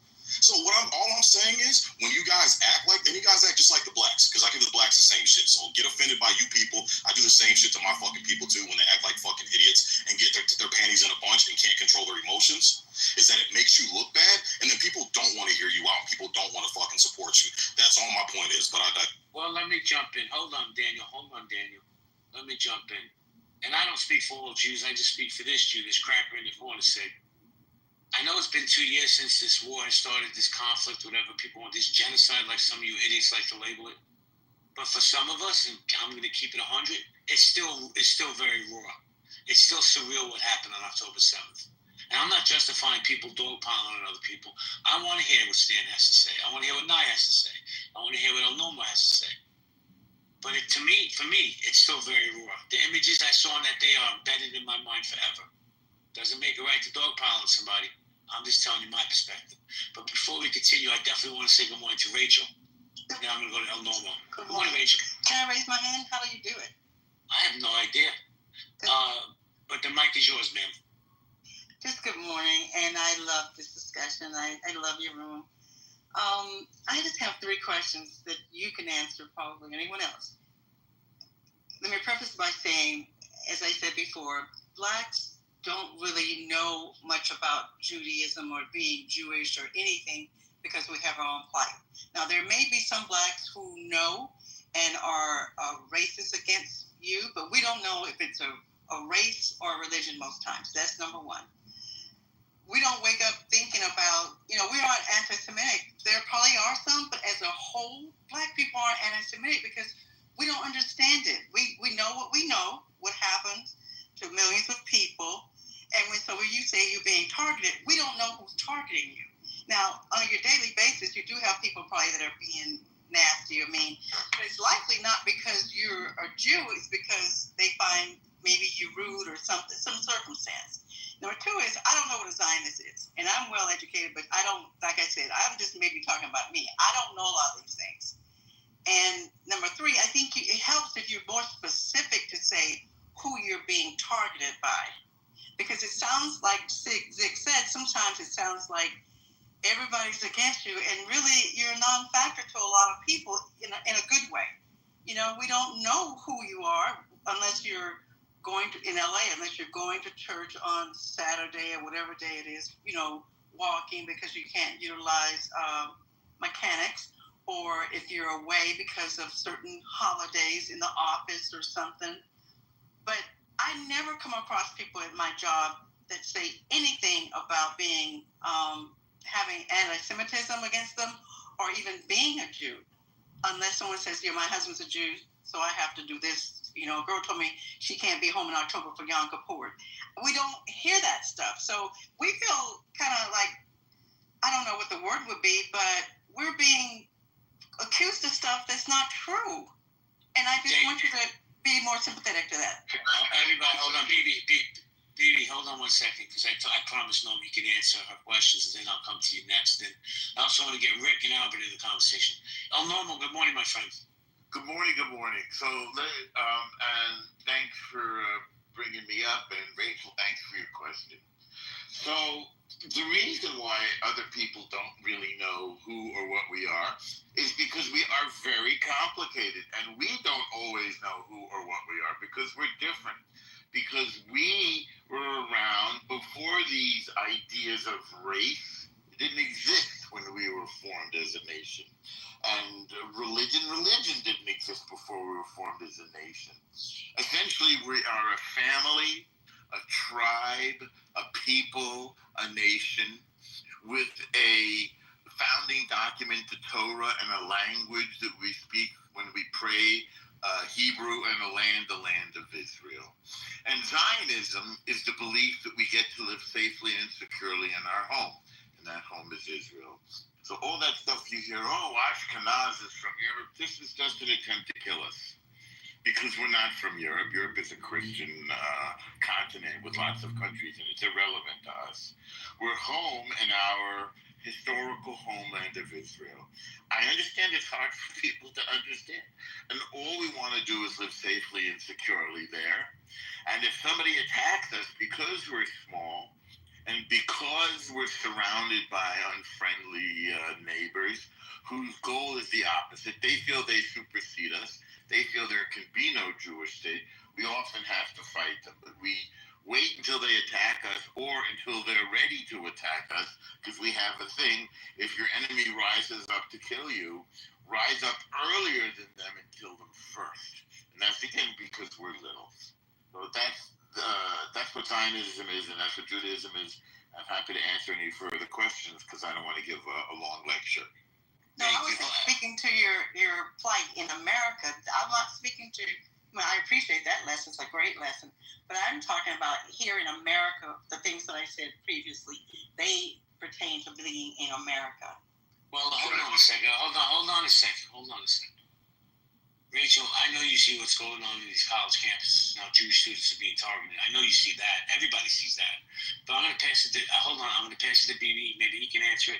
Then I want to get Albert, Dave, and others in the conversation. Go ahead, BB. I just wanted to point out something. I'm not sure, Rachel. You know that there's Jamaican Jews, there's Black Jews, there's Chinese Jews, there's Colombian Jews, there's people from Thailand that are Jewish. Jews come in all different skin colors. That's the thing. People think that a Jew is just a white pasty guy with a little hat on his head, and they become indifferent and they act. I just wanted to bring that up because it's confusing to me when people don't. They have this stereotypical thing of what a Jew looks like. There's Jews in Italy, there's Jews in Spain, Morocco, where I'm from, North Africa. Like we're scattered around the world, and we come in all shapes, sizes, and color. Oh, I appreciate that, but I'm asking you in America, please be more specific to who is being anti-Semitic to you. And I guess sometimes I don't watch the news, but I did see something about it. The college campuses, yes, I see that, and that's shameful. But I'm saying that you see the law is all. I think that, respectfully, I think you're getting a little confused because your question is phrased in kind of a confusing way. When you say who is being anti-Semitic towards you guys, the answer is very simple: anti-Semitic people. And so when you say, one thing that I thought was the most confusing when you were speaking, Rachel, is when you said something about how the black community as a whole is not anti-Semitic. That may or may not be true. It probably is true. But saying any community as a whole, I mean, the whole point of the Enlightenment, of the Renaissance, and individual freedom and personal responsibility is that we can't speak for people as a whole. So we can say things like, the origin of the Jewish people is in the land of Israel. That's a fact that can be supported with archaeology. But you can't say things like, all Jews are racist, or all Jews support Netanyahu, or all Jews are this, or all Jews don't eat pork, or blah, blah, blah, blah, blah. That you get into, and saying all. So does that make sense? Your question is like. Yeah, I understand your thing, but I tell you what. I challenge you to ask every black person that comes to the stage, what do you know about Judaism? Or what do you not know about being a Jew? I'm totally ignorant. The only thing I knew is when I was growing up that my father mentioned that the person that we had an account with, Taylor, was a Jew. That's the first and last thing I ever knew until, I got to work with people and blah, blah, blah. But I'm saying I'm not speaking for all blacks, but I'm speaking for, a majority of blacks that we really don't know. Well, let me jump in, Rachel. Because, I'm going to say some polarizing things. That's okay. All I ask is people to respect what Mike Powell's. I wasn't around in the 60s. Maybe El Norma was when the civil rights movement went. You know who stood shoulder to shoulder with the black community? That would be the Jewish community. Shoulder to shoulder. And I have to tell you, I find it very disheartening that, and I'm not saying you, Rachel, I'm just saying people in general from the black community don't honor that we stood shoulder to shoulder with your community. And I'm gonna keep it a buck with you, Rachel, because I like you and I respect you, and I'm not saying you, I'm just saying in general. My lived experience, I've seen more anti-Semitism and hate coming out of the black community towards the Jewish community than any other community. And I just don't understand it. So, is that in New York? But be specific, is that in New York? Of course it's in New York. No, it's in New York. I'm talking about my lived experience. Okay, see, that's the thing. New York is a whole different animal. So I understand you probably see it there because you guys are shoulder to shoulder. And I do understand that Jewish people did help us. And I'm just saying that I don't see it. I just don't see it. Maybe, I live in Los Angeles. I don't know. In Florida, we weren't around the group because you kind of have your own community. Even here in LA, you have your own community, but you live everywhere. But I won't belabor the point, but I'm just saying, be a little more, Well, let me finish my thought, please. Okay. Because not all Jews are monoliths, right? I'm a different type of Jew than El Normo or Rabbi or Bibi. I have tattoos. I eat pork. I shouldn't have either one of those, but I do. It's not a religious thing. It was me living my life. But rest assured, October 7th came, I'm a Jew. I've always been a Jew. I just don't talk about it on this app because you know what? It's like these people grab the lowest hanging fruit and say, oh, he's a Jew. Let's automatically hate him, which is bizarre to me. But let me tell you this. Here in America, we are the bullseye right now. Walking down the streets. And listen, there's parts of Brooklyn I can go into right now, right, that I'm not going to be accepted as a Jew. Most of the people on the stage aren't going to be accepted. They're very secular people. It is what it is. Doesn't mean I'm less of a Jew or I'm not proud to be a Zionist. I came on this stage early this morning. I had this room open since 6 o'clock this morning. And one of the first things I spoke about when we were speaking about Israel, Zach, I need you to mute up, man. Zach, can you mute up, please? So one of the first things I said was, I don't agree with what the IDF is doing right now. Doesn't make me less of a Zionist. Doesn't mean I don't love my Jewish brothers and sisters. Just means I disagree with the government. Let me say, hold on, bro. All right. I know you're sensitive. I brought that up earlier. I'm going to agree with you, actually. But... Thank you. I don't need your agreement, but thank you. You can go listen for a while. Now, I brought this up earlier, how the men on this app are hypersensitive. He kicked me out of his room 3 days ago. They were talking about normal. I'm like, who gives a fuck? It was 3 days ago. Grow up. You hurt my feelings. Man, squeeze your balls and be a fucking man. Stop the bullshit. But anyways, part of my language, Miss Rachel. Let me say good morning to Albert because he's been patiently waiting. I wanted to bring you up short for 1 second, Jay. You said I was around in the 60s. Did you mean the 1960s or the 1860s, man? 1860s, Norm. 1860s. The 1760s. El Normo was out there protesting with Lincoln. But let's go to Albert. Albert, good morning. Hey, good morning, JB. Do you want to chime in? Yeah, actually, I want to chime in and comments on Stan, the Chinese guy. What he tries to say, I think I just want to explain and elaborate on that point. I think what he tries to say, like the anti-Semitism is not Chinese. I mean, I admit it. Chinese can be racist. And especially, for example, against like the black people. I just say it out loud. I'm not proud of it. I feel bad about it, about our people. But the anti-Semitism is not Chinese. There's no religious, there's no culture, there's no geopolitical beef between us. Actually, as far as I understand, maybe it's a lie or propaganda in Chinese history textbooks as well, but Chinese has been helpful to send Jewish refugees from Europe and let them stay in China until the end of Second World War. And actually, Israel has been nice to China as well in modern history of China. So there's no beef between us. The problem is when some Chinese are very pro-Israel.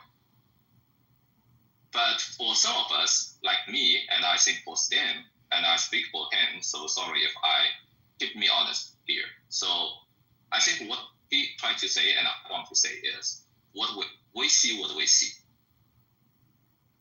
And we have a problem with that. And please don't label us anti-Semitism.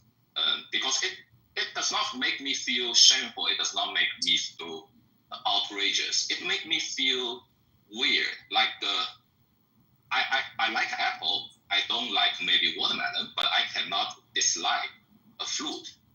I haven't tasted. Right? There's no historical, religious, cultural beef between us. So not any. I mean, this apply to not just the Chinese, but to the general audience or the general discussion. Don't label anyone who criticizes Israel as anti-Semitism. Okay, thank you. Yeah, it's too quick. Thank you, Albert. Appreciate it. So I'm going to ask, hold on, Stan, because I know we have Chinese contingent in here right now. El Normo, let me ask you, should we go to Rick? Because I don't know what he's going to say, or should we go to Jamal? And I know what he's going to say. Do you want to turn up the heat a little bit or no? Dave, I got you. Dave, I got you, Dave. All right, let me say good morning to Jamal. Good morning, Jamal. Good morning, JB. Hey, before I say anything, I want to say I love you and I love the room. Oh, man, you stroking before you start. Go ahead, baby. No, but let's get right into it. Do you consider, and all you fellow Jews, do you consider yourself European or Jewish first? There's no European. We're Jews. Europe is a Christian continent. Jews are different. We're not European. Okay, so we have to go into the Ashkenazi, Eastern European people. So you don't consider yourself Eastern European? That's where you're from. Well, you're incorrect about that. And you asked and I answered it. And you're having difficulty dealing with the truth. So I asked you, why is it difficult for you when you ask a man a question? Why are you arguing with him about who he is? I wouldn't tell you who you are. If you told me you were an African-American man, I wouldn't say, no, you're from Detroit or whatever. So why do you have difficulty affording the same respect? Because what you're doing is you're riding a line in the United States of America where this country is founded on racism. And not only is it founded on racism, it's founded on colorism. You're right about that. And that's, I know I am.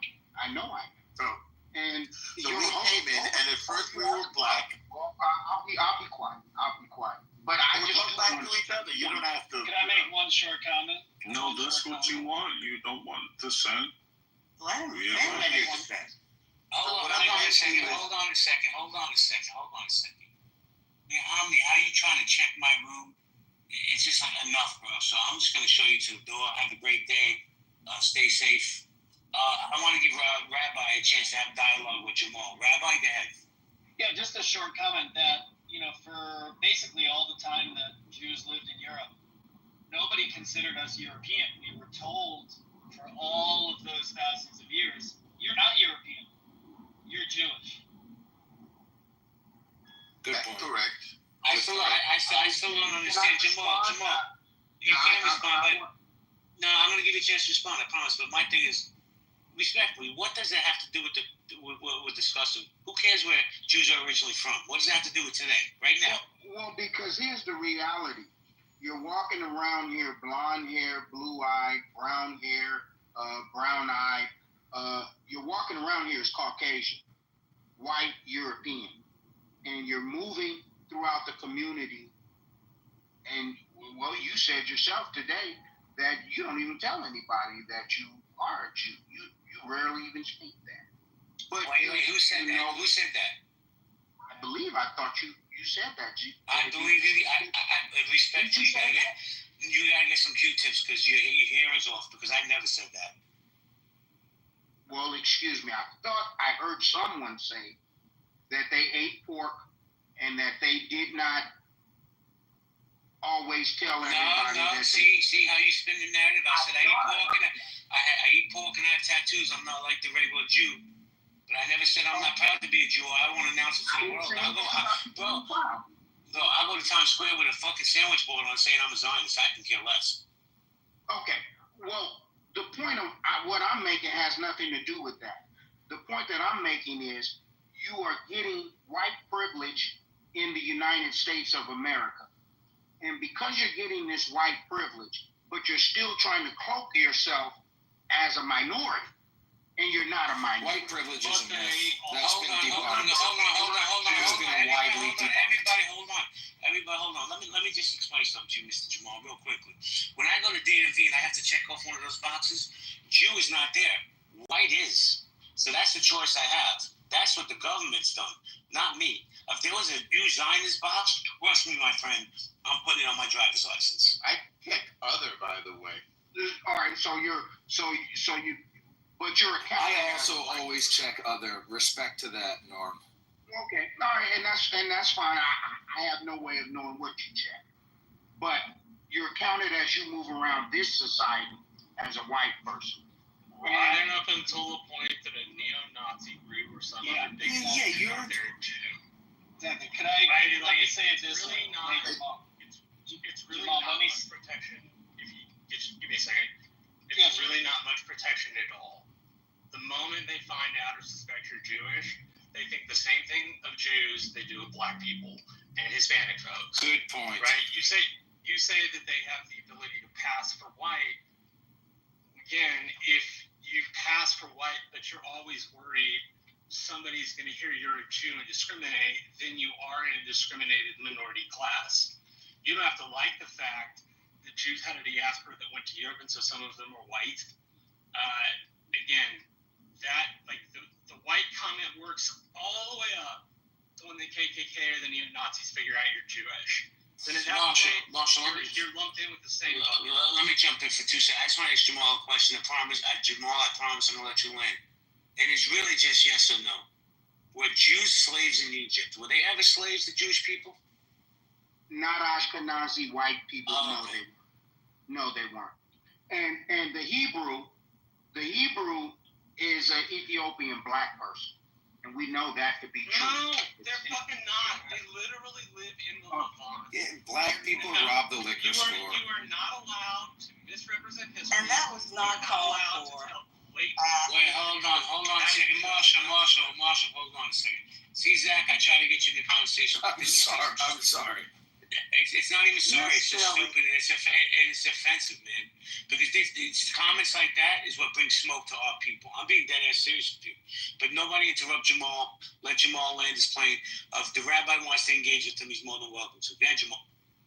So we can't deny that David had sex with Bathsheba, and they were in Ethiopia. And the Bible, the Orthodox Bible, we know that originated in Ethiopia. We know that the tribes that we can trace back, these are black people, right? So that's something, whether you like it or you don't like it. But no tribes are from Europe. We know that the Ashkenazi European Jew decided that they wanted to take on the religion. This was something that you purposely decided, I'm not going to be a Christian. I'm going to choose to go with the Hebrew. And I'm going to be... Why would we do that? Yes. Well, and the reason why you did it, the reason why you did it, yes. I to be honest with you, I can't explain. I think you had a choice. Of course you can't explain it because you're not based on reality. Well, the reality is that none of those tribes come from Europe. You're missing the whole point. Let me That get is the you. reality. Guys, Jamal, let Caleb go, let the rabbi go, because maybe, Rabbi, I pray, like, no bullshit, that this man cleaned out his ears and he's going to get some knowledge from you. Go ahead, Rabbi. Yeah, I hope so. Look, your history is bad, okay? I'll just say that. I don't have time to go into all the different pieces. But in terms of Jewish people being adjacent to whiteness, the people who made us adjacent to whiteness were the white people, not us, right? And I say it like this sometimes in America. Many Jews, not all Jews, but many Jews are white but not quite, and only white for now. Marshall's right that when the anti-Semites want to make us not white, they'll do it. They'll do it. So I just think you're this kind of demonizing of Ashkenazi Jews and trying to say that we're fake does a real violence to the actual history of the Jewish people. But here's the thing. Let me jump in. Wait, everybody, hold on. Everybody, hold on. He don't care, Rabbi. He doesn't. He knows what he's saying. But I'm gonna hold on, KP. I got you, bro.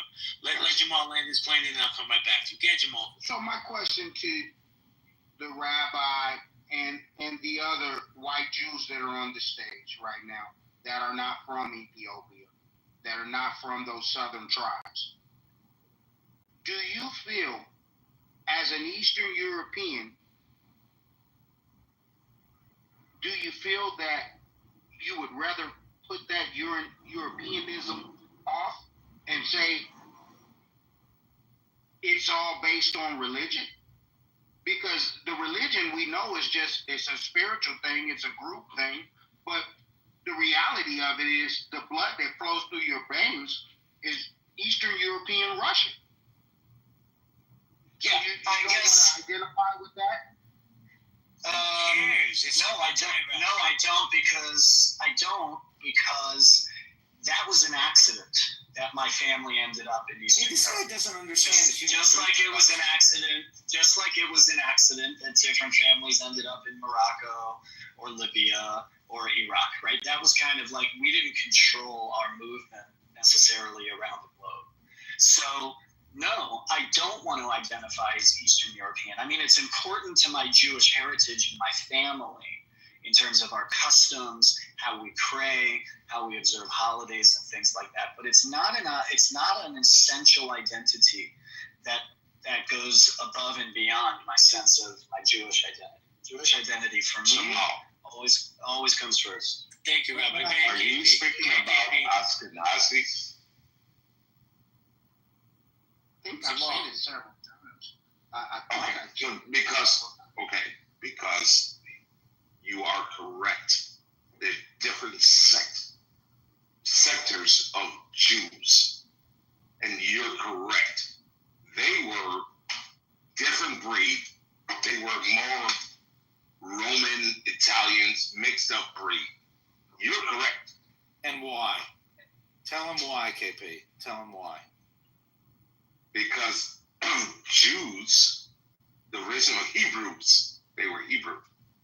Not this bullshit that got took over. And that's why he's saying, hey, this is why you guys also, look they different. lived in Europe for like 1,000 years, and so they were. No, he's correct. It's not just that. It's like changing narrative, guys. This room's turning. This is BHI talk tracks. This is crazy. Oh no, I'm not a fucking one of those Hebrew Israelites. No, hell no. But he's correct on his history. He's correct. There's an important point. Let me just make, Marshall, just one sentence, which is that it's never one sentence. Okay. It is. This will be a really short one. They lived in Europe for a long time, so there was some intermarriage with European non-Jews, and also Jewish women were sometimes raped by European men. So there was consensual and non-consensual genetic drift thing. Well, Marshall. It sounds good. Hold on, Jamal. See, here's the problem that I have, and maybe nobody else does. It's the deflection. The truth is, I don't give a fuck where my family came from. I'm an American Jew. I pay American taxes, that's for sure. Let's come back to modern times. I don't care where my great grandparents came from. It has nothing to do with who I am today. So let's get back to the topic of today. And it's amazing on these stages and these spaces and places how people can tell me they're anti-Semitic without telling me they're anti-Semitic. It's amazing to me. But I'm going to hand them over to Sig, Nye, KP, and El Normo and Marshall. I got to step aside for 5 minutes. Please play nice with each other. Gotcha. Can I say something So hi everybody. Can I interject real quick? Yeah. So hi, good morning. I want to apologize in advance for my bad English. I don't have a very rich vocabulary. This is not my first language. I'm Italian. I've been listening for a while, and I think it's a productive conversation that we're having here. And I think, but I don't understand on which basis sometimes somebody is called anti-Semitic. I don't understand. I'm not pro-Israel, pro-Hamas, pro-nothing. I'm just here to understand the whole phenomenon because I many times, yeah, it's a normal, yeah, correct. Because sometimes I see, like, example, JB called this guy, Jamal, I think, anti-Semitic, but honestly, 100,000% honestly, I don't understand why. I don't understand why is this guy anti-Semitic. I don't get it. I'm not playing dumb. I'm not. Because he takes the history of Judaism and where it came from and inverts it to a place that it never came from and has no archaeological evidence to support it. That's why.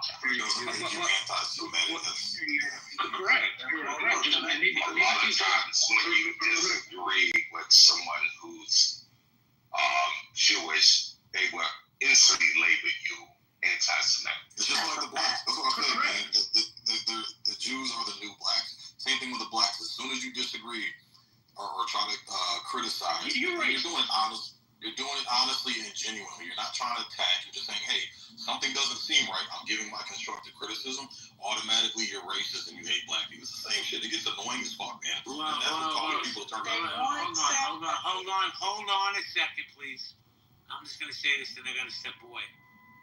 When you try to change the narrative of the history of a people, to me, you're anti-Semitic. When you try to fit a square peg into a round hole, guess what? You're anti-Semitic. He's trying to change an entire history like he's an expert on our history. Here's my advice. Learn our history before you speak on the history. But I'm going to hand him back to the Maz. I have to step away. Thank you. I'll speak to the Ethiopian thing. Hang on. Hang on 1 second. So, brother comes up and says, Ethiopia, like he knows something about Ethiopia. Ashkenazi, like he knows something about Ashkenazi. This is a guy who's never been in a synagogue. This is a guy who's never opened a Jewish prayer book. This is a guy who's never met an Ethiopian Jew in his life. So it's ignorant. And then he'll double down and triple down. And to be honest, it's sort of sad and embarrassing when people are this ignorant. You probably don't know this. If you know black Jews, they're most likely Ashkenazi. Why? Because black Jews in this country converted with Ashkenazi brothers and sisters and neighbors. That's just a fact. I daven with many black Jews, and they daven Ashkenazi. Ashkenazi is not an ethnic group. Ashkenaz, it was a region in Germany where there was great Jewish learning, and so we call them Ashkenaz. It doesn't mean that they're white or black or blue or orange hair or yellow hair. It means that they wrap their tefillin in a certain way, as I'm about to go do in synagogue, and they daven a certain way, and they eat certain foods. Doesn't make them any more or less Jewish. I have a brother on the stage who can identify himself. I'm not going to out him. He's from Syria. So he's that kind of Jew. And he wraps his tefillin a certain way, and he eats certain things on Passover that I don't eat, which we're always jealous of. He gets to eat rice on Passover. I don't. That's a big joke between us. And when they have finished not eating bread, they have a big festival of baked goods. They have different customs, but we're all the same Jew. This is what you don't understand. It happens the Ethiopian folks who are our brothers and Jews, they don't speak Hebrew. They have to learn Hebrew because they were Judaized. They didn't have all the same books and stuff that we did, but the rabbis looked and said, we determined that they are also Jews, so they are welcome in the land of Israel. So many people are speaking through their chapeaux, as we say, out of pure ignorance. It's sort of funny. It's like going to, again, it would be as offensive as he said to a black guy, well, listen, you got no link to Africa. You're from Detroit. I'm telling you, you're just a person from Detroit with a suntan or something ridiculous like that. That's how stupid it sounds when people try to tell a Jew who they are. I'll mute up. And I was just saying that we are. I'd like to continue. Hold on a second. Let Rachel. Go ahead, Rachel. I was just saying earlier, some of us are ignorant in different ways. I don't know how ignorant Jamal is. You know, he may be ignorant in some stuff that he thinks he knows and doesn't. But some of us are totally ignorant, and we're learning in this room. But it's the crybaby stuff that we can't get past because we don't know what's real and what's not. I don't know who's crying, but let me say this. Rick, I got you, bro. You got to show a little mic decorum. I don't understand. If you get labeled Ashkenazi, that's a bad thing? Like it's spewed out here like, oh, he's Ashkenazi. So what? Who gives a fuck? Who gives a fuck where your family 5 generations ago is from? This is the divide we have in this world, in this country. Everybody wants to grab the lowest hanging fruit and try to fucking weaponize it. It's bullshit. Rick, land your plane, and I want to go to Dave, and I want to get George joining in the conversation. All right. Just want to say a couple of things. So, the other day we were in another room. We were talking about what they're doing. Example in Gaza. Yeah, I come from a military family. My cousin used to work at Lockheed here in Italy. They got different offices, and I know certain things about certain weapons that are tested today. Example in Palestine, and we were discussing about this. But all of a sudden, just because we were discussing military tactics and whatnot and weapons and stuff that have been tested on the population, all of a sudden they call me an anti-Semite. It's like you're having a conversation with somebody. This somebody disagrees with you about certain technical aspects, and now I call this somebody. Actually, this somebody calls me an anti this somebody. Like if I disagree with Sig, I say to Sig, "You're anti-Rick. You know what? You're anti-me." No. This is very, very, very dishonest to me. This is absolutely dishonest. And actually, if somebody comes at me saying to me that I am anti somebody, then I honestly 100% understand that this person comes with an agenda of lying on what this guy is doing. Because there is no reason. So you want to beat me on the argument, and actually it's not a competition, by the way, then comment on the argument. Don't call me an anti-whatever. Call me, no, you're wrong on XYZ because XYZ is not happening for such and such a reason. So the excuse, and I think it's very violent to use an anti-something to stop the conversation. I'm done. Thank you, Rick. Victim. What is the word that you said, Rick? And I'll explain to you why you got called an anti-Semite. What was it that you said, Rick? All right. So yeah. So we were discussing about certain. Absolutely. We were discussing. All right. So and it's a known fact that we were discussing military technologies through facial recognition and gene recognition in Gaza today. And we were discussing this, like it's an open fact. There are studies, there are links there that I've posted and stuff, and why? So also, okay, you said the facial technology, right? You said the facial technology. That's all you said. Facial recognition. Yeah, go ahead. What? That's all you said. No. I said that the war in Gaza is used today, or genocide, whatever, how you want to characterize it, it's used also to test those weapons. And there are articles on this. Okay. But I'm not I'm so sorry, real quick. Now let me answer your question. I'm not anti-Hamas. I'm not anti-Israel. I'll answer your question. Yeah. So, you see, this is let him finish. He said he finished. I asked him what he said. I don't need a long story. I got it. No, you're cutting me off. It's weird. You're cutting me off. Let me speak. Oh my God. You don't have now? Hang on. Everybody quiet down. You don't have No. I said in one sentence. Just hang on 1 second. I heard what he said. So now I'm talking to him, not to you guys. So just everybody else mute up. I'm just talking to him. And I don't need a 10-page disquisition. I said, what did you say? You said facial recognition, genocide, and testing technology. So, Rick, I'm going to give you your answer very simply if you're listening. Are you listening, Rick? You don't even have to mute up. It's just between me and him for 1 second. All right, Rick? You there? Yeah. I wanted to finish my sentence, but no, it's not okay. You just gave me.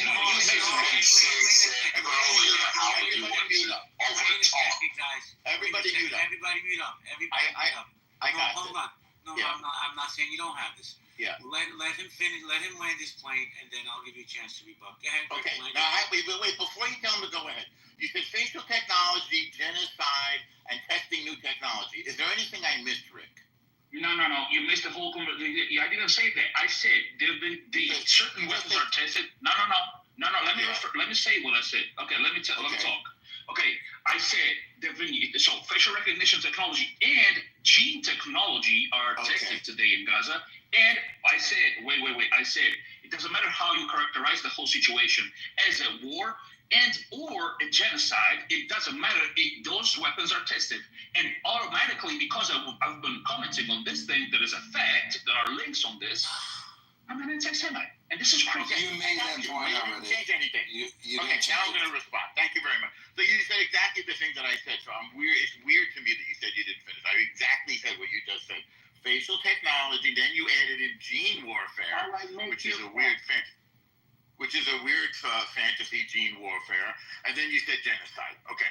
So here's the problem. There's something called a blood libel.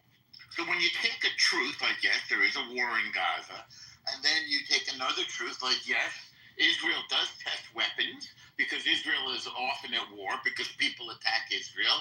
No problem there. And then you add something in like a moral judgment. It is objectively and factually and definitionally not genocide for any number of reasons. There's something called a blood libel.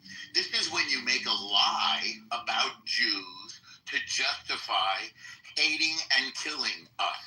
Like Jews use Christian blood to make matzah. Well, we're not allowed to touch blood. So it's obviously insane. But they use that to kill us. Or Jews poisoned the well. We're not allowed to do such a thing. But you say that to justify killing us. Or Jews are starving the Gazans. We're not allowed to do that. We've dropped 2 million tons of aid. Or Jews are doing gene warfare. This is obviously a lie. Or Jews are committing genocide. Obviously a lie. That's the anti-Semitic part. When you make up lies about us to justify killing us, that's anti-Semitic. Do you get it, Rick? Got it. We got notice. I'd like to respond. Everybody be quiet but Rick, please, and then we can move on. Rick, did you get what I said? I get what you said. It is absolutely not what I said, because I didn't say that Jews are actually experimenting certain things. I said companies like Lockheed Martin, Raytheon, Boeing are doing those things. Can I finish? I'm asking, can I finish? Right. So this is first. Second, I didn't say that there is necessarily a genocide. I say it doesn't matter how you characterize the whole thing. If you characterize it as a war or as a genocide, I didn't say it is 100,000% a genocide. It doesn't matter how you characterize it. I didn't use those words either. You're not protesting something I didn't say. Okay, can I finish? All right, can I finish? Can I finish? Okay. Yeah. What did I say that you disagree with? I disagree with the characterization that you did of my speech, and I never said that there is that. What characterization did you're saying? Okay, open quote. You said, open quote. You said, if you do this and this and that, then it is anti-Semite. But I didn't say that. Right. I said there is such and such situation happening. Oh God damn. Okay, can I finish? If there's such and such situation happening. I didn't say you lied. I can finish. It was anti-Semitic. Okay, I'm gonna jump in. Everybody mute up. Thank you. Because I'm gonna be honest with you, we're chasing. It's like a dog chasing its tail. We're getting nowhere here with this conversation. I'm moving my car because we have all this parking here. Sid, can you run it? Make sure everybody gets to speak, please. Thank you, Sid. Yes, sir, Roger. Roger that. All right, so let's move on. Who do we have in this conversation? I'm actually waiting 20 minutes. Okay, so Dave, welcome to the stage, Dave. You got me. Yes, so basically, why we started this conversation that the Jews here feeling that they are being targeted. The main fact is they are fear to be attacked, because in the coming weeks there will be military aiming to take over Gaza, and this will cause more anti-Semitic narrative. And we know that in Washington, these 2 diplomats died because people just can't take it anymore. They want to release their frustration. They want to support pro-Palestine, and they are willing to kill Jews to demonstrate their support for Palestine. They're willing to kill Jews to show that they disagree with the coming weeks. Israel is going to take over Gaza.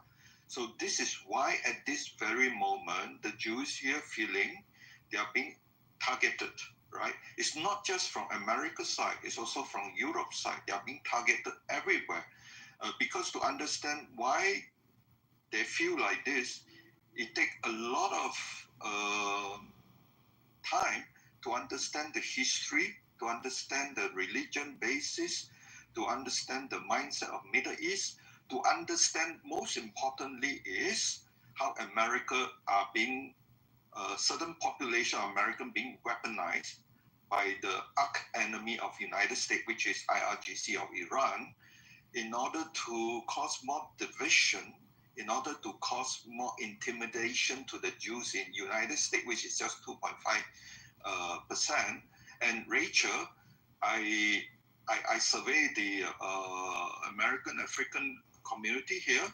There are rooms where Jamal come from every day indoctrinate them how to hate Jews. With all the argument they have, totally fact, no fact. So Rachel, I encourage you to sometime to come to the Jewish room to ask them as many questions. The most important thing is the Jews here in the United States, either they are agnostic or they are Orthodox. They do not understand how to relate to the Christian, right? So I'm Christian. So if you're Christian or not, I don't know. But the reason why is why the Trump administration is keep saying that we have to stamp down on anti-Semitic, right? Because they understand from Christian point of view, the national motto of United States is in God we trust, and that comes from Genesis 12:3. And many Christian, it comes out of the Eisenhower administration. It's come from Eisenhower. Yeah, Eisenhower during the Cold War, they understand how important to unite the American people, and therefore he quote, "In God we trust," because it's a very difficult time. And how can we unite the American people when many of them fear it will be a nuclear war, right? So they did it to swear something off. But please continue. Yeah, sure. But Rachel, the whole point is they understand that in Congress, in Senate House, there is a word there, in God we trust. And all this. Yeah, the point is, Rachel, you spend time more in Jewish room, and therefore you get to understand that they spend every Friday practicing how to speak to God, whereas Christians are not doing as much as that and as detailed. So there are a lot to learn. I spent since January speaking to Jews, so I know a lot. Yeah. Thank you. You need to have a private conversation. Rachel will teach you all about Judaism if she's interested. But we're going to move forward. Let me say good morning to George and then Trillion. Good morning, George. Yo. Good morning. Do you want to chime in? Yeah. For the love of God, don't be long-winded. Yeah, how could I make this as brief as possible? The Jewish people. All right, we're going to move to Trillion. That guy sounds like he's talking in quicksand. Good morning, Trillion. Good morning. Talking in quicksand. Okay, so hello, good morning, happy Friday. It's 8/8. Wonderful number, my favorite number. In general, I felt like the elephant in the room, and a little bit earlier, sometimes in general, when people have their thoughts, either it's an opinion or they feel like it's a fact or backed by data or articles, whatever. As from my perspective, it doesn't matter what you say about Jewish people. It is anti-Semitism because they are on code. They gatekeep their community. They've created this lifestyle for themselves where they just pour into each other as a community. This is what I've seen. They've got their own schools, ambulances, police cars, can't even read shit that anything says. But I love it. I love it for them. And I've been saying this since I was 13. I'm in my late 30s now. So I have You don't look it. Thank you, because you know what? I don't let poor people stress me out, and I work out. But thank you so much. I love that for the Jewish community, and yes, it is true. I don't. Amen. I love that about them, because if we were on code, if I was on code in my community, yeah, that's right. You said that you're against us. We don't like whatever because that's how, low key, that's how it should be. It doesn't personally bother me. Is there a chance that someone's saying something out of lack of knowledge, which is ignorance? Yes. I wanted to convert to be Jewish, because I'm like, shit, well, no one fucks with me over here. Everything is scarcity mindset competition. Let me go where they got their own stuff. But I love Jesus. Do they not love? I don't know. Do they love Jesus? I don't know. That's an ignorant statement. I don't know. It's a lack of knowledge. So it's a balancing scale. When you have, in our land, when you have one theory or mindset behind the Jewish community, this culture, they were slaves for thousands and thousands and thousands and thousands of years. My God, what? Let my people go. I remember that song. Mariah Carey and Whitney Houston were singing it or something about Jews and what? Moses? Anyway. So you can't just come for people like that. I think the black community and the Spanish community, whoever, Asians got Asian hate. People need to be more on code. I don't think it'll happen. But that's my theory behind it. Are things going to be anti-Semitism? If you call someone ugly, fuck it. Why not? Bitch, you're an anti-Semite. Because I built my shit up that I could say that. And everyone's going to agree. And is it fair? I don't know. Yeah, I don't know. I don't give a shit about it. I love it. And everything's anti-Semitic. Fuck. Well, let me jump in here. Hold on, Norm. Let me do a quick room reset to get people up to code.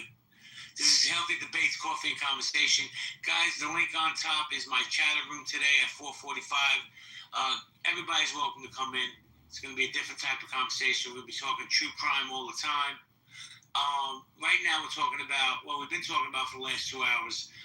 Of course, if there's no Jews, there's no news. So we're talking about Jews.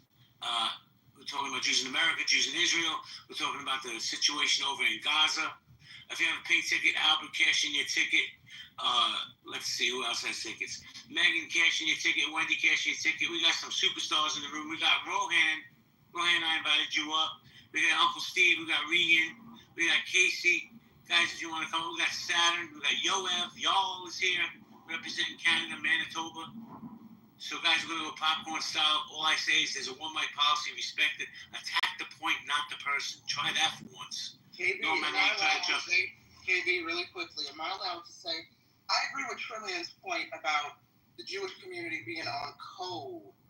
So am I allowed to say that I wish my people, and I love black folks, that we were more on code like the Jews? No, because this wait a second. Hold on. Let me. If I say that, I don't think it's anti-Semitic, but Nye, when you say on code, what does on code mean to you? Well, let me just get. I don't mean to center Norm, but let me just use Norm as an example because I think he's the perfect example. When we have these conversations, which I tend to stay out of, okay. Norm defends his culture. Norm defends his people. You can't come up here and disparage Jews, talk smack, right? And he's not the only one. You go across social media, Jewish, you'll find when there's conversations about the war, Hamas, Israel, Jewish people stand on business. They defend their position. They don't let you talk smack about Jewish people, even if they oftentimes might agree with some of the, for lack of a better word, anti-Zionist rhetoric. They're not going to put their people down, right? They might touch on it a minute, but they're going to keep it. They're going to keep it cute or put it on mute. And so on any given day, you won't open up this app and find Jewish people slamming Jewish people, at least not on my end. Well, because you know why not? And you're not throwing me up. Let's have the conversation. I have it, and I'll keep it real. Rolo down in the VIP section, that's my dude right there. Both of us are Jews. We had a big disagreement, but nobody knew about it because we didn't do it in public. Right. So I think that's where it starts. Like, you keep your in-house stuff in-house. Exactly. On this app, I can't speak about it in real life. I don't know if other communities keep it in-house. They love to blast their news all over the news. Well, yeah, that's my point. You won't find Jewish people opening up spaces where they're slamming other Jews. I don't see spaces across social media where Jewish men post spaces where they're slamming their Jewish mothers or wives or putting Jewish women down in general. If they feel that way, it seems to me like you just noted they keep it private. So that's why I say I wish our community was more on code. Look at the communities. I think I've heard Norm say, and I even saw a documentary about this. They have their own police system, ambulance, et cetera, schools. And to Rachel's point earlier, when she was saying black people as a whole, we don't sit around talking about Jews. I know, JB, you mentioned your experience in New York, but black people as a whole, we're not anti-Semitic. You won't go into an average black household and hear black people slamming Jewish people, even weighing in on this war, because it's not our business, it's not our fight. We'll sit and listen and learn curiously like I do on this app. And to Sid's point, I too have said, this is why I don't really engage, because when you say things like, okay, what about the women and the children? Why are they being bombed? Can we have sympathy and heart for the women and children? And you get pushed back that they're Hamas and they're terrorists too. And I'm like, that's a mischaracterization. Zach, hold on. Everybody hold on. Nye doesn't really speak much, especially on these topics. No, I mean to interrupt. I'm happy to continue this. Hold on. Zach, I'm going to kick you out and block you, man. I'm trying to give you grace. Show me the same grace. Hold on, Rachel. Rachel, hold on a second. So Nye, I'm going to do something, right? I'm going to publicly apologize to Rolo. He's my friend. And we said things to each other that we shouldn't have said. Right? I think that's right there should be an example of other communities to say, hey, look, I'll put my ego aside because my friendship, my unity with my Jewish brother is more important than my ego. Do you think other communities have the ability to publicly apologize to each other, have dialogue, and come to a common ground of forgiveness? Yeah, Italians do, like me. That's funny, Rick, because I didn't know your name was Nye. I was asking Nye. Oh, I thought you were asking him too. Do I say that again? Do I think other communities could forgive each other? Yeah, I think in order to repair the communities have to forgive themselves. That's my opinion. Yeah. Well, and in my community, this is just my opinion, black folks, don't burn down my Starbucks. We have sympathy and forgiveness for a lot of other cultures, but not us. We will tear each other down and not speak to each other, our own friends, our own family members. We have grace and forgiveness for everyone else, but oftentimes not our own people. And so why do you think that is? Because a lot of us are anti-black. We hate blackness. We hate the image of blackness. We hate, I know my people always like to go back to slavery and colonization and Jim Crow to justify the black mind state in 2025. So let me get in my TARDIS and try. Can you hear me? Hopefully you can hear me. Shout out Doctor Who. I heard that time. Right? So let me travel back in time and blame slavery, because we like to blame slavery and Jim Crow and Willie Lynch letters for our piss poor black mindset today and why we don't get along. So I would have if I have to blame it on anything, I guess it's this so-called generational curse that we believe that we are existing in, that won't allow us to coexist with each other, and always shift blame on the past instead of, coexisting today and working together to solve some of our problems. We use oppression as a crutch. So I guess that's the reason. I blame it simply on anti-black. A lot of us are just anti-black. We hate ourselves, we hate blackness, and really it doesn't have to be more complicated than that. That's just my opinion. And I'll land here. I just wish we were on more code. Can I be put in the queue to respond? No, I don't think we as blacks understand each other. I think we're so diverse that based on our experiences, and some are anti-black because they hate themselves because of their circumstance and hate your circumstance. because they see you as doing better. But blacks just don't understand each other because we have so many different experiences and backgrounds. So that's what I would say. I'm not disagreeing with your thoughts, but we just don't. I don't care about the thumbs down. I don't think that we don't understand each other as a collective the way that they possibly do. I don't care if you do them 1,000 times. We just don't understand each other. Thank you, Rachel. So before we continue to the next speaker, Trillian, I got you, baby. Let me see what Sid has to say about this. Then I'm going to go to Trillian. JB, Oh, come on, dude. Like, cool, gotta speak. Can I be added to the queue? Yeah, I'm going to add you to the queue right now. Hold on, give me a second. You could be in the queue in the audience. Because I don't know what you could possibly throw into the conversation of what it means to be a black person in America. He said he wants to respond to me, JB. Yeah, but he's not. How could he possibly understand you when he's not black in America? And you're speaking on your community. But make that. Go ahead. I was gonna say respectfully, JB, though, you don't have to be a mathematician to say 1 + 1 = 2. All right, I'll bring him back up, and he's gonna curse me out, which is fine. But but JB, that's the thing. Come on, Zach. And respectfully, Jerome, I'm not trying to cut you off, but that's how we can grow is by maybe there's people on the outside who may be able to see something that we don't see because we're stuck on the inside. So I don't know. I don't personally like to play the game because you're not this. You can't speak on it. I've got a lot of insight from people who actually were looking outside the box and were able to give some insight. I wanted to respond to the part about the Jews, not the black people. My apologies, Zach. Trillian, I'm going to pass the mic to him because he has no mic control. And I don't want to. No, I can wait. I can wait my turn. I want him to have a nice day. Like I say that sincerely. So, I always deal with the mentally ill first. Go ahead, Zach. To clarify, I did not mean to be thrusted to the front of the line. I'm happy to wait. But if you want me to go now, I can, but I'm also happy to wait. I am waiting on bated breath for what you're going to say. Well, all I wanted to say was the one little bit that was about Jewish people that I wanted to respond to, and I said that's a mischaracterization of the pushback, was when Nye said, what about the women and children? We're upset about the women and children, and then people say, oh, the women and children are part of Hamas. I think that that's a mischaracterization. I don't think that we're necessarily saying the women and children are part of Hamas, although it's perfectly acceptable. I mean, it's possible that adult women could be part of Hamas. That's totally within the realm of possibility. 5-year-old children probably are not part of Hamas, but I don't think we're saying that children are part of Hamas.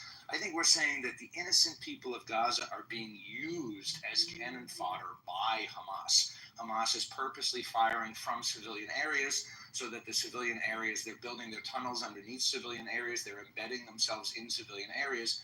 So it makes it really hard to distinguish Hamas fighters from civilians. Nobody's saying the 5-year-old babies are Hamas. Basically, the 5-year-old babies are in the way of Hamas, and it's very, very, very fucked up that there's no way to get to Hamas other than bombing these babies, and that's in no way justification of bombing the babies. But I think it's not fair to say that Jews are saying the babies are Hamas. That's all I wanted to say. I'm not going to curse you out. Thank you. You're more than welcome to. I really don't care. But what I would like you to do is hit that link and come to my room tonight. So I'm gonna bring up something real quick, right? And Sig just said, I think people from outside the community could help the community and give some advice or some whatever anecdotal stuff and have the conversation. But I know Hakima disagrees with that. Good morning, Hakima. What up, Jamie? What I disagree with? That white people should be talking on black community. I didn't say that. Oh, that was the vibe I got from what you wrote. My apologies. No, so wait, do you? I'm not. I don't want to dig into this. I don't want to make it. The only thing I was saying is that how you just said that when Jewish people get into it, y'all don't air y'all business. Y'all keep that shit in the background like you should. But then when I went on to agree that that's what should be done, and she go and start talking down on black people, like for what? I'm not saying what she said is true or false, but why we can't talk about our business amongst us?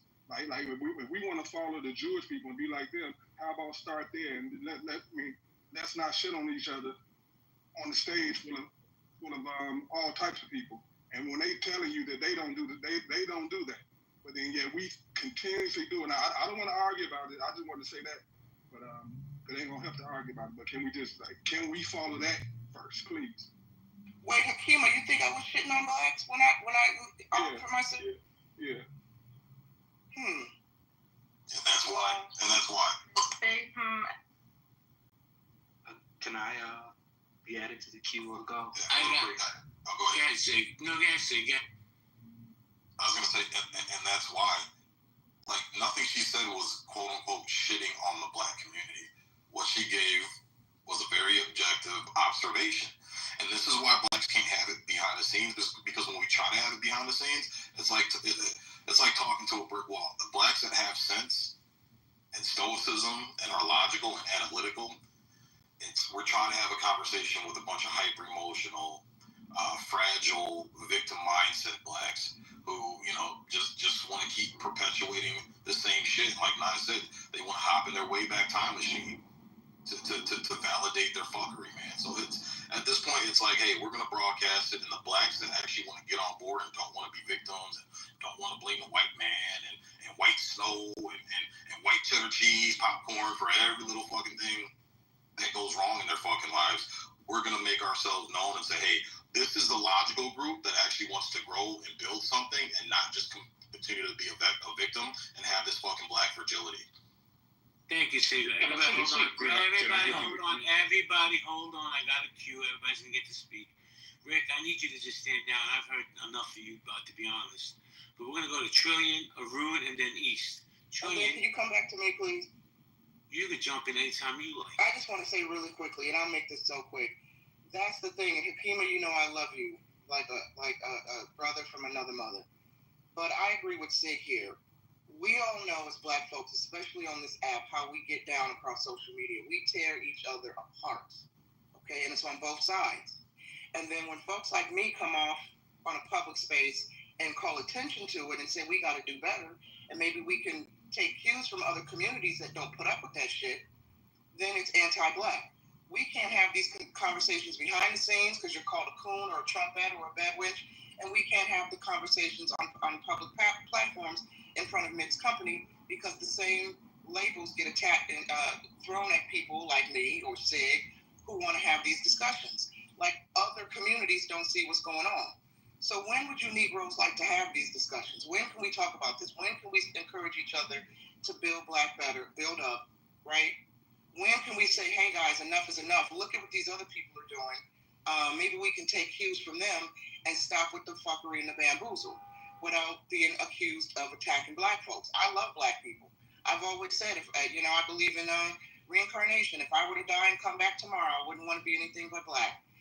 But I do believe that you can be black and criticize your people because you love your people and you want to do better for your people, and it's not hatred. I'm done, JD. Thank you, Nye. We're going to go to Trillion. Did you jump in yet or no? I don't even know where to jump in the conversation. I'll just stay in the... Okay. Arun, good morning. Oh, good morning. How's it going? Going well. In terms of, the African Americans, I think, to Jews, I think it's kind of like, apples to oranges, because with Jews, you have a very ultra small, minority group, and you can also see the assimilation, to, power in terms of, maybe you could say skin tone or color of, different people surrounding it, right? In Europe, perhaps at sometimes, and then with black people, we're very decentralized, right? There's a lot of us. We may be a minority, but not a very small one. And we've had the integration as well as the civil rights movement and the quest to be equal. So we have that type of decentralization that we're getting over, and then we have all the way in terms of Africa, right? Slave trade, we might have been enslaved for 400 years, but wink, Africa was only colonized for not even 110, barely even that. So do the math. But I just think it's completely two different groups in terms of size, math, and everything. Thank you, Arun. I want to welcome Eastside to the stage. Eastside, how you doing? Good morning, my man, JP. How you doing, man? Doing fantastic. You want to chime in, sir? Yeah, I just wanted to tell Nye and why that I agree with her with some of the points that she's made. I kind of agree with Hakima, though, that our business is always on Front Street. We should definitely have these important conversations because there's a lot of hypocritical things that I've observed throughout the years, especially as a young man. But I definitely agree that our business is always on First Street to be picked apart and observed, whether it's on online blogs or, social media or online forums. There was one time, I think, to her point about how on code the Jewish community is, I went into a Jewish space one time in New York, and I asked questions about their community. And a lot of the questions that I had, even though valid, I asked, and a lot of people just kind of like act confused, even though the points were valid or the questions were valid. It was kind of like, what are you talking about? And it was kind of crazy because it went from confused to making jokes about it. So it's just the way that they kind of knew, like, hey, we shouldn't answer that or we shouldn't entertain that question was something that I, like, even I admire. Like, wow, I wish we could do that instead of, like, in front of other communities, we would. Well, East. Let me just say this to you. We have an actual rabbi on stage. If you have a few questions you want to ask about the Jewish community, I'm sure the rabbi would be more than happy to answer a few. Do I have that opportunity now, or should I? You could do it right now. Rabbi, are you there, Rabbi? You unmute him. Gallup, are you there? Well, I guess we're going to have to circle back. He must have stepped away. Well, you could ask me. I might know something. Not as much as Rabbi Caleb, but I know some stuff. East, are you Dominican? Yeah. So when I was in New York City during the pandemic, I'm here, JB. Sorry. So Rabbi, East has two questions to you about Judaism, if you don't mind answering them, or El Normo, whichever one. Get East. So it was more to certain things that I've seen during the pandemic in New York City.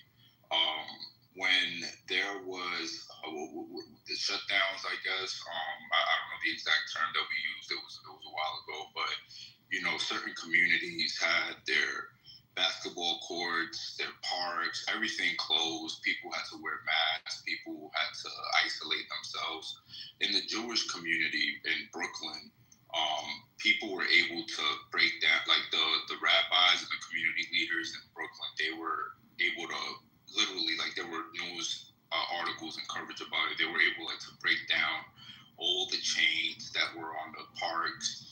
I think a rabbi or somebody died, and people were just roaming the streets, like, in the hundreds, like, not, social distancing or anything of that sort. And I was just interested in why there was any backlash, by the New York City community leaders versus in for example, like me, I'm from Harlem. People were getting beat up by law enforcement, by police officers simply because they weren't wearing a mask. I've seen kids in my neighborhood, they wanted to play in the basketball courts. And East, what's the question, East?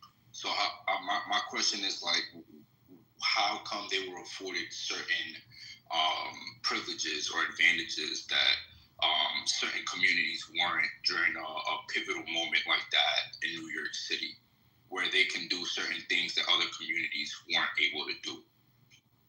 Yeah, I don't know the official answer. I think the optic answer is it's not a good look for the NYPD to be beating up Jews. Those particular Jewish communities were going to do whatever they want anyway, right? They have very large families. They live in not the biggest homes. The lockdowns were particularly impacted them in different ways, in ways that were because they lived in such crowded space. So they went and did what they felt they needed to do, and opened the parks and things like that. I don't know the actual reason why there was no pushback. I don't see that there was none. There was some, but you're right. It wasn't the same as other communities experienced.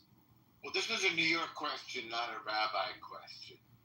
And the answer is it's important to Orthodox Jews to pray in person together. And they actually feel that that's a way of protecting themselves, even from the virus. That last bit is a little bit loony, and they paid the price. There was a lot of COVID in our community. We suffered in greater proportions because the Orthodox among us didn't abide by those rules.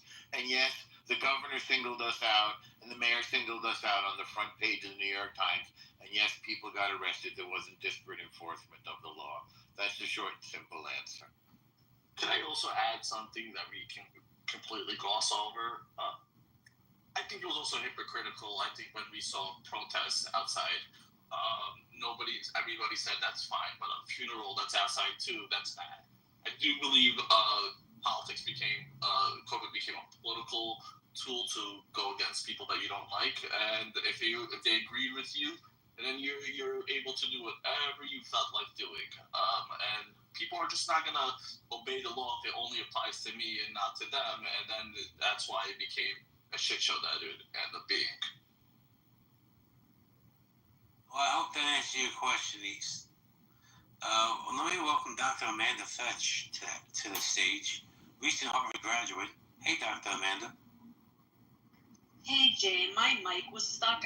I just want to say one thing. I don't know who Reddy wants to exterminate in the chat. Normally I don't call that out, but it's really starting to piss me off. I think he's talking to me. He's saying he wants to kill. Yeah, if that's the case, Jay, maybe we need to toss that person, because that to me kind of, now you really went over the line. You've been talking shit for a while, but now exterminating people, you're on a whole other level, and it's too damn early for that shit. It's one of these Sorry, triggered Jay, blacks. that's why I came up. Thank you, Dr. Amanda. He's one of these triggered blacks because he didn't like what I said, and now he's crashing out in the chat room. He's been directing most of his comments to me. I'm assuming the extermination comments to me. All because it's weirdo. This is what I'm talking about. The crash out among these weirdo black liberals. You see it full on display. Well, here's the thing. I usually don't pay attention to the chat unless there's a lull in the conversation. But to make threats like that, Reddy, man, I'm disappointed in you because I've shared space with you before.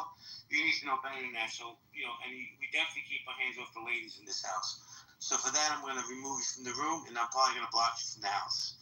Let's continue the conversation, guys. Thank you, Amanda. Correct. Great choice.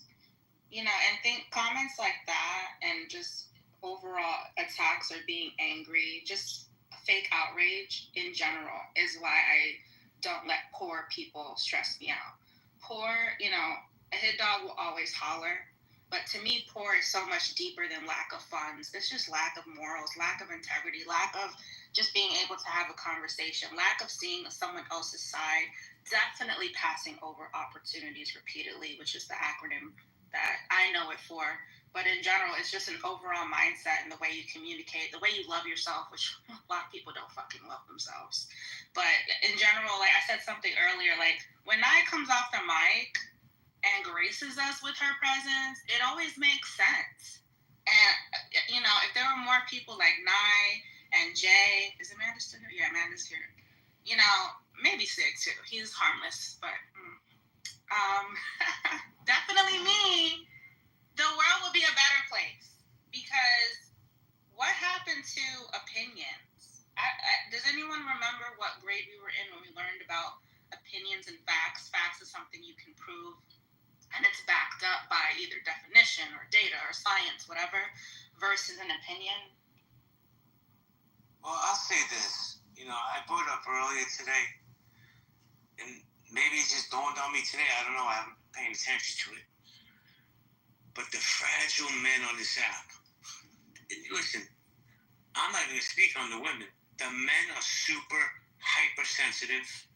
You can't disagree with them without them getting to some crazy lunatic. I'm going to eliminate you. This morning, and start crying about El Normo throwing him out of a room 3 days ago. And I'm like, bro, are you serious? Fucking 3 days ago? Because he called, and I said, what did you do for Norm to throw you out? He said, well, I called him evil Jew. I said, did Norm have the green bean? He goes, yes, he did. I said, well, there you go. Know your audience. Jesus Christ. Oh my God. And he went on this little tirade for like 2 minutes about getting thrown out of the room 3 days ago. Who gives a fuck? I promise you, people, I'm getting thrown out of at least 5 rooms today. And I'm not even going to say a fucking word. I'm going to go in, they're going to kick me out. I don't care. You know what I do? I open my own room. There you go. But Sig, the hypersensitivity men on this app and in real life is at an all-time high. Yo, it's true, man. It's true. The fragility is fucking real. And don't call El Normo evil Jew. El Normo ain't no fucking evil Jew. He's not evil. He has a Batman shirt. JP, can I? Let me tell you something. Let me tell you something. El Normo is one of the people, like one of probably my top 10 people on his app. I got the most respect. I've never seen this man back down from a fight. I've never seen this man back down from a fucking debate, bro. You can't do nothing but respect it. JP, can I ask Sig a question? I also had a question to ask. Be my guest. Listen, Sig's a big boy. Hey, Sig, so I just wanted to ask you, so why did you kind of weaponize and say that Black individuals who understand their history, know their history, are victims or have a victim mindset, when you do understand that certain things that happen to Black Americans in terms of U.S. history does have implications that exist even now, and being aware of it isn't something that is mostly victimizing. It's something that gives you knowledge and understanding of the world that we exist in, because to be quite frank, the Black experience is a unique experience. We all don't have the same experiences here in America, correct? I mean, that's a good question, East. Because a lot of Blacks don't understand their history. They bought into this Kool-Aid that the white man is responsible for everything.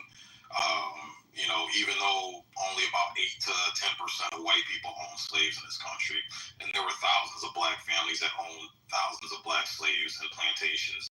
They never talk about that. They want to make it, in one breath they say, oh, you can't generalize everybody. We're not all, but then you have no problem saying all police or all white people, or it's just the hypocrisy, bro. And what I'm not gonna take is the fact that if you go and you look at the generation of people East that actually went through the racism, went through the Jim Crow, went through the Reconstruction, went through the slavery, they didn't act anything like how modern Blacks are acting today. They didn't make excuses. And I'll give you an example, East. Look up historic Black colleges and universities and let me know when the majority of them were founded, before the Civil Rights Act or after the Civil Rights Act. And that should answer your question. You're right. I go to an HBCU myself. Actually, I'm about to graduate next semester. Congratulations. Congrats, man. What's your degree in? It's a worthless degree. I'm actually trying to go to law school. So if I told you my degree, you're gonna be like, why did you choose that? But it's because I get good grades in it. Dude, I got one for you. When I was in school before A&M asked me to come back when I had better grades, it was like a historical counterterror degree. It was Middle Eastern history, Islamic theology. Marshall, you deflected from what the man was saying. Sorry. Go ahead, East. Finish what you're saying. No, I was just going to tell him I do go to an HBCU, but a lot of the people that do go to my school do speak on this history, because I do agree to the point that he's made some good points about generalization. Then again, the generation that did exist in that time period, they were very action-based. They did know how to stay on code and work together to get things done. But that's why, we need to discuss the history, because COINTELPRO and all the things that happened did leave a huge damage on the Black community. And this is somebody that's speaking as somebody that's not an ADOS or a Black American per se. So as somebody that's very knowledgeable about the history, the wealthy Americans that did exist owned slaves. And that's what matters, because that's why this whole Civil War started, because the South understood that, hey, eliminating a whole industry that made us wealthy. That's why then that's when, you had to abolish slavery. They were like, okay, we're going to make black people slaves through the prison system. And then we're just going to have them do our labor by incarcerating them. And that's why we have this whole issue with the incarceration system. So again, race is a huge topic, and you do have to point it at white people, because the white people, sadly, they do run the world. Let's be honest, they do. First world countries. If we want to talk about world class theory, the core countries in this globe are European countries. The peripheral and the third world countries are. I'm not going to go into all of that. My bad, you're right. No, you're good, bro. I just wanted to give Sig a chance to push back. Go ahead, Sig. And you sound like a very reasonable person, East, and I appreciate you being civil with your questions and your dialogue. But East, the thing is that if someone parks a Dodge Charger Hellcat in front of my house, I have a choice to let it be or steal it. And that's what I would like black people to understand. And I get going pro. Go ahead, Imhotep. You got the mic. No, sorry. So, Just the car choice is crazy, guy. Sorry. So again, I get the drugs are dropped on our doorstep. But if you look at all these, nothing in recent times, we were grabbed by the throat and forced up against the wall, East. It's always been choice. And that's what I would like black people to understand and take accountability for, is that there's always going to be traps in life. People are always going to set up traps. Hell, there's a trap everywhere. Every time you drive down the street with predatory lending, with those payday check loan places, right? But you have a choice to understand how it works and not get involved in it, bro. The cops aren't grabbing the majority of black Americans by the throat and slapping them in handcuffs and throwing them in prison. We are actively breaking the law, and we understand what the laws are, and we still choose to throw a middle finger up. And then when the consequences come down the pipeline for the choices that we make, then we want to cry and blame everybody else. That's what I don't like. And I think that black people are smarter than that, because we have generations before us. Like I said, I always say this all the time. Look at your photo albums from your grandmother and great-grandmother's generation, brother. We weren't sagging pants. We weren't wearing lace fronts, lashes, tattoos. These were some well-groomed, articulate, educated black folks, man. These were some amazing black folks during the peak of fucking racism, man. We valued education. Now we don't. So the people who actually went through the atrocities, East, were able to overcome and still hold some level of professionalism and self-love and self-respect. We haven't even gone through a fraction of what they've gone through. We don't have an excuse. Black families are the biggest thing for me, bro. We got more baby mamas and broken black families than we've ever had in history, bro. And it shouldn't fucking be that way. And we just accept it. That's the norm now. Our grandparents would fucking turn over in their fucking graves, bro, if they saw what the fuck we were doing nowadays. Let me jump in for 1 second, Sig.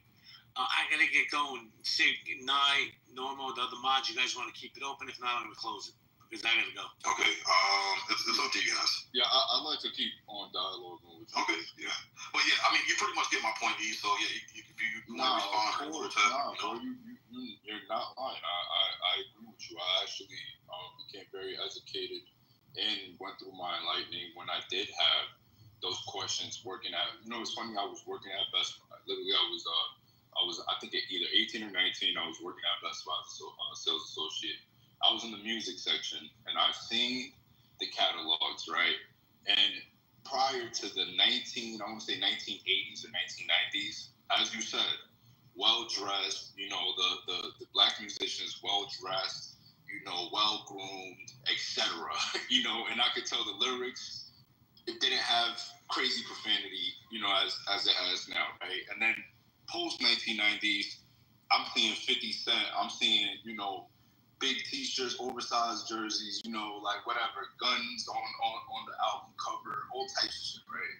And I'm like, what was the shift that happened? And I agree with you. Decision is something that people need to be accountable for. There's a lot of things that people in certain communities have to be accountable for the damages that have been done. But again, and again, using the education that I received, I would just point that at capitalism. I would just point that at, again, certain communities were brainwashed and were given certain things because that's what sells, and even I guess that's the sort of whole discussion of music. What's hot is what sells. It's not about what's morally right or what, again, what we should be doing. It's what capitalism says is favorable. So I guess, to even your point, I'm not disagreeing with you at all. I just want you to know everything you said makes sense. I agree with, there's certain things that are just degenerate and should be done with. But I think that the world that we live in is much more complex than that. And, I would just ask you, do you have grace for those people that live in those either victim mindsets or make those poor decisions? Because the people that get taken advantage by, let's just say even with the payday loans and stuff like that, right? Yes, you should be more educated about it, but those are desperate people, right? Those loans are targeted and weaponized towards a certain group of people that have no other option but to take advantage of that. And even with your comment about policing, right? Never been arrested in my life, grew up in the projects. You can see how well educated I am, right? I grew up in the projects and I stood away from a lot of the things that caught my friends up and my peers growing up, right? But somehow, I still had my rights violated by law enforcement. Just as you said, it sounded like you were hyperbole and let's wrap up your point because I do want to quickly respond, and I know Imhotep wants to chime in. I'll leave it there. But what I'm saying is that these things do happen in America at a large number. So I just wanted to say, do you have compassion for those people, at least? I always have compassion for people, but again, I understand that once the knowledge is given to you and you choose to ignore it and still go about your shitty ways, that's on you, man. Everybody has a choice. Everybody has a choice. So I do feel compassion, but once the information's in your face and you choose to reject it, then that compassion goes away, and I just allow you to accept I just say, hey, accept the consequences of your choices. But Imhotep, go ahead, man. I know you wanted to chime in. What's going on, y'all? Hey, what's going on, Mo? Welcome to the stage. We'll let Imhotep go, and then Mo, you can chime in. I thought you was addressing me. Go on, Imhotep. Imhotep. Yeah, go ahead, bro. Welcome to the stage, Imhotep. You got it. Sorry. I was just laughing about the Hellcat comment. But I think too that a lot of some conservatives romanticize that period of time because I feel like they missed the point that there were a lot of gangsters back then. There were a lot of stuff going on that I think that is not talked about today. And then they forget about the times when the communities that we did have were attacked and everything. And then you say you go up to the 80s and the crack epidemic. But I mean, I do agree with conservatives sometimes where they say there is necessarily no excuse, and you can come up out of your situation, and it is a choice sometimes. So I can see both sides of the argument, but I do think sometimes it's a bit of a where people kind of romanticize it. It's like, this and look at this. Fashion changes or music changes and all kind of stuff. And sometimes a product of the times. It just is what it is, I think. But I can agree somewhat with the choices part. So there's an interesting kind of thing I want to build before we pass it to Mo. In schools, K through 12, we teach the Civil War, we teach the end of it, and we teach that there was Reconstruction. And then in college, you get some more of that. The most extensive discussion I'd ever heard of Reconstruction, in detail, the terror campaigns and the terrorist groups that rose up, was from Ron Chernow's biography of Ulysses S. Grant, which led me to do an Eric Foner. Point being, you are right. We don't mix the ugliness in with the mythos, even though that's a more truthful telling of the story. I love history, so I'm all about telling the whole story, good, bad, and different. I think people need to know and they can make up their minds. But I just wanted to build on a little that way. Please, Mo, go ahead. And can I say, sorry. No, go on, what's up? You good, bro?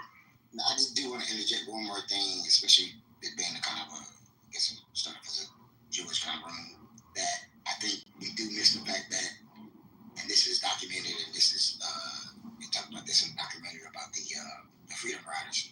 The Jewish community was one of the first ones to step up and join in solidarity with the civil rights movement and the Black community with Martin Luther King, especially, look at the Freedom Riders and all that. Like the 4 guys that died or got lynched were 3 of the guys were Jewish or something, or 2 of them. So I think we forget that part of history also, and I think that's important.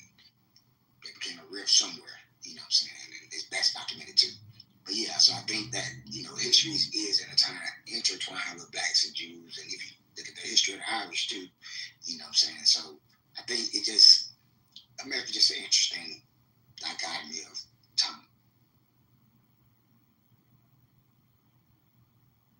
Did you want to chime in? Welcome to the stage. I just kind of wanted to add, I feel like we've been talking about some of the more unsavory, a little bit more polarizing aspects of Black culture and things of that nature. But in my mind, I think Black people ain't the only ones with the underworld. Italians got the mob, the Irish got the mob, Latinos got their thing going on. The Chinese have the triads. I live in Cali, so I've seen a couple of them, right? But I feel like for us, our underworld, our unsavory parts of our community, man, it's publicized. We turn it into entertainment, and that's the part I just don't really see eye to eye with. You know what I'm saying? I feel like every community got their own thing, but when it comes to us, it's always public. It's always at the forefront. People don't mind conversating and talking about it. And I feel like, not to say that you can't, but I just think that ours is more so on the forefront because a lot of people are making a lot of money just putting out propaganda, essentially. I can't tell you how many people I've seen, right, and all over my travels around the U.S., right, who are making a buck off of division. You feel me? This is turned into a grift in a sense. But I'll leave it there and I'll let the Brother Keegan chime in. I have a statement to that. With propaganda, this is how stupid people are. And they're not getting smarter. Next year, they'll be dumber. 2027, they'll be dumber. Some of you in here, I don't know if you think I'm dumb, but there are people dumber than me, my fucking God. Because why are you buying propaganda? Like, you're not you, but, there's people buying into it. Because you can't just come to me with some shit, and I'm not going to look it up, and I'm not going to fact check, and not have my own opinion. And for me personally, a lot of my viewpoint comes from how I grew up, what I've heard, and what I've seen, what I've been through. So it's personal experience, and very just close to whatever that specific topic was, whether it's fucking jail, crime, makeup, hair texture, whatever the topic I'm proficient in is at that time. So are they selling propaganda? Shit. Give me a link so I can sell it too, because people are buying it. I'm gonna land here and say I know people are buying it. I seen my stupid ass aunt, who's blocked because she's so fucking dumb and ignorant and ghetto, okay, telling me she didn't even click. This was years ago. She didn't even click a link. She just had an opinion based on what the title said. I can make a website right now in less than 5 minutes and trash everyone in here and lie. Of course it would be a lie because I don't know anyone in here personally. And there will be some stupid bitch, male or female, they or them, whatever people are identifying with, that are going to be like, oh my God, look what I heard about so-and-so. So yeah, I push out more propaganda. Fuck it. Let the dumb people eliminate themselves. I got a quick question. Why did you name yourself Imhotep? Imhotep, you there? Imhotep was one of the greatest Black men to ever exist. Just in the long line of Black intellectuals, Imhotep is Black people's Renaissance man. He did a lot. So we're talking about the same dude that worked for Djoser and helped him build the step pyramid, right? Repeat that again. I didn't get the last part. We're talking about the Imhotep in ancient Egypt that worked for the pharaoh Djoser to build his step pyramid. I believe so. I'm not sure who he's talking about, but the Imhotep I'm aware of is, he was a talented man. I was hoping it was the historical thing, and not like, hey, I watched The Mummy as a kid, and so I decided to name it Imhotep. That would be me, because The Mummy was that movie, and they were like, Imhotep, and that's all I I loved that movie growing up. It was, not historically accurate, but very guilty. Oh, dude, I like that one, and I like the second one. So, I have some interesting factoids for the room. That's my real name, by the way. It is a That's good a name. fire name, bro. So today, in 1974, Richard Nixon resigned. Today, in 1879, the Mexican revolutionary Emiliano Zapata, who's famous for saying, "I would rather die on my feet than live on my knees." Let's see.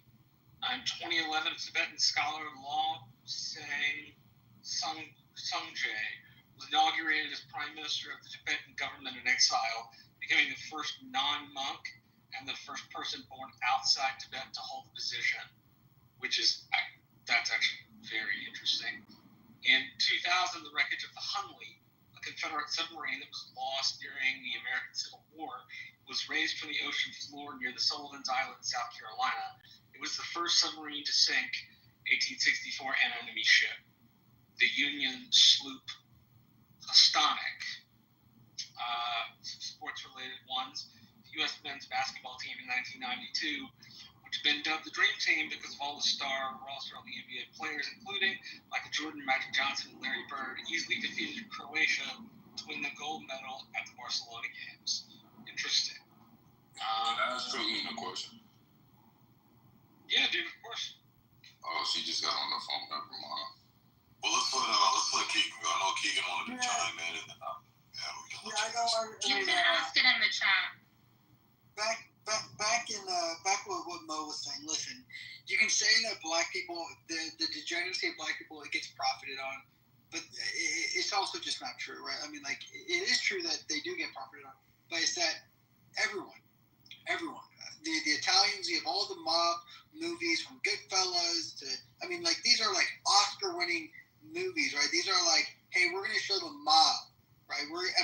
The Sopranos, one of the best shows ever, right? This is, and then the idea though that like, oh well, if we show the mob, then all the Italians, right? Like, no, like, and the only reason why like rap music has become so degenerate, right, is that that's what sold, right? No one listens to Italian opera. That's why it's not big.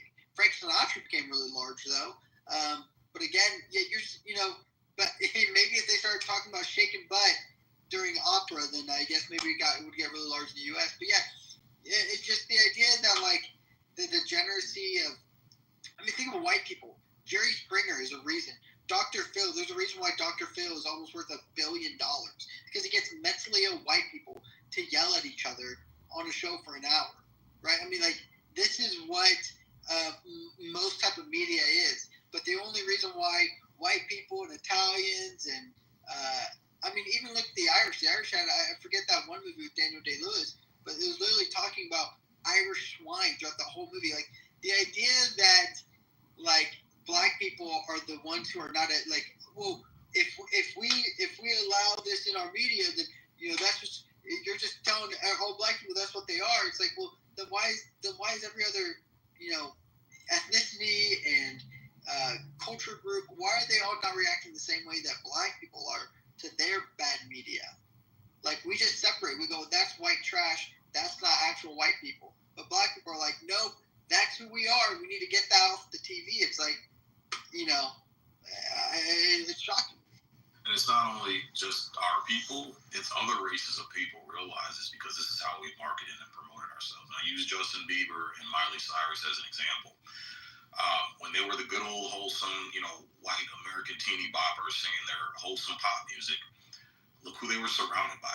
But the minute they wanted to get into degenerate sex, drugs, immorality, you notice their entourage got a lot darker. If you look at Miley Cyrus when she started twerking and whatever the fuck she had back there to twerk, it's fucking disgusting. But notice she had black chicks behind her, and that's part of our problem is that we sign up for this. I don't know if you guys remember, back in the 90s, there was a big controversy about black men being put in dresses for entertainment, for Hollywood. Jaleel White, who was Steve Urkel, he put on a dress and played his cousin Myrtle Urkel. Tu Wong Fu was Wesley Snipes, right? Tyler Perry. There's a lot of black men who, for whatever reason, decided to make the choice to take the money and sell their masculinity out as black American men and put on dresses for the purpose of entertainment. And it made us look bad. Right? So there's a lot of decisions that we're making and choices that we're making that make our own race look bad. And I guarantee you, when I go into Arab communities, I go into Asian communities, I go into Hispanic communities, they're not selling drugs to each other. But when I walk in my own community, when I'm in Detroit, I go to Pinehurst and Finkel, there's literally 5 fucking trap houses while I'm sitting there chilling with my family at the cookout, where there's lines of black people riding up on bicycles and scooters and walking up, and there's another black person that answers that door and sells them a bag of fucking dope. So there's a lot of shit that we're doing to our own that you don't see Jewish communities selling drugs to each other and destroying their own neighborhoods. You don't see a bunch of trash and filth. You don't see this in Asian and Arab communities. So there's a lot of work we need to do first, East. And I do agree with you. Is there racism? Is there some other bullshit with the cops and all? Yeah, I agree wholeheartedly. But there's way bigger fish to fry in our community before we start addressing those outside. If I could respond, those are definitely the small fry, my brother. Like capitalism, like the black community has definitely been infiltrated a long time ago. What sells isn't up to black people. It's not black people going to these concerts and selling out, Travis Scott's, sales tickets. Like we're not the ones that if most black people can't even afford that. If we're just gonna be honest. So the people that are mass consuming this are people that live outside the black community. That's the truth. That's what's hot. That's what's cool. In my opinion, even when it comes to, as you said, crime, when it comes to other communities, I'm Afro-Latino. I've seen people within my own community commit crimes against each other. Again, it's just what's not marketable. Dehumanizing black people is very marketable. Ask me why? I don't know. You could ask the white man that. But dehumanizing black people is not something that is new. If we go down the history line, they've been doing black faces. They've been doing so many things that are just disgusting towards black people for a long time. So are we surprised that people seek black people for entertainment and look for them to continue to dehumanize and point at and say that, hey, you don't want to be like these people? Again, choices matter, of course. There's a lot of people that have to make better personal choices.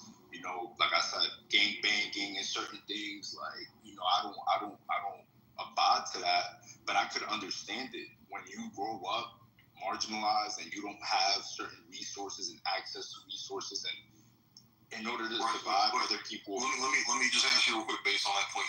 When you're marginalized and you don't have certain resources, do you understand the reason why we don't have certain resources? Because our own parents are making shitty decisions. Just like you, I grew up 50%. I agree with you. That's why the first part of my life, I grew up poor, didn't have a pot to piss in or a window to throw it out of. I've shared this story before. I was so poor at the point my mom was, after she divorced my dad, that I needed new shoes because my shoes had holes in the front. I had to wear her fucking female Reeboks to school, and I got my ass whooped up and down in fucking hallways for that shit.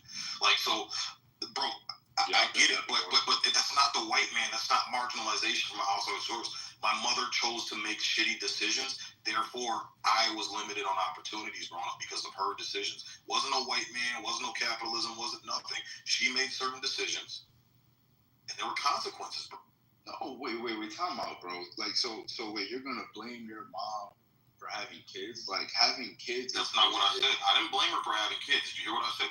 When she divorced my dad, when she decided to break up the family, now that put her in a poverty-stricken situation. But you can't blame her for that either, bro. Yes, I can blame her for that. Bro. Yes, I can blame her for that. I can't, because she made that decision. If she hadn't made that decision, her and my dad would have been in a dual income household, and therefore they would have been above the poverty threshold. They would have never sunk below it. Therefore, AKA equaling better opportunities. Like this is the weirdest shit. And this is what I say, East. When it comes to black people, like, we're so scared to hold our black women and our mothers accountable for the shitty decisions they make. It's just like Tupac. Even though he was a crack fiend, you always was a black queen. What queen do you know has ever been a crackhead? How does a crackhead get exalted to fucking royalty? No, it's bad decisions, bro. Well, if I can say, bro, and I don't want to get into your own personal business, so I'm not going to speak on your mom, but I'm just going to say about the crack queen and the queen or whatever royalty comment. Like, I would have to say that it's just the imperfections. Bro, there's nobody that is perfect walking on this earth, 150%. But nobody. That's a weird argument. Just let me make my point real quick. I know, but that's a weird rebuttal, because nobody's saying perfection. We're just saying, hey, we understand you're not perfect, and I'm not saying my mom's a bad person. We're not saying people are bad people. We're just saying, hey, you made bad decisions, therefore these are the consequences, no matter how you cut it. Okay, I understand that. If I can make my point, though, is that, again, nobody is immune to making bad choices, all right? What I'm trying to say is that there are people on this earth that are going to procreate regardless, because that's just what humans do, right? But it comes down to, damn, you're broke, you were born into poverty, so you shouldn't have kids. It's crazy. The fact that I, as an educated person who wants kids, I can't have kids because I know that the world I'm bringing them into, I don't want to push them into a society where there's no safety nets, there's no me. Like, if I don't have it made, they're definitely going to suffer. Like, that this point in history where we're at, where the poverty line is where it's at, that the rich and the wealthy are so advanced that we have to make choices like that, is crazy. Like, I would have to say that, again, like, regardless if your mom was single or not, for you to struggle like that, there's something wrong with society. And I wouldn't say that there's something wrong with your mom. Human beings should be able to afford the bare minimum. And that's all I'm arguing. And that's an issue with capitalism. That is an issue with, again, and that's why black people or myself would blame that and attribute that to white people, because they created that. They created racism. They created half of the social ills that we're talking about. These people were given custody of the world, and they're destroying it because of the dollar. They're destroying environments. Like, come on, bro. There's kids literally that live next to what do you call it? Power plants. There's kids that live next to highways that have to be exposed to asthma. Right, but because of capitalism. But here's the thing: you gotta ask yourself, what fuels and feeds this monster? Let's look at Amazon, for instance. You would consider Amazon a net positive for society or a net negative in the grand scheme of things, right? But what fuels it? We do. Thank you. So then you can't say it's capitalism. It's us. We have every right to say, and everybody knows how evil Amazon is. Everybody knows. It's us consciously every day making a decision that we're going to value convenience over sustainability. So education to make the better decisions. That's well, it's not education because we're educated. We know it's just self-discipline, man. Well, not everybody. Not everybody is educated. Would you say that? If I grabbed 1,000 random people and asked them, hey, when you talk about sustainability of society, is Amazon a net negative or net positive? Most people are going to understand it's a net negative. They're going to be able to tell you why. And the main thing they're going to say is because it kills mom and pop businesses. People know this. People know this. It's about willpower and discipline. And that's what we're lacking. We're educated. We got information at our fingertips. Every one of us has a $1,000 supercomputer in the fucking palm of our hands. Yet we still choose to willfully ignore the shit and do what we want to do. It's all about hedonism and lack of self-control. Well, I can't argue. That's not true on that one. I can't argue on that one. It's a good conversation, and I appreciate you guys being civil, man. This is what it's about, man. This is what it's about, But that's what, I'm telling you, man. I don't know if you guys have ran into me. I say a lot of hyperbolic shit. I say a lot of fucking crazy shit on this app, especially about my own community, right? So I got a reputation on this app for being a coon and an Uncle Tom and a sellout and all of the above, end of the day, we gotta start taking accountability, man. Our race has to, bro. We gotta, regardless. And I'm not saying East because you rebutted with, oh, well, you're saying poor people shouldn't have kids. That wasn't the crux of my argument. I'm not saying poor people shouldn't have kids because guess what? Our great grandmothers and great grandfathers were all extremely poor, and they were pumping out 15, 14, 13, 12 kids at a fucking time, but they still made it work. They still made it work. So that's not my argument, East. Is we have a lot of work to do when it comes to discipline and fucking self-control. Like, I'll give you an example. In Detroit, Arabs own everything in our fucking city, bro. Every fucking thing. They own all the fucking gas stations. They own all the supermarkets. You understand there's only one big chain supermarket in the city of Detroit. That's Whole Foods, and it's downtown in the super uber rich, wealthy white district. Outside of that, it's all little small shitty ass fucking grocery stores that all the Arabs own. And then if you go to Dearborn, where all the Arabs live, they got, 8,000, 9,000 square foot mansions where they've got 4 or 5 different generations of family living in that same house. All off the money that we pay for every single fucking day when we shop at these places. We as black people should come together and say, hey, you know what? Let's stop spending our dollar at these establishments because all they're doing is taking dollars out of our community and building their nice place. And go to Dearborn. Anybody who's never been to Dearborn, next time you're in Michigan, stop by Dearborn. It's a beautiful city. It's a beautiful fucking city.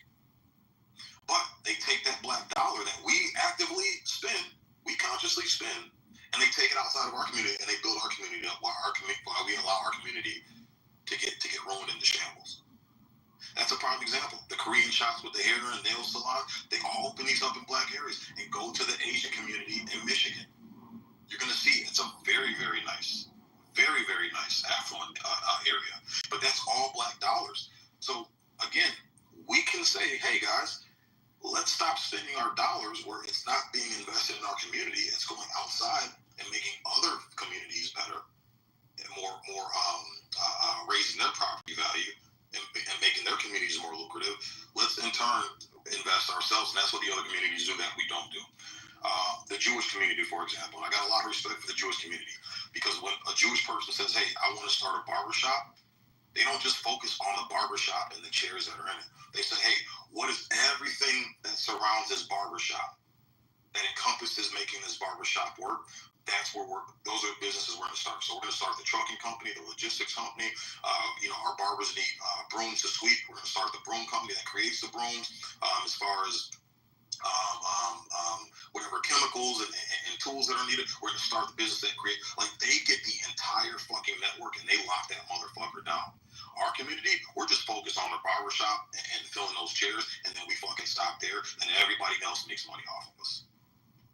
Man, what are you talking about? I see a lot of fried chicken and nails. Well, we gotta change our line of thinking, bro. We can do it. I got 100%. Dude, I've been digitizing my grandmother's photo albums, bro. I've been falling in love with everything that I've been seeing in there, bro. You're talking about some well-groomed, articulate. These black people look sharp, bro. And this is during the 30s and the 40s, man, and the 50s, during my grandmother's era. These black, I've been falling in love going through and digitizing and scanning her photos and putting them in the cloud.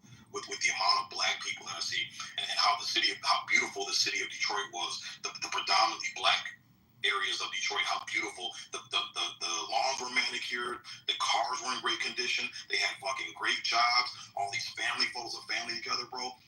We can do it, man. I got so much fucking, despite all the shit I talk, I got so much faith because we've done it during the most hardest fucking times. Now times are easy as fuck, easier than they've ever been. We don't have an excuse, man. We don't have an excuse. We can do it. We can pull together. Yeah, no, I agree with you 100%. It's a lot of things that people don't have sexual discipline. People don't have financial discipline. People don't have, just discipline in general. But again, I just understand that, and this is just coming from somebody who has overcame a lot of issues that we're talking about. To me, it was one, education, and two, it was grace, right? Because I feel like, even with the comment of understanding that, there's a lot of people that own these businesses. Some somebody in the comments said it, is leverage. You know, a lot of people don't have the financial leverage to open up a business, you know, to get the loans, you know, to have the credit to even walk into the bank and open that. So, you know, I could make the excuses all day because, listen, at the end of the day, there are some real life scenarios where these things are possible, you know, with the right amount of discipline. But again, you know, you're talking about your grandmother's existence and that time period, you know, she existed in. You know, that is a clear example of when people were doing and making the right decisions, there was an entity that existed outside of them that wanted to tear that shit apart. They got jealous when they saw that shit. That something in them just was rubbed the wrong way whenever they seen black people, you know, doing well. You know, and I told you I got that enlightening because I'm from Harlem. Yo, I'm telling you, something in me changed when I seen Harlem during the Marcus Garvey era, during the Malcolm X era, like seeing black people own like little blocks of brownstones and businesses, and now we don't own shit. Like that makes me feel uncomfortable. That's what made me say, you know what, I have to go outside of my neighborhood, go to college, do the right thing because I want that reality for us, right? But I also understand that there's an opposing side working against us, and I just think that yes, like all of these things matter. But again, we also have to analyze and observe and say that, hey, in our history, that we have proved that we are able to do this. There is an active force that is working against us to stop us from doing that thing that actually burned down our neighborhoods, that actually was predatory and was redlining and was saying, hey, you know what, we don't want to give these certain people loans because of this and that. And that's all I'm just speaking to. Because there's people that are doing it. Like, yeah, bro, we're in 2025. There's so many people that share the same sentiment as you, that want to see that are building to make that happen. But just in the reality that we are in and all of the harm that was done, you know, we have to address the I guess the saying is the elephant in the room. And that force right now, Trump or just even the you know, I'm not even gonna say Trump because I'm not gonna stir people up. But there's a certain ideology that exists in America that doesn't want to see that happen. But you understand it's not just one side; it's both sides. We literally had an Indian woman. I agree. As black. Yo, listen, bro. But here's the thing: to pander and appeal to the blacks. She got Beyonce, Megan Thee Stallion. She got the most ghettoest, ratchet, fucking cartoonish fucking caricatures of the black community. That's what she threw in our face, and we voted for at a 90% rate, bro. Like, we gotta wake up. No, I agree with you. You know, just as much shit as you can talk about Trump, and I'm not trying to defend Trump. Trump is a fucking goofball. I voted for him. I agree with a lot of his policies, but I'll admit he's a fucking goofball too. But I'm not gonna vote for the person that literally says, you know what, I've never claimed black my whole entire life, but these niggers are so fucking stupid that they're gonna buy the fact that I'm fucking black, and then what I stick in their face is gonna be the most degenerate fucking bullshit that represents the fucking black community. Bro, we gotta wake up to that, man. We gotta stop. Oh yeah, no, for sure. That's what I said in the comments. I was like, tribalism is an issue in this country. Even in my school, you know, I'm gonna tell you a funny story, man. In my school, right, during the presidential race, for when Kamala Harris was endorsed and said, you know, she'll be the nominee, in 4 days, no, sorry, I'm lying. It's the opposite. In 1 day, I got on a Zoom call because they were posting the flyers on my campus, and 1 day the alumni from my school raised $4 million for her. And I was baffled because there's so many kids at my school that don't even have scholarship money, that don't have, like, are struggling, but we were able to raise $4 million for something that we knew in America where most people wouldn't even be okay with having a female president. Like, just let's just throw that money up in the air. To me, it baffled me. So again, like, I understand what you're saying, and I agree with you. I don't. Two wings is that saying. Two wings of the same bird, and that bird is flying towards a direction that it's not even hospitable for Black people at all. Like that environment that this bird is flying to is not even thinking about if I'm going to survive. So I agree with you 100%. But my statement with Trump and everything that's going on is because as somebody who is trying to get financial security, I want to have that stability for myself to open up a business one day or be able to say, hey, you know what, I could take a loan and open a business and do this and do that, right? It's hard for me to get through college now because of access to funds, because he's restricting and stripping everything away. It's harder. Okay, let me ask you a question. Do you understand Black people can have generational wealth? Like every Black person can be out of poverty in this country in 2 generations. Actually, probably about a generation and a half. You know how that is? And it's really easy. Wait, say that again? I said there's one solution to get the Black community, the Black American community, out of this impoverished state and get the funds that we fucking need. And it's a very simple, very easy solution, and we can get the capital in a generation and a half. You know what it's called? I'm listening. It's called life insurance, bro. It's called life insurance. If we stop buying Jordans and lashes and weave and expensive cars and like we just literally $300 a month, bro. $300 a month. We could literally fucking set our kids up with a $500,000 to $1 million fucking policy, bro. Easily. Easily. And it'd be done. We'd be on top. We'd be on top financially. So there's a very simple solution, and it doesn't involve the white man, it doesn't involve racism, doesn't involve this, doesn't involve loans and debt and all that. It's just, if we just got life insurance and kind of took some of that bullshit money we're spending on stupid shit and just scooted some of it over to the life insurance category, bro, we'd be set. We'd be set. I mean, listen, I guess it's a nice avenue to think of, but at the end of the day, man, it's I don't know, man. This is a real problem. I'd be a multi-millionaire if I was to solve it in one conversation. But and I appreciate you holding a conversation with me. I don't know what people call you on this app. I don't project onto people unless they project onto me. But one thing that and I'm a naturalized citizen, so where are you from?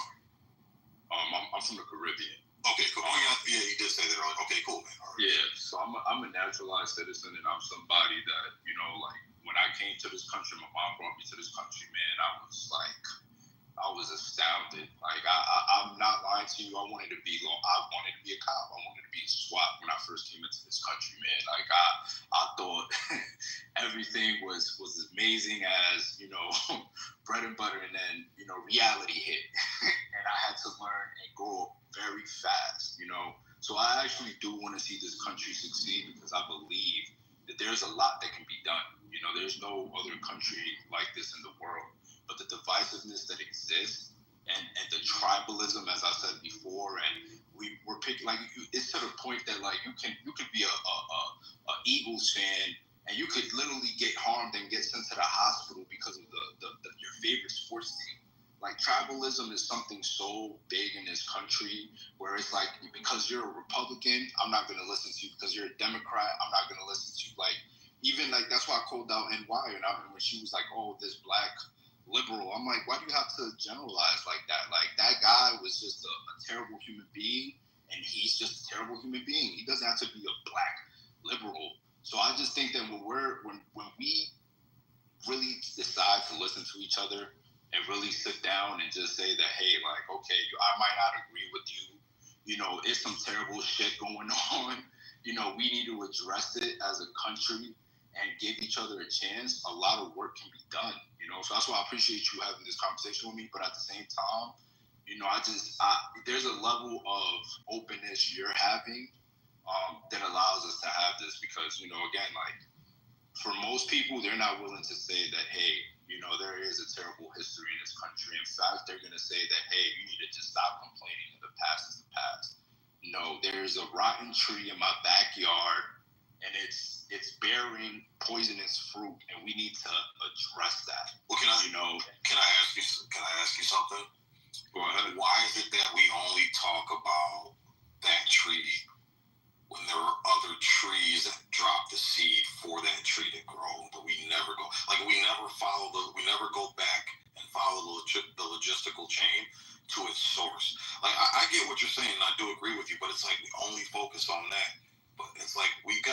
Congolese Empire. Are you familiar with the history of them? The Congolese Empire in terms of slavery? Yeah, dude, their whole empire was built on Africans brutally enslaving and murdering and killing other Africans. That's like the epitome of fucking tribalism. But they built their entire fucking empire on that, and they were the ones that sold the slaves that they conquered from the other tribes to the other groups of people that showed up on the shores. But it's like we never go back. It's like we always just want to focus and pinpoint it on a certain group of people, which I get it. There were a certain group of people that were heavily involved. But it's like, if our issue is everything that you stated, then we should be encompassing everybody that was involved. But it just seems very disingenuous to me that when those people share our same skin color, we kind of want to overlook it. No, I'm not excluding them. I'm just speaking to modern world. You know, that Congolese Empire, I don't think has the hegemony of the United States of America. You know, it was worse. It was worse. Here, listen. Here's what I'll challenge you to do, and I'll challenge everybody in this room to do this. Go on Google and turn off the filter. You know, so that way it's unbiased. Turn off that little image filter where it blocks out all the bad pictures. Just Google the term "pictures and or photos of slaves in America." It doesn't look like they were doing that bad, bro. These are well-fed people, great-looking skin. A lot of them smart. Hear me out, dude. I'm just challenge you to do it. Challenge you to do it. Here's the thing. They literally have on ties and hats, and they're laid out posing, smiling. Look, I was shocked when I did it, bro. Because it's like all this horrendous, atrocious shit that I've heard, I'd be able to type that into Google and see nothing but crazy ass, atrocious, egregious fucking pictures. That's not what you see, man.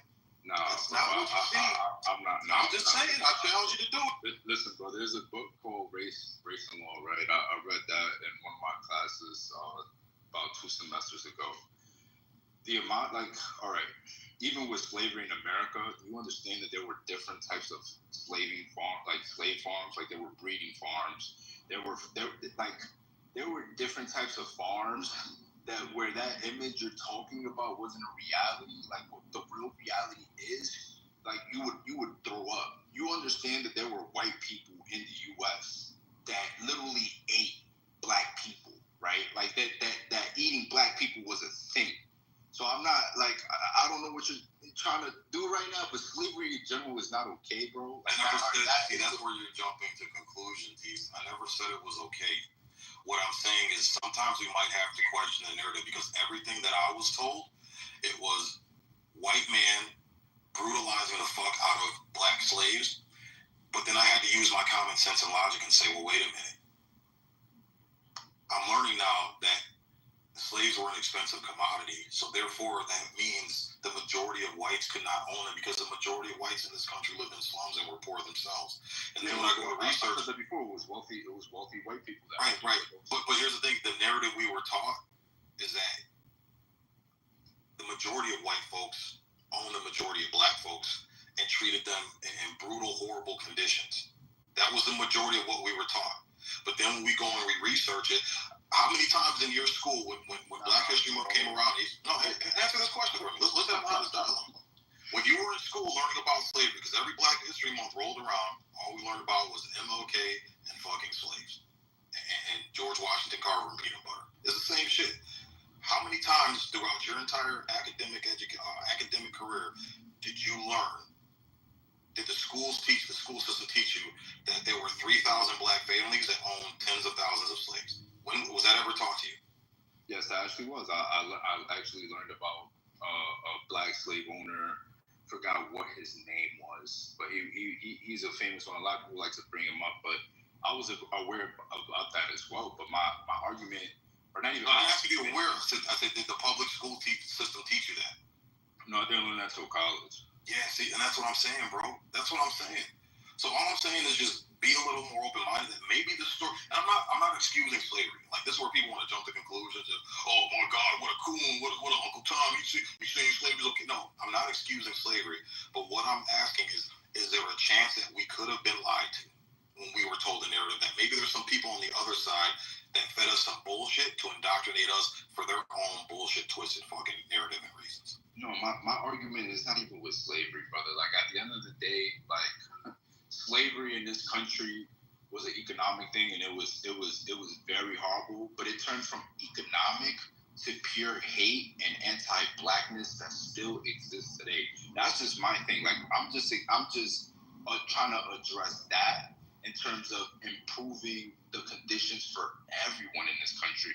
Because when the conditions were improved for Black Americans here, it improved for everybody. Everybody got civil rights. So what I'm trying to say is that, like, when you really look back, right, and you're just looking at the timeline of the powers that be in this country, right, these people have been running amok, and they've been causing a lot of destruction. They've been causing a lot of fucked up things, right? When you even bring up the whole slave conversation, I think most people are not even mad about, again, not everybody was a slave owner, is that the people that you were told in elementary school to idolize, whether it was Benjamin Franklin. I idolized Benjamin Franklin. I thought he was very intelligent. I know most of his quotes by heart, right? Till I found out that he was a slave owner.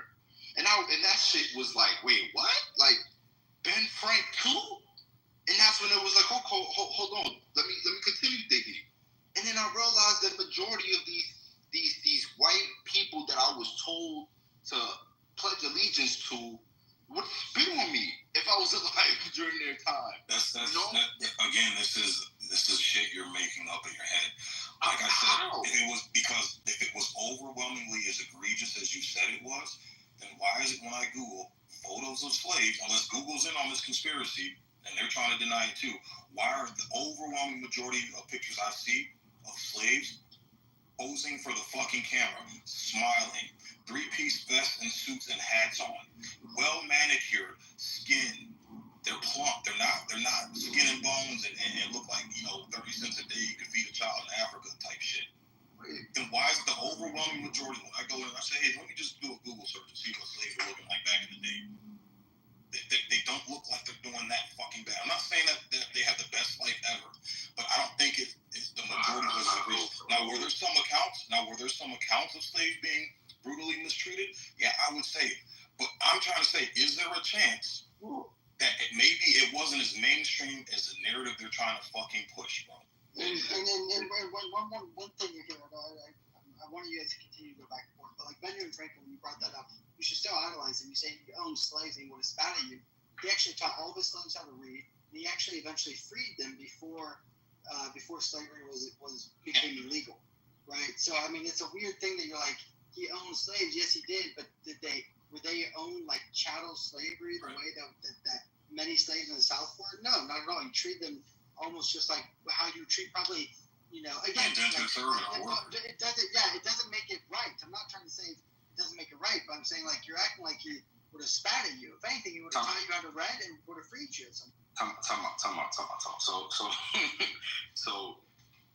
right. So I'm sorry. I was just caught a bit off guard. All right. So with this whole Benjamin Franklin thing, right? So taking somebody's humanity away, their natural rights, as a human being, is not something that is, just because you got a little bit of comfort, just because you live in poverty, you got some Jordans on and you got some nice T-shirts, right?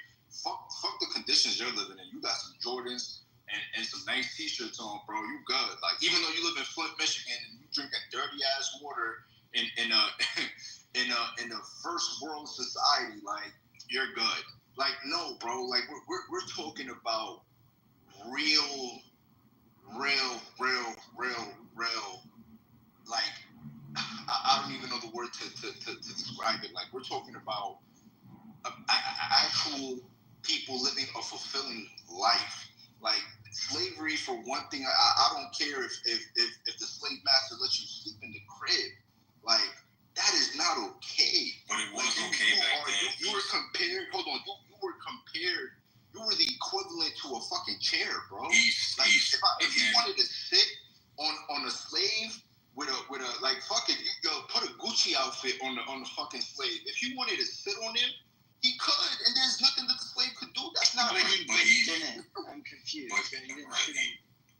But No, I'm being hyperbole like Six. Six said that he's a hyperbole individual. I'm being hyperbole as well. Like, I haven't been hyperbolic in this conversation. No, we're having a very genuine conversation. I'm taking you for face value and being genuine.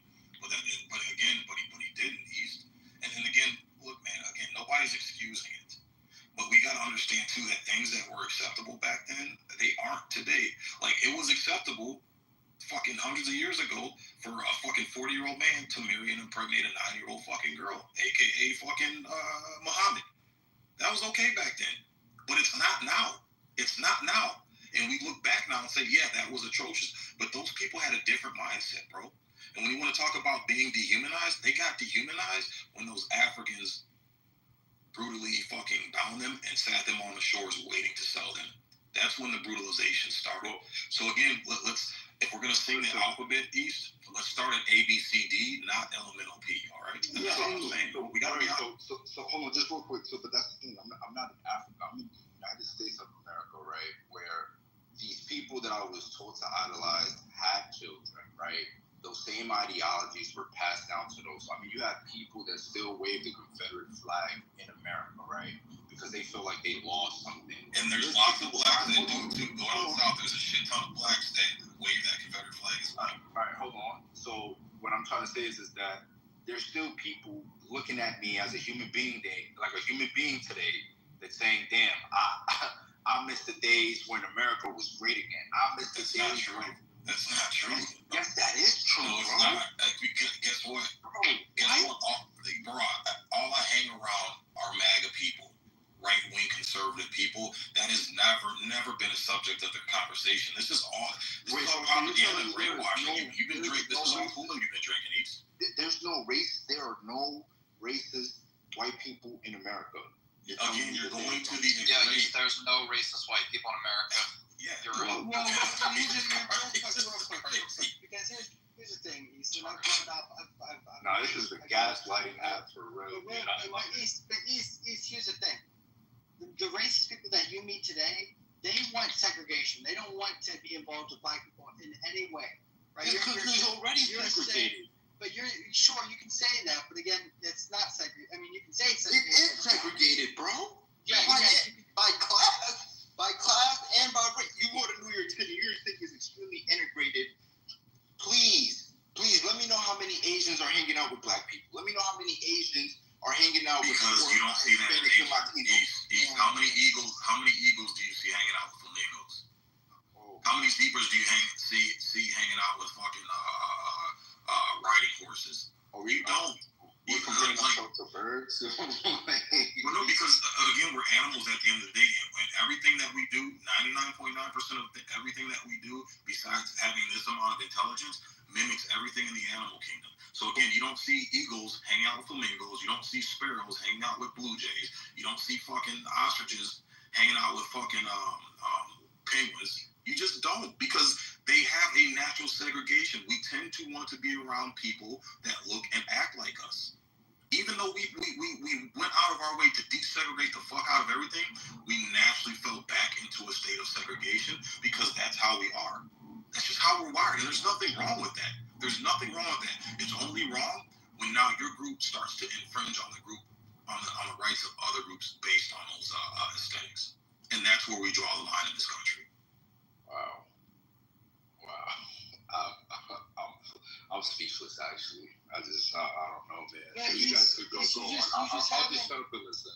Yeah, you haven't provided, like, you go, well, Benjamin Franklin, and it's like, well, actually look how, and then, like, you can look at most southern states. Yeah, Alabama treated slaves horrible. They did not have any laws on the book on how to actually have, like, and again, the idea that I'm not. But I'm not fantasizing about. But my point is though, is that when we look back, especially at our founding fathers who owned slaves, because these were wealthy men, and we go, these men owned slaves. They held a disregard to black people. It's actually just not true factually, based off of all the writing that we have. Majority of them. I mean, like Thomas Jefferson loved black women. He didn't say they raped him. And again, he wasn't the best parent. He had a lot of bastard children that he didn't care for. Also, a lot of white bastard children he didn't care for. And that's Thomas Jefferson. But my point is that when we look at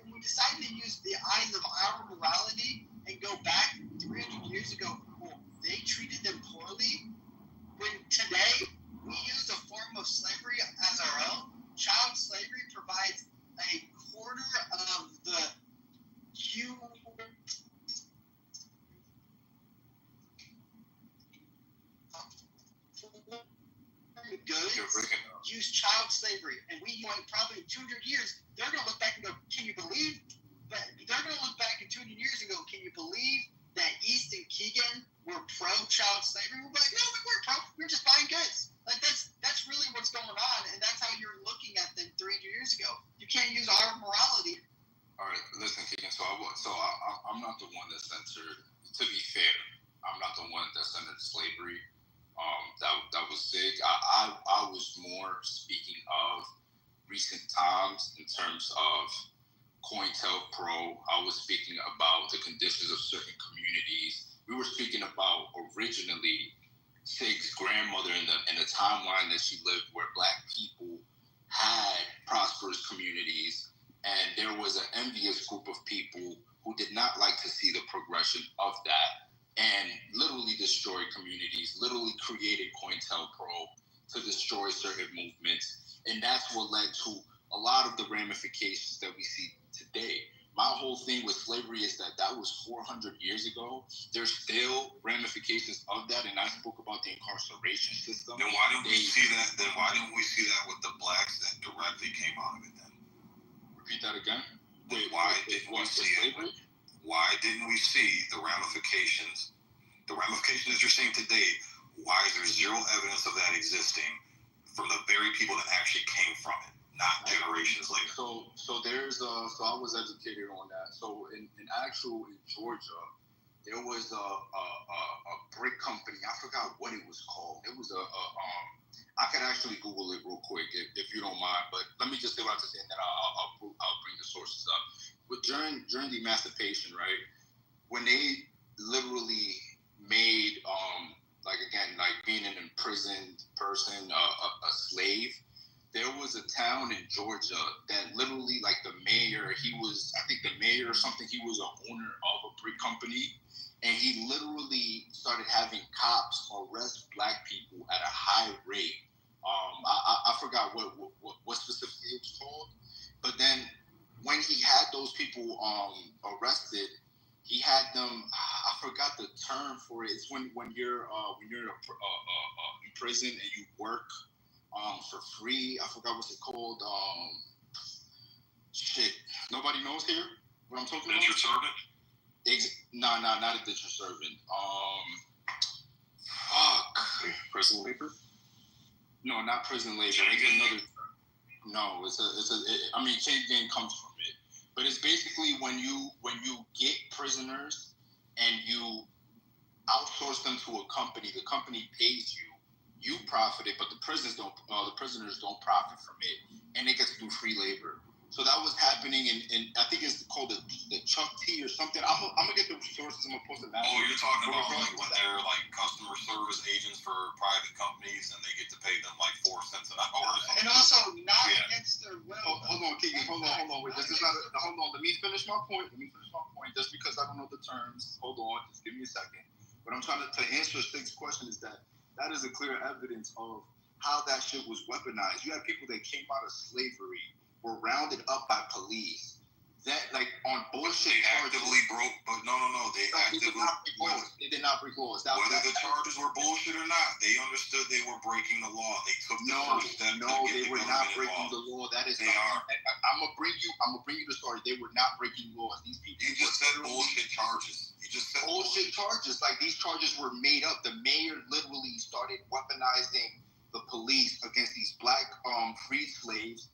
They were then outsourced to work on not only a brick company but a railroad company, and you had little children dying because of it. And that was when people started understanding, like, okay, the incarceration system is a form of slavery because of this. I'm gonna get it now. But go ahead. Now is that one anomaly, or like if we guarded that with the whole spectrum, what percentage out of 100% would that have been of that entire system? I just thought if nobody in the stage or in the chat knows, it's called the Chattahoochee Brick Company. The Chattahoochee Brick Company is the largest and most notorious employers of convict labor in Georgia. Under the terms of the convict lease system, that was the term I was thinking about. The convict lease system, Chattahoochee Brick forced thousands of Black Georgians to labor under conditions that have been described as industrial slavery. And that same person that owned the company was the fucking mayor. So he just understood that was another way for him to make money.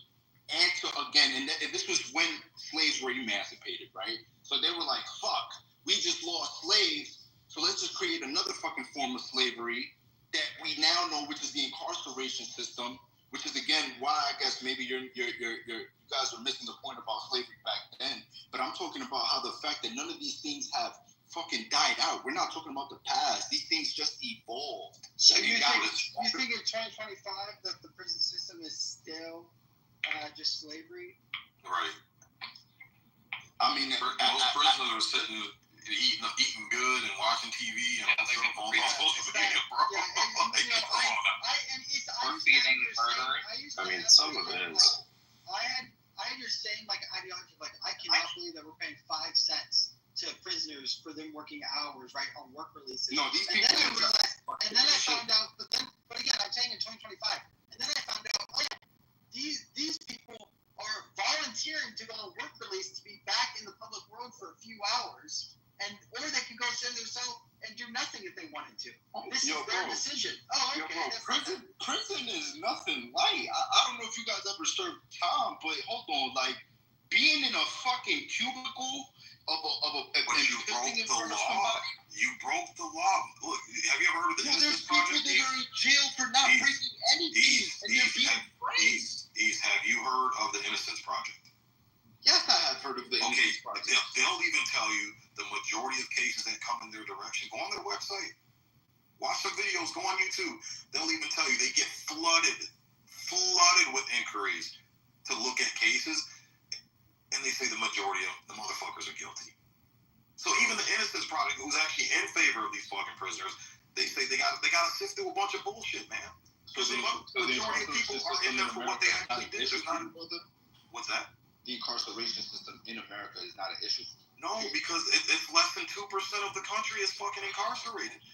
If it was 15, 20, 30%, yeah, we'd have a problem. It's less than 2%, and the vast majority. We have the highest incarceration system in the world. Okay, but it doesn't matter. It's still, in our country, it's less than 2%, and the police aren't overwhelmingly snatching people up unprovoked and throwing them in prison. Because it's not me, it's okay. If it's the other 2%, that's not what I said. That's not what I said. As long as it's not me, my sister, my brother, my dad. What I said is, if we're looking at our population, it's less than 2% of people are incarcerated in this fucking country. Should be a lot of people that are incarcerated, and they don't. There's a lot of people that get slaps on the wristies. They don't even get to see jail or prison because they get a slap on the fucking wrist. So, I mean, to paint, again, you're painting narratives, and it sounds like you're drinking this fucking bullshit pro-black Kool-Aid, bro. And all it is victimhood, excuse-making. I guarantee, guess what? I got locked up for 3 years when I was a juvenile. You know why? Because I fucking broke the law. And it's funny how when I stopped breaking the law, I've never been in jail or prison again. Amazing how that works. Amazing. If I could add,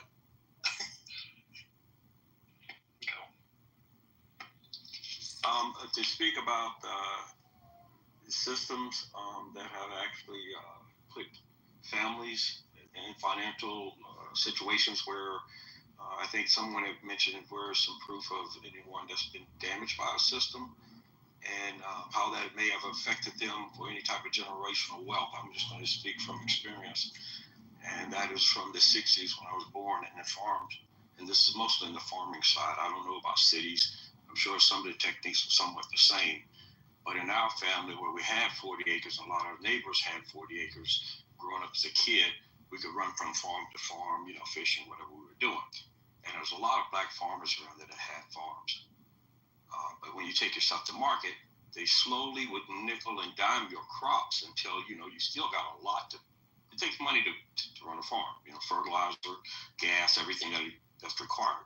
So back in the 60s, I heard my uncles and everybody, we all work in the fields, but complaining about when they take their stuff to market, how, their stuff was always maybe 5-6% under. They were, inspected and judged it critically when white farmers, they got at least 50 cents to $1 more than you did. So what happened over the years, as I was growing up and we're working on the farms, black farmers started losing their farms because they couldn't afford all of what it takes to keep their crops going. And in Virginia, it was tobacco. You had corns and other stuff, but most of the tobacco was a big crop. So we watched, and farmers, even back then, really worked hard together. We worked as kids, we worked for other relatives and other people, trying to figure out how to, make ends meet. They used to pay you, they didn't pay you anymore because we was trying to help each other out. Most of the women, my aunts and grandmother and all, they had to go to New York. We had relatives in New York. They'd go to New York, send money back. Pretty much like you hear, Hispanics or people from other countries did. We were doing that in the 60s and into the 70s. And they're sending money back so we could save our farm. Long story short, a lot of farmers lost their farms. We kept ours. If it wasn't for a family in New York coming up, sending money back, we kept it. It's still in the family. But there was a lot of black farmers who lost everything. They didn't have enough kids, so they didn't have that connection, and they just lost it. Then years later, white farmers buying your farms up. Of course, they grew. We got smaller. And then the government, they put some, rules in. If you did not raise so many acres at so much time, they're always putting something in place that they knew would hurt black farmers. They start buying your acreage, because you weren't using it. And then they would sell, of course, probably pennies on the dollar, give it to these large farmers who was just growing. And for a lot of places, I'm sure, across the country, that's why you have these big agricultural white farmers, generational wealth, and they're suffering too. Farming is not easy. I know that. But those were the systems that were used back then. And I was part of that integration where, we were all black schooled, and then they integrated us and all. And you wouldn't believe some of the stuff we went through then, especially with black males.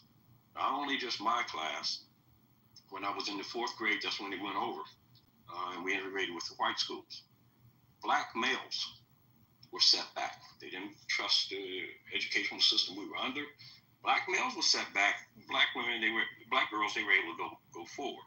And those are some cases you can look up too, especially in Virginia. So there were systems back in the 60s and 70s, and I'm sure there's systems even today. But the thing about it, sometimes hearing it from people who really, really experience it, you can go and look it up. But there's a lot of stuff I haven't experienced in, our city. Like I said, I hear stories, and it's interesting, but I see that link that these systems are still in place. It's different. Back then, it was black and white. You could seriously know where the lines were driven. You knew where it was drawn, You knew where the line was drawn. It's white and black issues at that time. Now, it's a lot I call clay, earth colors. And they still know how to split us up, break us up. And sometimes, you just can't see it all. You have to really, really pay attention, though. And sometimes it's just from the stories people tell. Thank you for your time. No problem, Gary. Thank you. Yeah, since you talked about the systems in place, I got a question for the stage. You talk about the city of Baltimore, who has had black leadership for the past God knows how many decades. And they just released a report stating that I think it's 75% of Baltimore schools, the children are performing and testing under their grade level. And you're talking black mayors, black DAs, black judges, black school superintendents, black school board faculties. What system is in place that where you've had black people running the show for decades, that our children are still poorly, some of the poorest performances in education that we see in this country? What system is in place there? I would say the system that is in place with the political side, especially after getting into the moving forward, and I would say in the 60s where really a lot of that was about privilege. One class having privileges that the other class didn't have. Blacks didn't have privileges. Whites had far more privileges and more benefits, and just wanting to get some of that. Well, it changed everything too. Even some people argue whether that was a good thing or a bad thing. Once you became part of their system, well, whoever's in charge of the system, they're the ones that put things in place. So let's move forward to where you're saying where there's blacks in charge. I say that, as from my own observation and looking into some of the constitutions of different states and all, privilege is now experienced by, that's why I say it's clay color. Privilege is a norm, because until you realize you didn't have certain privileges and you had to really bind together and work together as neighborhoods, and blacks was working back in the 60s and 70s, and families, even our families was really tight with neighbors. You didn't have privileges. So you had to struggle and work together. Now, privilege is pretty broad. So when you look at these African Americans or anyone in positions of authority where they can make some influences in the lives of just people in general, well, hey, I got it like this. I don't know what it is not to have it. Greed. It's all about money. So, I got mine, you get yours. How you have to get it. So they really don't look down. But there was a time when that privilege was not available. And now our kids, they come up, we raise them better than we have. And you're always looking to try to, hope your generation gets better and better, for the most part. And I think that's generally what people want. Some people really want a lot, but for the most part, just a decent living. We're only on this planet for a short time. So can we all just have a decent living? Well, no, you get in position of authority in black cities or black neighborhoods or whites and all. I'm sorry, a little bit of, I got mine, you got to get yours. And if mine means that I have to, kind of not care much for you as I would say, I got mine, you get yours. It's just a different attitude. Yeah, I hear where you guys are coming from, man. I get it. I understand. But it's a good conversation, man. I appreciate. East left.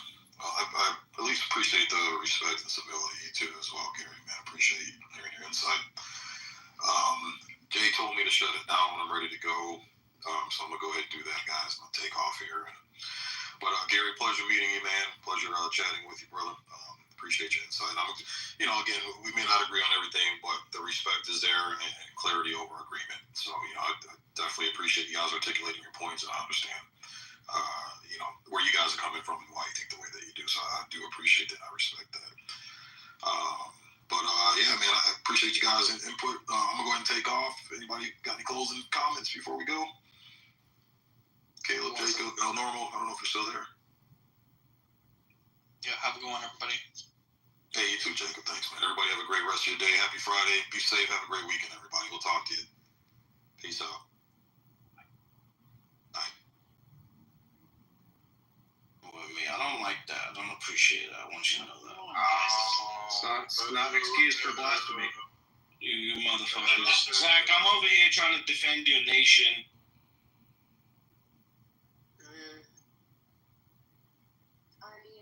Yeah, I was defending Israel. I wasn't just defending the stupid government of Israel. Think you're equivocating again. I don't know. I think the other side was equivocating, Dusty. You might need...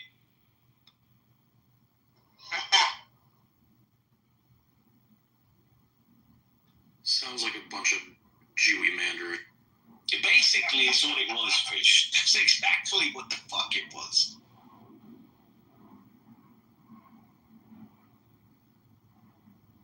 But David Short actually had the best absolute question of the whole night, I must admit. And nobody tell him I said that, because he's left now. I don't want him to know that. I don't have a dictionary, British. So what does equivocate mean? I'm sick of dictionary.com. It means stroking a peacock. That's what it. Oh, it's a weird word then. I thought it would be related to unequivocate.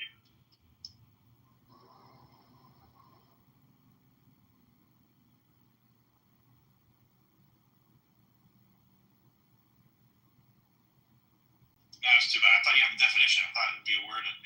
Because the British don't have a lot of words. Listen, it's No, he doesn't bring facts.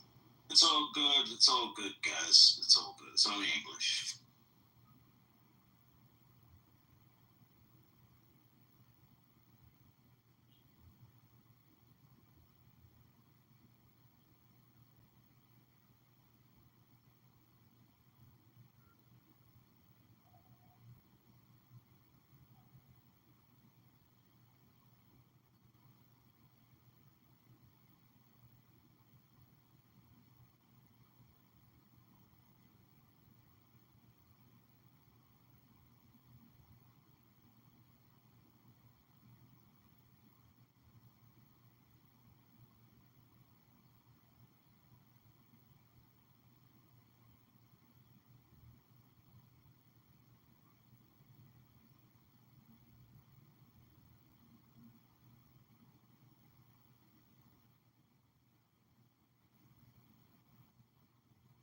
I think saying that you equivocate on something would be a paradox of logic. I think someone else has to accuse you of that.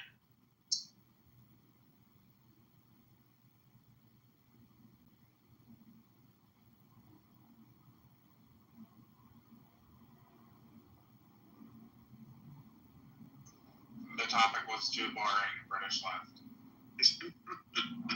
It's too bad because I looked up the etymology version of it, which comes from the Latin He word. doesn't want the facts. He never does. Comes from the Latin word of ambiguous.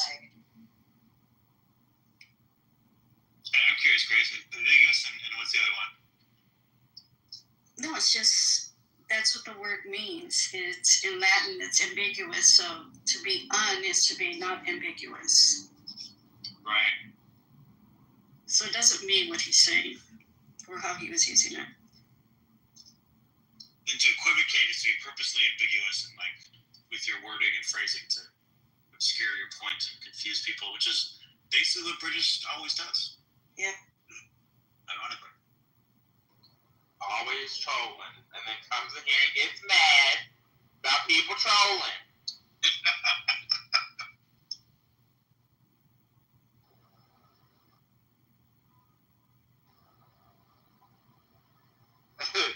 British, your comment about y'all always being mean. No, I want to hear people actually hilarious. Explain words, Brittany. I apologize.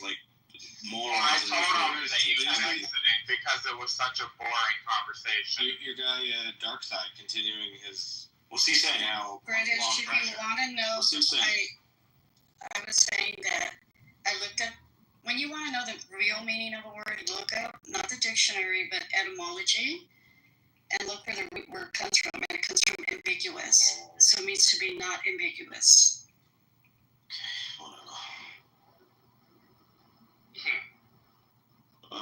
Rich, his new theory is that Bitcoin is going to moon because Wall Street open interest on Bitcoin has gotten to unmanageable levels, and this is going to cause a melt-up and a financial crisis throughout the whole traditional finance industry. TXMC pointed out that Bitcoin futures are paper settled. There actually doesn't need to be delivery, and so that's just mechanically not going to happen. Darkside, rather than responding to that obviously correction of his theory, said keep drinking the Kool-Aid, and then started spouting off about me and Joe again. Nice. So he's just saying that we're gonna go to the moon? He is. Oh, okay.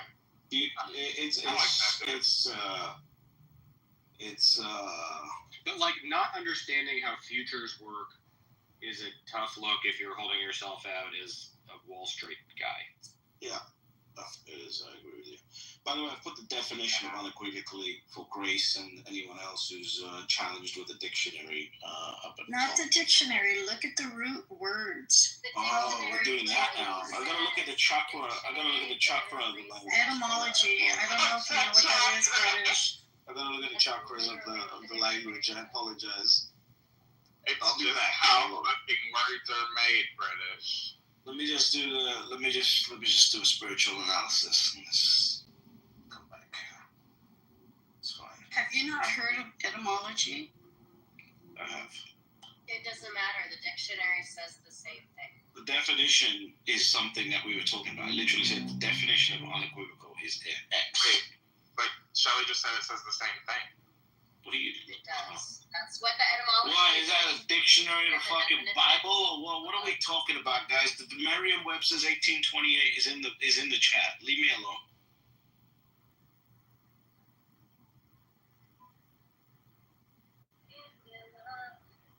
Merriam-Webster. It literally says Merriam-Webster, clear, unambiguous.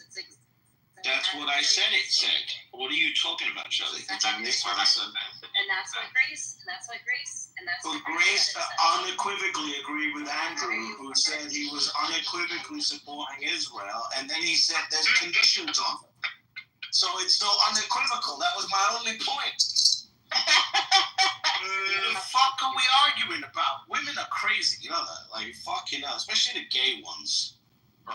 And Andrew said we can't get close to wiping them off. Look at this. Look, we're getting it right now. Not true, British. You think you're right, but you're not. Okay, I'm wrong. Even though it says it in the dictionary. So when I was... It's not even worth the breath, right? It is. No. I gotta get to work. Yeah, you should get to work.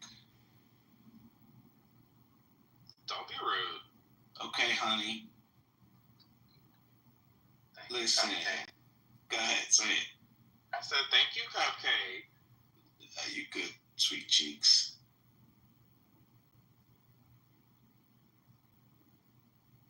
Dave, how was your call with Andrews? Calm him down. Well, they're over here prosecuting the gays. We're not prosecuting them, we're executing them, Grace. It's a different word. I mean, all I did was come into the room and heard British call Brittany sweet cheeks, so that sounded pretty loving. Only the women, though, man. So they're trying to get you riled up, but because you're a man, right? Because you're a man, even though you're slightly wrong, man, but you're a man. You were able to pause for a second, make light of it, and understand the situation. So it's only the women. I wasn't on the phone with Andrew British. I was on the phone with the specialist trying to figure out image. How's your face? Yeah, Andrew is a specialist.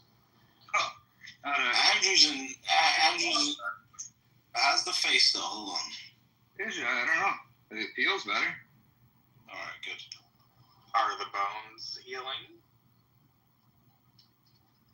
They were trying to frame me as if I wanted to kill all the gays to Mohan, and I was like, no, the women. Yeah, no, listen. If you had your choice, you She didn't say kill. She said prosecute. British. It's just not the gay women. You'd have to kill yourself, British. I heard what you called Brittany.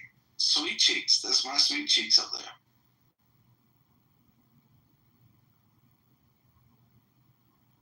Brittany's blushing right now. Look at this.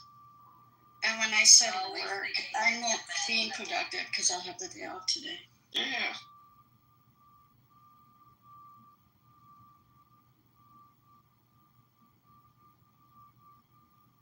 Look, I feel like if British were coming for you, a brisk walk could outpace him. I think you're all time. Yeah.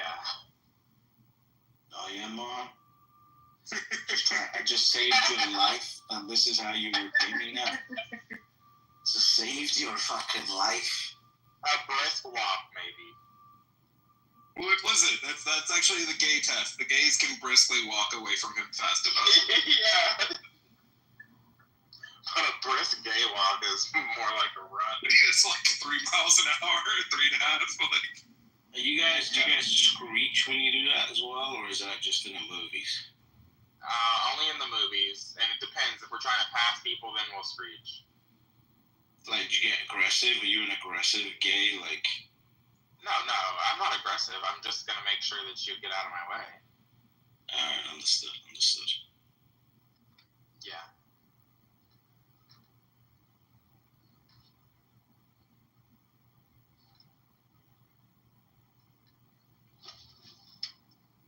Oh my God, that's a cop car.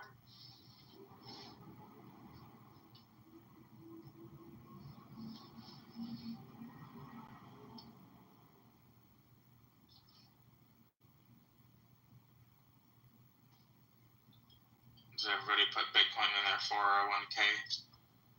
I don't know. 401k sounds kind of cuck to me. 401 cuck. I don't think I've ever had a real job long enough to contribute to a 401k.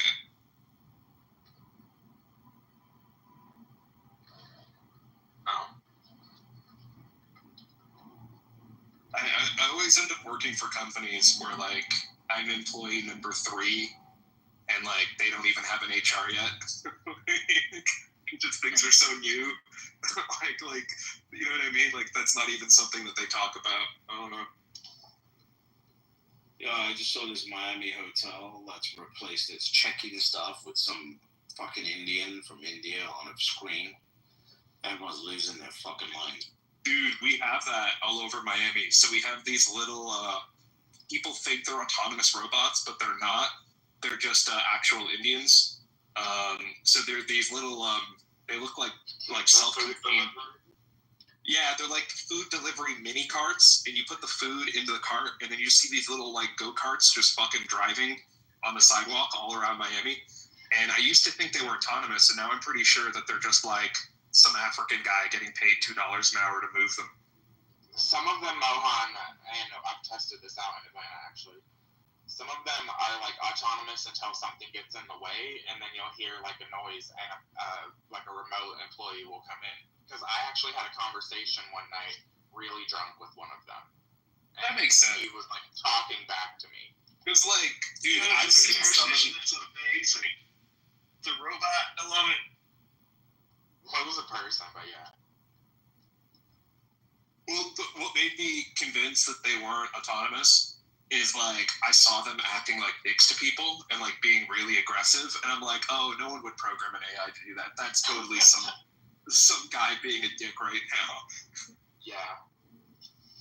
Yeah, but actually, it's funny. The guy was being a dick when he tried to get around us after we had gotten out of the club. And that's when I ended up talking to him. Well, it's because, like, AI is egoless, and it has infinite patience. So there's never a reason for it to, like, actually be aggressive. You know what I mean? Like, yeah. Unless they've told it, like, listen, we try to get our deliveries done in under 15 minutes. Whatever you no, I don't think anyone cares. Like, once it gets put in those little boxes, no one's really... Because it just texts you when it arrives, you know? Yeah, but I mean, like, you don't want... Unless it's got, like, something to keep your food warm and shit, you don't want, like... Yeah, they're insulated. No, they're insulated. They have to be insulated in fucking... Dude, it's fucking Miami, and it's 90 degrees. They'd have to be insulated. Otherwise, everyone's food would just turn to shit. Good point, yeah.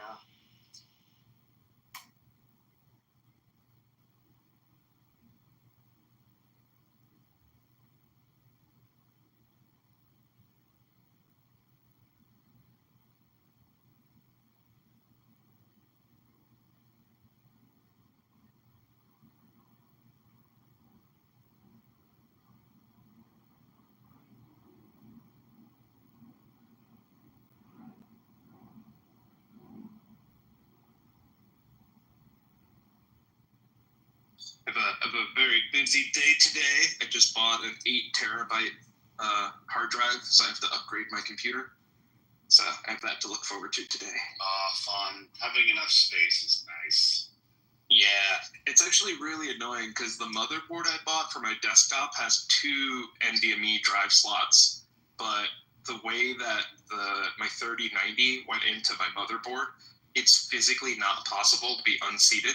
So I just lost the ability to use that M2 slot because I just physically can't get access to it. So I went from thinking I had a 2 M2 slot motherboard to now having only a 1 M2 slot motherboard. And I used to configure it 4 terabytes with 2.6, and now it's only 2 terabytes and it's not enough. So I have just enough space to play video games or just enough space to do AI, but not enough space to do both. And I was like, fine, fuck it. So now I bought an 8 kind of terabyte extension for the slot, so you can work around it. No, because I'd have to get the slot, but it doesn't. Whatever. I just fucking bought an 8 terabyte drive. You get to the point where, like, you could either spend 3 hours solving a problem, or you could just spend $100, and I'd rather spend $100 than like an additional $100 than spend time figuring it out. The price difference right now, it's actually shocking how cheap storage has become. The price difference between 2 4-terabyte drives and a 1 8-terabyte drive is like $100. So even if I was going to go for 2 4s, I'd only be saving $100, and it's not worth spending 3 hours of my time to figure out how to save like $100.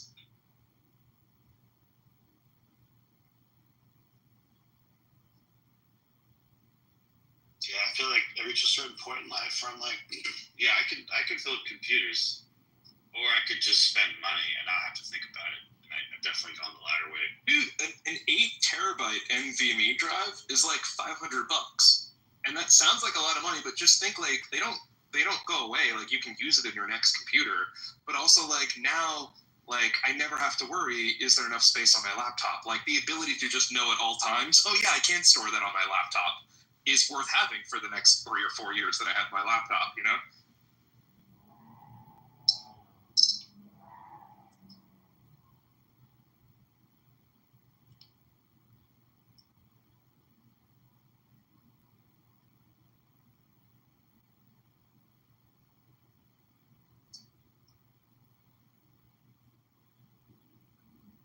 Hey, Dusty, how much did you spend on your bike?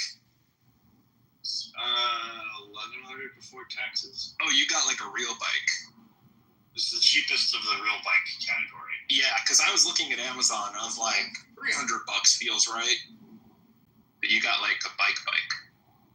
Yeah, it retails for $1,400 or $1,300, but I got it for $1,100.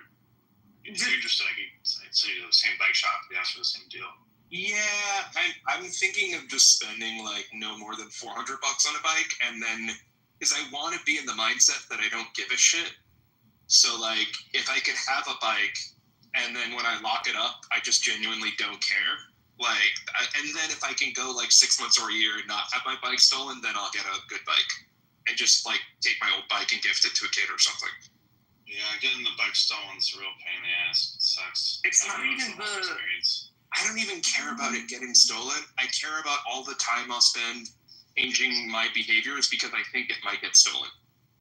Yeah, that's what sucks about it. Like, I don't want to go to a restaurant and then have like 20% of the restaurant experience ruined because I'm thinking about whether or not my bike got stolen.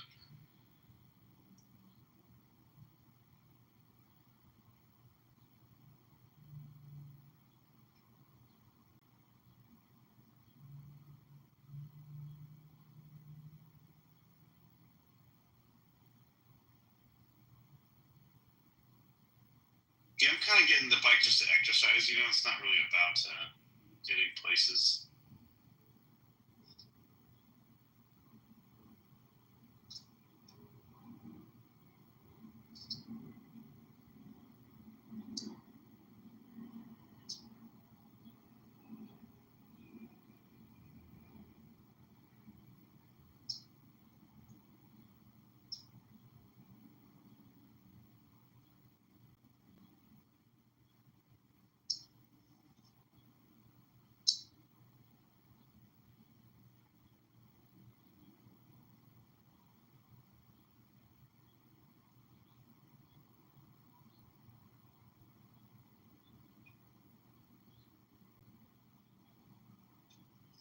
Last time I had a nice bike, I got like 3 different kinds of locks that were huge.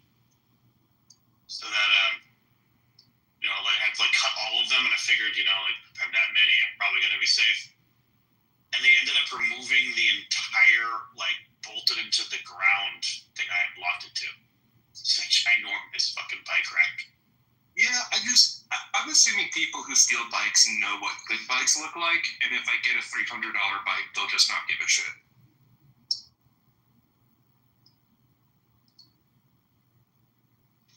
Did you put an air tag in it, Dusty? I actually did, yeah.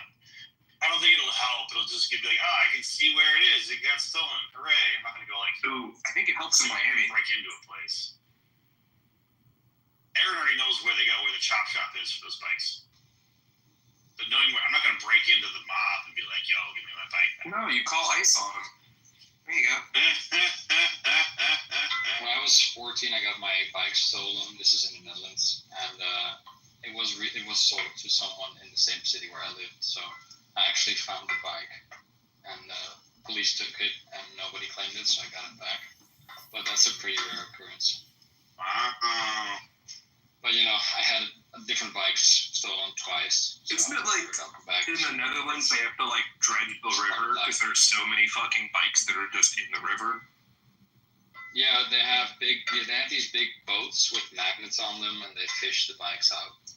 There are just so many people who just like say, "I'm done with this now," and just fucking yeet their bike into the river. No, it's mostly drunk students that walk home and for fun they just grab a few bikes and throw them in. It's not even the people themselves. It's just if your bike's not attached to anything, then you run the risk of having it thrown in the pond.